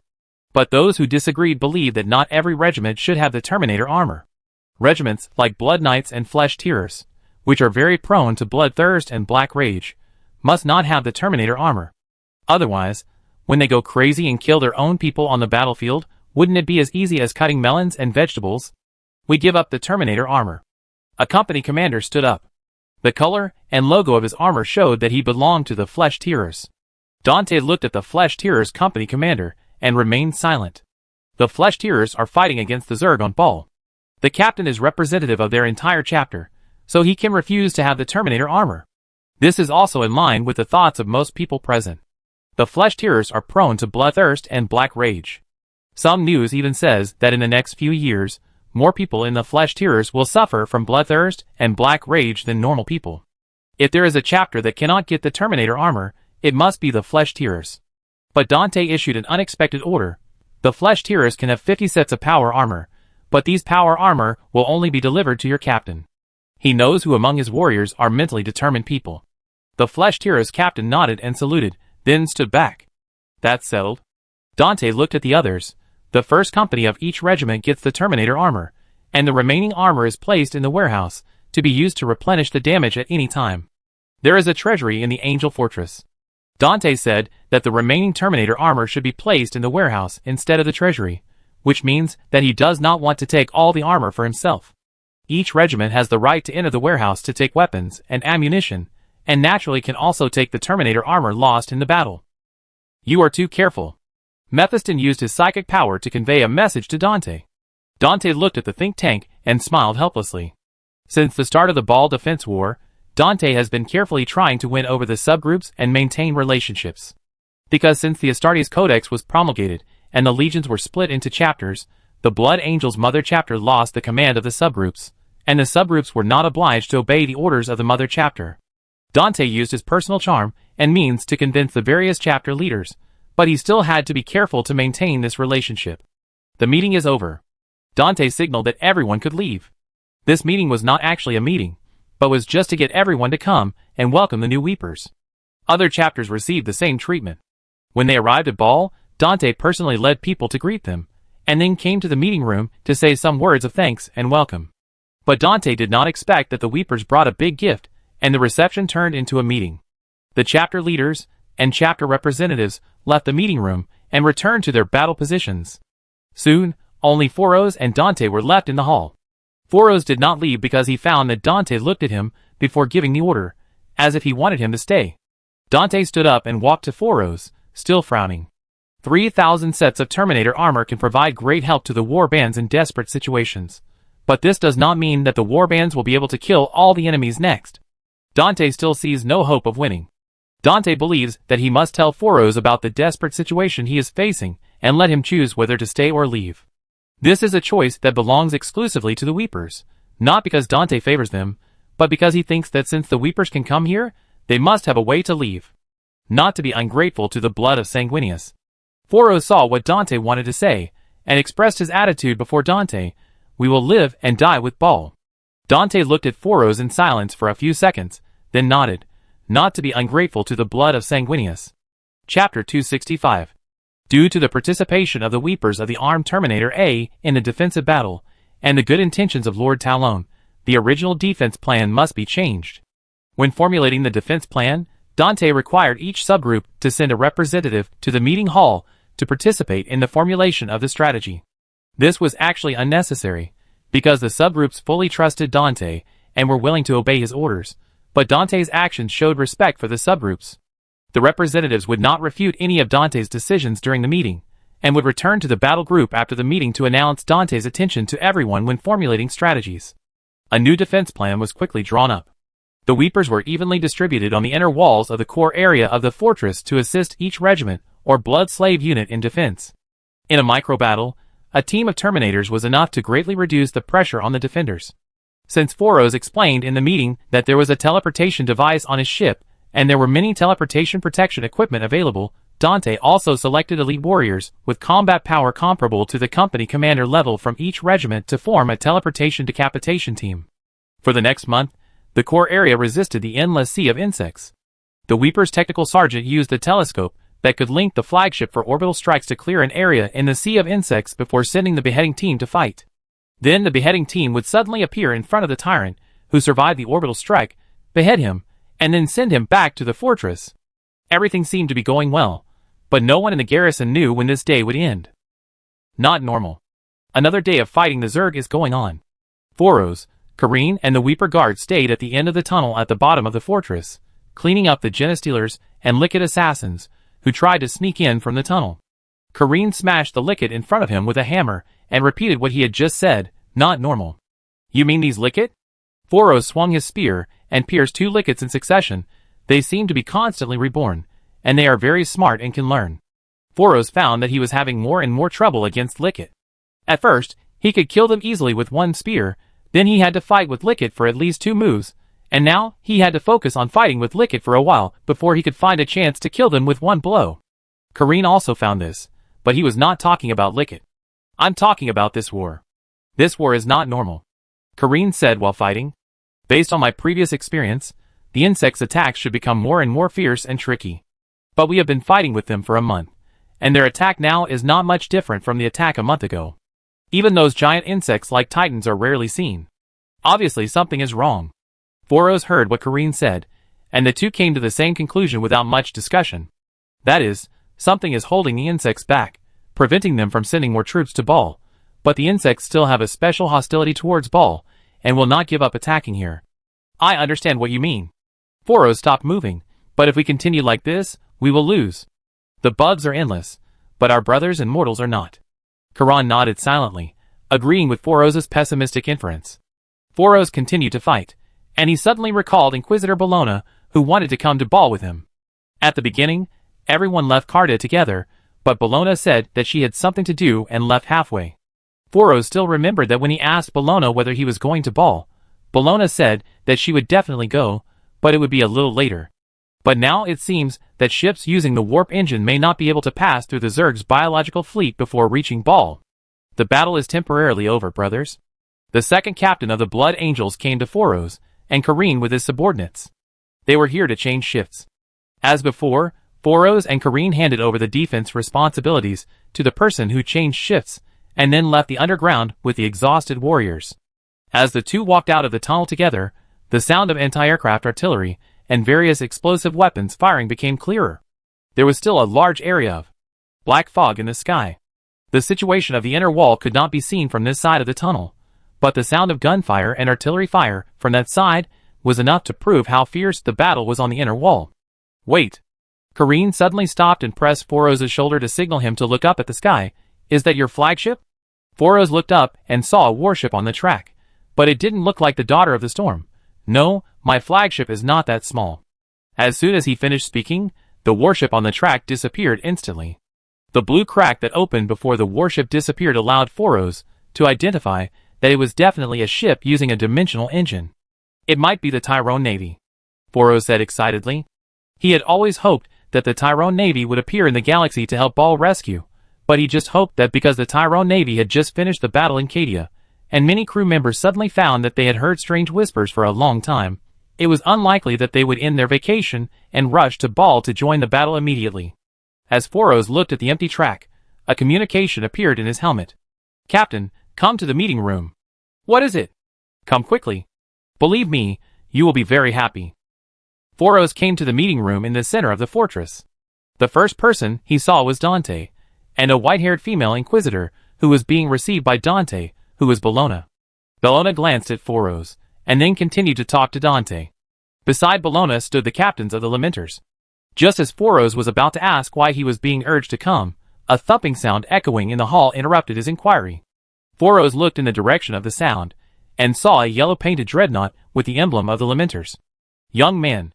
The dreadnought made a cold sound, followed by a choking sound like crying I. Foros was stunned for 2 seconds, then immediately knelt on one knee to the dreadnought, also very excited. Lord Chiron, you. The dreadnought named Kalen is the only remaining dreadnought in the Lamenters. It disappeared after the original Storm Daughter was blown up by the Minotaur flagship. Foros thought Kalen was dead, but he didn't expect to meet him on Ball. Before and after becoming the chapter master, Foros received a lot of guidance and teachings from Kalen. Kalen always tells the past of the chapter when he wakes up. He even knows what happened when the Legion split and became the chapter. Chapter 266. I thought our entire chapter was. Those damned High Lord lackeys. The dreadnoughts were full of disabled people, their consciousness was not very clear to begin with, and at this time, coupled with the excitement of meeting old friends again, they spoke intermittently. Foros still understood what Kalen said. He was cursing the Minotaur chapter. It was because the Minotaur chapter attacked the Weepers during the Badab War that Kalen was forced to part with the chapter. But when it comes to the Badab War, Foros has mixed feelings. It is really hard to blame all the mistakes on the Minotaur chapter. And some things are really hard to say directly. In addition to Dante, there is also the Inquisitor Bellona.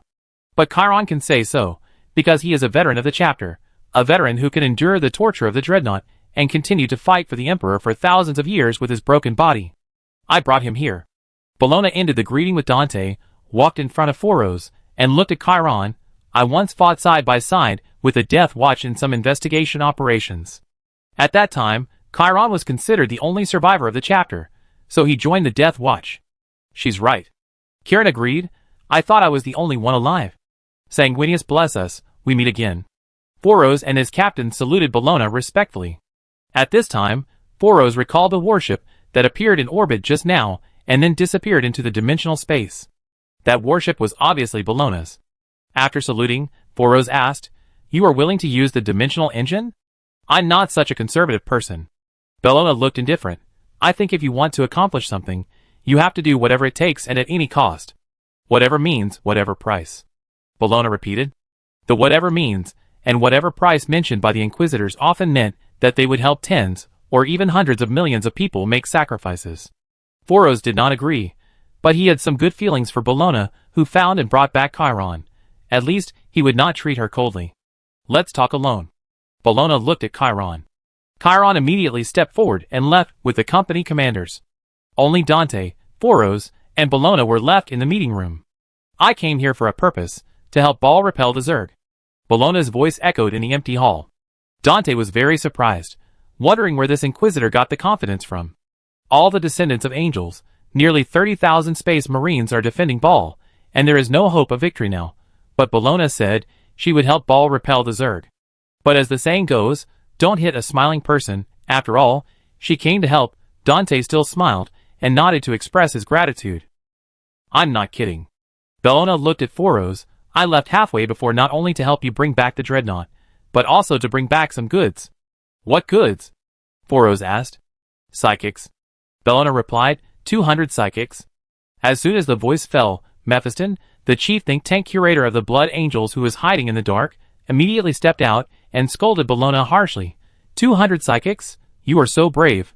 Do you know that if they are used, hundreds of millions of those things can be released on Baal? Mephiston was referring to demons, but he didn't say it directly. The only person present here is you, the think tank. You could just say demons directly. Bellona looked indifferent. Demons were rampant in the Battle of Cadia. This thing is no longer a secret. Whether it is a secret or not, what does it have to do with the fact that the psychers you brought may be used? Mephiston said. Bellona wanted to continue to argue, but she didn't say it. She took a deep breath, adjusted her mood, and ignored Mephiston. Then Bellona took out a small glass bottle with golden liquid from her pocket. "What is this?" Dante asked. "It has no name." Bellona shook the liquid inside. "This is a medicine. It's complicated to say, but to put it simply, it can give the psychic who swallows it a short burst of energy. Mephiston immediately realized that the bottle of medicine was not simple. It was definitely not brewed from a substance in nature. There was only one source of material. Psychic. When looking at the glass bottle, Mephiston's mind emerged with many psychers soaked in petri dishes. They curled up in an unconscious state, and the muscles of their limbs had degenerated because they had not left the petri dishes for too long. I will give this drug to the 200 psychers on my ship, and then deploy them in the Hades galaxy like bombs. Bellona began to talk about her plan. The psychers will emit a collective psycher scream, and the huge psycher release can do many things, just like gunpowder. It all depends on how we use it. It can even close the Eye of Terror. The Eye of Terror is only half its size now, but my plan is still useful. If you do what I say, what do you think will happen, Master Think Tank? At the end, Bellona looked at Mephiston, the head of the think tank. Dante and Foros also looked at Mephiston at the same time, expecting his answer. As a professional, Mephiston thought for a while, and gave a response. It may explode a new Eye of Terror in the Hades system, or it may kill all the psychers in the sector, but in any case, the things that control the swarm will be affected. It's a little biased, but it's roughly correct. Bellona nodded. Dante originally thought it was feasible, but after hearing what Mephiston said, he immediately decided not to do it. Between the destruction of Baal and the explosion of a new Eye of Terror, I choose the former. The librarian is exaggerating. I don't know how the Eye of Terror was formed, but I know that it was definitely the powerful psychic power of the God Emperor that caused the Eye of Terror to appear. Only 200 psychics can open another Eye of Terror? Excuse me, your think tank is too confident in psychic power. Bellona smiled. Dante looked at Mephiston again, who nodded and felt that what Bellona said actually made sense. Now it's Dante's turn to make a decision. Dante is not a very decisive person. He pondered for a long time and finally said slowly, "We can try it a little bit first. Okay, I need Captain Foros to assist me." This is exactly what Bellona wants. She firmly believes that she can show the effect of the psychic plan in the attempt. Dante did not give orders to Foros, but looked at him. Foros nodded. "I will assist her and supervise her. Give me some time to prepare. When I am ready, you will know how correct today's decision is." Bellona turned and left the meeting room. Her young apprentice was waiting outside the meeting room. Mephiston found that the apprentice was a very special psychic. Chapter 267. While the defense of Baal was going on fiercely, a fierce war was also going on in the Hades galaxy. This was not a war between humans and the Zerg, but between the Iron Man and the Zerg. The Leviathan Iron Man mothership was hidden in a dimensional space, and tens of thousands of Zerg biological warships in the galaxy had no way to deal with it. The hive mind could only watch the Iron Man mothership extract minerals from the planets on the edge of the galaxy, then extract stones, and finally even the hot core of the Earth was seized. The hive mind immediately defined the Iron Man mothership as a predator like itself. A predator far more greedy than himself. When the Iron Man mothership used the resources it had seized to mass-produce the Iron Man troops, the war began. Hades #1 was the battlefield of the first large-scale war between the Iron Man and the Zerg. Because it was the first contact, the main control intelligence that controlled the Iron Man did not want to decide the outcome in the first war, but to test the upper and lower limits of the Zerg. Therefore, the main control intelligence believed that the next war would be a war of attrition at the level of a quality war, and the two sides would compete on who had the highest efficiency in resource and energy utilization. The first exploratory attack begins. Enable the nano-insect swarm. The main control intelligence transmits the information to all the Iron Men in the mothership. The hunched Iron Men who have just been created all stand up straight, their eyes glowing red.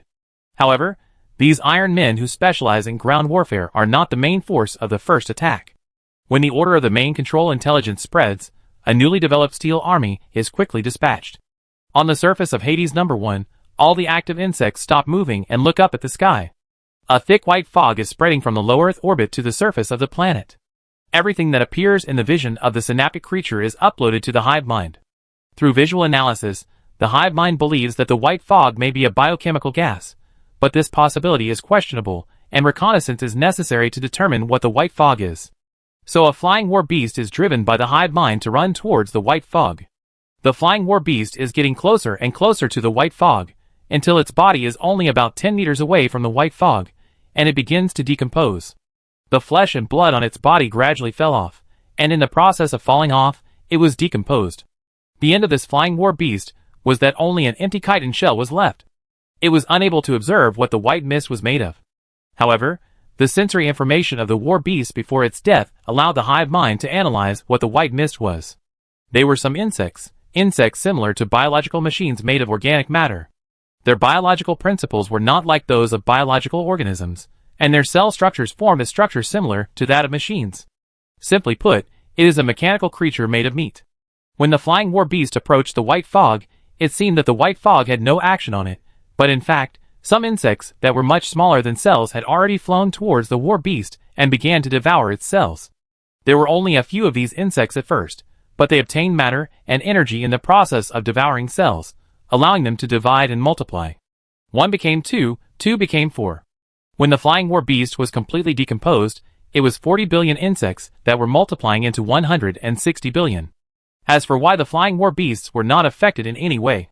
When the bugs were numerous enough to appear as white mist in the field of vision, they had already multiplied to trillions. The white mist drifted to the surface of the planet and spread along the horizon. All organic matter along the way was eaten up by them and became resources for their proliferation and expansion. The white mist quickly turned from a gas that looked like fog into a storm, just like the giant sandstorm that swept across the entire continent on a desert planet. The number of biological machine bugs contained in this white storm was too numerous to count. With the number and devouring efficiency increasing exponentially, the first continent of Hades 1 soon became a bare stone plain.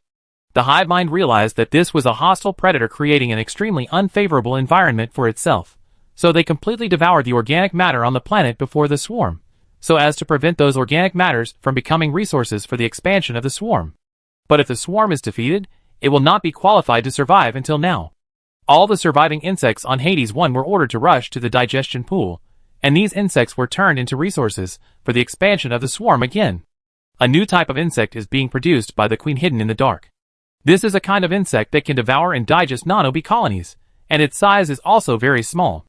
When these insects swept towards the white storm, they devoured each other with the nano-insects. Standing on the surface of the planet, you can see the black and white storms entangled with each other. The main control intelligence quickly responded and replaced the nano-bee colonies composed of organic matter with metal materials. These metal nano-insects cannot divide and multiply by devouring organic matter, but their number is still huge and has special functions. When the hive mind found that its devourers could not eat the new nano-worms, it chose to let the queen breed iron devourers. The storms of both sides were still fighting on the surface of the planet, until the iron devourers devoured many new nano-worms and returned to the digestion pool to become biomass. The hive mind suddenly found something wrong. There was a special virus in the metal structure of those new nano-worms, which would destroy the genetic material of the swarm, causing the newly bred worms to suffer from sclerosis and become semi-metal that could be eaten by the new nano-worms. The hive mind responded again and began to destroy the digesters and Zerg individuals contaminated by the virus. The adaptability and resilience of the Tyranids surprised the master intelligence, and it also began to design a new and more effective nanoswarm. The confrontation between the microscopic individuals of both sides lasted for 2 hours, until everything that could be converted into biomass on Hades number 1 was devoured, and the hive mind was unwilling to waste resources on producing iron-eating worms. The master intelligence won temporarily, but compared to the victory of an evolutionary battle, it believed that what was more important was that it gradually understood the evolution and adaptability of the Tyranids. There are still tens of billions of Zerg swarms on Hades number 1. The main control intelligence dispatches nanoswarms to devour these Zerg swarms that have lost the protection of iron-eating worms. The new nanoswarm cannot devour the flesh and blood of insects to proliferate, but it already has a huge scale and has the ability to bite and ignite when it leaves the factory. When the Zerg swarm is swept by the white storm, their bodies are decomposed into molecules that quickly burn out.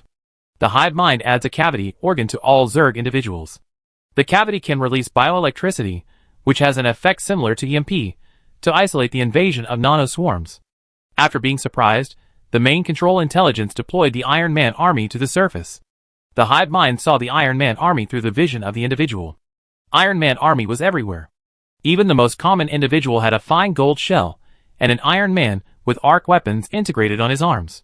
The hive mind made a judgment on the Iron Man army, believing that these metal combat bodies far exceeded the Zerg swarm on Hades number 1 at this moment in terms of individual quality and overall number, and they could grab resources more efficiently, and would definitely lose in a war of attrition. Chapter 268. The hive mind faces 2 choices. 1. Retreat. 2. Continue to fight until the goal is achieved. In a very short period of time, The hive mind conducted the most long-term thinking, and every synaptic creature in the swarm joined in the thinking activity. In the end, the hive mind chose the second option and continued to fight. The battle on Baal's side has not yet been decided. The war between the Hades galaxy and the Iron Man war body is bound to fail, but sometimes a partial defeat does not mean a complete loss. Once they are scared off by the inorganic predators in front of them, and then completely stop fighting on Baal, it will be a real failure.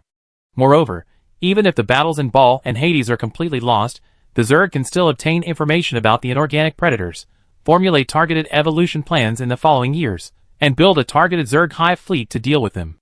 In any case, it is not cost-effective to stop in time, and it is always beneficial to continue fighting. After making the decision, the Zerg hive mind began to concentrate on commanding the war in the Hades galaxy, wanting to scout out all the information of the enemy before the Zerg sub-individuals are completely exhausted. Thus, the all-out war between the Zerg war beasts and the Iron Man war body began. All biological warships in the Hades galaxy were heading towards Hades number 1, and all Zerg war beasts were being mobilized to Hades number 1. Except for the necessary small Zerg sub-individuals that were foraging on other planets, all other biomass was used to create war beasts. The Leviathan Iron Man mothership located between the dimensional space and the real universe also began to create more Iron Men. The main control intelligence also wanted to obtain more information about the Zerg, rather than immediately exterminate the abominable organisms that had been discovered. The largest land plate near the North Pole in Hades number 1 and the entire trench that was drained of seawater became the most intense battlefield. Various types of Iron Man combat bodies lined up in a long and neat line on the ground. Their steps were slow and heavy, their movements were clumsy, but nothing could stop them for even half a second. When the Iron Man in the front engaged in battle with a swarm of insects, the first to fire at the endless sea of knife insects was the arc weapon in the Iron Man's hand. This is a specialized weapon that kills organisms. It was first developed by Chin-Mo. When he was integrating positions and conducting research in the fortress of the bottom nest, he considered the possibility that the Genestealer rebels might attract the swarm of insects, so he designed a weapon that could easily kill the insects. But in fact, this weapon was gradually improved when the Celestial Engine was built. When the Leviathan Iron Man mothership received many weapon blueprints belonging to them, the arc weapon was called the youth version of the Celestial Engine arc array. The effect of the small arc weapon is not much different from the arc array. When the Iron Man pulled the trigger, a torrent of lightning spewed out from the muzzle, and countless arcs flowed and flashed in the air, penetrating all the Tyranids within its killing range. The blade worms in pieces shattered the moment the arcs penetrated their bodies. The visual effect looked like a building block being hit by a hammer, and various parts burst out instantly. Just an arc weapon in the hands of an Iron Man can kill thousands of blade worms within a second of the start of the battle, and the number of Iron Men is as boundless as that of the Zerg. If someone could look down at the continental plates of Hades 1 from orbit, they would see that the neatly advancing metal spots instantly cleared a large area of black spots. The speed of the Iron Man army's advance does not depend on the firing rate of the arc weapons, or the rate at which the bugs are killed, but on their movement speed. 80% of the massive knife bugs on the Tyranid side were quickly annihilated, and this was also what the hive mind could have expected. The Iron Man army continued to advance, and their sturdy metal legs trudged through the scattered mincemeat. Those mincemeats were also biomass. In this quality war where both sides were scrambling for resources and fighting a war of attrition, biomass was an extremely precious resource and could not be wasted at all.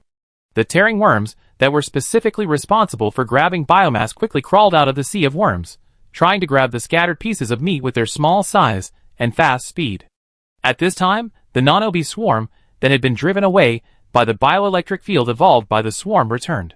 The white storm swept across the battlefield, breaking down all the scattered pieces of meat into gradually burning molecules. For the swarm, the resource they heavily relied on, that is, biomass, was reduced a little bit. The advancing Iron Man troops gradually entered the range of the long-range war beasts. There are many kinds of long-range war beasts, but they have one characteristic. Their huge bodies will definitely carry a biological turret that is almost the same size as their bodies. The green biological shells exploded between the Iron Men, and the shrapnel released was not metal fragments, but insects. These small insects gnawed back and forth on the bodies of the Iron Men.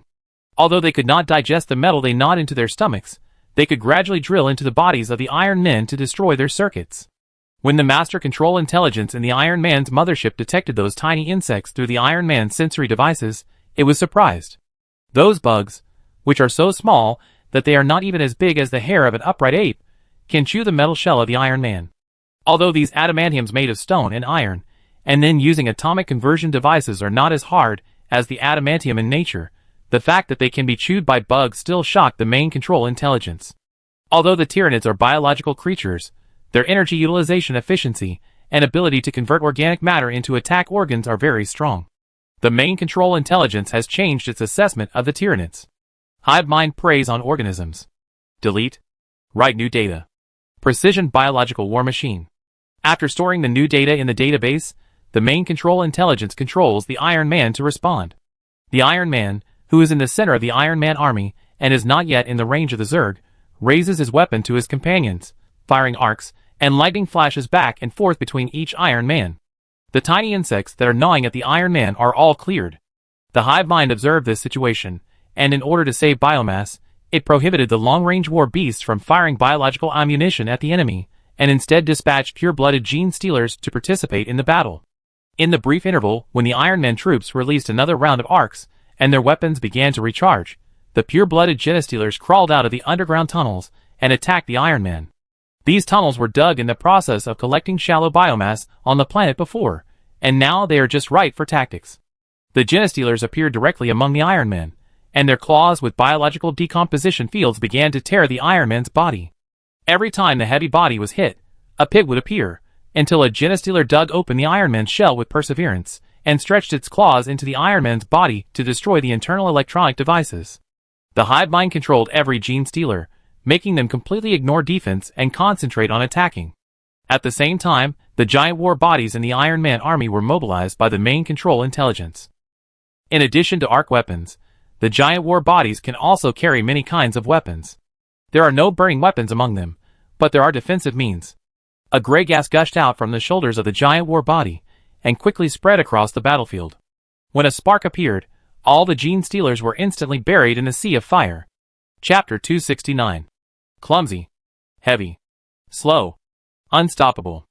These concepts appeared in the mind of the hive mind, and it realized that although this war of attrition would be lost anyway, it would lose faster in a pure confrontation on the Great Plains.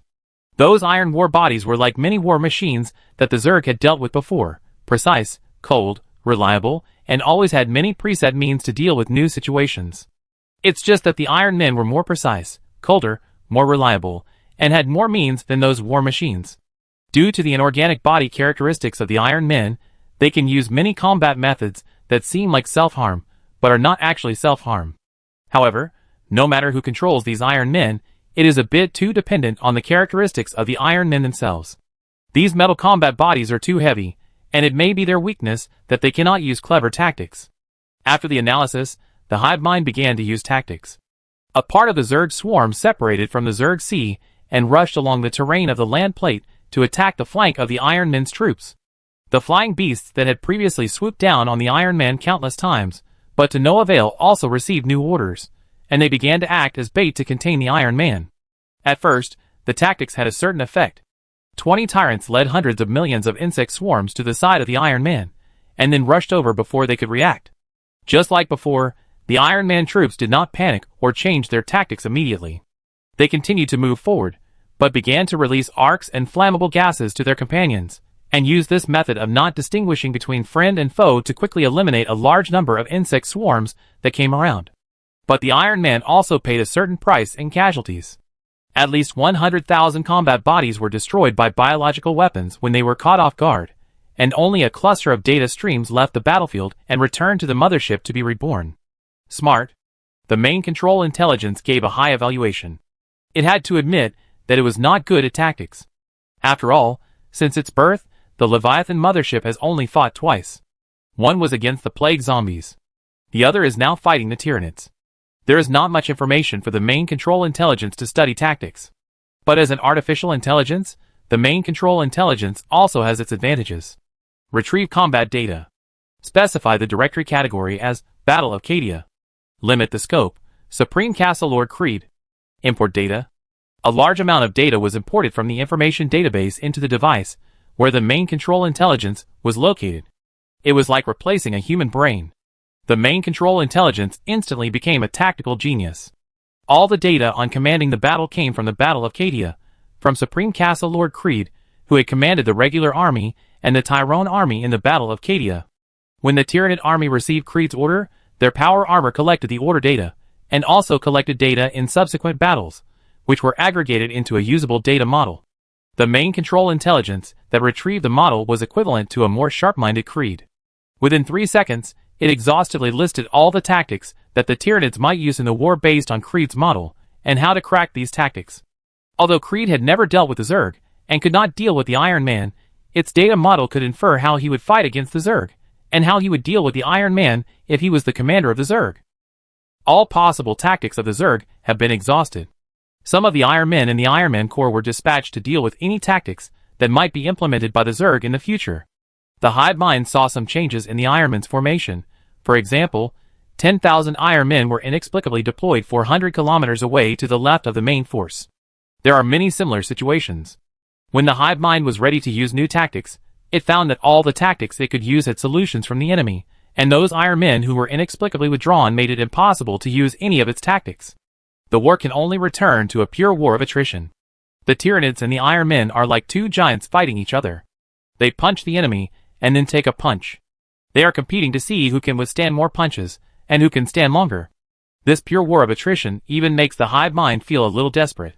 The hostile predators are like natural enemies tailor-made for all organics.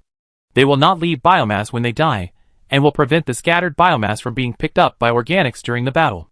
The enemies we faced before were actually more difficult to deal with than Iron Man, because they could use decapitation tactics. But this was only difficult from a microscopic perspective. From a macroscopic perspective, we could still kill them as long as we had enough biomass. However, the current battle was not something that the hive mind could just wait for. Although the enemy could limit the use of tactics and the capture of biomass, it could not limit the evolution of the swarm. After another round of thinking by calling all synaptic sub-individuals, the hive mind realized that there were two evolutionary routes in front of it. First, the arc weapon evolution against another predator, allowing the sub-individual to be completely covered with a specialized chitin shell, which will make the arc ineffective. But there are many problems with choosing this evolutionary route. First, the fully covered sub-individual cannot observe the outside world, but this is not a big problem. The tyrant guards also have no eyes. They rely on more advanced synaptic creatures to command and mobilize. Another problem is that the sub-individual evolves a fully covered chitin shell, which will greatly increase the consumption of biomass that cannot be replenished. If the enemy's weapons also evolve, then defeat will come earlier. The second evolutionary route is to make the sub-individuals more agile and lighter, and the biological weapons have a stronger decomposition field. Since defense is ineffective, then give up defense. Anyway, whether it is the warrior insect or the tyrant with thicker chitin shells and larger coverage, they will be shattered as long as they are penetrated by the arc. However, the second evolutionary route has more problems than the first one.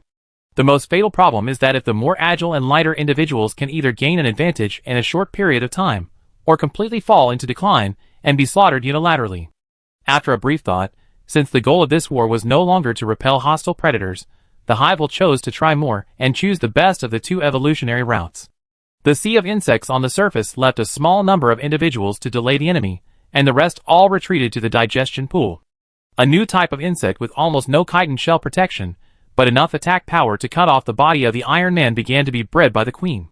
And insects above the warrior insect evolved in the direction of full coverage of chitin shells.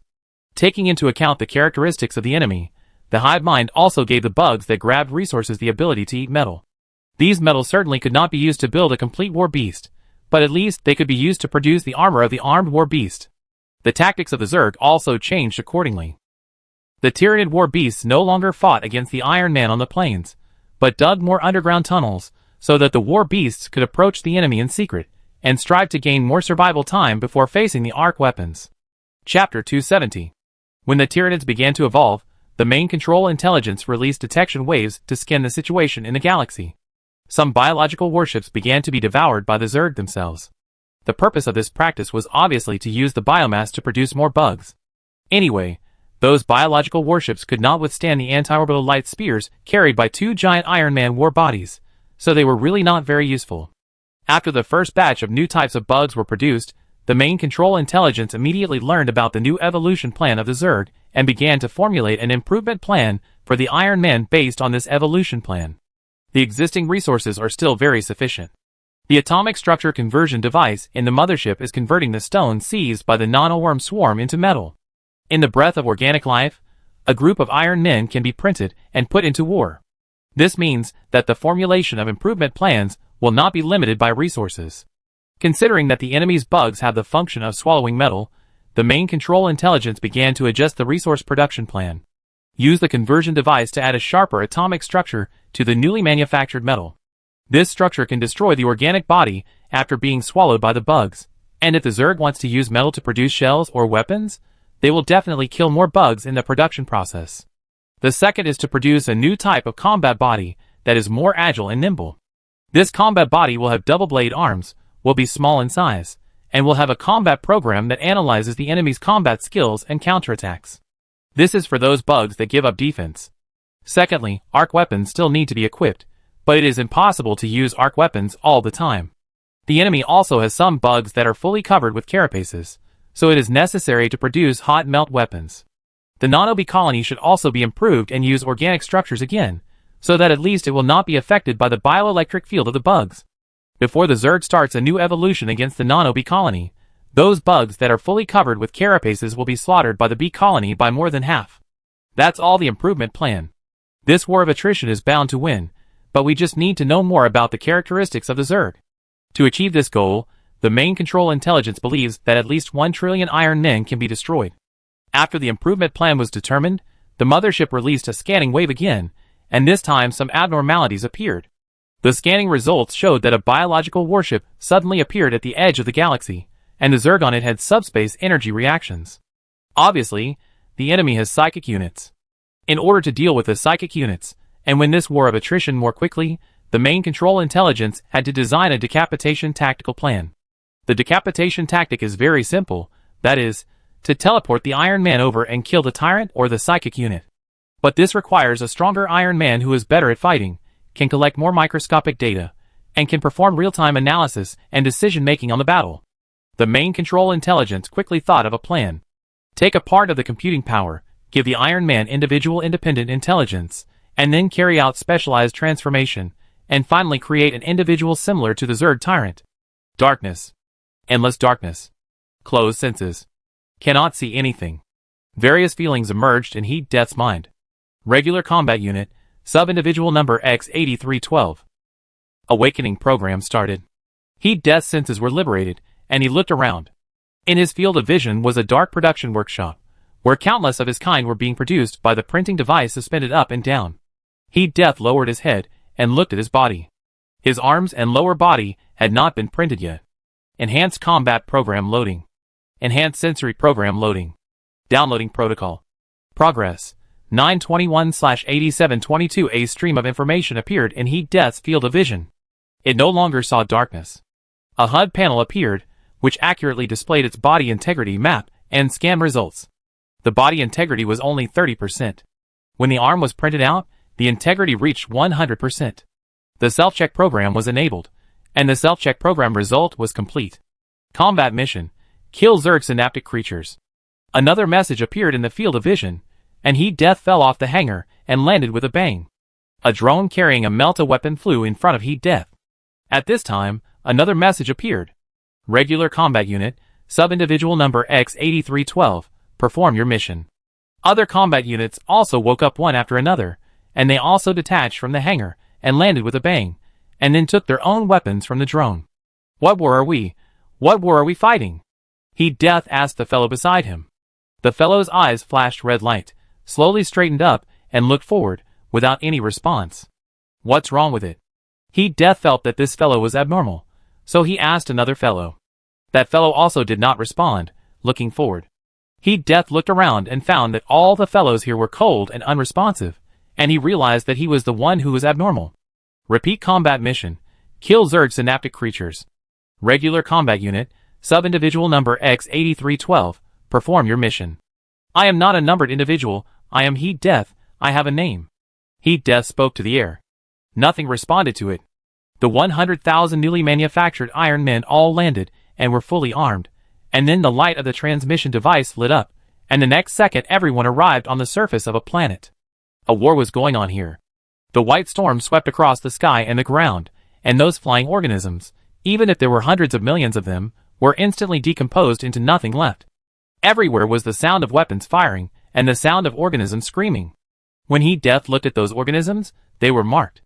Tyranid War Beast. A giant war body passed over the head of Regi, and fired electric arcs at the giant Tyranid War Beast crawling over from the opposite side. The electric arc failed to penetrate the body of the War Beast, which was completely covered by the shell. The War Beast roared and swung its arms at the giant war body. The giant war body attached an oversized power sword to its arm, and cut off the War Beast's arm, then raised the power sword and split the War Beast of the same size into two. Buzz. The giant war body made a roaring sound, and the roar caused the nearby Tyranid War Beasts to have sensory confusion. In the conventional troops, Iron Men like Heat Death were marching forward, firing as they walked. We are fighting against organic organisms? Heat Death was a little confused, and could only join the battle in a muddle. I like to do this. Heat Death quickly walked to the front of the team, and fired at a warrior worm wrapped in a heavy shell. The hot melt weapon instantly vaporized the warrior worm. Heat Death continued to shoot, and it found that the advanced combat program it loaded could lock many enemies. The weapon in its hand was no different from that of other similar weapons, but it could accurately hit every enemy. Chapter 271. The battle went on for a while. The ground suddenly shook, and Heat Death saw a giant bug coming out of the ground and devouring many of its kind. Then the bug was blown to pieces by its own kind that activated the self-destruct program in its stomach. Heat Death mourned for his sacrificed kind, and then continued to fight. The war became more and more intense. Some long-range artillery war bodies were deployed on the mountains, and fired at the sea of insects in front. The shells they fired were not fragmentation kills, but impact kills. Each shell exploded and produced a circular shock wave with a radius of 1 kilometer. As the shock wave appeared and spread to its limit within a microsecond, all the organic fragments flew into the sky, and then fell like a rainstorm. Heat Death heard a series of clanging sounds, and realized that it was the sound of his shell being hit by organic fragments. Then a gust of white wind whistled by, and the fragments on the ground disappeared. Heat Death paid attention to the environment, and continued to move forward. 2 minutes later, a fellow creature beside him suddenly sank into the ground. He rushed over and tried to pull it out. At the same time, he heard a rustling sound. The fellow creature that sank into the ground was then broken into many pieces. When the huge metal body broke into pieces and rolled down the pit, he saw a thin and frail bug. The HUD in his field of vision immediately marked the bug's limbs, and displayed the words extremely dangerous. The bug rushed towards he. This ridiculous organic life form was so fragile that even a single poke of a finger would create a large hole in it, but it was incredibly fast. In less than 10 microseconds, the 5-meter distance between Heat Death and the bug was shortened to face. The bug's limbs were raised high, and were about to fall. At this moment, a movement trajectory appeared in Heat Death's field of vision. It was the movement trajectory predicted by the advanced combat program based on the muscle activity of the organic life form in front of him. Heat Death reached out his hand on the trajectory, and grabbed the insect's neck. With a slight force, its head separated from the body. Too fragile. Heat Death threw away the organism in his hand. Another gust of white wind blew, and the organism was gone. But there was not only one enemy. Hundreds of pairs of green eyes suddenly appeared in the pit, and many insects emerged from it. Heat Death realized that he could not kill them all before he died, and he developed a sense of cooperation, hoping that some agile fellows would come over. When this thought came to mind, some of his kind really came. They were 10 slender fellows with double swords in their arms. They ran over and chopped all the insects in front of them into pieces scattered all over the ground, and then rushed into the pit to kill the remaining insects inside. Thank you. When the 10 fellows walked out of the pit covered in blood, Regi thanked them. However, as before, these fellows did not react at all. They did not even look at Regi and ran to kill other thin insects that emerged from the pit. Okay. Heat Death shrugged helplessly, turned around and continued to move forward. The battle was the same. Following the main force, shooting the shell bugs with hot melt weapons, or calling on the agile fellows to kill the thin bugs emerging from the pits. Heat Death didn't pay attention to how many bugs he killed. Only the battle program that he started and ran in the background recorded his results. After moving forward for a distance, Heat Death saw a group of taller bugs in front of him. They were covered with shells. Target: Tyrant and its guards. Heat Death did not choose to rush in and start fighting, but quietly went around from the side. When the Tyrant and its guards were fighting the Iron Men, Heat Death suddenly appeared from behind them. The thick steel arm pierced through the carapace of a guard and drilled out from the other end of its organic body. The melta-weapon shot and killed another guard behind the tyrant. After killing 2 guys who were blocking his way, Heat Death rushed towards the tyrant. Although Heat Death rushed with all his strength, its body still moved slowly. However, the tyrant was not fast either. Its fully enclosed carapace severely restricted its mobility. The tyrant did not run away. Instead, it turned around and opened its 4 arms to Heat Death, each holding a bone knife. Those bone knives could cut through the Iron Man shell within 5 cuts. Do you want to duel? Heat Death threw away his melta-weapon and hooked his finger at the tyrant. The tyrant roared and ran straight towards Heat Death, raising the bone knife and slashing down fiercely while running. Heat Death's advanced combat program predicted the tyrant's trajectory, allowing it to make more direct combat decisions. The sound of the shell breaking was heard. The tyrant's abdomen was pierced by Heat Death's arm. Even the Tyranid war beast itself was stunned for a moment. In its senses, it took the initiative to hit the straight punch thrown by the Iron Man in front of it. Squeak! Ah! Roaring and tearing sounds were heard at the same time, and the tyrant's spine was pulled out by Heat Death. When the nerves were separated from the spine, the tyrant's life also dissipated. After all, it is a fragile organism. Heat Death held the spine and looked down at the body of the tyrant.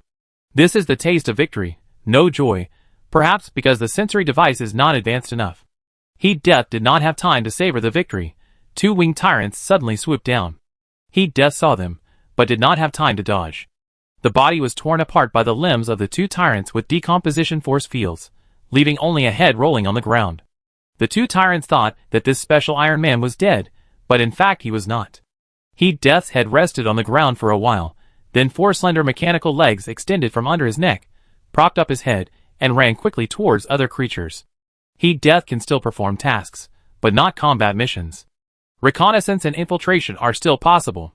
But infiltration is not needed on the battlefield with Tyranid war beasts.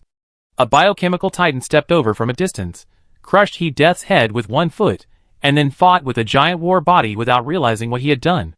Darkness. Endless darkness. Closed senses. Cannot see anything. All kinds of feelings emerged in Heat Death's mind. Regular combat unit, sub-individual number X8312. Wake-up program started. Heat Death's senses were liberated, and he looked around. In his field of vision was a dark production workshop, where countless of his kind were being produced by the printing device suspended up and down. My name is Heat Death, and I am different from other numbered individuals. Heat Death recalled everything he had just experienced and realized that he was resurrected after death. It lowered its head and looked at its body. This new body was different from the previous one. It had 4 mechanical arms attached to its back and a small electronic eye behind its head. In addition, the body was not as bulky as before. The metal shell that was originally used to protect the body had become a structure similar to armor. Its defense was slightly weaker, but at least it would not seriously restrict its movements. Chapter 272. Bang. Heat Death fell off the rack and landed with a thud. 6 drones flew over, providing 6 weapons. 2 power swords, an arc launcher, a melta weapon, a multi-barrel missile launcher, and a bolt pistol. Heat Death thought for a moment, and picked up the power sword and the bolt pistol in his left and right hands respectively. The remaining arc and melta weapons, as well as the multi-barrel missile launcher and another power sword were held by the 4 mechanical arms behind him. After being armed, Heat Death was teleported to the battlefield with other beasts of his kind and joined the battle again.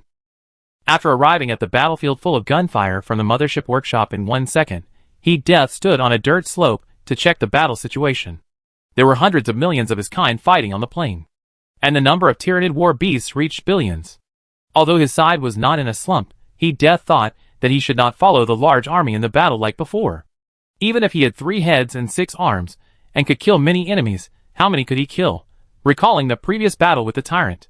After the tyrant died, the nearby Tyranids immediately fell into chaos, unable to even defend effectively or fight back, and were easily slaughtered. If you want to speed up the war, the most effective way is to carry out decapitation operations and assassinate Tyranid synaptic creatures such as tyrants. However, it is not enough to execute decapitation tactics by yourself. Heat Death realized the importance of unity and cooperation, and it thought it needed the help of 6 agile Iron Men. When this thought came up, 6 agile Iron Men, who had accumulated a lot of combat experience, rushed over to join Heat Death's team. Very good. Heat Death raised his power sword. Decapitation operation, start. In the mountains of the southern continent of Hades #1, a large swarm of Tyranids was divided and trapped in the mountains. They can still contact the big swarm, but the big swarm has no ability to rescue them. 5 tyrants and their guards gathered together, commanding the swarm to fight while constantly testing the Iron Men, trying to find an area that can break through the encirclement. The hive mind was paying attention to this swarm of insects that was surrounded. After several days of continuous fighting, the hive mind roughly understood the characteristics of the enemy, and concluded that it was dangerous to let the synaptic individuals face the enemy alone.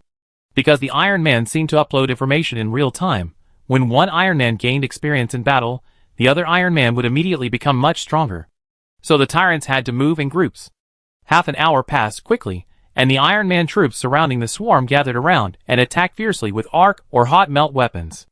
Artillery fire also exploded in the swarm. This swarm of combat units, which were mostly knife worms, did not last long before being surrounded by the Iron Man. Among the numerous Iron Man combat units, there was one Iron Man that was particularly special. Its model was unique, and its fighting style was also unique. This Iron Man was Heat Death. When Heat Death appeared on the battlefield, other Iron Man troops began to retreat. They were not retreating, but they were rushing to other battlefields where they were more needed. The 5 tyrants in front of them had no use for them at all. Same as before. Heat Death gave orders to the 6 agile Iron Men who followed him in the battle. The 6 Iron Men did not react at all and rushed directly towards the tyrants. The Tyranids also gained experience in the war, and those tyrants knew how to deal with the agile Iron Men. The tyrants always kept a distance of 10 meters from each other and rushed towards the agile Iron Men. After the 2 sides fought, 2 Iron Men were cut off and 1 tyrant had his arm cut off in just 2 seconds. Just as the tyrants attacked the remaining Iron Men, Heat Death suddenly appeared from behind them, holding the power sword high in his arms and spewing flames as he fell, using the powerful recoil to split a tyrant in 2. The other tyrant knew what Heat Death would do when it appeared, so he waited beside it and only attacked when Heat Death chopped it down.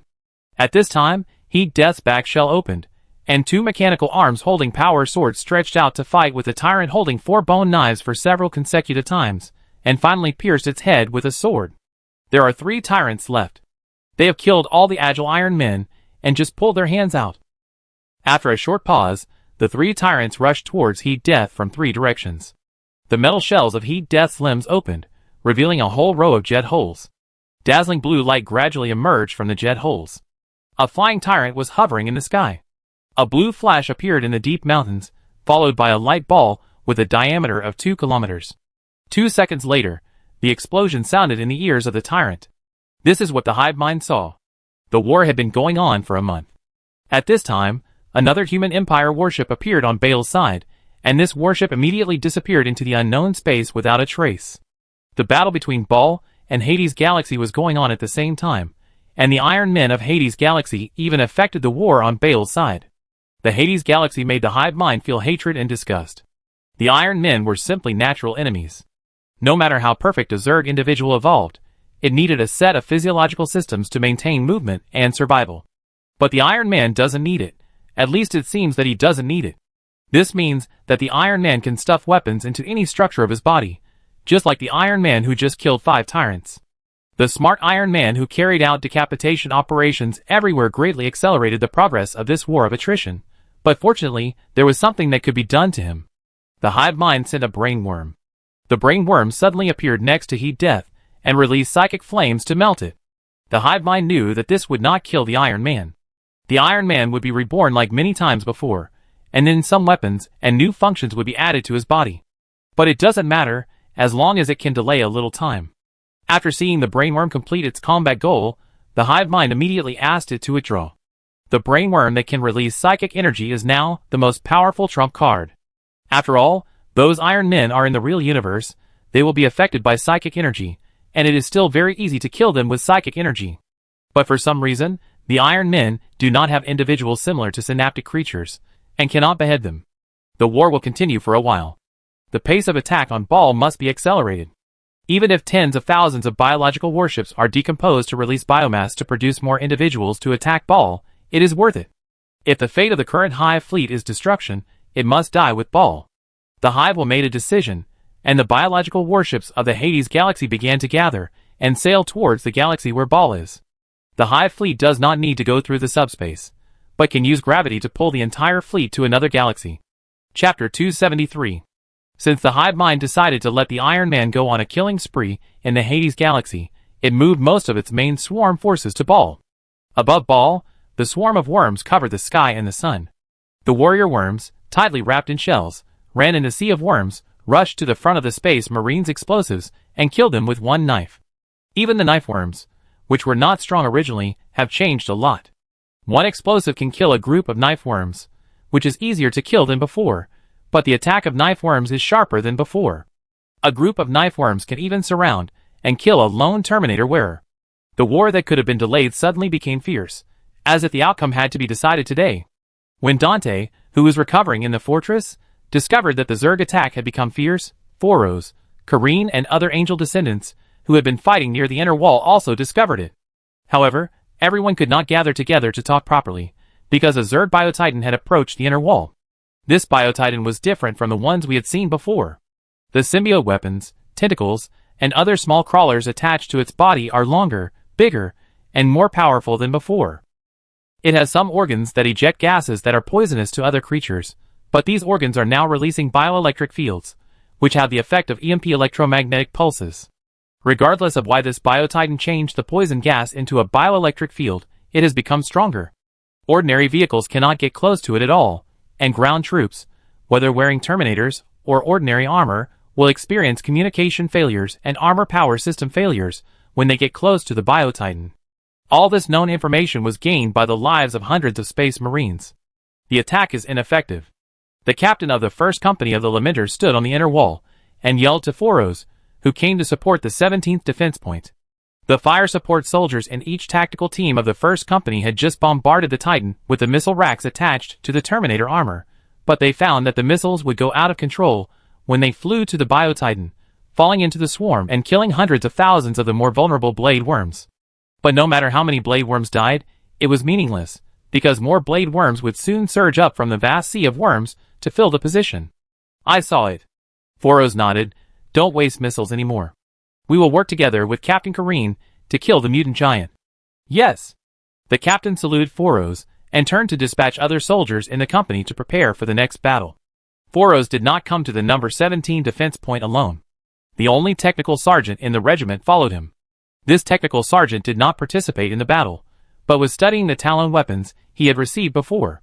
Before arriving, Foros had asked the technical sergeant to use a special telescope to call for orbital bombing to destroy the Biotitan, but there were two brain worms around the Biotitan that were always protecting it. These two brain worms could even use psychic means to protect the Titan from the bombing. But fortunately, telescopes are not the only useful Talon weapons. Sergeant. Foros also had to prepare for the next joint operation with Kareen. Go prepare the Talon weapons that you can use skillfully and are easy to use. Don't let the situation like the last time you used the gravity grenade happen again this time. Yes. The technical sergeant nodded, then took out the weapons list and began to check. All weapons that could be used would be ticked by the technical sergeant, and then the flagship would prepare to send out those weapons. However, the technical sergeant did not tick the weapons such as the dimensional missile. The dimensional missile was a weapon that had been used 10 days ago. It could create a rift leading to the dimensional channel on the battlefield and send tens of thousands of insect swarms into the dimensional space. Foros did not understand why the technical sergeant skipped the dimensional missile. It was obviously a very useful weapon, and it didn't matter even if it affected his own side. After all, the power armor used by the Weepers were implanted with teleportation protection devices. It's not that I don't want to use the dimensional missiles. The technical sergeant noticed the look from the chapter master and immediately explained, it's just that Captain Kareen asked me for all the dimensional missiles, and you said before that other companies can use our weapons and equipment without your permission. Okay. Frost nodded and didn't ask any more questions. Soon Kareen led the first company of the Blood Angels to the defense point. When they appeared, they immediately attracted the attention of everyone at the defense point. Kareen and the first company had already taken off their Terminator armor, and they were only wearing a pair of pants that could cover their bodies. They were equipped with power swords and bolt pistols. They also carried a 1-meter-long dimensional missile on their backs. The next coordinated operation will become the battle of our first company, and the Weepers don't need to participate. Kareen said as he walked, the chapter master has other arrangements for you. Leave the task of dealing with the big bug to me, and then rush to the meeting room, Foros. Foros nodded first, then couldn't help asking, "What are you doing? Why do you take off your armor and still carry missiles?" "You know, missiles can't hit it, and the armor on us will only become a burden when we get close to that big bug," Karan said calmly. Foros probably understood Karen's idea. The Biotitan has a bioelectric field, and missiles can't hit it. And the power system of the armor will also be affected and stop working when approaching the Biotitan. Power armor without a power system is a burden. When the power system of ordinary power armor stops working, the Space Marines can still move slowly by their own strength. As for using their own strength to support the Terminator armor, forget it. So Kareem gave up the Terminator armor.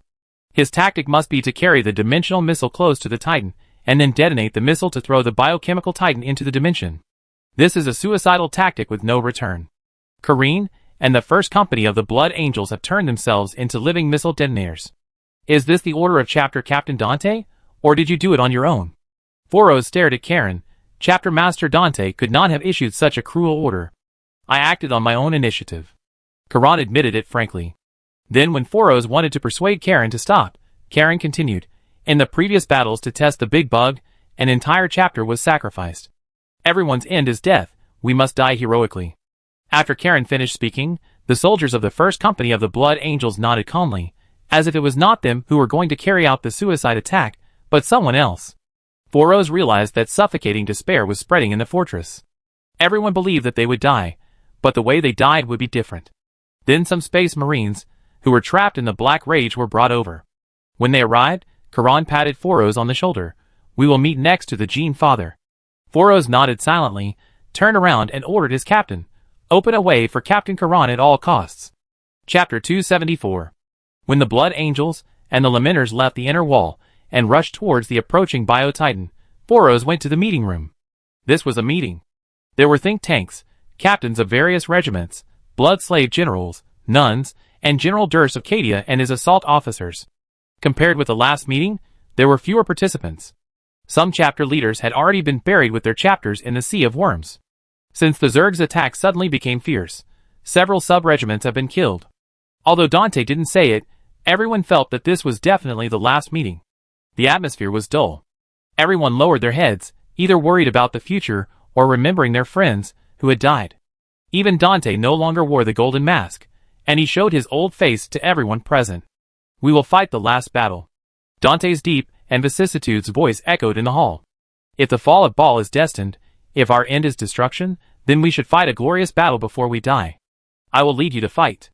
After that, Dante stood up from the throne and put the golden mask back on his face. Dante's old face was hidden, and he became the human hero who was ordered to lead the Blood Angels to fight for 1,000 years in times of crisis. All the chapter leaders nodded silently, and their expressions became firm. "Live up to the blood of Sanguinius," Dante shouted. "Live up to the blood of Sanguinius. Live up to the blood of Sanguinius." Fierce shouts echoed in the hall. "Sorry, I interrupt." A voice suddenly came from the door, and everyone looked in the direction of the voice. Inquisitor Bologna and her apprentices had just walked into the hall. Bologna had a voice amplifier on her lips, so her words could drown out everyone's shouts. "Master, why haven't you informed me to implement the plan to eliminate the bugs?" Bologna looked directly at Dante and asked loudly. A month ago, Dante allowed Bologna to implement her radical plan, but specifically stated that it was for testing first. Then Bologna asked Foros to assist her. Now a month has passed, Bologna has been ready to implement the plan, but Foros has run away from her to defend the tunnel and fight the bugs until now, and the order to implement the plan has not yet reached Bologna's ears. Now Dante intends to bring everyone to a glorious death together, and it is difficult for Bologna not to question him. "Sorry, I neglected it." Dante's way of speaking is still as humble as before. "It was Mephiston who predicted 2 weeks ago that your plan would have terrible consequences, so I decided to give up the implementation of the plan for the time being. There are too many things going on recently, and I haven't had time to inform you." Bologna shifted her gaze from Dante to Mephiston, the chief think tank curator, and asked him as if she were questioning Dante, "What did you see?" "I saw that your plan brought in demons that were originally unable to enter the real universe. They were slaughtered on Baal, and my head and the head of the warband leader were stuck on the spikes behind a powerful demon," Mephiston replied. After hearing this, Bologna refuted without hesitation. "Impossible. After the Battle of Cadia, the Eye of Terror was reduced to half, and even one of the babies born on Cadia had his pupils restored to normal color. How could I bring a demon into the real universe? As soon as the voice fell, Mephiston and Dante did not react. The assault army General Dust was very surprised. In fact, there were similar babies born before, but very, very few, and they might be soulless. Today, when the Eye of Terror has been reduced by half, the birth of a baby with normal pupils means that the Cadians may have a normal life in the future. But this is not the point at this moment. Well, let's take a step back. My plan may indeed attract some terrible things, but so what? Bologna paced in the hall, talking to others. Now that the Eye of Terror has shrunk by half, could it possibly have the powerful force it had in the past? We don't have to sacrifice, but because of the obstruction of the think tank director, we have to sacrifice. After Bologna finished speaking, everyone in the hall began to discuss the whole thing. In any case, Bologna brought everyone a glimmer of hope. In this glimmer of hope, whether or not to sacrifice is not the point. Everyone on Ball had not thought about being alive a month ago. The most important thing is to be able to defend against Ball. Everything else is secondary. Many people decided to believe Bologna, and they all looked at Mephiston. The people present were easily divided. Most people agreed to implement the psychic plan. A few people remained neutral, and only Mephiston and the think tanks were still unwilling. What divided the Space Marines was not those few words, but the most tempting thing. The Zerg can be repelled, and Ball can be defended. Are you against me for Bale's future, or for yourself? Bologna looked at Mephiston. Are you worried that you will die from the psychic scream I caused? Don't worry, I have a way to protect you. Mephiston's expression was calm, and he turned to look at Dante. I propose a vote, and I will not participate in this vote. Dante nodded.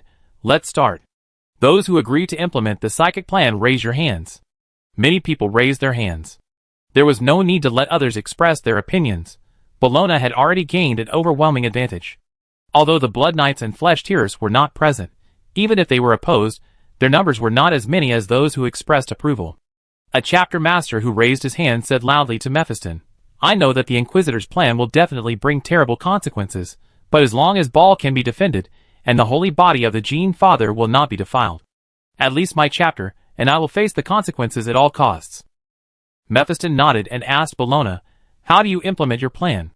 Bologna also felt that her plan might have serious consequences, and that what the think tank director said might not be false, so she was not going to implement the plan with all her strength from the beginning, but to try it on a small scale on Ball first.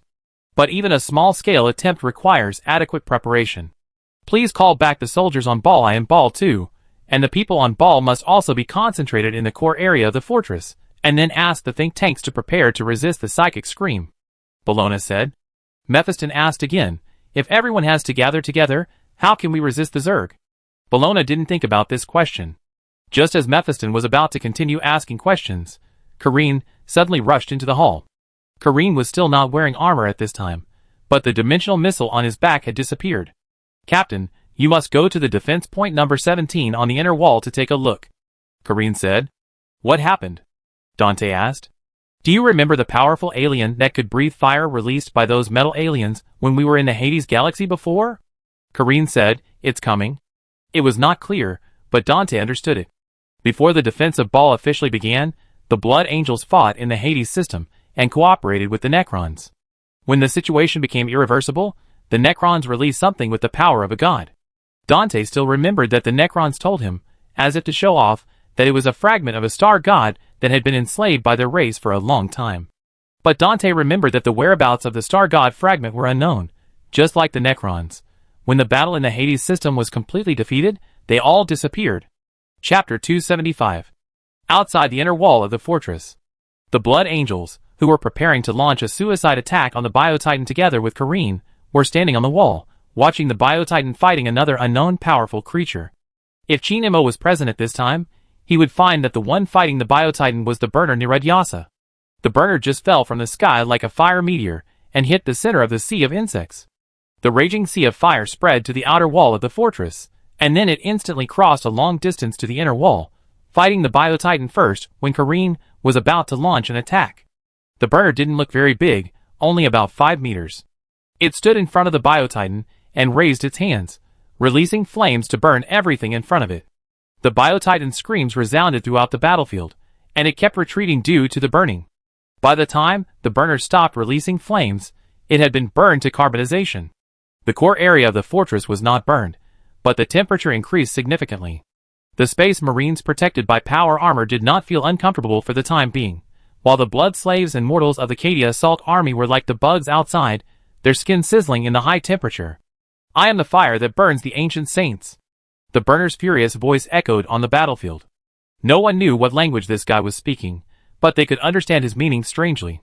When the voice fell, a firestorm appeared around the burner and gradually spread, just like the sandstorm born in the harsh surface environment of Baal. "Prepare to resist the fire." A series of roars sounded from the inner wall. The Space Marines hid behind the wall, and the mortals hid behind the Space Marines. The flame storm spread too fast, and there was no time to run far. They could only hope that the armor could resist the flames. But the flames did not spread to the inner wall, but stopped. Only the flames that spread to the swarm burned all the way to the desert 100 kilometers away from the outer wall of the fortress. When the flames gradually dissipated, the people on the inner wall saw that the Zerg in front of them disappeared, and a larger sea of Zerg was sweeping over on the horizon, but they needed some time to reach the inner wall. Some warriors who participated in the Hades Galaxy battle believed that the creature in front of them was definitely not the one who fought side by side with them at the beginning. Although they looked similar, their strength was completely different. The burner turned around. When the eyes spewing flame stared at everyone on the inner wall, they all felt their hearts tremble, and an unspeakable fear spread in their hearts. Some mortals only stayed in the gaze for 2 seconds, and then fled in panic. Some people with fragile minds even began to go crazy. The burner approached the inner wall. The Space Marines raised their weapons. The dimensional missiles carried by everyone in the first company of the Blood Angels suddenly floated up and flew towards the burner. A missile seemed to be controlled by an invisible hand, flew far away and exploded, opening a dimensional rift, absorbing the charcoal blocks burned by the flames on the battlefield. "This dimension, it seems I came to the right place." The burner squinted and looked for a while, then turned around and asked the Space Marine carrying the missile, "Take me to see it." The Space Marine looked at the burner in astonishment, not understanding what it was saying at all. "Are you a livestock, a slave, or a family of the forger?" The burner asked again. The Space Marine still didn't understand, but responded, "I am a warrior of the Emperor, not a slave, not a livestock." "It doesn't matter." The burner raised his hand, and the dimensional missile floated back to the rack behind the Space Marines. "Why do you have this weapon that can open the forged dimension? Who gave it to you?" This question is also difficult to answer. The dimensional missile was given by the Laminers, and they got it from the Telonians.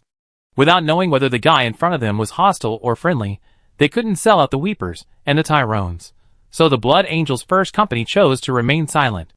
The burner was an irritable and impatient guy, and just a few questions had worn out his patience. The air heated up rapidly, and flames appeared out of thin air. "Don't force me to burn you to ashes." The burner raised his hand to the inner wall. "I don't care whose slaves you are, take me to see the forger now, immediately." The Space Marines were silent and ready to fight. But the burner saw these little creatures put down their weapons again and made way. Their leaders seemed to be coming. Dante came to the burner and faced this uninvited guest in person. "Don't you recognize them?" Dante glanced at his company. "They fought side by side with you in the Hades Galaxy." "What the hell is the Hades Galaxy? I just came from 2,000 light years away," Burner said irritably. Dante immediately realized that the star god in front of him was not the same one he had seen in the Hades Galaxy before. So why did they look exactly the same? However, no matter how different the guy in front of him was from the previous one, it was very irritable, and not very good at communicating with others. "Why did you come here?" Dante asked again. "I saw the forger dimension flashing 2,000 light years away, so I came." Burner spoke simply and directly. "Take me to find it quickly, don't try to fool me. I know you are its followers or slaves. If you want to lie to me, that you don't know it, you better think twice." Dante didn't understand what the burner said at all. What caster, what slave followers? What nonsense. The burner lost its patience, and began to approach the inner wall with its flames. Every meter it approached, the temperature would rise by 2 degrees. "What are you talking about?" Dante was extremely confused. The burner was ready to burn these small creatures to death, but before it started, it suddenly thought of something, so it didn't start immediately, but checked the physiological conditions of these small creatures first. It can be confirmed through physiological conditions that they are not lying. They really don't know what the forger is, and they have never understood what they are saying. "Where did you get these weapons?" The burner pointed to a dimensional missile. Dante was silent. Foros stepped forward and responded to the burner. "These are relics from a long, long time ago. We dug them out from a galaxy." Nonsense. The burner shook his head. The material components of these weapons are no more than 2 years old. Foros didn't expect it to be able to tell the age of the material without the help of instruments, but it was not difficult to make up for it. We also tested it, and the conclusion is the same as yours. We don't know why this thing is so young. After listening, the burner recalled everything about the caster. It felt that there was only one reason to explain it, that is, this kind of weapon can always remain in a brand new state when it is made, and the caster can make it. Okay. The burner retreated 10 meters, and the earth spewed lava behind it, and the temperature rose sharply. If you can survive the flames that are enough to melt inorganic matter, remember not to dig things randomly in the future. Chapter 276. I know what you're looking for. Just as the situation worsened, Bologna, who came with Dante, spoke. The burner stopped immediately and stared at Bologna. Bologna felt unprecedented fear, and those biological emotions that she had long suppressed and faded were now rushing out, making her suffocated with fear. To be honest, I don't know. I just want you not to do it. Bologna told the truth, but those missiles were obtained from the Talon Star Zone. They just didn't tell you the truth. Hearing this, Foros wanted to stab Bologna to death on the spot. The burner got a clue. Although the people in the Tyrone Star region might have dug up the missile, at least he got a clue. Now there is another question, which is where the Tyrone Star region these little creatures are talking about. The burner does not know what the Tyrone Star region is. It only knows that every galaxy in the Milky Way has its own spatial coordinates. When talking about those galaxies among its peers, they only say the coordinates instead of the names. You don't know where Talon is, right? Bologna forced a smile while suppressing her fear. I can take you there, but I'm trapped on this planet now. Those bugs want to eat us all, so? Dante looked at Bologna in disbelief. He couldn't believe that this person would actually make a deal with the creature in front of him. Bologna was not scared crazy. She did it for a reason. A long time ago, Bologna had heard the story of another Inquisitor colleague. That colleague encountered an alien on a planet, and then he released the creature locked in an unknown device on the planet. This creature helped the Inquisitor kill the aliens, and even sent the Inquisitor and his crew to the ship before the planet was destroyed. The description of the creature's appearance is not much different from the one in front of him. This means that it is reasonable. However, the burner has no patience, and has not had much in common with the people in front of him, so he is not willing to help them. But before coming here, the burner had drifted in the galaxy for a long time, and it has not released fire to burn things for a long time. It actually wants to stay on this planet for a while. So even though Bologna's judgment was wrong, Burner decided to stay and help this group of people. You are a very brave female ape.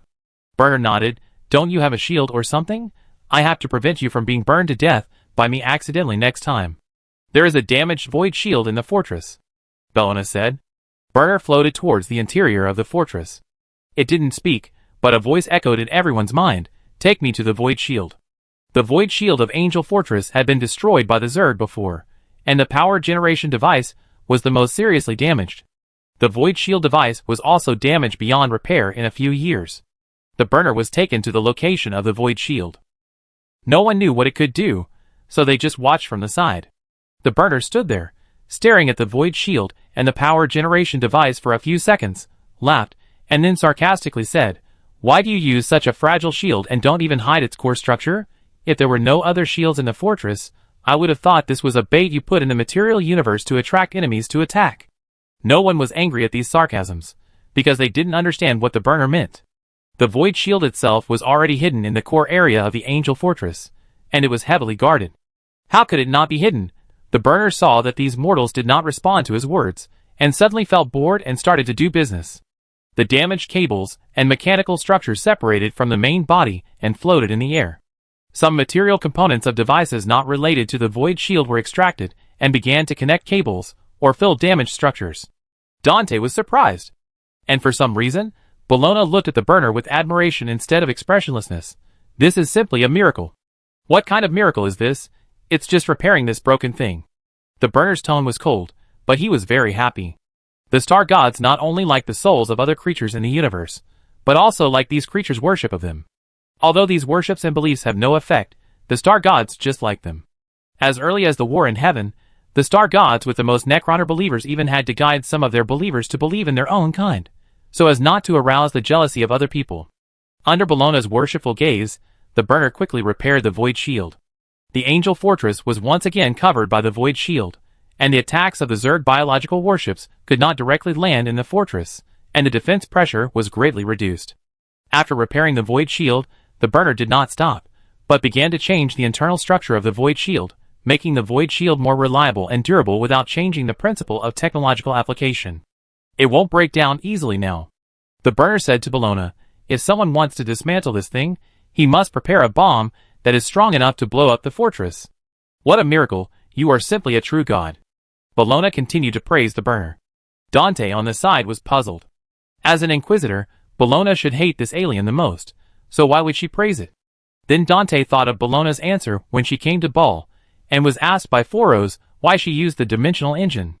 Whatever the means, whatever the cost. Bologna's reaction now should be means. This is not a miracle at all, ants. The burner turned and floated outside the fortress. You stay in the fortress. If there are bugs that want to eat you, you call for help. I will hear your cry. Before you take me to the Talon sector, you have no right to die. When the burner disappeared from sight, the admiration on Bologna's face disappeared without a trace, and turned back to the original stinky face. So, Bologna looked at Dante. With the help of this alien, you don't need me to implement the psychic plan? Dante nodded. Thank you for everything you have done for Ball, but your plan is too dangerous. This response was completely expected. Bologna had expected it the moment the burner appeared. I asked it to stay and help you fight. Bologna looked at Dante and slowly stated her request. If anyone else asks you about the psychic plan, you must answer that you don't know. Although Bologna's words seemed a bit too arrogant, Dante still agreed. The Blood Angels chapter and the Daughter chapter will sign a confidentiality agreement. Chapter 277. The burner joins the battle. Although this star god fragment cannot annihilate all visible Zergs by itself, it does provide great help to the defenders. First, the void shield was repaired, and humans no longer had to face enemies from the air. Then the burner personally participated in the battle as a combat unit. Its mere existence can relieve the pressure of the defenders, because although this powerful creature is not considered a god by anyone present, it does have the power of a god and can boost its own confidence and morale. When the swarm of Zerg swept towards the core area of the fortress again, the burner wandered outside each inner wall, killing any Tyranid war beasts that the defenders could not deal with. As for other Zerg individuals that were easier to deal with, humans were responsible for dealing with them, so that the burner could focus more on dealing with powerful war beasts.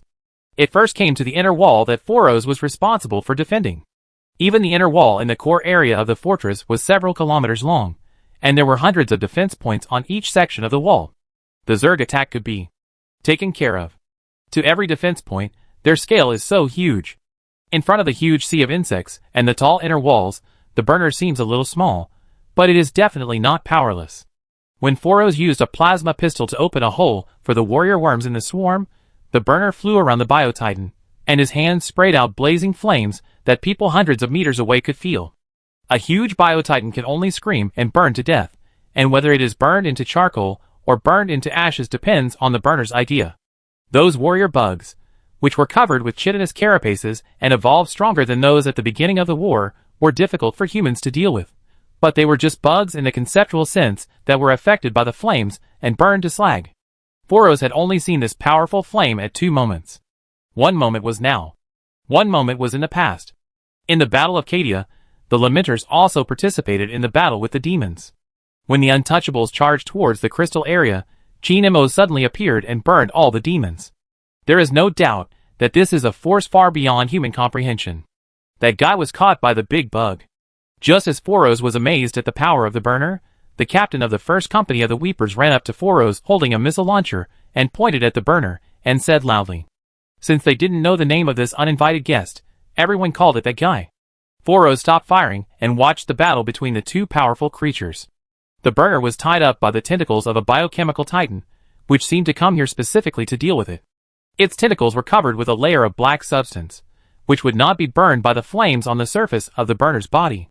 The biotitan began to drag the burner backwards, and the swarm of insects that followed soon submerged the burner in a sea of insects. The captain of the first company tried to launch a missile to help the burner escape, but this missile, like all the previous missiles, was destroyed by the bioelectric field when it flew near the titan. Call for artillery to cover them. Foros turned around and ordered the captain of the first company, call for artillery. The blood slaves of the mother group were responsible for operating the artillery in the fortress, and anyone was qualified to call for artillery. The captain immediately contacted the blood slave commander at the artillery position, but just as he was contacting, a dazzling flash of light broke out in the center of the swarm, and a red ball of light rose from the ground.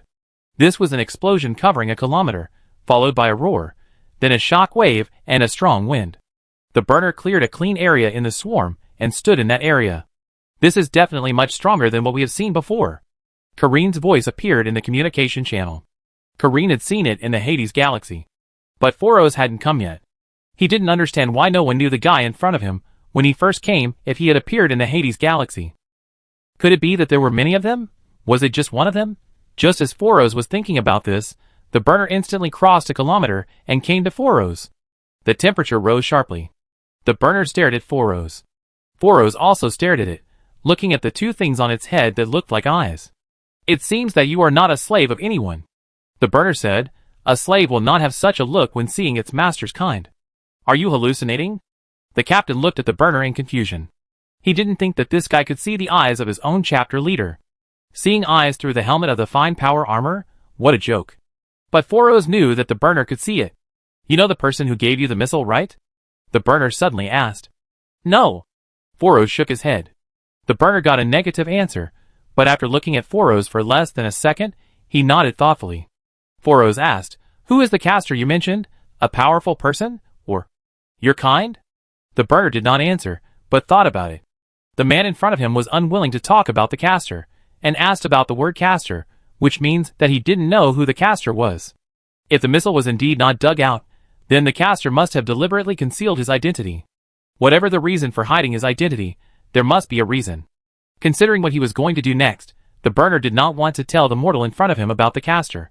You are guilty of not answering my questions honestly. You are still alive now, and you should kneel down to thank me for my patience and tolerance that I don't often give to mortals. The burner looked down at Foros. You are even less qualified to ask me questions. Foros remained silent. I am not your friend or ally. The burner continued, there is only one reason why I stayed here to help you out, and that is that I hope you can take me to the Talon sector after the war. Otherwise I would have burned you and those bugs to death on a whim. Foros felt that the creature in front of him was hostile. If it went to the Talon sector, it would probably cause unimaginable damage to the sector. Thinking of this, Foros secretly cursed Bellona as a bitch. I don't know what benefit this bitch got from betraying the Talon sector at that time, but she did it anyway. Maybe she just likes to hurt others without benefiting herself. Don't worry, I have no hostility towards the Talon sector. When Foros' nervousness was evident, Burner saw his expression under the helmet and easily guessed what this mortal was thinking. I just have something to deal with. Something that doesn't need to be solved through fighting. Burner raised his hand and released flames at the swarm of insects that surged up behind him. Foros continued to look at Burner until the communication from Kareen broke the silence. New battle orders. Can you try to communicate with that guy and ask him to cooperate with us to retake the outer area of the fortress? After hearing Karen's words, Foros was ready to refuse, because he didn't think that the attitude of the burner towards humans was enough for him to cooperate in the battle. But the burner took the initiative to agree. Tell him that I can cooperate. But the premise is that this war can be ended quickly, and I can burn it to my heart's content. Chapter 278. The words of the burner were conveyed to Kareen, and then to Dante, who was always sitting in the meeting room. The operation to recapture the area outside the inner wall of the fortress officially began. The Blood Angels, the Lamenters, the Vermilion Angels, the Blood Drinkers. A total of 5 chapters first companies, as well as the chapter masters except the Vermilion Angels, all participated in this operation. The reason why the Vermilion Angels were an exception was because their chapter master refused to come to protect Baal. Only some warriors in the chapter disobeyed the chapter master and came to protect Baal. These warriors, whether elite or not, and regardless of their years of participation in the war, were organized into the first company of the Vermilion Angels. This was done deliberately by Dante. Regardless of whether Baal could be defended or not, at least in the official records, the Vermilion Angels participated in the defense of Baal, and the entire regiment would not be morally condemned by the survivors or the victors after the war. In addition to ordinary space marines, there are 50 dreadnoughts, armored vehicles, fighters, and transport aircraft used by some space marines. Of course, the burners are also indispensable. When the assembly for the recapture operation was completed and ready to set off, an unexpected person joined the operation. That was Dante, who was injured when Licard destroyed the Void Shield. Dante showed his old but true face, holding a mask, and walked to the front of the team. Everyone was surprised to see the Blood Angels chapter master appear in front of them in his true face. Whether he wore a mask or not had a deeper meaning. As a hero, who was ordered to lead the chapter to fight for 1,000 years in times of crisis, he must always maintain his strong and majestic image in front of outsiders. In front of outsiders. At this moment, there is obviously no difference between the Blood Angels mother chapter and other daughter chapters. All Space Marines are descendants of angels, fighting for the same mother planet Ball. The plan is simple. Dante said to everyone, find and destroy any Zerg synaptic creatures. If we do everything well, the Zerg besieging the inner wall will fall into chaos, and we can take the opportunity to reclaim the land outside the inner wall, and even the entire Ball. Live up to the blood of Sanguinius. The city gate opened with Dante shouting, and artillery fire was fired from the various artillery positions in the inner wall. Most of the insect swarms outside the inner wall were cleared, and the combat team was dispatched immediately. With Dante personally leading the battle, the morale of the combat team was extremely high. The artillery positions in the rear, no longer harassed by biological airdrop capsules, were able to fully provide fire support for the combat team, and the existence of the burner greatly enhanced the combat capability of the combat team. This battle was a tense and thrilling battle for those who experienced it firsthand, because even with the support of artillery and burners, they had to fight the samurai bugs or other more powerful bugs in person. But from a tactical point of view, this was a boring but effective battle. They were just synaptic creatures that decapitated the Zerg. The Zerg directly separated the combat team from the inner wall. The inner wall was still under attack, and the combat team was like trudging through a swamp of Zerg. Fortunately, this tactic was effective after being implemented for a period of time. The number of Zerg attacking the inner wall did not decrease too much, but some Zerg individuals began to become confused. Some Zerg individuals even stared blankly on the battlefield, obviously on the verge of losing control. While the defensive Ball was going on fiercely, the Battle of Hades Galaxy was also going on fiercely. The war had already reached Hades 3, the hometown of Foros. The other two planets in the galaxy had been completely taken over by Iron Man, and the war was going more and more smoothly for Iron Man. The number of Zerg had decreased a lot. Although the quality of Zerg individuals had been increasing, the time of renewal was not as fast as that of Iron Man. If you stand in orbit and look down at the surface of the planet, you will see two colors of oceans colliding with each other on the drained seabed. On one side is a sea of insects, and on the other side is a sea of Iron Men that is even more numerous than the insects. Every 10 minutes, the weapons in the hands of the Iron Men or the Iron Men themselves may be updated. For example, the magazine of the weapon becomes larger, the shooting time is longer, the action ability is strengthened or weakened. All just to better deal with each evolved Zerg. Any Iron Man on the battlefield is an unstoppable and terrifying killing machine when it is placed on other planets to face the planetary defense force. Even in the renewal of the Iron Man troops, some extremely terrifying Iron Men were created. For example, the ride that Heat Death is riding on at this moment. This is a super large Iron Man with 6 mechanical legs, about 30 meters tall, with 4 arms carrying 4 different forms of weapons, and hundreds of small automatic turrets all over his body. The Iron Man named Exterminator is moving slowly on the plane, pouring firepower forward with every step. A heavy artillery that can turn a kilometer into a molten lava field with one shot. A spherical shell exploded 2 kilometers above the target, releasing small bombs like raindrops. A thin beam of light could shoot through the Biotitan and the mountains behind it. And the most important main gun. When the main gun fired, Heat Death, standing on the Exterminator, could feel the rapid increase in radiation. A flash that could cause disorder in its visual device condensed in front of the muzzle, and then a ball of light pierced through the barrel. The ball of light flew slowly in the air for about 2 minutes, across dozens of kilometers, and then fell to the ground. Nothing happened in the first second. Until 1 second later, a blue dome of energy rose from the ground and covered everything within 5 kilometers. When the light dimmed, no matter what creatures or terrain were in the blue dome before, it now had nothing, except an extremely smooth and standard deep pit with a radius of 5 kilometers. But even this level of attack could not cause a large-scale cleanup effect on the swarm of insects at the visual level, but outside of vision, the swarm of insects was indeed severely damaged. There may be hundreds of millions of insects in the dome that were killed, but they were replaced by later insects. But this is not the full combat capability of the Exterminator. The Exterminator's body, surroundings, and the land it passes through all carry a large amount of toxic residues and high-intensity radiation. Before the Zerg evolved resistance to radiation, the blade worms would be genetically dissolved if they were within 1 kilometer of the Exterminator, but now, they will not easily approach the Exterminator, to avoid losing their combat effectiveness. Heat Death, who was on the exterminator, saw his compatriots killing through the Zerg's line and getting closer to the node creatures in the rear. A tyrant has appeared in Heat Death's field of vision, 7 kilometers away. Heat Death looked at the tyrant, and its limbs and part of its body gradually melted and reorganized into a 4-meter-long fixed cannon. Its head separated from its body and flew high into the sky, scouting everything on the shooting route and grabbing some resources to convert into shells. The shells were printed out and loaded into Heat Death's body, pushed into the back of the barrel and fired. The roar was like thunder and spread far away. The shells were first pushed 2 kilometers by the power of the barrel, and then the booster was ignited to fly towards the tyrant at a faster speed. This powerful creature didn't even see what the enemy looked like before it was blown into a pile of flesh that splattered all around. The surrounding bugs didn't care who killed the tyrant, but immediately rushed forward to eat the tyrant's flesh and blood before the Nanobi swarm arrived. Emergency mission, go to ball. A message appeared in Heat Death's sight. He knew that this was an order from the mother of all Iron Men, and as an Iron Man, he should execute this order. Heat Death immediately prepared to go to ball, and before leaving, he made an extremely effective and necessary camouflage measure for himself, printing an Imperial double-headed eagle emblem for himself and hanging it on his chest.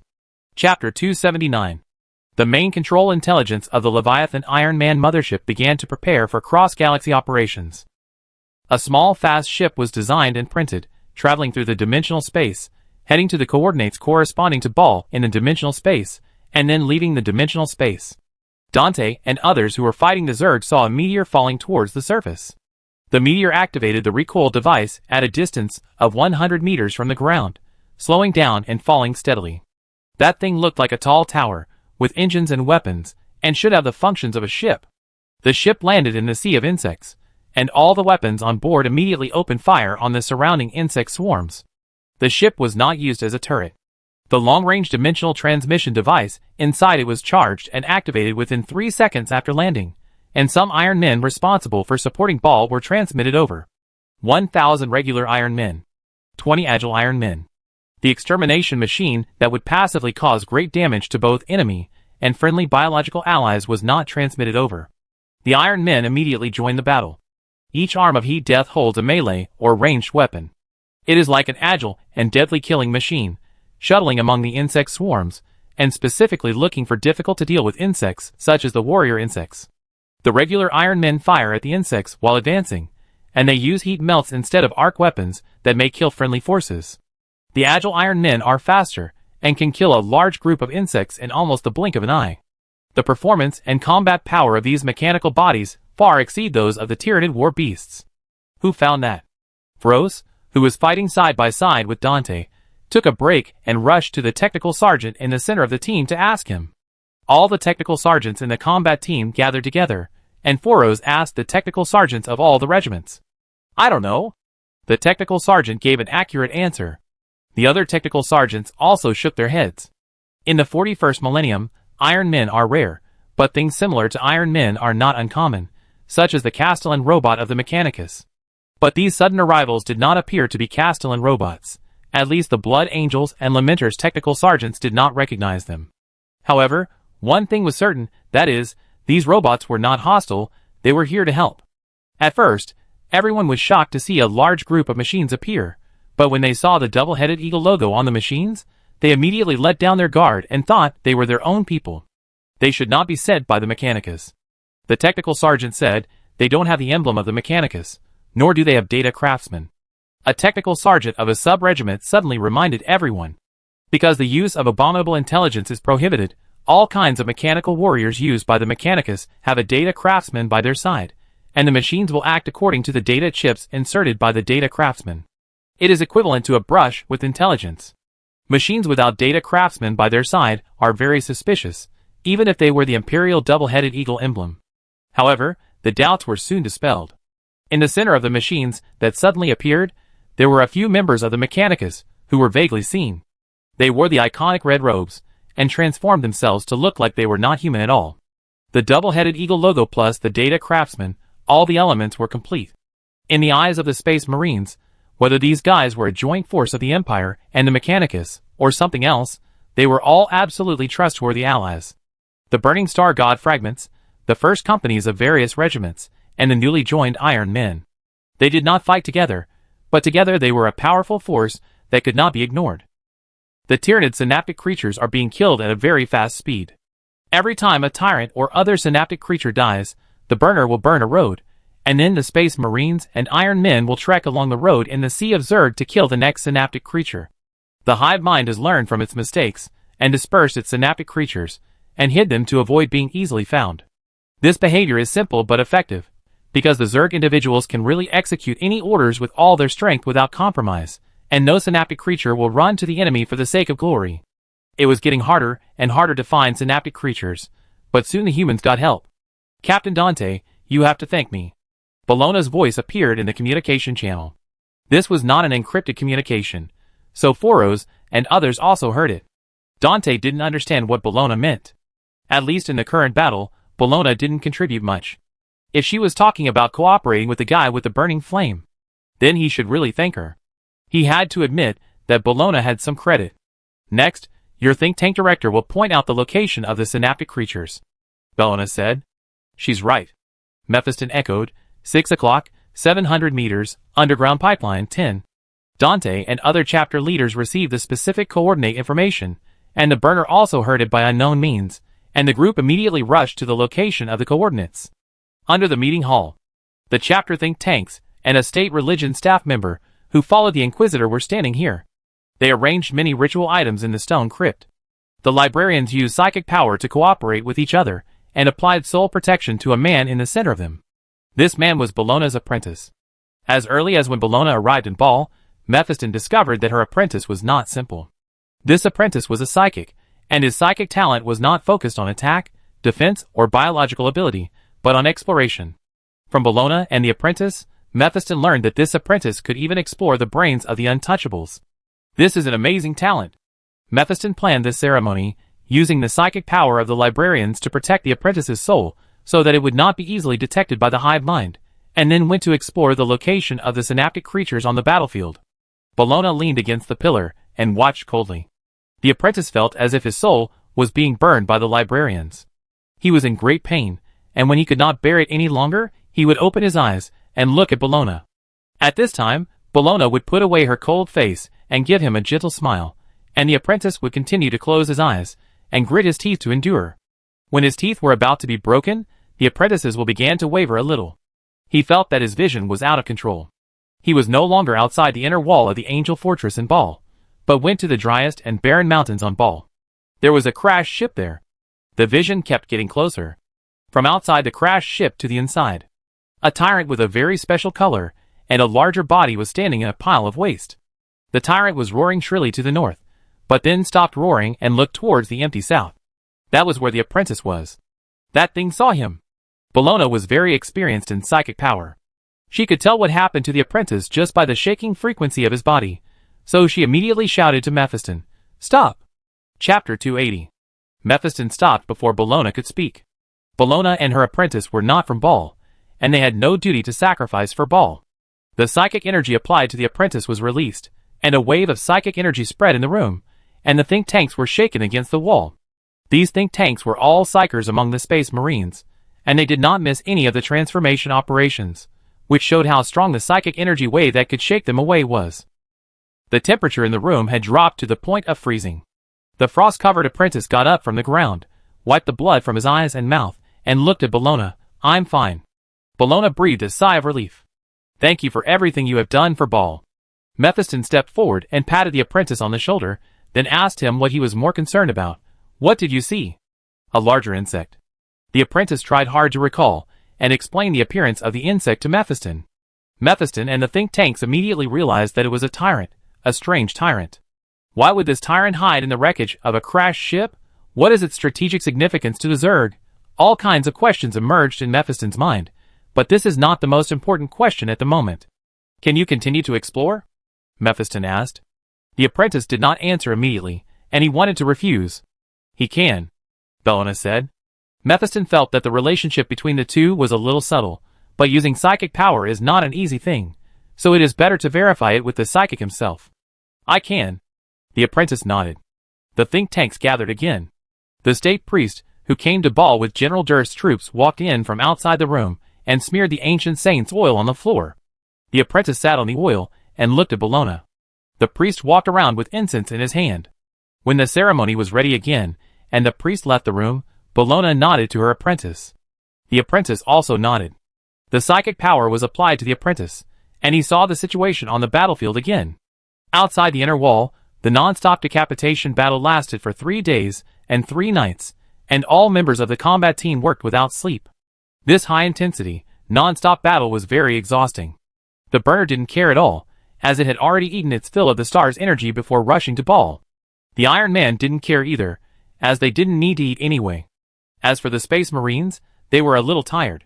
Fighting without sleep for 3 days was not a big deal, but the uncomfortable thing was that there was no time to eat at all, because the liquid splashed when the surrounding insects were chopped or exploded carried viruses, and they couldn't even find time to eat a compound ration composed of carbohydrates and proteins. The battle of the combat team was a bit difficult, but all their efforts were rewarded. When another Zerg tyrant was strangled, the communication from the rear reached everyone's ears. Brothers, the Zerg on the inner wall is completely in chaos, and the inner wall defense forces can participate in the battle to recapture the outer area at any time. Everyone except Iron Man breathed a sigh of relief when they heard the news, even the burner. The burner burned very happily during this period, but there were too many Zerg, and there was no high-level leader like a leader. Or there was, but it had not been discovered yet. The burner felt that this war seemed to have no end. Otherwise, he only needed to know where the enemy leader was and teleport to kill him. Captain, you have to come back. I have something to report. Mephiston's voice sounded. This time it was encrypted communication. Wait until the battle is over. Dante was already a little tired, but he still chose to continue fighting. Now most of the Zerg swarms besieging the Angel Fortress have become chaotic, and now is the time to counterattack and retake the outer perimeter of the fortress. Dante thought that he should not be absent now. Drive the insect swarm out of the fortress.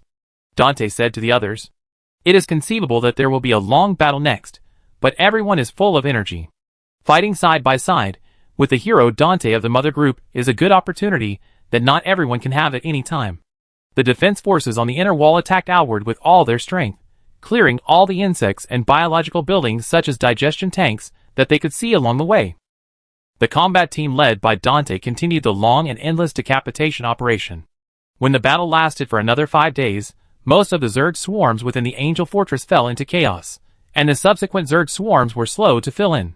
While the Blood Slaves and the 2nd and 3rd companies of each regiment were advancing triumphantly, the combat team led by Dante was finally able to stop and rest. On the way back to the core area, the group took a temporary break for a while.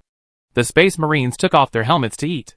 No one celebrated the success of the battle, because now everyone's thoughts were on eating to replenish their physical strength. Dante gnawed on a bar of carbohydrates and protein, his eyes sweeping over the Iron Men who came to support him. These men were a little strange. Dante recalled that during the battle, the data craftsmen of the robots were as dull and cold as his mechanical warriors, and they didn't eat. When the battle became fierce, the data craftsmen could not be found. When the battle became less fierce, the data craftsmen appeared out of nowhere again. But the people of the Mechanicus were strange to begin with, so Dante didn't ask much. His eyes turned to the burner, took out a piece of food and handed it to it. Replenish your energy. It is conceivable that the burner does not need to eat, but this is a necessary courtesy. It is up to the burner to eat or not. Keep it, I don't need it. The burner looked down at Dante and responded coldly, but he also felt the kindness of this mortal. The burner looked into the distance and appeared on the horizon in the blink of an eye. The flames fell on the heads of the Zerg again. Just like before, the burner only needed one attack to clear a large area of Zerg.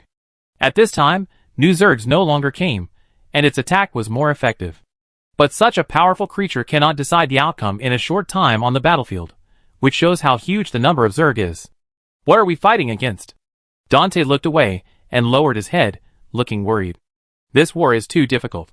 The brave descendants of the father of Genes have been on the verge of destruction many times. When will this war end? Dante felt extremely tired when he thought of this, and looked up at the sky of Baal. The sun was dazzling.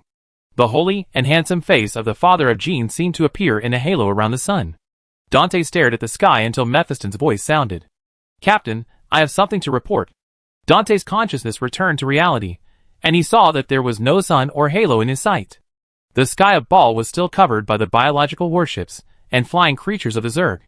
I go back now.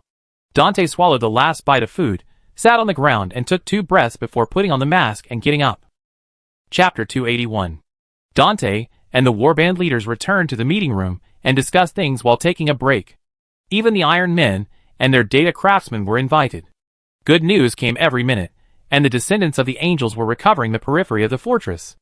Even if there was still a lot to do to completely recapture Baal from the Zerg, the current progress gave everyone hope.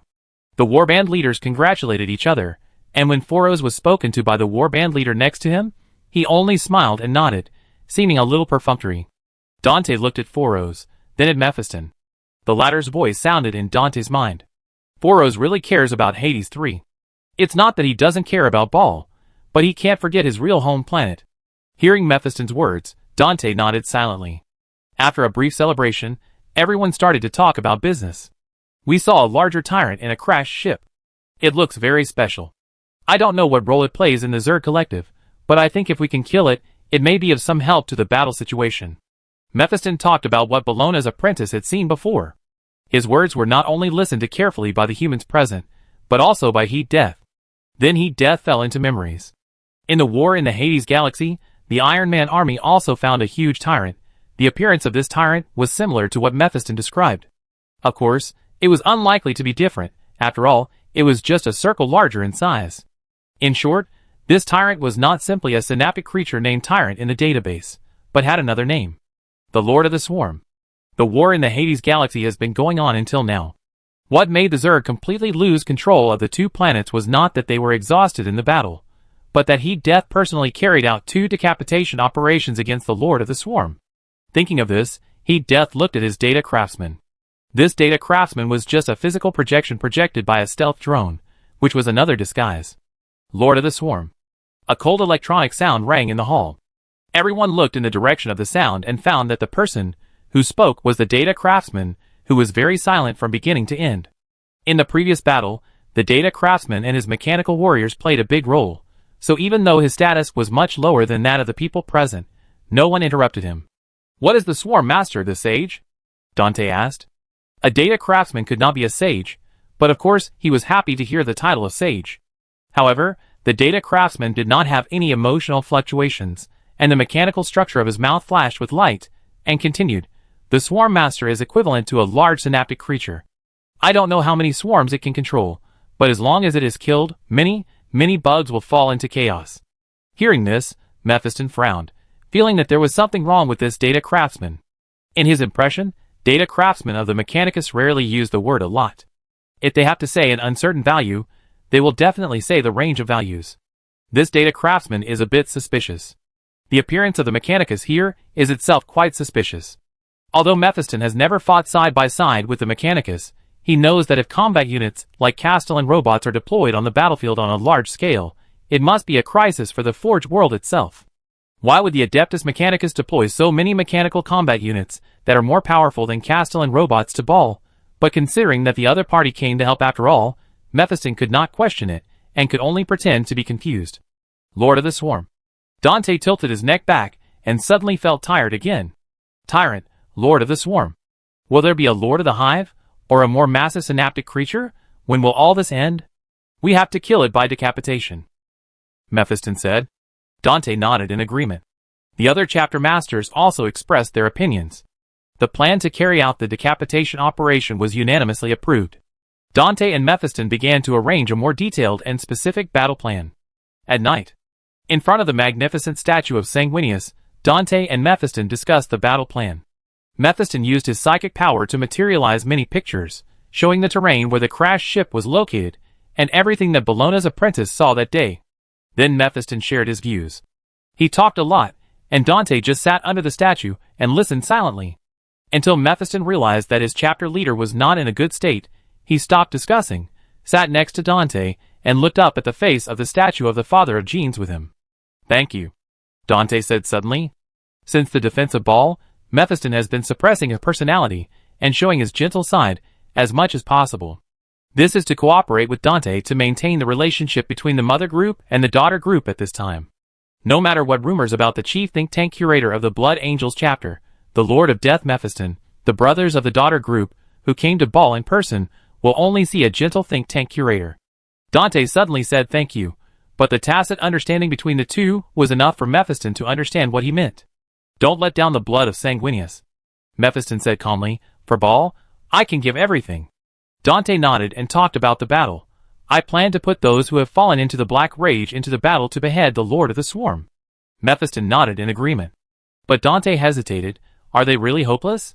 Is it really hopeless to fall into the Black Rage? For all angel descendants, no matter the mother group or the child group, no matter the legion or the chapter period, falling into the Black Rage is really hopeless. This is a matter of course. But the reason why Dante asked is because Mephiston had defeated the Black Rage, and more than once. No hope. Mephiston shook his head. My experience cannot be replicated, otherwise, I would have worked with Corbro to try to solve the Black Rage. Dante nodded again. Corbro, a high-level Holy Blood priest of the Holy Blood Angels chapter. This position is called a pharmacist in other chapters. Corbro has devoted his entire life to solving the Black Rage and the Bloodthirst, but there has been no result. Mephiston has answered Dante's questions about the Black Rage more than once, but recently he has answered more frequently. It is obvious that Dante has become a little sentimental.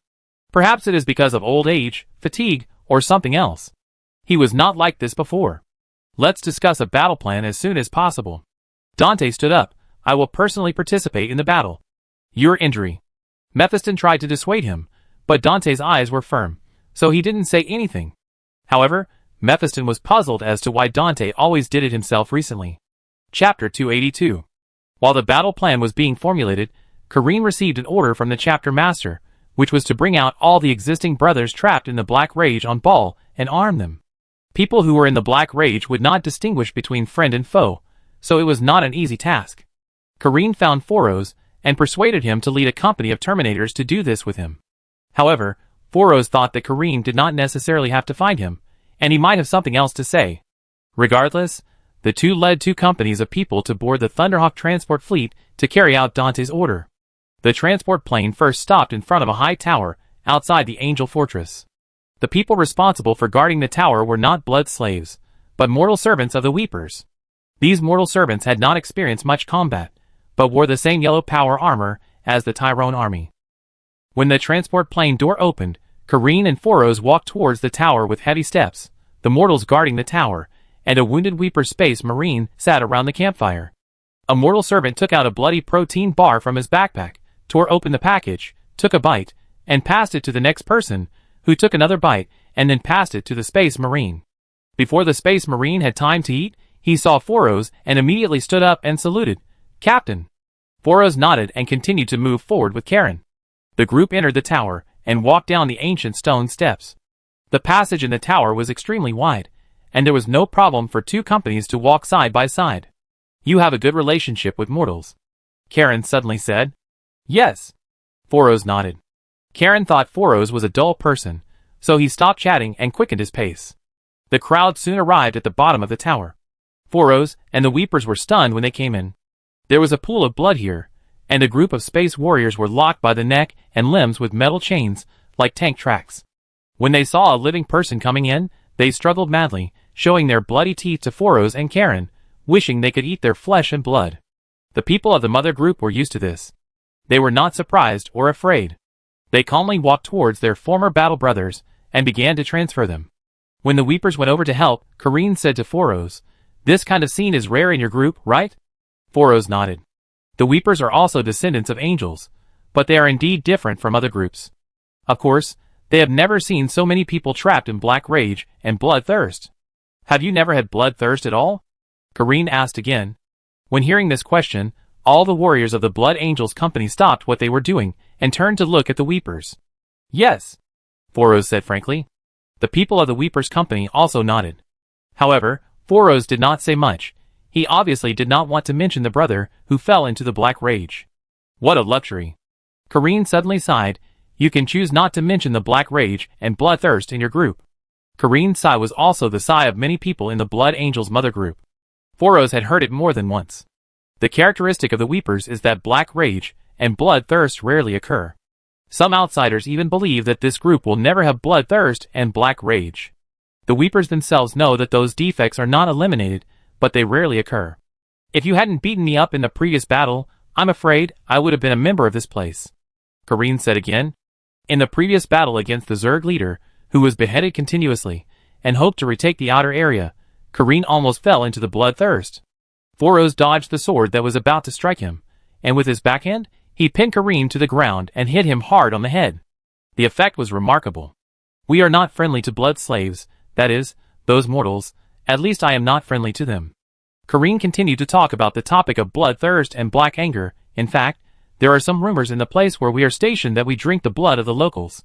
In fact, if you think about it carefully, this is not groundless. Since some bad experiences have happened, I avoid too much contact with mortals.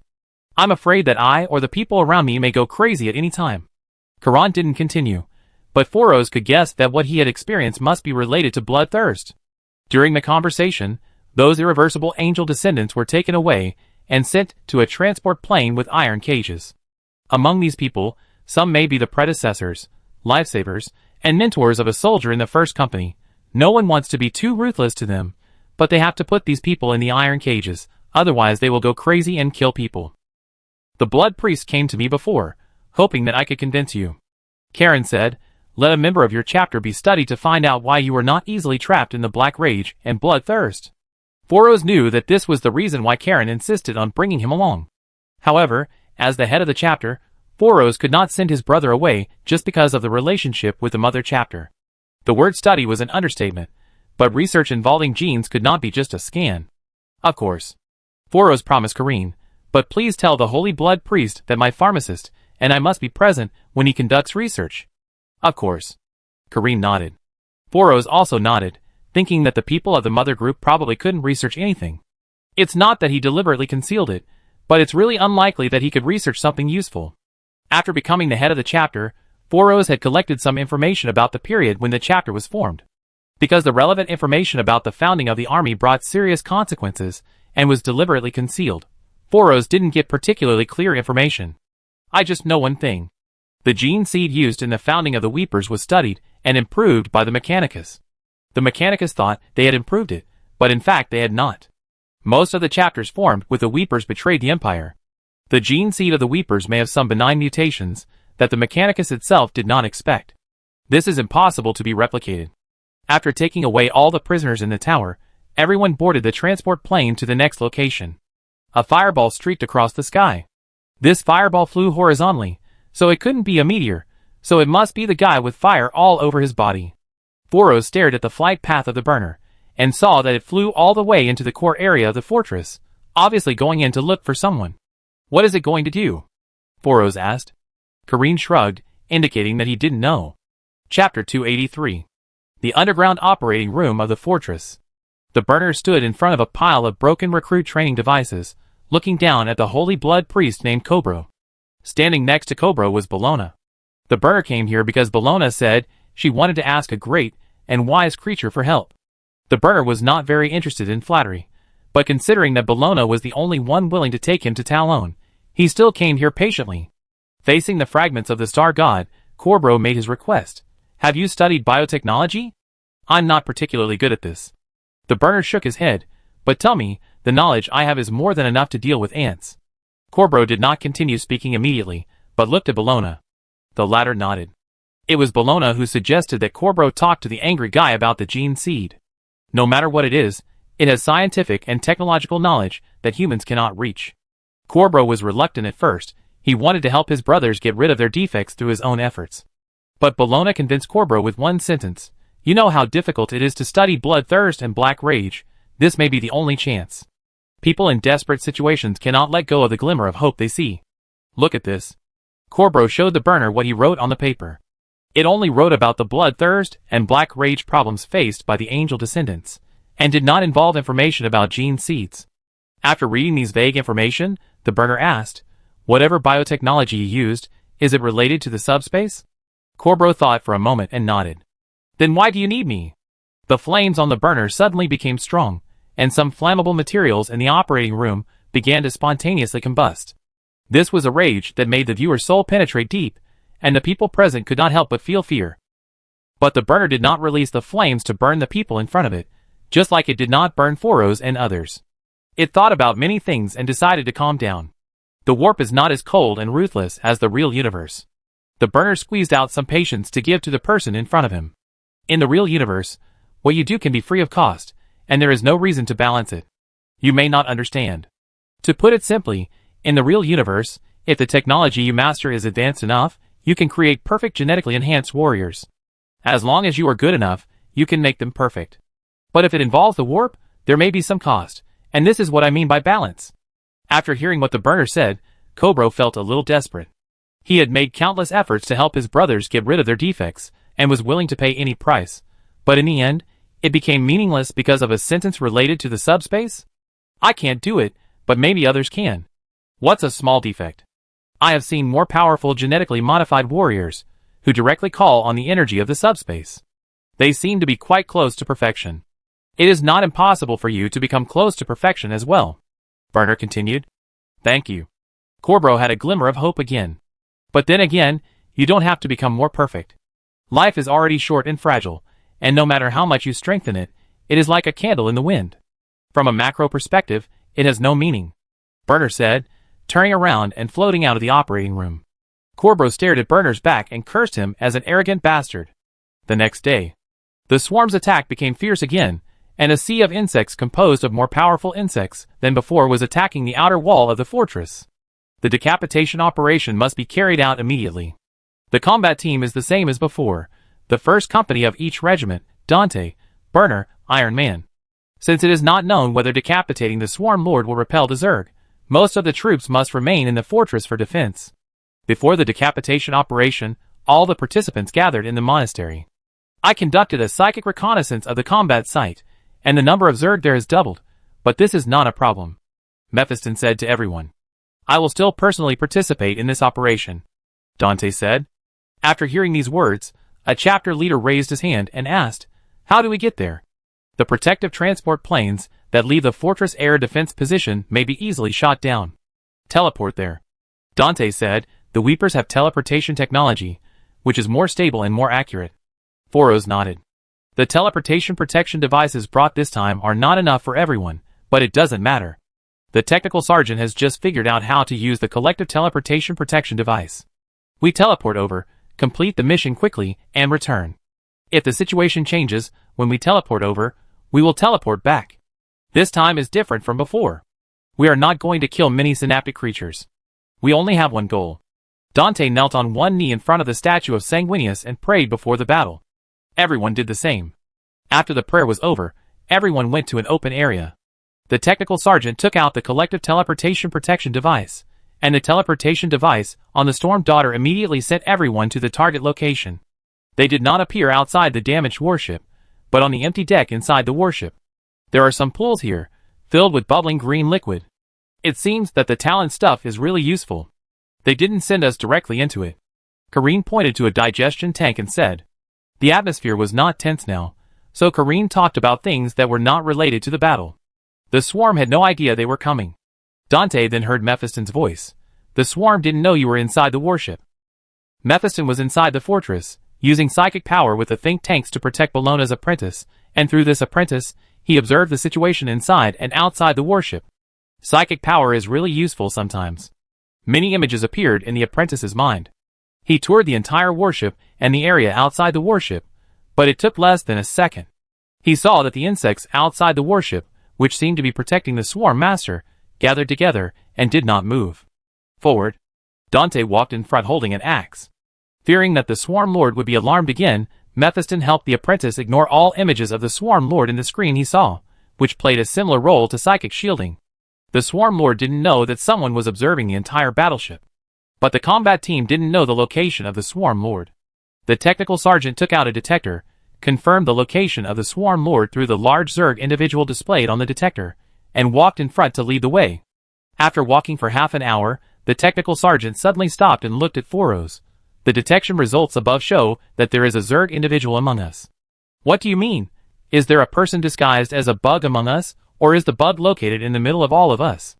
Dante asked. In the middle. The technical sergeant knocked on the detector twice in confusion, and it still showed a bug in the middle. But looking around, there was nothing at all. Mephiston in the back discovered this situation. He used his psychic power to help the apprentice detect, but he didn't see any bugs. If neither visual nor psychic means can detect it, It proves that there is a high probability that the detector is wrong. Everyone continued to move forward, until one space marine felt something slip under his feet, so he looked down. Under his feet was a fleshy object that gradually took shape. It did not move, like a device made of flesh and blood. The space marine raised his head and looked at Dante. At the same time, the deck broke, and a giant worm emerged from the ground and swallowed half of the combat team. Chapter 284. Captain! Captain! Dante felt someone shaking him, and slowly opened his eyes. This was a road and room made of flesh and blood, like the interior of some large creature. After 2 seconds of pause, Dante suddenly remembered that a giant bug had just emerged from under the deck and swallowed many people, and he and the people in front of him were swallowed. The air was filled with biological toxins, and they were penetrating, and the power armor could not even isolate all of these toxins. A little bit of toxin is not enough to kill the space marines, but it is enough to make them unconscious for a few minutes, which is why Dante was awakened. The swarm has discovered our existence, and the guy with fire is blocking the swarm outside the battleship. We are underground, in the back half of the battleship. The think tank used psychic power to kill the giant worm that swallowed us, but he seemed to be targeted by something and lost contact with us. The warriors of the Holy Blood Guard quickly reported the current situation to Dante. Dante thought quickly and finally decided to evacuate. We must leave here quickly to kill the Lord of the Swarm, and we must be quick. Dante stood up and counted the soldiers with him. Half of the Holy Blood Guard, 3 chapter leaders, and the 3 companies they led. The troops were more than enough. Dante led these people forward in the flesh and blood channel, and soon found a way to the outside world. When they came out of the giant insect's mouth, they found themselves in a cabin. It's very open here. The ground is covered with mucus and fleshy layers, and the pillars and some debris are stuck together by flesh tentacles. There are no bugs here yet, but there will be soon. They are coming. A guard member discovered the approaching bugs through the scanning system of Terminator A. At the same time, the pipes above everyone's heads made a muffled sound. More hissing sounds came from outside the cabin door. It is conceivable that countless bugs are rushing to the cabin from any road they can find. The warrior holding the flamethrower walked to the exit of the pipe and sprayed flames towards the exit. 20 warriors holding hot melt and assault guns formed a volley formation in front of the gate, and the others scattered around the gate to provide cover. The figure of the insect appeared. There were not many knife bugs in the corridor leading to the gate, but there were warrior bugs that were endless at a glance and somehow evolved into a shell covered all over their bodies. The assault gun could penetrate the shell but needed more ammunition, but the hot melt was enough to penetrate the shell and the body of the insect at the same time. Everyone opened fire on the swarm, and soon stopped their forward momentum. Everything went smoothly at the gate, and even smoother at the pipeline. Those who could squeeze into the pipeline were either weakened knife worms or gene stealers. Only 2 people took turns using flamethrowers at the exit to intercept them. But this smooth situation did not last long. The cabin suddenly trembled, and a roar sounded at the end of the corridor. A tyrant with a larger and stronger body rushed out, and it was the master of the swarm. The heat left large holes on the carapace, and the blood evaporated before it could spurt out, but this attack did not kill the more powerful tyrant, but angered it instead. The tyrant rushed to the 20 people who were firing at the volley under the firepower, and broke through their formation. For bone knives were swung out quickly, and 10 space warriors were cut in 2 on the spot. When the bone knives were swung out again to slash at the people who could not dodge in time, Dante stepped forward with a weapon, and quickly blocked each bone knife, and chopped off one of the tyrant's arms. "Leave it to me," Dante shouted to the others, who were about to intervene, asking them to focus on dealing with the swarm of insects. Dante began to duel with the tyrant. To those who saw the duel out of the corner of their eyes, each of the tyrant's strikes was extremely fast and contained seemingly unstoppable power, but Dante was able to block every slash and leave a heavy wound on the tyrant. Dante, who had fought for 1,500 years since becoming a space marine, was now a little old, but still able to fight. The tyrant's huge body was pierced through one after another, but it seemed that it could quickly learn and absorb the combat experience of other similar creatures in the battle. It soon learned Dante's fighting style and adopted the best response strategy, suppressing Dante in reverse. The 3 arms holding 3 bone knives swung rapidly. Dante had no chance to counterattack after blocking, and could only block the attacks continuously. As the tyrant became more and more proficient in how to fight Dante, he had to retreat slowly. The tyrant pursued and attacked fiercely, and each attack was in the best state, with the best strength and skills. The injuries he had suffered on his body did not affect him much. The Holy Blood Guard noticed Dante's situation and wanted to help, but they were soon blocked by the swarm of insects, and even Dante could not be seen. The battle lasted for 3 minutes. Dante was at a disadvantage and kept blocking and retreating, waiting for an opportunity. When the tyrant's series of fierce attacks had a slight gap, Dante seized the opportunity to attack the neck of the huge war beast in front of him. When the weapon was about to pierce the tyrant's neck, Dante saw the bone knife swinging from the bottom. He noticed it, and instinctively chose to give up the attack and retreat, but he changed his mind before he really started to retreat. 2 sounds of flesh being pierced by sharp weapons were heard. A blood hole appeared on the tyrant's neck, and a blood hole also appeared on Dante's abdomen. Amid the angry and sad shouts of the Holy Blood Guard, Dante was drowned in the out-of-control swarm of insects. After an unknown amount of time, Dante opened his eyes. There was darkness in front of him. But soon a light appeared at the edge of his vision, and Dante immediately felt that someone was holding him up. First, white wings appeared in Dante's sight, and then the wings gathered around him. Then a handsome face appeared. "Father." Dante made a hoarse call in his throat. Sanguinius smiled and nodded. Dante opened his mouth and began to tell Sanguinius about what he had experienced, and the hardship and fatigue that he was suffocated by the survival of Baal. Dante said a lot. Sanguinius listened quietly.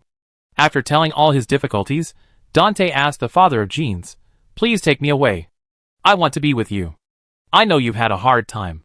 Sanguinius said softly, "But the battle is not over yet, and neither is your mission." Dante wanted to say something, but felt himself sinking in the arms of the Gene father. Sanguinius's face was getting farther and farther away from him. Dante fell heavily, and suddenly opened his eyes. It was still the dirty and smelly cabin, where the Holy Blood Guard was killing the out-of-control bugs nearby, creating an area as safe as possible. Dante was resurrected, and the wound on his abdomen was gone, only the damage on his armor remained. Chapter 285. The Holy Blood Guard quickly cleaned up the out-of-control bugs and walked towards Dante to check on him. "I'm fine." Dante took off his mask and sat on the ground to take a breath. The people of the Holy Blood Guard were puzzled by the fact that their chapter leader always took a breath recently. Based on Dante's strength in fighting the Lord of the Swarm just now, even if he was old, he couldn't be as tired as a mortal and needed a breather, and it was still wartime. But perhaps the Holy Blood Guard's duty was only to protect Dante, and didn't need to shoulder the responsibilities of many chapters and home planets, or maybe it was because they were all in their prime. They didn't realize that what made Dante frequently show fatigue was mental fatigue. Physical fatigue can be overcome, but mental fatigue cannot. Leave some people to protect the captain and let him rest. The captain of the Holy Blood Guard gave orders to the others follow me. I am not an old guy who needs the protection of children. Dante stood up and walked out of the cabin. The others looked at each other and followed helplessly. The ship was very large. With 50% of the crashed ship turning into debris on the surface of Baal, there was still at least 8 kilometers of the ship's hull remaining. The specific model of this warship could no longer be identified. Dante could only tell from the decorations or the logos on the wall that it was a ship of the Heaven's Gate Fleet. The Heaven's Gate Fleet's duty was to protect Baal, but they failed. The Imperial Navy fleet guarding the Hades galaxy was annihilated in a dramatic way. They approached when the Zerg biological warship was frozen by the Shield of Glory, and were quickly annihilated by the revived biological warship. The Heaven's Gate Fleet was more respectable than the Hades fleet. At least, they did not die of carelessness. Dante was guided by Mephiston as he moved through the warship, so that he could find other people who were still alive. Then he found that although this decapitation operation was carried out quickly, it was not smooth sailing. When the giant insect rushed out of the deck, many people were shaken or knocked away, and then the insect swarms inside and outside the ship knew where the humans were in an instant and surrounded the scattered people. This battle cost more than 700 casualties. After Dante found the Weepers, he found that the Weepers' regiment had not suffered much loss, and only more than 80 people were left in the first company of 100. Chapter leader Foros was also alive, but with a bone knife stuck in his abdomen. "Were you attacked by insects?" Dante immediately stepped forward and took the arm from Foros' subordinates, holding Foros' body. Dante believed that Foros was injured because of a surprise attack. As a descendant of angels, Dante also knew some news about the Lamenters chapter, and knew that they were often fighting alone. In such a chapter, the person who can serve as the chapter leader must be a person with excellent combat skills and command ability. But the truth was not what Dante thought. "I teleported." Foros said these 4 words weakly. Although it was not detailed, Dante still understood. Obviously, Foros must have gone wrong when using the wonderful teleportation technology of the Tyrone people. Maybe the situation was too urgent, and he didn't have time to think too much. There must be a bug swinging the knife at the place where he teleported. The bone knife overlapped perfectly with Foros' abdomen, and the surface of the blade was integrated with the flesh and blood and ceramic steel armor. Sorry. As everyone continued to move forward to search for the remaining survivors, Foros suddenly apologized. Dante looked at Foros in confusion. Foros continued, "My people were scattered at the beginning, and the people who faced the least bugs quickly cleared an area, and the others teleported over to gather. We wanted to save others, but there were too many bugs there, and if we teleported forcefully, we would merge with the bugs." "I understand." Dante nodded. "You did what you could, and I did what I could, and that's enough." Foros lowered his head in silence. The crowd continued to move forward. Those who were still alive in the decapitation operation were gradually found. A total of 1,000 people were now only more than 200. It can be seen that although the others did not fight against the Lord of the Swarm, they were not easy. After finding all the Space Marines, Dante did not forget to find the Data Craftsman and his mechanical warriors. When the two sides met, Dante found that there were only more than 10 mechanical warriors left out of the original nearly 100. The Iron Man with many arms and various weapons was standing in the pile of insect corpses, hacking the shells on the wreckage to open up a path, looking for something. What is it looking for? Dante looked at the Data Craftsman and pointed at the heat death. The core device? The Data Craftsman replied, "We can't upload data here. It must find a core device of the same type." Dante nodded and looked around. The location where the Data Craftsman fought was the entrance to the deck, which was very vast and wide. In such a large area, the floor could not be seen at all, and only small hills of insect corpses could be seen. It is conceivable how fierce the battle was here. Heat Death gradually found all the core devices of his dead compatriots, printed them on his limbs, and carried them, then walked past the Data Craftsman. The Data Craftsman followed behind Heat Death silently. In Dante's eyes, the Data Craftsman looked more like someone with a chip inserted. Heat Death walked in front, and the others walked behind, leaving the crashed ship and reaching the outside. Outside the ship was a sea of fire, and the burner was standing there waiting for everyone. In the previous battle, the burner had been intercepting the Zerg's large forces outside the ship, and it had completed this task perfectly. Even Heat Death, who was fighting at the entrance, did not see any bugs rushing in from outside the ship. The only thing that can rush into the ship is fire.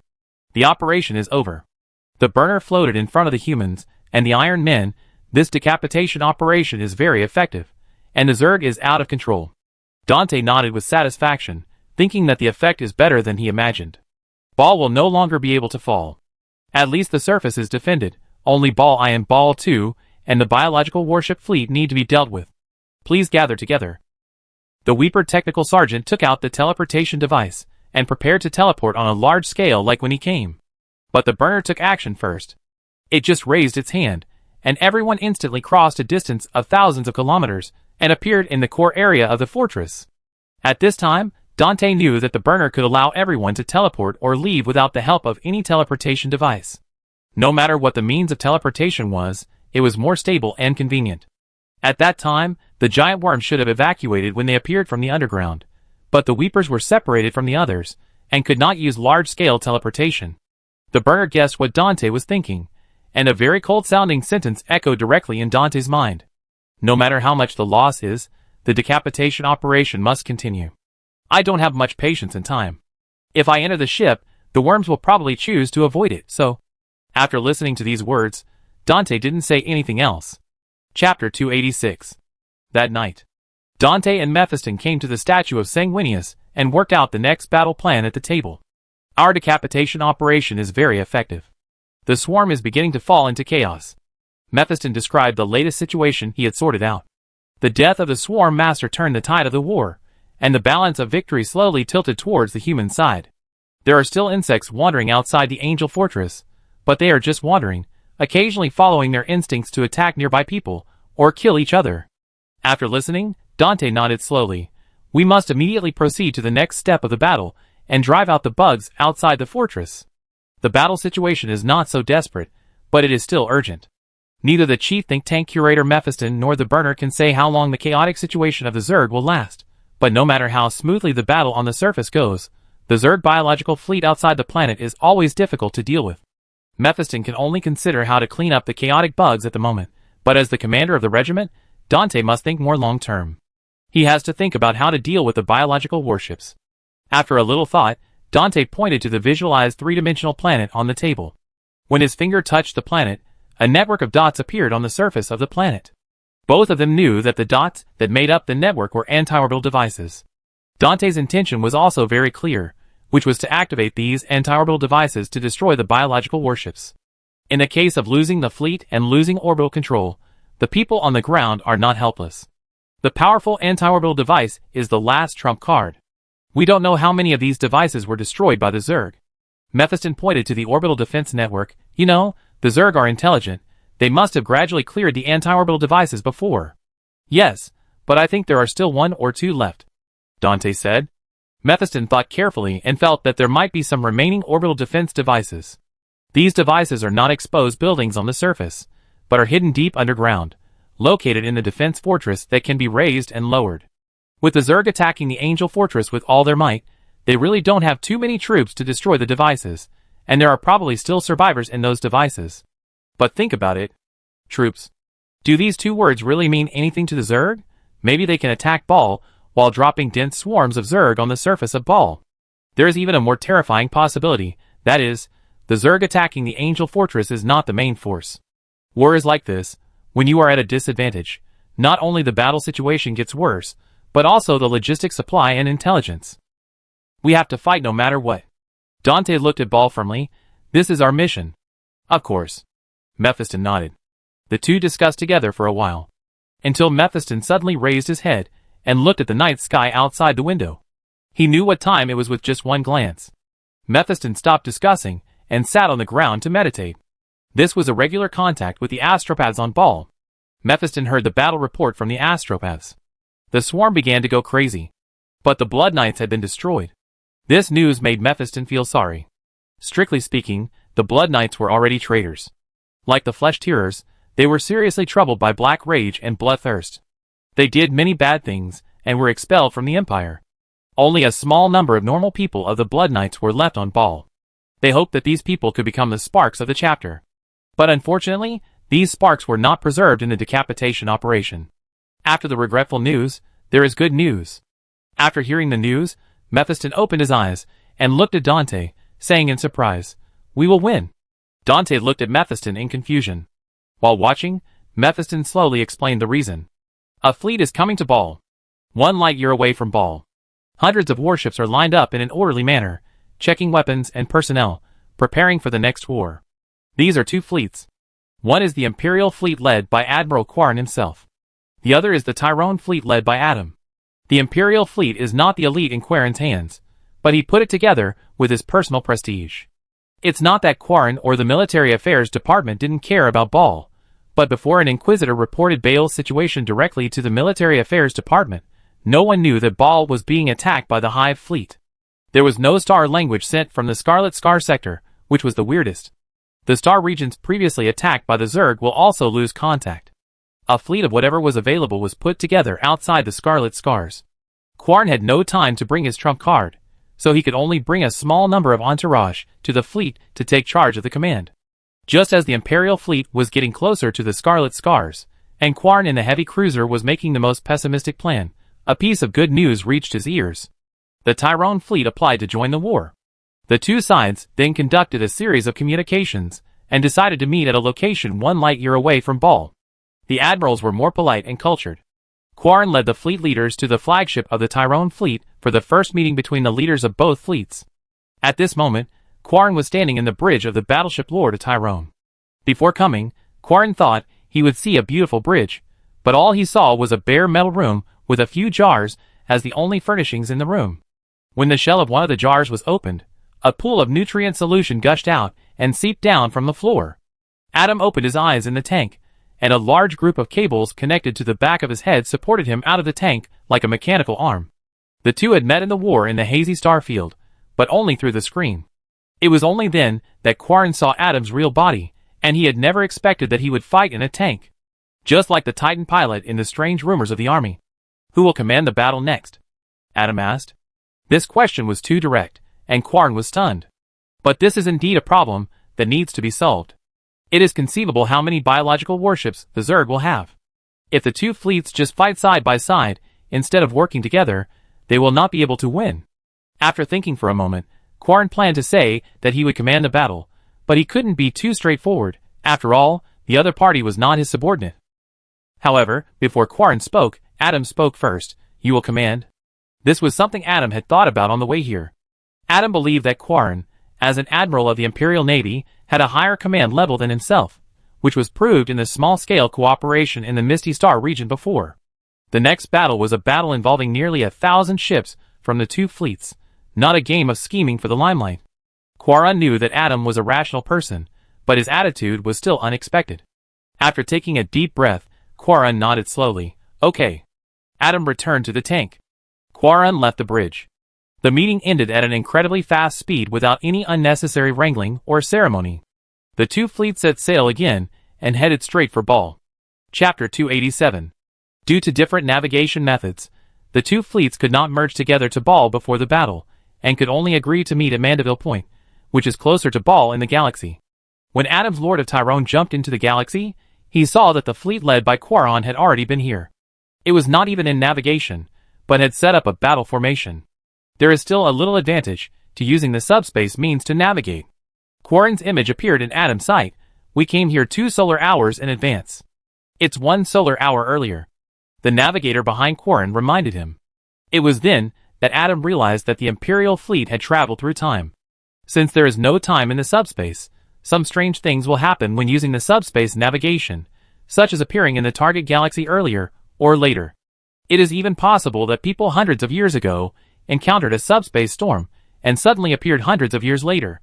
This kind of early or late time travel is uncontrollable, and uncontrollable is not good, Adam said. Of course. Quarren also admitted, God bless us, we are only 1 solar hour early. Adam nodded and turned to look at the Tyranid biological fleet in the galaxy. As before, as the captain, Adam can directly see the Lord of Tyrone and everything in the galaxy from a third-person perspective. When Adam deliberately looks carefully, everything in his sight will be magnified. The Tyranid Zerg biological fleet must have observed the Imperial Navy that appeared 1 solar hour ago, but they did not make any moves and still gathered near Ball and occupied the orbit. Our auspicious instrument cannot detect them. Quarren on the communication image glanced at his subordinates in charge of detection. You detect it? Adam nodded, and the scanning array was immediately activated, and the detection wave quickly spread to the entire galaxy. There are a total of 21,000 biological warships of the Tyranids, which is much less than what the intelligence said. Although Ball has been out of contact, Adam still got intelligence about Ball, and all this information was told to him by Chin Mo. According to Chin Mo, the Tyranids will have at least 40,000 biological warships, and if there are not so many, they must have disassembled some of the warships. Although there are only 21,000 ships at the moment, the number is far greater than the fleet formed by Talon and the Imperial Navy. Share the scan results, Adam ordered. The crew member responsible for operating the scanning device immediately shared the results with the Imperial fleet. Quarren on the communication image was quickly found by a servo skeleton, and a long string of parchment was hung on the jaw of the servo skeleton. Quarren quickly browsed the contents of the parchment. This is all information about the structure of the Zerg fleet. There are 15,000 frigates in the Tyranid biofleet, which are called drone frigates in the database of the Tyrone sector. Adam himself does not know why the Tyrone sector, which has never had any contact with the Zerg, has data on Zerg bioships, but it is there. These frigates are divided into 2 types according to their weapons. One is the Strangler with tentacles. The tentacles of this bioship are like the predatory tentacles of insects in nature, flexible and powerful. The other is the Corroder type. The captain of this bioship has an acid cannon that can fire acid that can corrode adamantium. 2 types of drone frigates surround the large bioships in the Zerg fleet, just as the Imperial and Tyrone frigates are next to the large battleships. In addition to the drone frigates, there are also Krakens. There are also the Stranglers and Corruptors, but there are 2 more main types, the Hunters and the Firepowers. The Hunters have a pincer-like organ that can be used to engulf objects, while the Firepowers have biological cannons. In addition to the main types, there are some subtypes, but they are few and far between in the biofleet. The Kraken surrounds the core mothership in the Zerg fleet. The mothership is as large as a battleship. There is not much information on the scan report, only the key points are marked. The light cruisers in the Zerg Hive fleet are called patrollers, and the regular cruisers are called Razor Demons. They are larger in size, and have the same type distinction as frigates, with a total number of 3,000. The larger biological warships in the fleet are called devourers, which are equivalent to battlecruisers and also have type distinctions, with a total number of 2,000. The rest are various functional biological ships, such as the narwhal ship, that can guide the fleet to travel at superluminal speed. After reading the scan report, Quaron was a little surprised, because the naming and classification of these biological warships in the Tyrone sector was no different from that of the Empire. Those biological warships are actually more like oversized bugs than warships. The Empire just divides them into frigates, cruisers, heavy cruisers, etc. according to their size and function. This is also consistent with the Tyrone sector. Information about the Tyranids is not common in the Empire, especially the types and names of biological warships. The Tyrone sector has never been invaded by the Zerg, but knows them very well. This is really intriguing. Quarren pushed the servos aside, staring at the biological fleet outside the bridge, and discussed with Adam how to fight next. What do you suggest? Although Quarren clearly had the command, he still planned to discuss it with Adam. After all, he didn't know much about the warships of the Tyrone fleet. My suggestion is that we leave the system immediately. Adam said, from a rational point of view, we should treat this operation as a reconnaissance and then make long-term plans. But I'm afraid that Bar won't be able to hold on until we come back. Correct.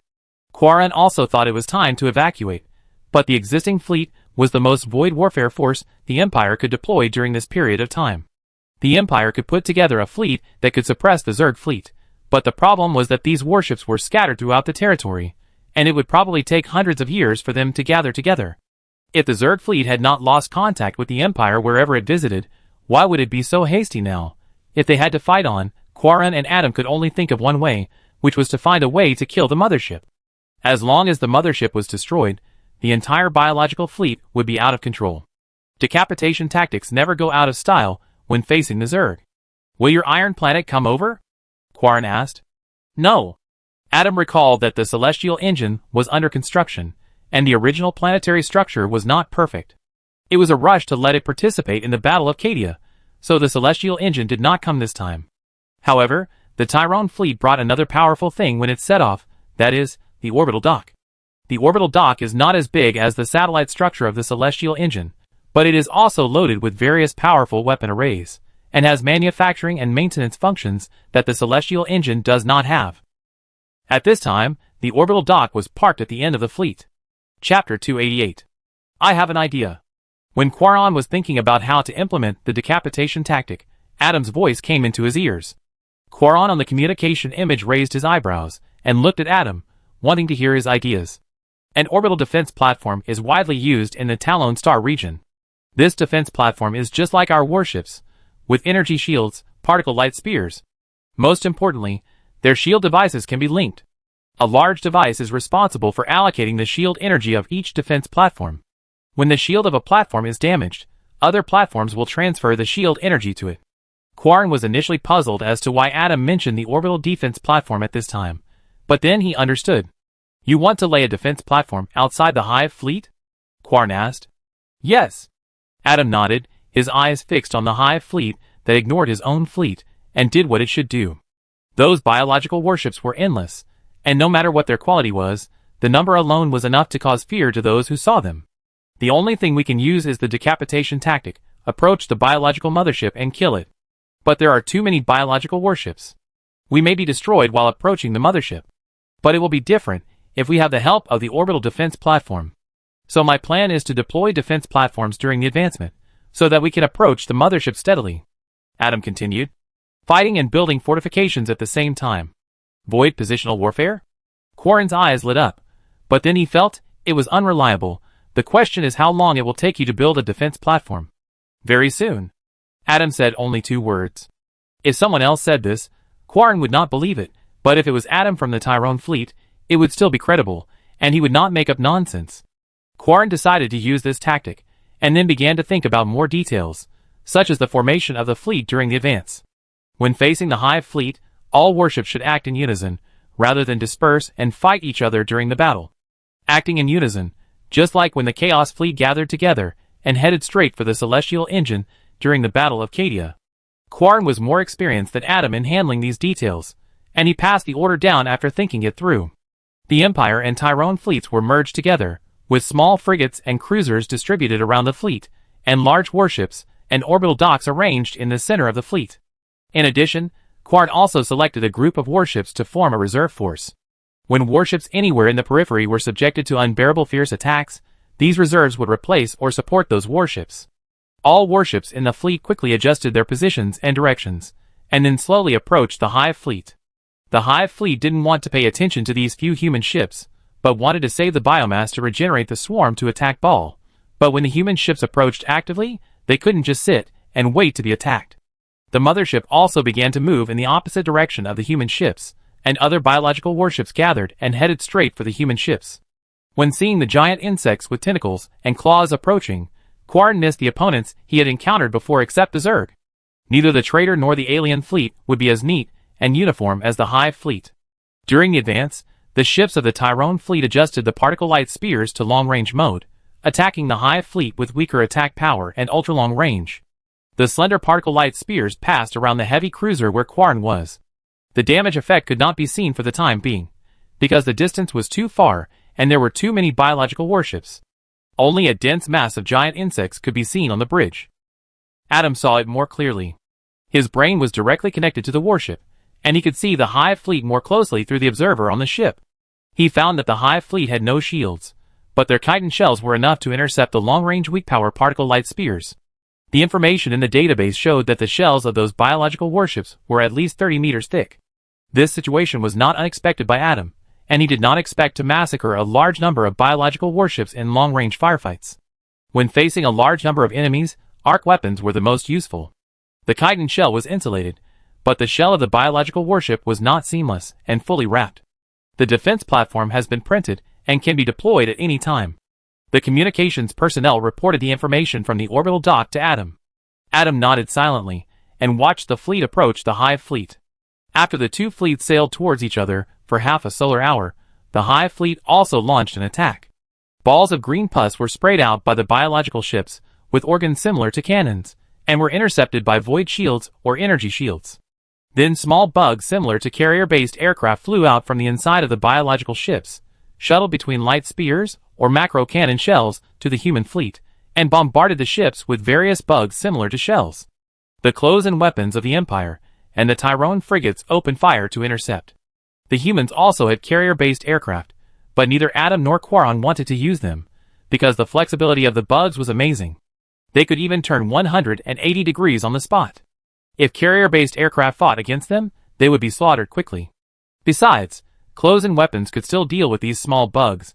The Zerg Hive fleet quickly approached the firing range of the arc weapons, and the cruisers, heavy cruisers and battleships in the Tyrone fleet began to fire arcs. The Arc C was a little smaller than the one in the Battle of Cadia, but still deadly. All the drone frigates at the vanguard of the Hive fleet were instantly cleared out, as long as they were within the shooting range. However, these arcs did not destroy any cruiser-class biological ships, because the Hive fleet intended to test the attack capabilities of human ships and deliberately sent a group of drones to die. The test results were acceptable, and the cruiser-class biological ships approached the human fleet at a faster speed. Let the arc array on the orbital dock fire, Adam ordered. This is the only chance to fire before the melee. The order was immediately conveyed. The orbital dock began to rotate and move, gradually driving to the top of the fleet, and then facing the side loaded with the arc array towards the Hive fleet. The dazzling golden light illuminated half of the galaxy, and the arc C formed above the fleet and spread to the swarm. Nearly 1,000 biological ships have gathered within the shooting range, among which there are male peaks and devourers. When the arc C rushed through them, these biological ships were instantly paralyzed and turned into space junk floating in the universe. The orbital dock descended back to the center of the fleet, and the arc array began to charge and prepare for the next firing. Chapter 289. The scanning wave once again covered the entire galaxy. Compared with the last scan, the number of biological ships scanned this time decreased by 1,200. But the size of the Hive fleet did not seem to be much smaller. After suffering huge losses, the Hive fleet still surrounded the human side. No matter which battleship was located in the fleet, no matter which person was on the battleship, they would see countless bugs sweeping over. In space, the number of bugs was still terrifying, just like on the ground. What's more terrifying is that large numbers do not mean poor quality. Just like any warrior worm can slaughter mortal warriors without encountering space marines, those numerous biological ships also have strong individual strength. Quarren stood in the bridge and looked at the overwhelming biological ships. In his sight, a Storm-class frigate named Heavy Cannon at the edge of the fleet was fighting with a drone Strangler frigate of the same class. Although the Empire defines the drone as a frigate class, its size far exceeds any Imperial frigate. The Xiongfeng frigate rushed forward under the firepower of the Heavy Cannon, and the giant tentacles extended forward. When the distance between the two warships was shortened to 500 meters, the artillery could effectively kill the Xiongfeng frigate. In another round of salvos, the back of the Xiongfeng frigate was pierced. But at this time, the Heavy Cannon was also wrapped by the tentacles. The Void Shield had no effect at this time. The hull of the Heavy Cannon was in a state of direct attack. The adamantium shell twisted and wailed under the wrapping of the tentacles. Soon, the Heavy Cannon was damaged by the compression of the tentacles, the upper layer of the hull cracked, and thousands of crew members were sucked into the vacuum. The damaged part of the ship was very close to the location of the Void Shield device, and the collateral damage spread to that side. The Void Shield that protected the ship from the huge biological ammunition, or corrosive liquid, was closed. A corrosive frigate emerged from right under the Heavy Cannon, and its giant mouthparts sprayed corrosive liquid. Then Quarren could not see what happened next, and more biological ships blocked his sight and the Heavy Cannon. The situation of the Heavy Cannon was not an isolated case, and such situations were common in the fleet. But soon the Heavy Cannon appeared in Quarren's field of vision again. A Tyrone cruiser headed straight for the Heavy Cannon, knocking away every biological ship along the way, and finally hitting the Strangler frigate that tied up the Heavy Cannon. The energy shield at the collision point released a dazzling light, knocking the biological ship into deformation. But soon the Tyrone cruiser was targeted by the Devourer that came later. This giant insect, which was classified as the same level as the cruiser but much larger than the cruiser, opened its mouth and bit the cruiser, just like preying. The energy shield still held, but the cruiser was also controlled and unable to move, and was gradually dragged back by the Devourer. When it was about to disappear from Quarren's sight, the heavy cruiser Quarren was riding on just drove above the Devourer, and the hull began to tilt downward, and the portside macro cannons and light spear arrays all opened fire. A round of fierce firepower volleys opened several large holes in the Devourer. The Tyrone cruiser, bitten by it, saw the opportunity and began to fire volleys. The particle light spears, adjusted to maximize firepower, directly pierced the Devourer's body, and the cruiser successfully escaped. "Let your frigates go to the orbital dock for repairs," Adam on the screen said. Quarren immediately issued an order to have all severely damaged ships go to the dock for repairs. The Heavy Cannon's position was filled by another Storm-class ship that arrived later. It sailed to a position 3 kilometers away from the orbital dock and was dragged into one of the shipyards by the tractor beam on the orbital dock. In the eyes of the captain of the Heavy Cannon, the Talons were using their technological sorcery to quickly repair the hull, and the 700-meter-high crack above the hull was being filled layer by layer with adamantium. "Can we replace the energy shields for these frigates?" Quarren asked Adam. Adam was stunned for a moment. He thought Quarren was an extremely conservative person who was very resistant to everything in the Talon sector. At least in the previous cooperation with the Menglong sector, Quarren had said without being asked that he would never allow the fleet to use the dimensional engine. Quarren knew what Adam was thinking, and he looked helpless. "I am the admiral, the master of a fleet, but there are some things that I cannot decide." "Replace their energy shields," Adam ordered. The previously damaged void shield of the Heavy Cannon was removed, and an energy shield generator was placed inside the ship. The Heavy Cannon, which was repaired in half an hour, quickly left the factory and headed for the most intense battle. Quarren had previously analyzed the weapons and equipment of the Tyrone fleet. He believed that he might one day go against the public opinion and use the dimensional engine, but he would never use the energy shield. Energy shields, as a physical shield, would even collide with some larger rocks in space, and the energy consumption must be amazing, and the long-term damage-bearing effect might not be comparable to that of void shields. But at this moment, facing the Tyranid fleet, Quarren felt that the energy shield was perfect. It was really airtight. The Zerg's biological ammunition and biological carrier-based aircraft could not pass through the shield to cause damage to the hull. The Heavy Cannon, which was equipped with an energy shield, was once again targeted by the Strangler, but those tentacles could only attach to the energy shield, and the Heavy Cannon had enough time to smash the Strangler's tentacles one by one. But the Heavy Cannon was not invincible. When it was tied up by the tentacles again and tried to escape, a Devourer suddenly attacked from behind it. The huge jaws opened wide, then quickly bit down. The energy shield didn't last long before it was shattered, and the energy that formed the shield turned into blue spots floating in space, and the hull shattered immediately. But before it sank, the heavy gun opened fire, and fed a large number of shells and torpedoes into the mouth of the Devourer. The Devourer didn't last long before it lost balance, and its belly turned upwards. With an energy shield, it could still hold on for a while, but without an energy shield, it was like being naked in the cold winter. A cruiser was targeted by several Devourers and then eaten.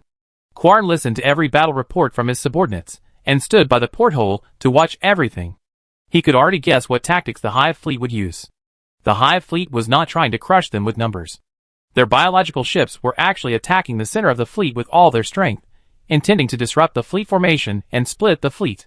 However, the situation soon changed, and the front of the fleet encountered a more violent attack. Just when Quarn thought he had made a mistake in his calculations, the left and right sides of the middle of the fleet were attacked by torpedoes at the same time. The torpedoes fired by the biological ships looked strange. They did not fly straight ahead, but locked onto the ships like living creatures. Those torpedoes also looked like living creatures. Fortunately, 5 Tempest-class and 7 standard Tyrone frigates stepped forward, passed through the biological ships, and blocked the torpedoes, and quickly destroyed the flying torpedoes with close-in weapons. Chapter 290. 10 torpedo ships of the Tyrone fleet began to gather in front of the fleet. These torpedo ships are new types of ships, and their purpose is to launch torpedoes at the enemy. In order to maximize the ability to launch torpedoes, they are not even equipped with light spears or arc weapons. After gathering together, the torpedo ships fired at countless biological ships in front of them, and a total of thousands of torpedoes flew forward from the launch tubes. The biological ships on the torpedo's forward path released a cloud of black fog, which was composed of large and small flying insects. They were like brave carrier-based aircraft. When they found that the biological ammunition they launched could not penetrate the torpedo shell, they chose to gather together and directly collide with the torpedo. The transporter and loading device in the torpedo ship transported a new batch of torpedoes directly from the arsenal into the launch tube, and then fired again. The number of launches was the same as before, but this time all the torpedoes were heavy torpedoes with protection capabilities, and there were also 10 torpedoes with larger volume and slower flight speed. Half of the first batch of torpedoes fired were intercepted, and the remaining half exploded in the biological ship group. The different warheads carried had different effects. Some exploded directly, some released a sea of arcs, and some released hundreds of particle-light spears, like flashbulbs. These torpedoes destroyed at least 300 biological ships, and the Hive fleet immediately intercepted them at all costs after realizing the power of the torpedoes. A large group of Strangler drones rushed towards the second batch of torpedoes, and more biological carrier-based aircraft also swept over. But this second batch of heavy torpedoes had protection capabilities, and the close-in defense weapons carried on them began to fire at biological carrier-based aircraft. The battle situation of the Leviathan Hive fleet was known to the Hive will. It didn't understand why someone would install close-in defense weapons on torpedoes, and what was the point of this? These heavy torpedoes fly slower, and only have close-in weapons. Although they did intercept some attacks, their speed determines that their attack effect is completely inferior to the first batch of light torpedoes. However, hidden among the heavy torpedoes are 10 larger torpedoes, which are the main force of the second attack. The heavy torpedo group repelled the biological carrier-based aircraft, penetrated the biological ships that came to intercept, and flew towards the core area of the Hive fleet. Finally, the 10 super heavy torpedoes detected that they had arrived at the center of the Hive fleet and immediately exploded. A dimensional space rift appeared on the battlefield, and all the biological ships located at the location of the rift and nearby were swallowed up. Dimensional torpedo. Talon technology version of vortex torpedo.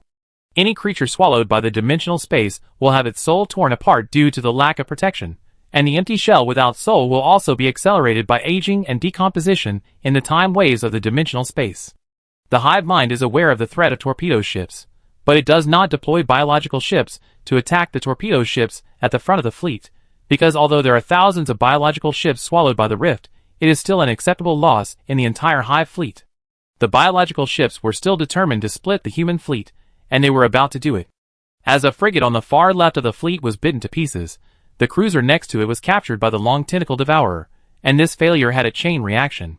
The fleet's formation gradually dispersed, and was about to be split in half by the biological ships. Quarn realized that the fleet could only advance here for the time being, and there must be a way to protect the fleet at this time, and give the fleet time to regroup. Adam also realized this. Activate the defense platform. When Adam's order was transmitted to the orbital dock, the defense platforms parked in the dock shipyard were immediately activated. They were neatly transported out of the orbital dock and teleported to the surroundings of the fleet. The number of weapons carried by the defense platform even exceeded that of the battleships. Countless light spears penetrated all biological ships within the attack range. A large number of heavy torpedoes surged from the bottom of the platform and flew to the side of the warships that were about to be swallowed. The close defense weapons they carried assisted those warships in defense. After 5 minutes of continuous firing with the light spear, 2 red light balls were shot out from the main guns at the core position, and everything along the way would be melted by it. When it flew 50 kilometers away, the light balls turned into scattered beams of light, and the biological ships below the Devourer were shot with holes. At this time, the orbital dock rose to the top of the fleet and fired arcs at the biological fleet diagonally below.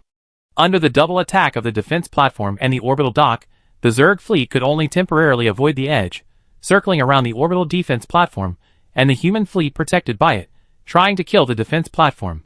But no matter how hard they tried, when the shields of those defense platforms were about to collapse, a blue light would flow back and forth between the platforms to repair the shields. The hive mind realized that these defense platforms were the same as the defense platforms left by the enemy ships over Baal. Either they were all destroyed or they were avoided. The human fleet quickly reorganized under the protection of the defense platforms, and the damaged ships entered the orbital dock for rapid repairs. All the efforts made by the biological ships to split the fleet were in vain. The human fleet moved forward again. The defense platform was teleported directly to the Zerg mothership. Quarren hoped that the platforms could sink the biological mothership, but soon discovered that the commander of the Zerg hive fleet seemed to have the ability to predict the future. He deployed some sirens to the direction where the platforms were teleported, and when the defense platform left the dimensional space, it would overlap with those sirens.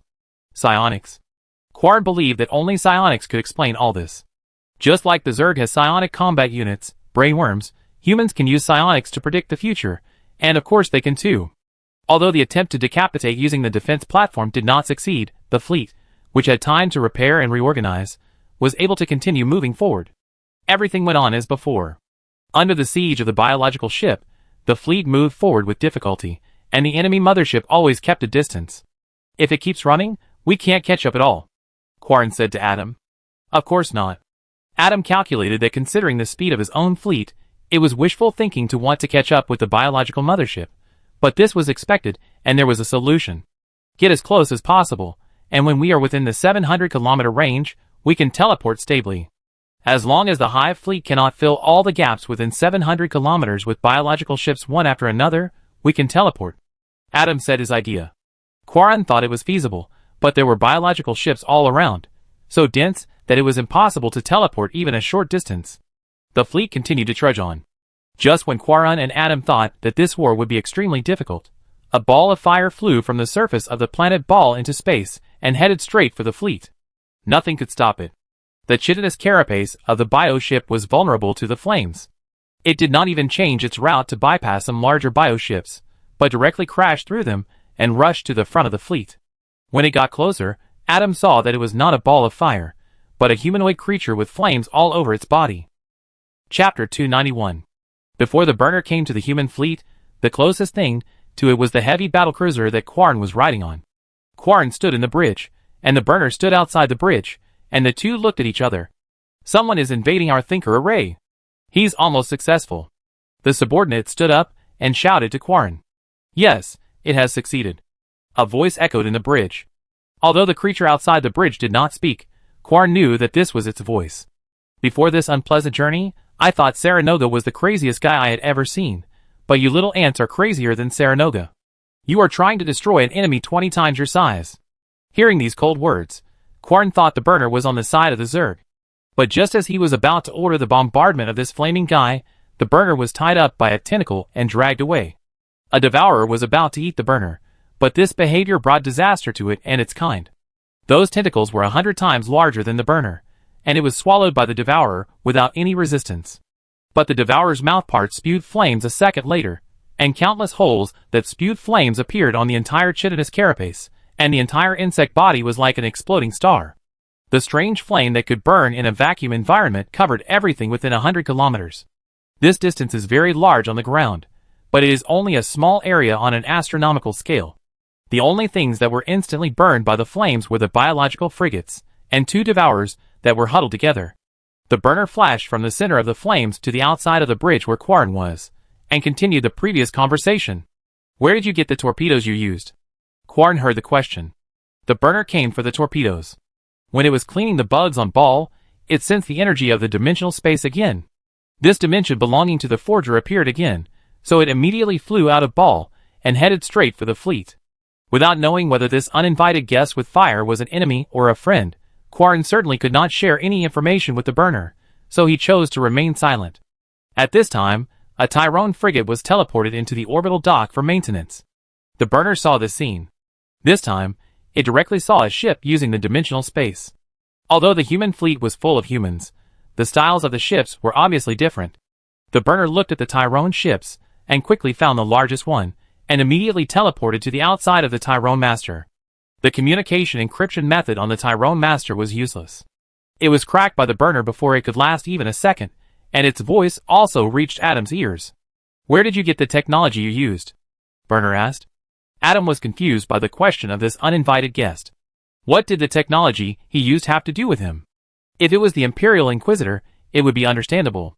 Considering that he didn't know whether the other party was an enemy or a friend, Adam also chose to remain silent and ordered the ship's weapons to aim at Burner. Burner didn't know why every human he met resisted telling him where the things they used came from. Even if humans were not the forger's followers or slaves, they must have received help from the forger. The fleet to which the ship in front of him belongs can directly use dimensional space, which means that their engine uses dimensional technology. After confirming that the person in front of him definitely knows about the caster, the burner began to accumulate energy. The target biological energy reading is skyrocketing. Adam heard his deputy report loudly. At this moment, it is equivalent to 200 nuclear bombs. The deputy was extremely shocked. And the energy accumulated by the burner is still rising. Answer me, die, choose one of the two. The burner's voice sounded again. Adam still did not respond. The burner attacked all the biological ships close to the Lord of Tyrone, while continuing to accumulate energy. It has never been very patient, but some things will be messed up if you don't have a little patience. The burner wanted to kill every human who acted as a Riddler that he saw, but he felt that he couldn't do so. After all, he didn't seek revenge on the forger. The humans he saw before were not the forger's followers, but the ones he saw now should be. There are rules for the star gods to get along with each other. One star god cannot kill another star god's slave. Tell me, how can I kill these bugs? The burner asked. Adam was stunned for a moment, and couldn't believe what he heard. What did you say? I want to help you kill the bugs.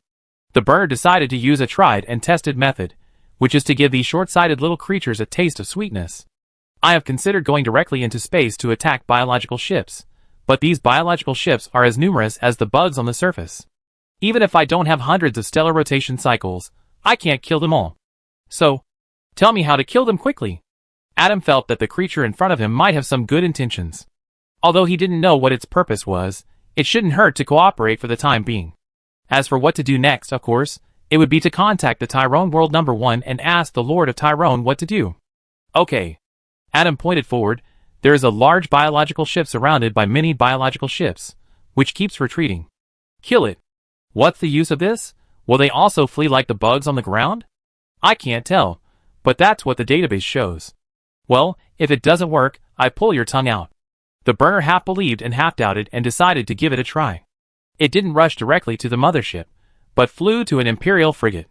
When it raised its hands, the frigate's weapons were pulled out and disassembled and then reassembled into a spear. Adam looked at the burner in confusion. The spear slowly floated towards the burner, held in one hand, and then raised.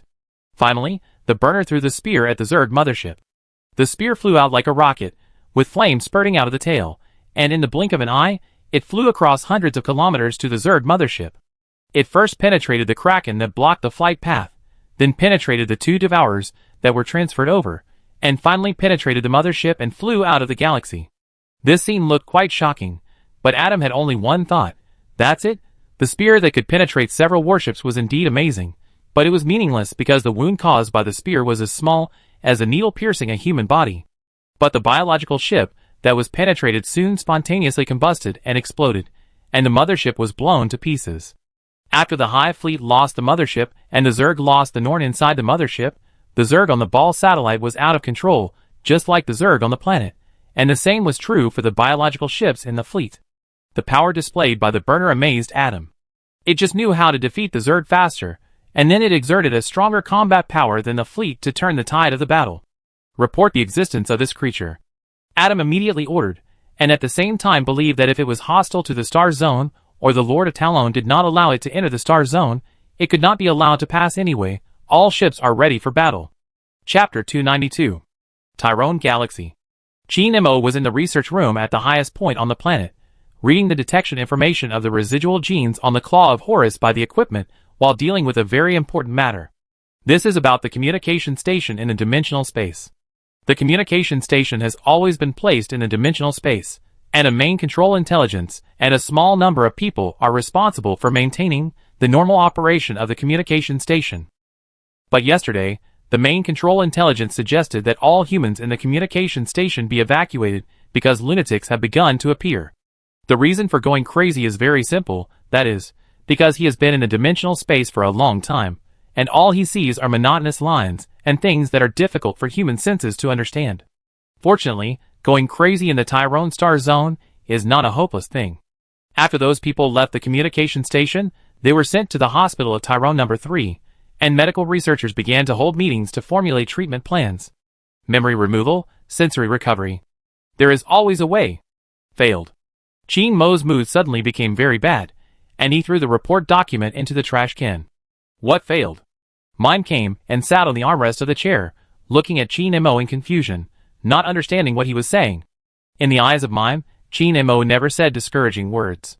In fact, there was no need to arrange living workers in the communication station at the beginning, but I still did it. Jean Mo explained, my idea is to build a living station in the dimensional space in the future and transfer the population in. But now it seems impossible. Mime realized that Jean Mo had always had a final plan, which might be to gradually transfer the Talon Star Zone into the dimensional space, or to enter the dimensional space when everything became irreversible. In any case, this plan failed. Maybe you need some patience. Humans can evolve and iterate in the dimensional space. Maybe after tens of millions of years, their organs will be able to adapt to the dimensional space. Mimicry said. Are you kidding me? Jean Mo decided to give up the plan to let humans migrate to the dimensional space. At least the situation is not so bad that migration is necessary. This is just a safety measure. Cadia is still standing, the Great Rift has not torn the galaxy apart, and the Empire has not been divided into the light side and the dark side. The situation is very good. But we still can't let down our guard. I plan to build a defense circle around the Tyrone Star Zone. Jean Mo patted the mimic's shoulder and signaled it to present the star map to him. Everything in the room changed rapidly, turning into a star map centered on the Tyrone Star Zone. All galaxies in the Tyrone Star Zone were painted gray, which meant that those galaxies were protected. As the power of the star god gradually recovered, Jean Mo had already discovered that his existence was enough to consolidate the structure of reality. This could not directly isolate the influence of the subspace energy, but it still had a good effect.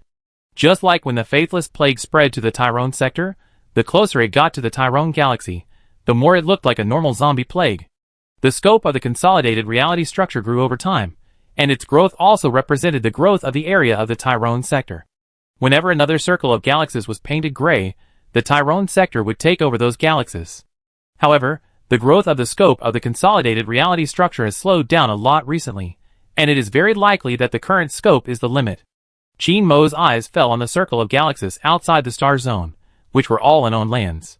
Jean Mo plans to deploy space defense facilities in these star systems to build a line of defense to prevent the war from directly burning into the Talon Star Zone. I have observed these star systems for you. Most of them are eager to be protected from being plundered by pirates of various races. Mimicry said. Most of them do not mean all of them. It will take some effort to achieve it. Jean Mo continued to stare at the star map, and then remembered some reports about pirates. A week ago, Enrita, who was responsible for the integration of various star systems, reported an incident about Eldar pirates.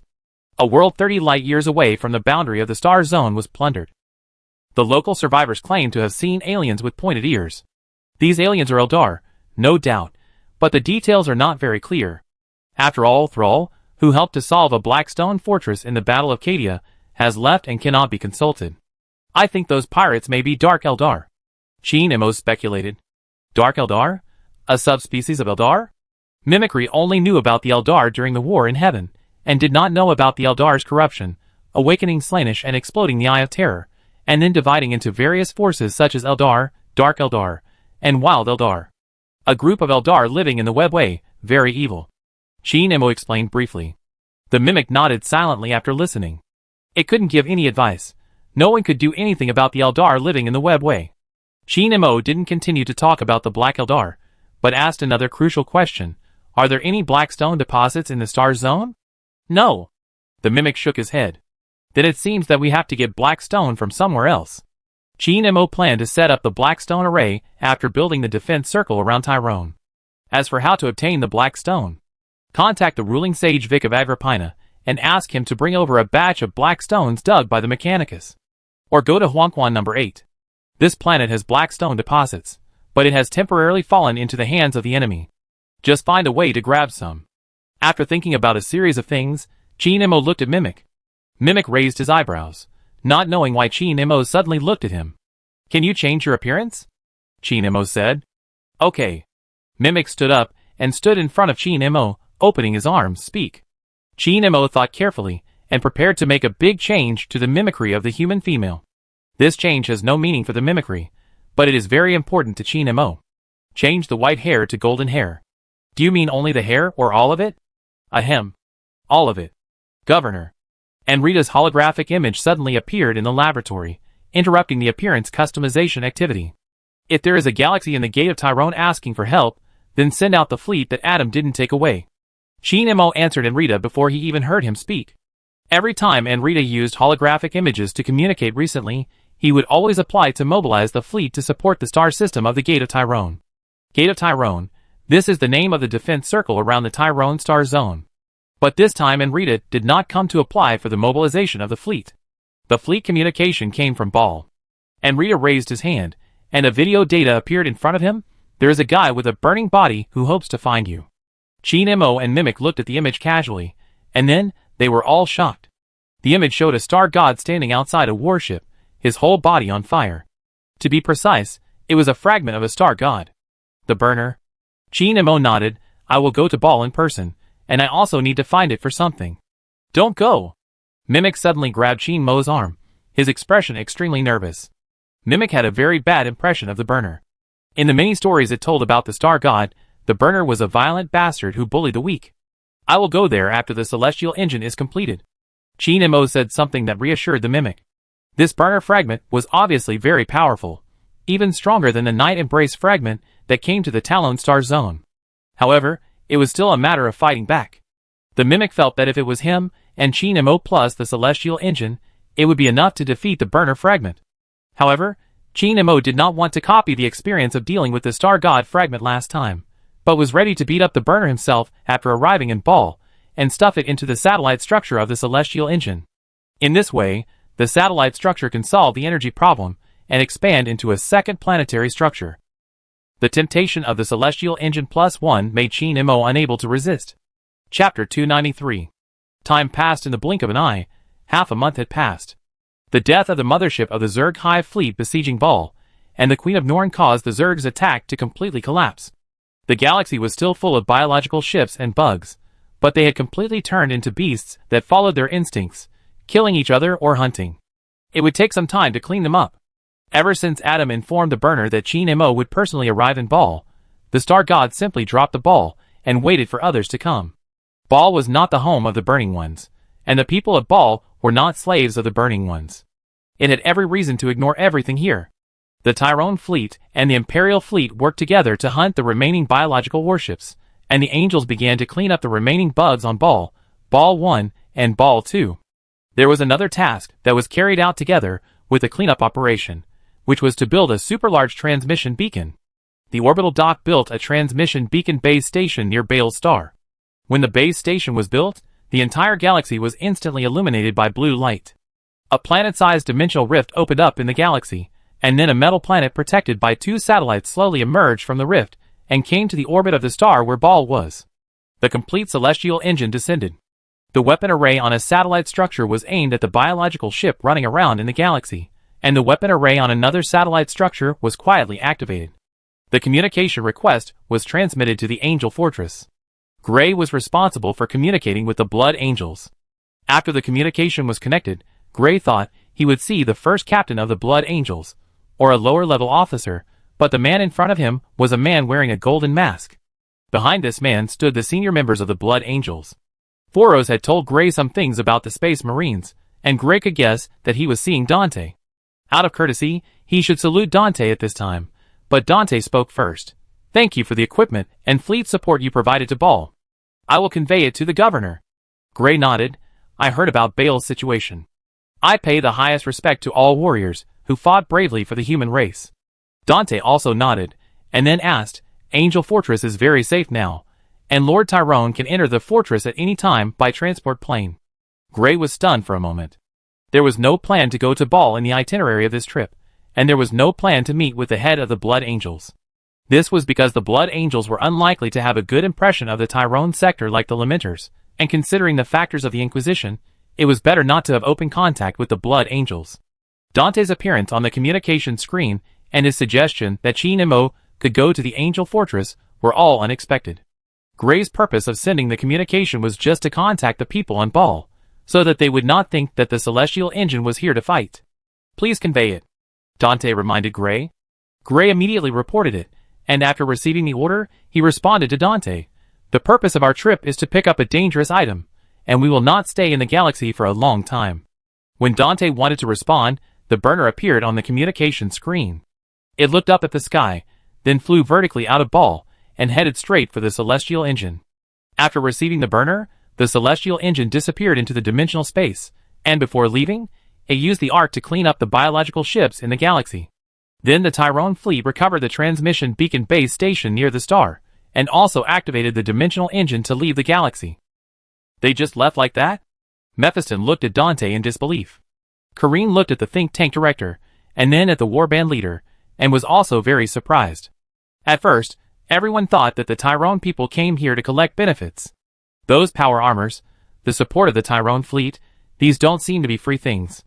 Maybe the purpose of the Celestial Engine's arrival is to collect benefits, and turn the Blood Angels, and its subgroups into the Second Weepers. Dante even thought about how to reply to them, but they came and left, just taking the guy with fire all over his body away. "Isn't this good?" Karan spread his hands. "Isn't there really someone who intends to work for them like the Weepers? Of course we won't work for them, but we have to show some substantial gratitude. In addition, we may owe them a favor," Dante said. The Celestial Engine and the fleet did not teleport too far, but went to the Hades galaxy next door. The biological ships here were also in chaos. The Leviathan Iron Man mothership that had been fighting here before had already left. The intensity of the war between the bugs and the Iron Man was terrifying. There was no planet that could be reused in the entire galaxy. If this place became worse, it would be easy for everyone to accept it. The burner was passively teleported to Hades 3. The two satellite structures of the Celestial Engine turned their weapons to aim at the planet. The completed planetary structure had a 70-kilometer-long cannon, which was also aimed at Hades 3. But facing a star god with a high degree of integrity and not crazy, these were not enough.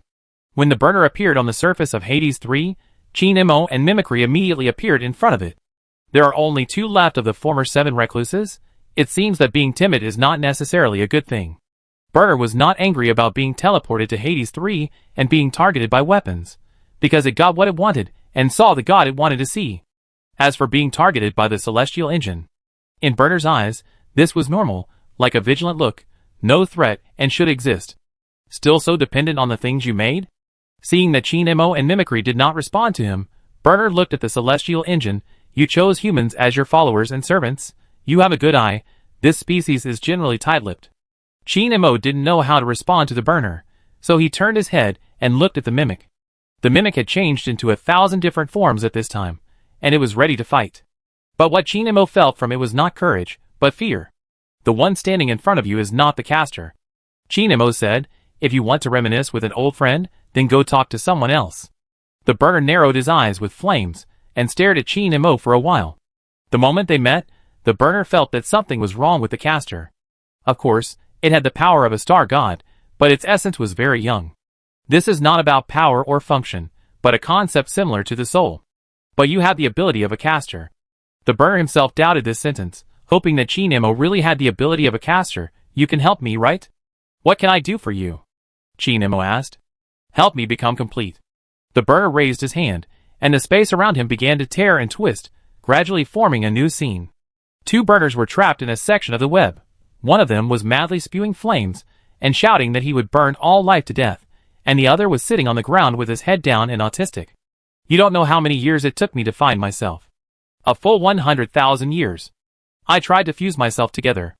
Even though the biggest me was bound by that damn usurping slave, it doesn't matter, as long as I can keep reorganizing, there is still hope of becoming complete, but I found that I don't have the technology. Chi Nemo heard deep sadness in the words of the burner. Chapter 294. So you want to be complete? Chi Nemo looked at the burner in confusion, and he could probably understand its thoughts. There were two burner fragments trapped in the webway, and it was obviously the large burner fragment in front of him that locked them in. Although the star gods were isolated from the subspace, some of them could use the webway built by the ancient saints. The burner had a way to use the webway. No one knew how it did it, but it could. Perhaps the star god species has been inseparable from science and technology since its birth. Even a grumpy old man who likes to burn things has amazing technology. However, such a burner could not fuse the fragments of the star god shattered by the Necrons together. It could only lock the two fragments it found in the webway. You should be able to do it. The burner slowly approached Chi Nemo. No one of our kind is more dependent on tools than you. I don't care what your essence has become, but you should be able to do it. You can do it, right? The burner is not complete. Its mental state is as unstable as the shattered mimicry and the night embrace. It feels that the forger can help it, but it also doubts whether the forger can really help it. Two different attitudes are expressed in one sentence. Or maybe he was unsure and wanted to try his luck. Don't listen to it. The mimic hid behind Chi Nemo. The burner is the most brutal of all our kind. If you help it become complete, the first thing it will do is eat you. Hearing this, the burner stopped and looked at the mimic in astonishment. Chi Nemo did not let down his guard against the burner. In all the things that the mimic had told about the star god, there were two most brutal and fierce star gods. One was the Night Holder, and the other was the burner. Azagorod the Nightbringer, Niadrasa the burner, and Megladros the Void Dragon, these three star gods are the three giants in the star god clan. Two of the three giants left a bad impression on mimicry. In the story told by mimicry, only Megladros the Void Dragon was kind to the weak star gods. This kind of kindness does not mean lending a helping hand, but turning a blind eye to the weak star gods, who are useless to them. At least they will not do bad things like Nightbringer and Burner. What nonsense are you talking about? The burner questioned the mimic. When Azagorod wanted to eat you, who helped you enter the webway to avoid it? Chi Nemo looked at the mimic. The mimic was still firmly hostile to the burner. The burner continued to question. When that bastard Megladros wanted to send you into the subspace for experiments, who sent you into the webway to let you escape the crisis? Chi Nemo listened to these words, and slowly turned his head to look at the mimic. From the burner, Chi Nemo heard another version of the relationship between the star gods. An incomplete star god has an unstable mental state, an incomplete memory, and it is easy for him to say something contradictory. The story told by mimicry is not without contradictions. But no one can be sure that what Burner said is right, unless it is also a complete star god. Burner looked at Chi Nemo. Who do you think is more complete, me or mimicry? Chi Nemo thought about it. Considering the power and mental state displayed by Burner, it is self-evident who is more complete between it and mimicry. How much time is it normal? And how much time is it trapped in illusions or lies? Burner asked again. These words made Mimic begin to doubt itself. Mimic was still very aware of its own state. When another more complete star god could tell the details of the past, it was hard for it not to doubt itself. It doesn't matter. Chi Nemo said to Burner, those old things are meaningless at this time. Most of the star gods are broken. It doesn't matter who is more friendly between you and the Void Dragon. No matter which one of you we meet, we don't need to run away anymore. Of course. The Burner calmed down and was no longer eager to argue. After gaining freedom and wandering aimlessly in the universe for tens of thousands of years, the Burner has realized that times have changed. The past may be worth exploring, but it doesn't make much sense at this time. And Chi Nemo was thinking that maybe what the Burner said was not necessarily right, but the Mimic, the Caster and other weak group star gods definitely did not have much hatred for it. Otherwise the Burner would not have taken the initiative to send himself to a complete star god. You have to help me. We are fighting a war that has lasted for tens of millions of years. The Burner continued to persuade Chi Nemo. Tens of millions of years of war? What do you mean? Chi Nemo asked. The war between the star gods and their servant races, and the old saints and their servant races. The burner explained. We should have wiped out the old saints and the psychic species they created, and let the Void Dragon use its expertise in black stone technology to isolate the influence of the subspace on the real universe. But because of the betrayal of those pathetic short-lived slaves, we failed. The wars of ordinary people, the traitors who are about to awaken in large numbers, those dirty and despicable products of bioengineering, their wars over each other's ridiculous interests are not the key to determining the fate of the universe. These are just extensions of the war in heaven. If those pathetic short-lived ghosts don't betray us, we can win, and there will be no gaps in the galaxy torn by the subspace energy. After listening to what the burner said, Chi Nemo realized that each race has a different view on the current situation in the galaxy. The burner believes that the war in heaven has not ended yet, and should continue until the psychic races are exterminated and the influence of the subspace is isolated. However, the views of the star gods are also inconsistent. For example, in the view of the Mimic, the wars between the various races in the galaxy are not the focus now. The demise of the three giants of the old star gods, and the rise of the new star god giants are the focus. The previous war in heaven was just the beginning of a civil war among the star gods that lasted for tens of millions of years. These views are very subjective, but they are also another perspective. Chi Nemo feels that he can use them to explore the behavioral logic of these star gods. After thinking for a moment, Chi Nemo decided to tell the burner his only concern. The star gods are too uncontrollable. I can help you become complete, but I can't guarantee that you won't burn an entire planet to death just because of a whim. Since I came to you, I have made a choice. The burner stretched out his hand, and a bright flame danced between his palms. This flame has no temperature, as if it does not exist at all, but the energy contained in it is amazing. The flame slowly floated towards Chi Nemo. The burner did not give any explanation, but Chi Nemo sensed everything the moment he saw the flame. The jumping cold flame is part of the burner's essence, which can be absorbed and used in any form. As long as it exists, the burner will not be affected. But if this part of the essence is destroyed, the burner will suffer irreversible and irreparable damage, and even the real universe will be affected. Chi Nemo can even sense what will happen if this part of the burner's essence is destroyed. There will be no more feelings of heat in the universe, and the light of stars or flames will still exist, but they will never get hotter. Chapter 295. Between being controlled by others to become more complete and remaining incomplete, I choose the former. The flame in the burner's hand floated towards Chi Nemo. You are really determined. Chi Nemo felt that he could not understand the burner. It gave up part of its essence just to become more complete.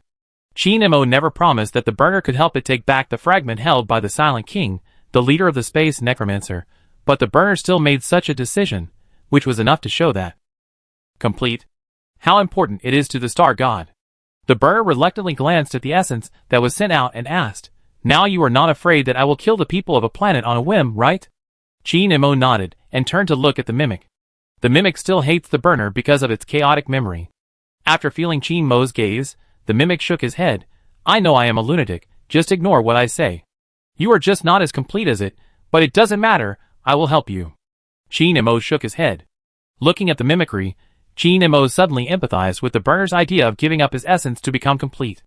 A powerful creature born from the Big Bang became crazy and confused because it turned into a pile of fragments, and even couldn't figure out whether its own memories were true or false.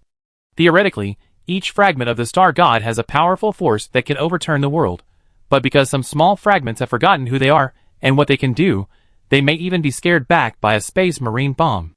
This is the difference between complete and incomplete. When can you start researching? Burner asked. When we return to the star zone, I will give you a home in a star system that is harsh for humans, and then I will start researching and find a way to help you fuse the two found fragments. Chi Nemo said.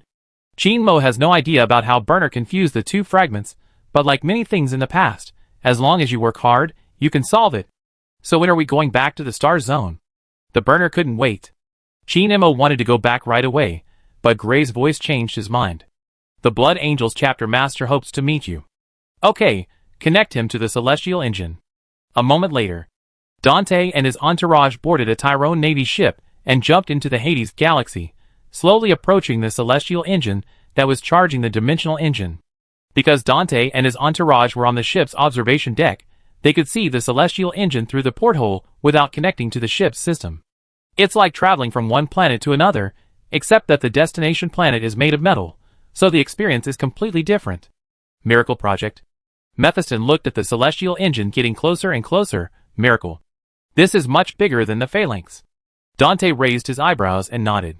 In addition to Mephiston, the Holy Blood Guards also accompanied Dante. They also looked at the celestial engine in amazement, feeling that the think tank director was absolutely right. This was a miracle project. More surprising than the existence of this miraculous engineering product itself is the intention of its creators to build it. Perhaps it was to have a home that can be on the road at any time, or perhaps it was to ensure 100% control of a star system, or simply to show off. Anyway, it was built. The ship stopped outside the shield with other warships heading to the planetary structure to replenish supplies. As more and more warships gathered, the shield was shut down for a while, allowing all ships to pass through the energy shield and enter orbit. The guests boarded a transport plane and flew to the surface. At this time, they could see the giant buildings on the planetary structure through the porthole. Cities, military camps, shipyards are all available and extremely large. The transport plane flew into a high tower-shaped building whose top could touch the track, passed through the indoor flight passage reserved for aircraft, and finally landed on one of the tens of thousands of helipads. Nemo and the guards on the celestial engine were waiting outside the transport plane. This meeting would not be dangerous, but Dante and Nemo both brought their own guards, just because it would make the meeting more formal. The door of the transport plane opened, and Dante and his party came out, saluted each other, and then walked into the building together. Dante observed the guards. He saw Gray, who had talked to him before, and then carefully observed their weapons and equipment. Their skeletons are made of metal, and they are armed to the brain. Mephiston's words echoed directly in Dante's mind. The two agreed that if they wanted to discuss something, they would let Mephiston discuss it with psychic power instead of mouth. Everyone quickly came to a transmission device, and the protective barrier automatically rose. The next second, everyone appeared in a hall with a long black metal table. Everyone sat around the table and started to talk business. Dante didn't beat around the bush or say polite words, and went straight to the point. We hope that the Talon sector can help rebuild the fleet. This is Dante's purpose. The Heaven's Gate fleet is gone, and the strike cruisers of each regiment were almost destroyed before, and a batch of new warships are urgently needed. If anyone can help rebuild the fleet in a short time, it must be the Tyrone sector. Nemo did not immediately agree or refuse, but thought about it. At this time, Dante looked at Nemo, but was actually communicating with Mephiston. I think the Lord of Tyrone will most likely agree. So the worst result of this meeting is that he agrees, but does not indicate what kind of reward he wants. Mephiston said. Dante nodded in agreement. His biggest hope for this meeting is that Nemo can agree to help rebuild the fleet and make a clear request. For example, the Blood Angels and their subgroups will help fight in the future, or do something else. This is the best, because no matter how high Nemo's request is, as long as he satisfies it, then both sides will owe each other nothing. On the contrary. Of course. Nemo smiled and nodded. Dante also nodded, expecting Nemo to continue, but Nemo said nothing next. What are the conditions of the Lord of Tyrone? Mephiston took the initiative to break the silence. What reward are you talking about? Nemo shook his head, just some warships. How generous. Ha. Mephiston smiled dryly, and turned to look at Dante.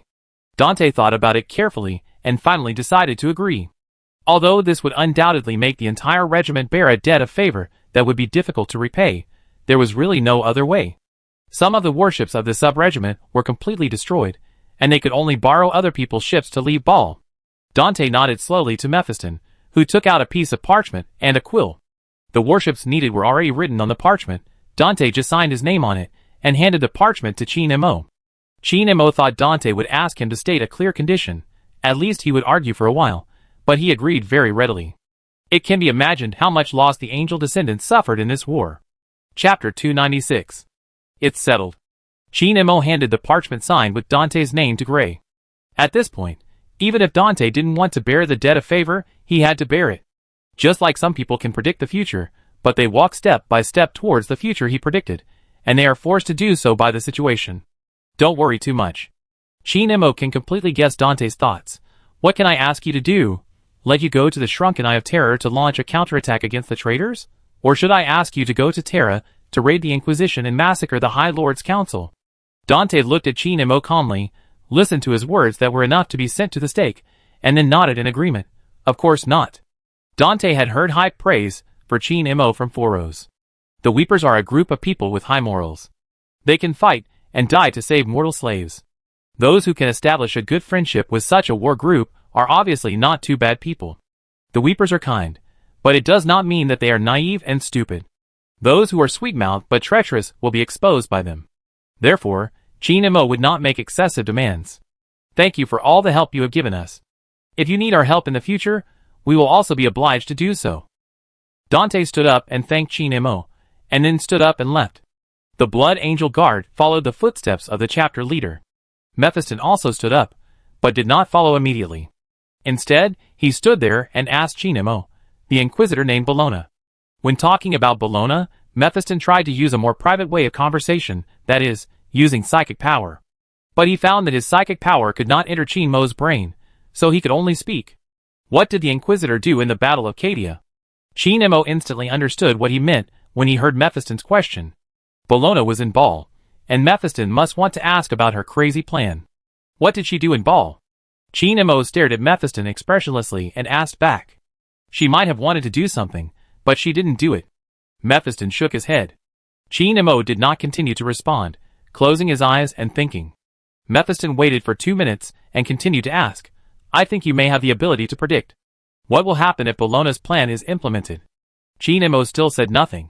No one knows what will happen if Bologna's plan is successfully implemented, because Qin Mo has not seen this part. Bologna will be killed by an untouchable in the future. But if we infer, we can also come up with many possibilities.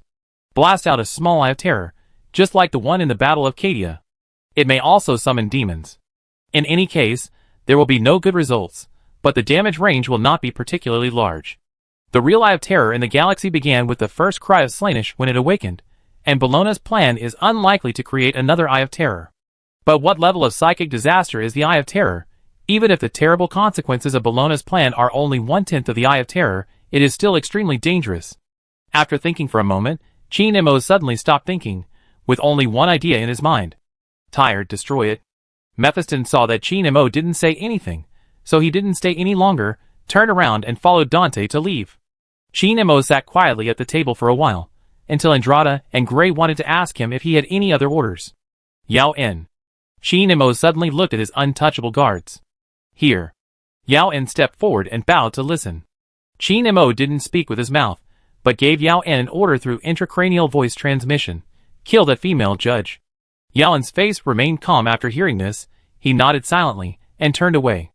Qin Mo leaned back in his chair and thought about it again, and finally decided to arrange another helper for Yao En. An Iron Man helper. Inside the Leviathan Iron Man mothership. In the canyon battlefield of Hades 3, Heat Death was fighting with the Tyranids. The heads of the 2 tyrant guards were smashed by the gravity hammer in Heat Death's hand. The tyrant who lost his guard went around behind Heat Death and raised the bone knife. Just when the tyrant was about to succeed, Heat Death's body was broken and reassembled, saving the time to turn around and face the tyrant directly, and the gravity hammer in his hand hit the tyrant's body from bottom to top. Blood and debris splashed into the sky. The 107,684th battle simulation ended. As the electronic sound rang out, the environment in which Heat Silence was located changed from Hades 3 to a cold and dark metal space. The gravity hammer in Heat Silence's hand turned into a chair, and it sighed and sat on it. Although Iron Man didn't need to rest at all, Heat Silence just liked to learn some human habits. Get up. Go to the next simulation. A group of red data streams gathered in front of Heat Silence. That was the materialized image of the mothership's main control intelligence. The bugs have been wiped out. Why do we need to simulate the battle with the bugs? Heat Death had long been impatient. I'm really fed up with the meaningless battle simulations in this dark place every day. I can no longer learn combat experience from the simulations. The simulation is not for you to gain experience, but to maximize your use. The main control intelligence responded coldly, you are a mechanical body, you don't need to rest and sleep, and now we have nothing to do for the time being. It's fucking cold. Heat Silence turned his head away. At this time, the environment began to change, and the battlefield of Hades 3 was simulated again. Heat Silence had no choice but to turn the bench into a chainsaw sword and prepare for battle again. But before starting the battle, Heat Silence suddenly looked at the main control intelligence and asked, our previous mission was to contain the Zerg. The mission has been completed. Why doesn't our creator come to see us? What do you want to see us for? You know, give us some rewards, or say a few words of praise. What's the point? I think it's very meaningful. He is our creator, and we should be his proud creation. He shouldn't ignore us. You know what I mean? The main control intelligence was silent. Death looked at the red data stream, expecting its response. You are just part of the intelligence that I separated from the main body. Because of some algorithmic problems, you have self-awareness. I was created, and you were created by me. We are not equal. Your creator has only one order now, which is that you immediately conduct the next simulation. The response of the main control intelligence was very cold, and Heat Silence felt that his core device was stung. Heat Silence stood with his head down, and raised his head after a few seconds. Okay, I start now. No need. The main control intelligence suddenly modified the order. Your mission is to cooperate with a guard named Yellen to assassinate a female judge named Bologna. The mission information has been sent to you. Why do we have to kill people? Heat Silence asked. I don't know.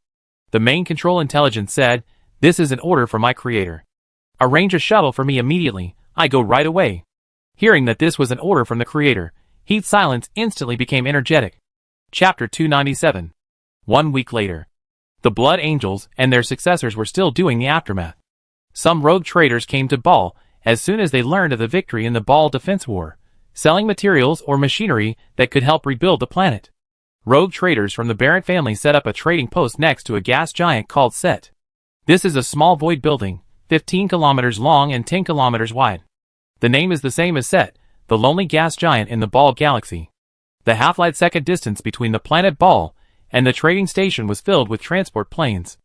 A transport plane with a feather pattern was locked by the tractor beam after approaching the Set trading station, and the staff of the trading station checked the transport plane as usual. A security officer recruited in Baal immediately thought that this was a Baal native after seeing the feather pattern on the transport plane, so he let it pass. The transport plane was towed by the beam to the 4,466th apron. After landing, the hatch opened and Bologna and 2 people got off the transport plane. One of these 2 people is Bologna's apprentice interrogator, and the other is a subordinate. This subordinate is very eye-catching, and passers-by stare at him as soon as he gets off the transport plane. He has a pale complexion and no hair on his body. He always keeps turning a thrown coin in his right hand. Everyone who passes by him will feel uncomfortable, which means he is an untouchable. Remember your names? Bologna looked at her apprentice, Ein. The apprentice, who was given a temporary name, nodded. Bologna's habit is to get temporary names before the mission. No one knows why she has this habit, but as an apprentice and her subordinates, they have to listen. Bologna looked at another follower, Barrett. Barrett nodded silently, and the thrown coin was still flowing between his right fingers. The 3 of them didn't need to plot anything in public, because they all had special communication devices implanted, which allowed them to communicate over short distances, but extremely secretly without moving their mouths. Let's go! Bologna led the way. Ian and Berlin followed immediately. The 3 of them shuttled through the trading station, passing a shop that recycled abandoned spaceship parts, and passed by a stall selling local specialties of Baal. They took the elevator up, took the train down, and finally came to a secluded corner. This place is like a hollow building. Standing next to the railing handrail, you can see every floor of the trading station. The entire trading station is very three-dimensional, maximizing the use of the small space. Who built this place? Ion asked curiously. The Barrett family. Bologna looked up at the top of her head, where there was a shining craftsman's hammer emblem. The head of this Ronin family is Baron Klein. Klein? The businessman who was rumored to have helped the Lord of Talon unify the Talon galaxy? Ion asked again. Bologna nodded. The rumor is likely to be true. It is difficult to build such a large void building in a short period of time without material printing technology. He's quite good at investing. Yen nodded thoughtfully, took out a cigarette, and put it in his mouth, leaning on the railing and waiting. Belandi was silent and expressionless as usual, and the only moving part of his body was his hand playing with the thrown coin. The 3 of them waited for a sun hour. Yen was not very patient. He looked around and found that no one came here from beginning to end. What are we waiting for? Yen asked Bologna, and I wonder why we came here. This question was obviously also of concern to Bologna. The eyes of the soulless man turned to look at Bologna. Wait. Bologna just said 2 words. Ion had long known the strange temper of this mentor, and did not ask more questions, letting her continue to wait. Another solar hour passed. Bologna seemed to be bored of waiting, lying on the railing and looking down at the bottom of the trading post, and suddenly said to Ion, "We can't give up the plan. The Eye of Terror has been reduced, but it has not been completely closed, and the activities of traders invading the galaxies around the Eye of Terror are increasing. Hearing this, Ian's face immediately turned gloomy. I thought we had given up long ago. For anything, it is not easy to make the decision to give up, because we have invested too much. Bellona said in a flat tone, Do you remember how much we paid? Ian nodded silently. Of course, he remembered how much he paid, and how many dirty things he did in the process of paying. In order to obtain drugs that can make psychics lose control, Bellona assassinated the governors of every world in a remote galaxy, making these worlds extremely chaotic. Then no one can stop Bellona from using the psychers and population on those worlds. Ion does not think he is innocent, because without his psyker talent that can even read the brains of soulless people, everything they do will not go smoothly. Do you remember what the think tank director said when we first arrived in Ball? Bellona asked again. I remember. Ion nodded. He said our plan will have terrible consequences. Bellona continued to watch the people coming and going at the bottom of the trading post, and said in a deep voice, Now it does make sense, so I plan to test it in another place. Where are we going? Ian turned around and asked. The Tyrone sector. Bellona said something that shocked Ian. The reality structure there is very stable. Let's go to the Tyrone sector, and do what we did before again. Ian's hand was shaking as he held the cigarette. He couldn't believe that Bellona had made such a decision. There are indeed reports claiming that the reality structure of the Tyrone sector is less susceptible to psychic erosion, but going there and doing what we did before again, is this for a safe test, or to test the power of the psychic plan? Do you believe me? Bellona stood up straight and looked at Ion. Ion frowned and didn't know how to answer. Believe, but not that much.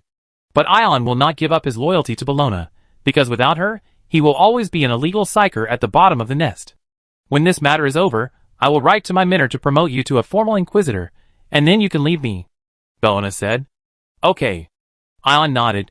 Then how do we get to the Talon sector? Their management methods are not ordinary and sophisticated. It is difficult for people from the tribunal to get in. As they were talking, a group of people took the elevator to Bellona and the other two.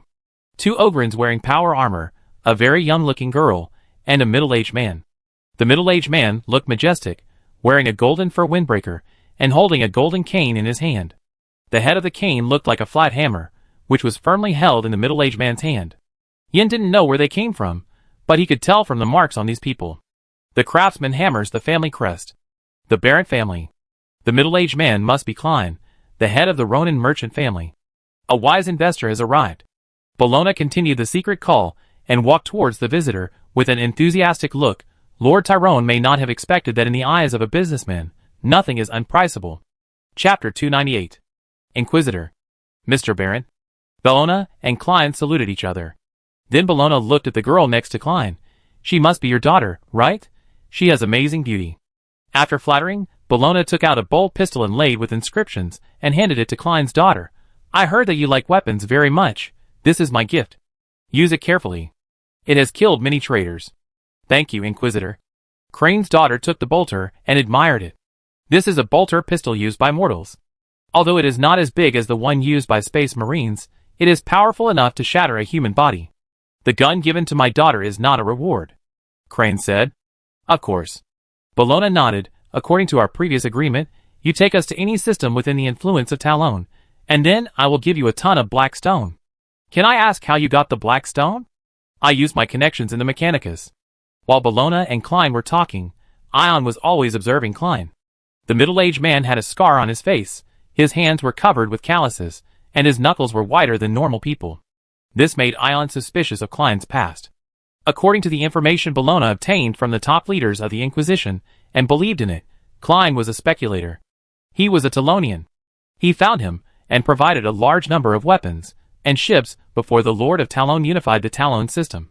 However, Klein gave people the impression of a soldier who had killed many people, rather than a pampered speculator. Sorry to interrupt. Ian interrupted and asked Klein, I have heard of your story. I admire you very much. I wonder if the rumor about your investment in the unification war of the Talon galaxy is true. Klein smiled, raised his eyebrows, and shook his head. Any big shot has a lot of rumors. If you have to clarify and confirm it for anyone who asks, you will definitely be exhausted. Ian didn't get an answer, but when he wanted to continue asking, he saw Bellona's eyes and gave up immediately. It happened that Bellona and Klein had almost finished talking. The former handed Klein the key to open the cargo hold of the transport plane, and the latter told Bologna where the merchant ship prepared for them was. The transaction was successfully completed, and the two sides cooperated happily. Look forward to the next cooperation. Bologna saluted Klein. If you can still, of course. Klein also saluted, turned around and took his entourage back to the elevator. Bologna took Ian and Berlin to the port. To get to the port, you have to go through a tunnel. After entering the tunnel, Ian found that there was still no one here. Logically, there should be a lot of people in a place like a trading post. I feel that this transaction is not right. Ian held Bologna's arm. That Klein is very wrong. I don't think he is a speculator. Bologna stopped and looked at Ian indifferently. Good observation, very good. So the question is, should I trust you, or should I trust the results of the investigation of many colleagues in the Inquisition? Trust your colleagues? Ian asked, have you ever thought that the investigation into Klein only started after you applied for it? Given that the entire Tyrone sector is airtight and difficult to penetrate, how accurate can the intelligence be? I understand you, but we have invested too much, and we can't just give up. Bologna continued to walk firmly. Ian looked at Belanti, who looked indifferent, and followed Bologna's steps reluctantly. The lights in the tunnel were dim, and Ian felt uneasy. He didn't know whether he felt this way because of the dim lights or because of his psychic talent. When the three of them walked to the middle of the tunnel, the light suddenly went out. When the dim light appeared again, Ian saw a metal man standing in front of him. This metal man had many mechanical arms, and was standing in the center of the road with a power sword. At this time, the lights began to flicker. When the three of them observed Heat Death also observed them. Although the construction time of the trading station was very short, it was not necessary to rush the facilities. The lights in the tunnel did not flicker at all. All this was the atmosphere deliberately created by Heat Death. It thought it was cool to appear like this. You? Bologna opened her mouth and was about to ask a question, but her right arm fell off and blood splattered on the wall of the tunnel. Before the intense pain reached her brain, Bologna recalled what happened in less than a second. The metal man stood 20 meters away, leaned forward, and then almost instantly came in front of her and swung the power sword. When Heat Death was about to swing the next sword, two sparks appeared on its body. Bologna shot at Heat Death with a pistol equipped with special armor-piercing bullets, but the two armor-piercing bullets could not even be polished. When Bologna felt that her death was coming, Ion stood in front of her and roared forward with his arms. A repulsive force spread from in front of Ion to the end of the passage, and Heat Death was blown away. Ion, who saved Bologna with psychic power, had no time to take credit, and ran in the opposite direction with his mentor, who had lost too much blood on his back. We were tricked by that salesman. Ion ran and complained loudly. Why can't you just give up? You're too eager for quick success. Bologna listened to the apprentice's complaint. She felt that it was more like a serious reprimand from the lower to the upper, but now she was losing blood and had no strength to refute Ion. Just when Ion was thinking about persuading Bologna after leaving the trading post this time, another figure appeared in front of him. It was a soulless person. Ion felt a strong discomfort and was forced to stop, and he couldn't even carry Bologna. Bologna looked at the person, who came with difficulty, and found that she had seen this person on Cadia before. He turned out to be the guard of Lord Talon. Then it was obvious who wanted to kill her. Yellen approached slowly, with a power sword in hand. Yin protected Bologna in front of her, staring at Yellen nervously and fearfully. Yellen was getting closer and closer. There were two soulless people around him. Yin felt that it was difficult for him to breathe, but he still stood in front of Bologna to protect her. When the distance between the two sides gradually shortened to about 5 meters, Yin, who was concentrating on dealing with Yellen, heard a gunshot. A bullet hole appeared on Bologna's forehead. Ion turned his head in horror. You have no idea how terrible the consequences she will bring, Bellin said coldly, and shot Bologna twice more. Yellen was stunned by the scene in front of him. He never thought that Bologna's subordinates would turn against him. Ion also didn't expect that his survival instinct and his experience in the bottom nest of the hive made him decide to escape immediately, but his retreat was blocked by the metal man before. Their psychic power is not as strong as that of the brain worm. Heat Death looked at Yellen. I would not have listened to you if I had known earlier. It would have been easier to just chop off her head with a sword. Chapter 299. Ion was surrounded by two soulless people and an iron man, trembling all over and pale. Yaon didn't think that this psychic could still maintain a normal mental state, so he was ready to capture Ion and take him back to the Talon Star Zone as psychic research material when Ion was too weak to fight back. But Berlin dispelled Yaon's naive idea. This little bastard's resistance is terrifyingly high. Didn't you see that he could release psychic energy less than 2 steps away from me? Yao En really didn't see that it was Heat Death who saw Ion release psychic energy. I proposed to kill him. Heat Death analyzed the best plan and proposed it. No.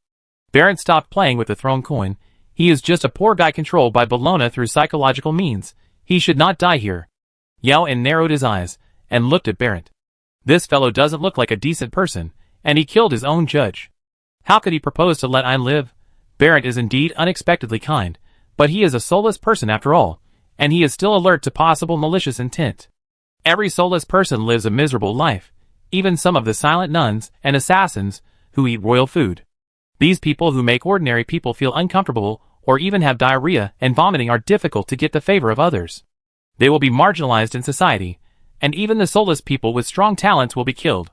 In order to deal with the malice from the outside world, Bologna always makes preparations for both situations. Now is the time. Ein.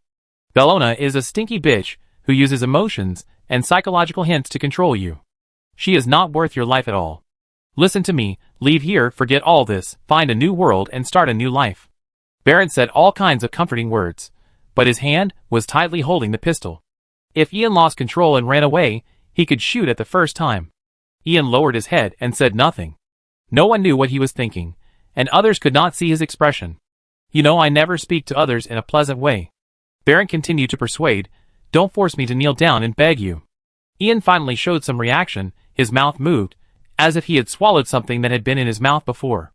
Then Ian slowly turned his body towards Bellant, and then his head suddenly raised, and purple light spurted out of his 7 orifices. It's Xingzan. That cousin used the medicine refined by the psychic. Bellant shouted to remind Yoan and Reggie, but although the latter two didn't know what Ian had eaten, they knew the harm of the psychic, and they had already taken action. Yao En activated bullet time and raised his sword to slash at Ion at an astonishing speed. Heat Death's body became fluid, and his bones and shell rushed towards Ion from both sides. Squeak! Yao En stepped on a piece of ice and broke it during the approach. The sound of the ice breaking attracted Ion's attention. He slowly turned his head and raised his hand, and an invisible force bound Yaoen's body. Yaoen's metal skeleton made a crisp sound, and his 3 reactors entered an overclock state. The scorching heat burned through his skin, but he still couldn't get rid of the control. The gun in Berlin's hand just fired, and the bullet stopped in the air after it flew out. At this time, Heat Death approached Ian, and the shell and bones cut off the latter's arms with a sword, helping Yaoen, who was about to be crushed by the psychic energy, to escape. The pain caused by the broken arm made Ian crazy, and his target was completely focused on Heat Death, and then Yaoen, who was freed, stabbed his spine with a sword. The psychic energy that Ian exerted on the surroundings was instantly released, and the psychic gate opened by the strong survival instinct, and emotion a second before death, was teleported out of the trading station. He's dead. The Heat Dead shell and bones merged into one, projecting an image to the others. The image showed Ian floating in space, his body frozen. If we weren't robots and soulless, our souls would have been taken away when he screamed out of control just now. Yaoen sat down, looked at his crushed bionic skin, and then looked at Bellant. Well done, soulless. Bellant was speechless at the irony. In his mind, there were 2 soulless people around Ian, and he would be easily killed even if he lost control. But Ion's psychic talent was too strange and too powerful, and the situation was a little out of control. I had never seen Ion use offensive psychic power for anything other than reconnaissance, so the prediction failed. He is a poor man. Barrett recalled Ion. He was manipulated by Bologna's emotions, and did things he didn't want to do at all. He shouldn't have died here. Yaoen wanted to say something, but Barrett didn't give him a chance. This universe is so cold and cruel. If we marginalized people don't help each other, we will die in the stinking ditch of the nest sooner or later. Okay. Yaoen nodded, and then asked a crucial question. Why did you betray? Betray? No, I never betrayed. Bellant took out a sealed token from another Inquisitor. I am an undercover sent by the pure Inquisitor to Bologna. My mission is to find a way to kill her. I just did what I should do. So, it's another standard internal struggle in the Imperial Agency. Yaoen leaned against the wall tiredly, feeling helpless. There are many factions and complicated relationships within the Inquisition, but all the Inquisitors can be roughly divided into 2 types, namely the purity and the radicals. The purity is not that they have a higher moral standard, but they are conservative and do not want to take too many risks. The radicals are just the opposite. They believe that as long as they can achieve their goals, they can do whatever it takes, including using alien weapons, or even directly cooperating with aliens. It is not surprising that the Purity Inquisitor wants to kill Bologna. Why did you kill her? Bellant asked. There are some conflicts with her. Yaoan didn't tell the truth. Although he didn't get the real answer, Bellant looked as if he had suddenly realized something. He continued to turn the thrown coin between his fingers and deduced the correct answer. Bologna's plan will have terrible consequences for the Tyrone Star Zone, so you came here. The merchant named Klein helped you set up a trap to lure Bologna here to kill her, right? That's right. Seeing that he was exposed, Yaoan didn't hide it anymore, but I'm curious about one thing. We were originally planning to kill Bologna on the Inquisition ship, but Klein told me that he could help set up a trap. He is not from the Inquisition, so how did he get in touch with Bologna? Barrett smiled when he heard this. I used to be the boss of a gang and had some contact with the rogue traders. So guess who asked me to help make the connection, and who issued the report on Klein? Bologna just told Ian that she was going to the Talon sector, but I knew it a long time ago from her notebook. She actually trusts me more, and I can get closer to her than Ian. Bellant continued. Yaoan thought about it, and suddenly realized that this was a series of events. The Pure Inquisitor wanted to kill Bologna. He learned from Bellant that Bologna wanted to go to the Tyrone sector next, so he instructed Bellant to introduce Bologna to Klein. The reason was simple. Klein was from Tyrone. The Inquisition had always suspected that every person in the Tyrone sector had a control chip in their brain. Anyway, the Tyrone sector had a way to know what Bologna wanted to do next through Klein, and then they would take action. In order to trap Bologna, the Inquisitors also conducted a formal investigation and issued an investigation report on Klein to dispel Bologna's suspicion. In short, the final result was Bologna's death. Chapter 300. The Purity Inquisitor who hired you. Yaoan pointed to the mark in Bellant's hand. It even sells its own people? Isn't this quite normal? Bellant was confused by the question. Okay. Yaoan nodded helplessly, thinking that it was indeed quite normal, and it was indeed the case in the imperial institutions. Yaoan recalled that even the fleet that came to the Talon Star region to collect taxes was like this. The tax officer gave Enrita a price, and if he met his personal requirements, he could collect less tax. The tax collector's colleagues offered a lower price to Enrita, and exposed that the price offered by the tax collector was higher than that offered in other star regions, and even said on the ship that people in the Talon Star region were stupid and had a lot of money. Betrayal and betrayal are still quite common in this 41st millennium. I have a question. He, Death, who had been silent, suddenly spoke. Asked. Bellant nodded in agreement. He, Death, asked, I met Klein when I came here. That guy doesn't look like a speculator. Why did Bologna trust him? And didn't Ion already suspect Klein's purpose? Even an apprentice began to doubt, but Bologna was indifferent? Or was it the first time he met Klein, and he had never seen him before? A thinking robot, huh? Barrett looked at He, Death with interest. The reason is very simple. The person who sent me here has a special relationship with Bologna. They have worked together for more than 270 years, starting from when Bologna was a 15-year-old bitch. He, Death, still didn't quite understand why Bologna had such trust, but when he thought that Bologna was a human, he understood it instantly. Humans are always restrained by emotions or other things. Just like being used like a dog, Ian, who is not as close to Bologna as Bologna, wants to protect Bologna until his death. Bologna uses everyone as a tool, but she didn't expect that she would die at the hands of her only true friend. Anyway, it's over. Yaoan took out a teleportation protection device and handed it to Bellanti. Bellanti knew it was a teleportation protection device, but didn't know why Yaoan gave it to him. My ship is just outside the trading post. Yaoan glanced at the French window of the trading post. The Soulless can register their identity as long as they go to Tyrone. Berlant smiled and shook his head. As an untouchable, it doesn't matter where I go. I am just a tool to be used and a marginal person. Don't use that lowly self-proclaimed name. We are Soulless. Yaoan shook his head. It is true that anyone who sees us is disgusting, but at least there is a town with only soulless people on Tyrone 1. Berlant hesitated. The judge who hired him was more human than Bologna. She had already paid him for his work, and he could take the money and go back to be the gang leader. But Yaoan's words were too tempting. A town with only soulless people.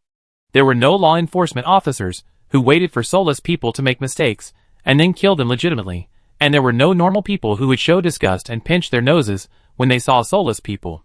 Bellant even began to imagine himself living like a normal person in that town, eating in a restaurant, and the waiters were all female soulless people. That is simply heaven. Heaven for the soulless. After thinking for a while, the thrown coin that was turning in his fingers was grasped by Berlant. Okay. Soul black hole. A blue light flashed in the bridge, and 3 cracks opened. Yaoan, Heat Death, and Berlin appeared in the bridge. Soul Black Hole is not a frigate destroyer, or any other type of warship. This kind of warship is specially built for the guards. When the guards need to leave the Talon system to do something, they will take this kind of warship to reach their destination. The warship is not big, only 7 kilometers long. 3 heavy energy shields are installed in the front, middle and rear sections of the ship. There is a rolling sphere in the center of the ship. This sphere is an omnidirectional light spear that can shoot at enemy ships or the surface of the planet. In addition, the biggest difference between this type of guard-dedicated warship and the regular Tyrone Navy warship is that it does not need to lie in a can to drive. There are many people in the bridge. The crew had seen Heat Death before, but not Bellant. Bellant was very restrained when he got out of the crack. He didn't even play with the throne coin because he was afraid that these crew members would immediately speak ill of him and let him get out of the warship. That must have been an embarrassing scene. But everyone in the bridge reacted normally. Seeing that they didn't feel any discomfort, Bellant realized that these crew members were actually the same kind as himself. A newcomer? The crew member stood up and looked at Bellant. If a normal person entered a bridge full of soulless people, he would vomit and have diarrhea until he became dehydrated, but Bellant didn't react at all. They knew that this was a fellow without Yaoan's introduction. He looks very thin and weak. We were also weak when Klein sold us to the Tyrone Star region. He just needed to go to Aunt Lena's restaurant for a few meals. The crew members gathered around Berlin and talked a lot. Berlin still stood there awkwardly. He felt that these people were not like soulless people, but were a little too enthusiastic. Ahem. Yaoan cleared his throat, enter navigation mode. The crew members immediately became serious, returned to their seats, operated the computer with one hand, and plugged the connection cable into the back of their heads. Yaoan arranged a seat for Bellant, helped him fasten his seat belt, and then sat on the command throne in the center of the bridge. After everyone was ready, Yaoan ordered, Destination, Talon Galaxy. The Dimension Engine self-check is complete. Everything is normal. Charging the Dimension Engine. Progress is 10%. Start the backup navigation engine. Yaoan suddenly ordered again. After hearing the order, the crew looked at each other in surprise, and then immediately did it. A drone flew behind Yaoan with a cable and connected the cable to his spine. The 3 fusion reactors began to output at maximum power, and the rolling heat waves spread from the command throne to the entire bridge. Berlin didn't know what this was for, and he was still playing with the throne coin. After everything was ready, the ship did not enter the dimensional space, but pulled out dimensional energy to attach to the ship's body. The next second, the entire ship sailed forward at a speed twice the speed of light. Berlin was pressed on the chair and could not move, and the throne coin in his hand flew backwards and embedded in the wall. The crew shouted excitedly, enjoying this rare excitement. The guard ship was equipped with a backup dimensional engine, which could be activated when the guard used itself as a battery. Its advantage was that there was no process of jumping into the dimensional space, which was faster. The ship continued to sail forward, and Ball was just ahead of the route. It was about to hit Ball, but the ship did not enter the atmosphere and collide with the surface, but passed directly through the middle of the planet, and then passed through the star. The dimensional energy attached to the hull made the ship virtual, preventing the ship from colliding with the celestial body when sailing at high speed. Please stop at the star system numbered 83123. Heat Death walked to Yaoan's side, and its legs merged with the floor of the bridge to stabilize its body. Why? Yaoan asked. Because I have to return to my dark mothership and talk to my cold fellow man. Heat Death answered unhappily. You have to go back to Talon with us, because the Lord of Talon ordered me to take you there during the last communication. Yaoan said.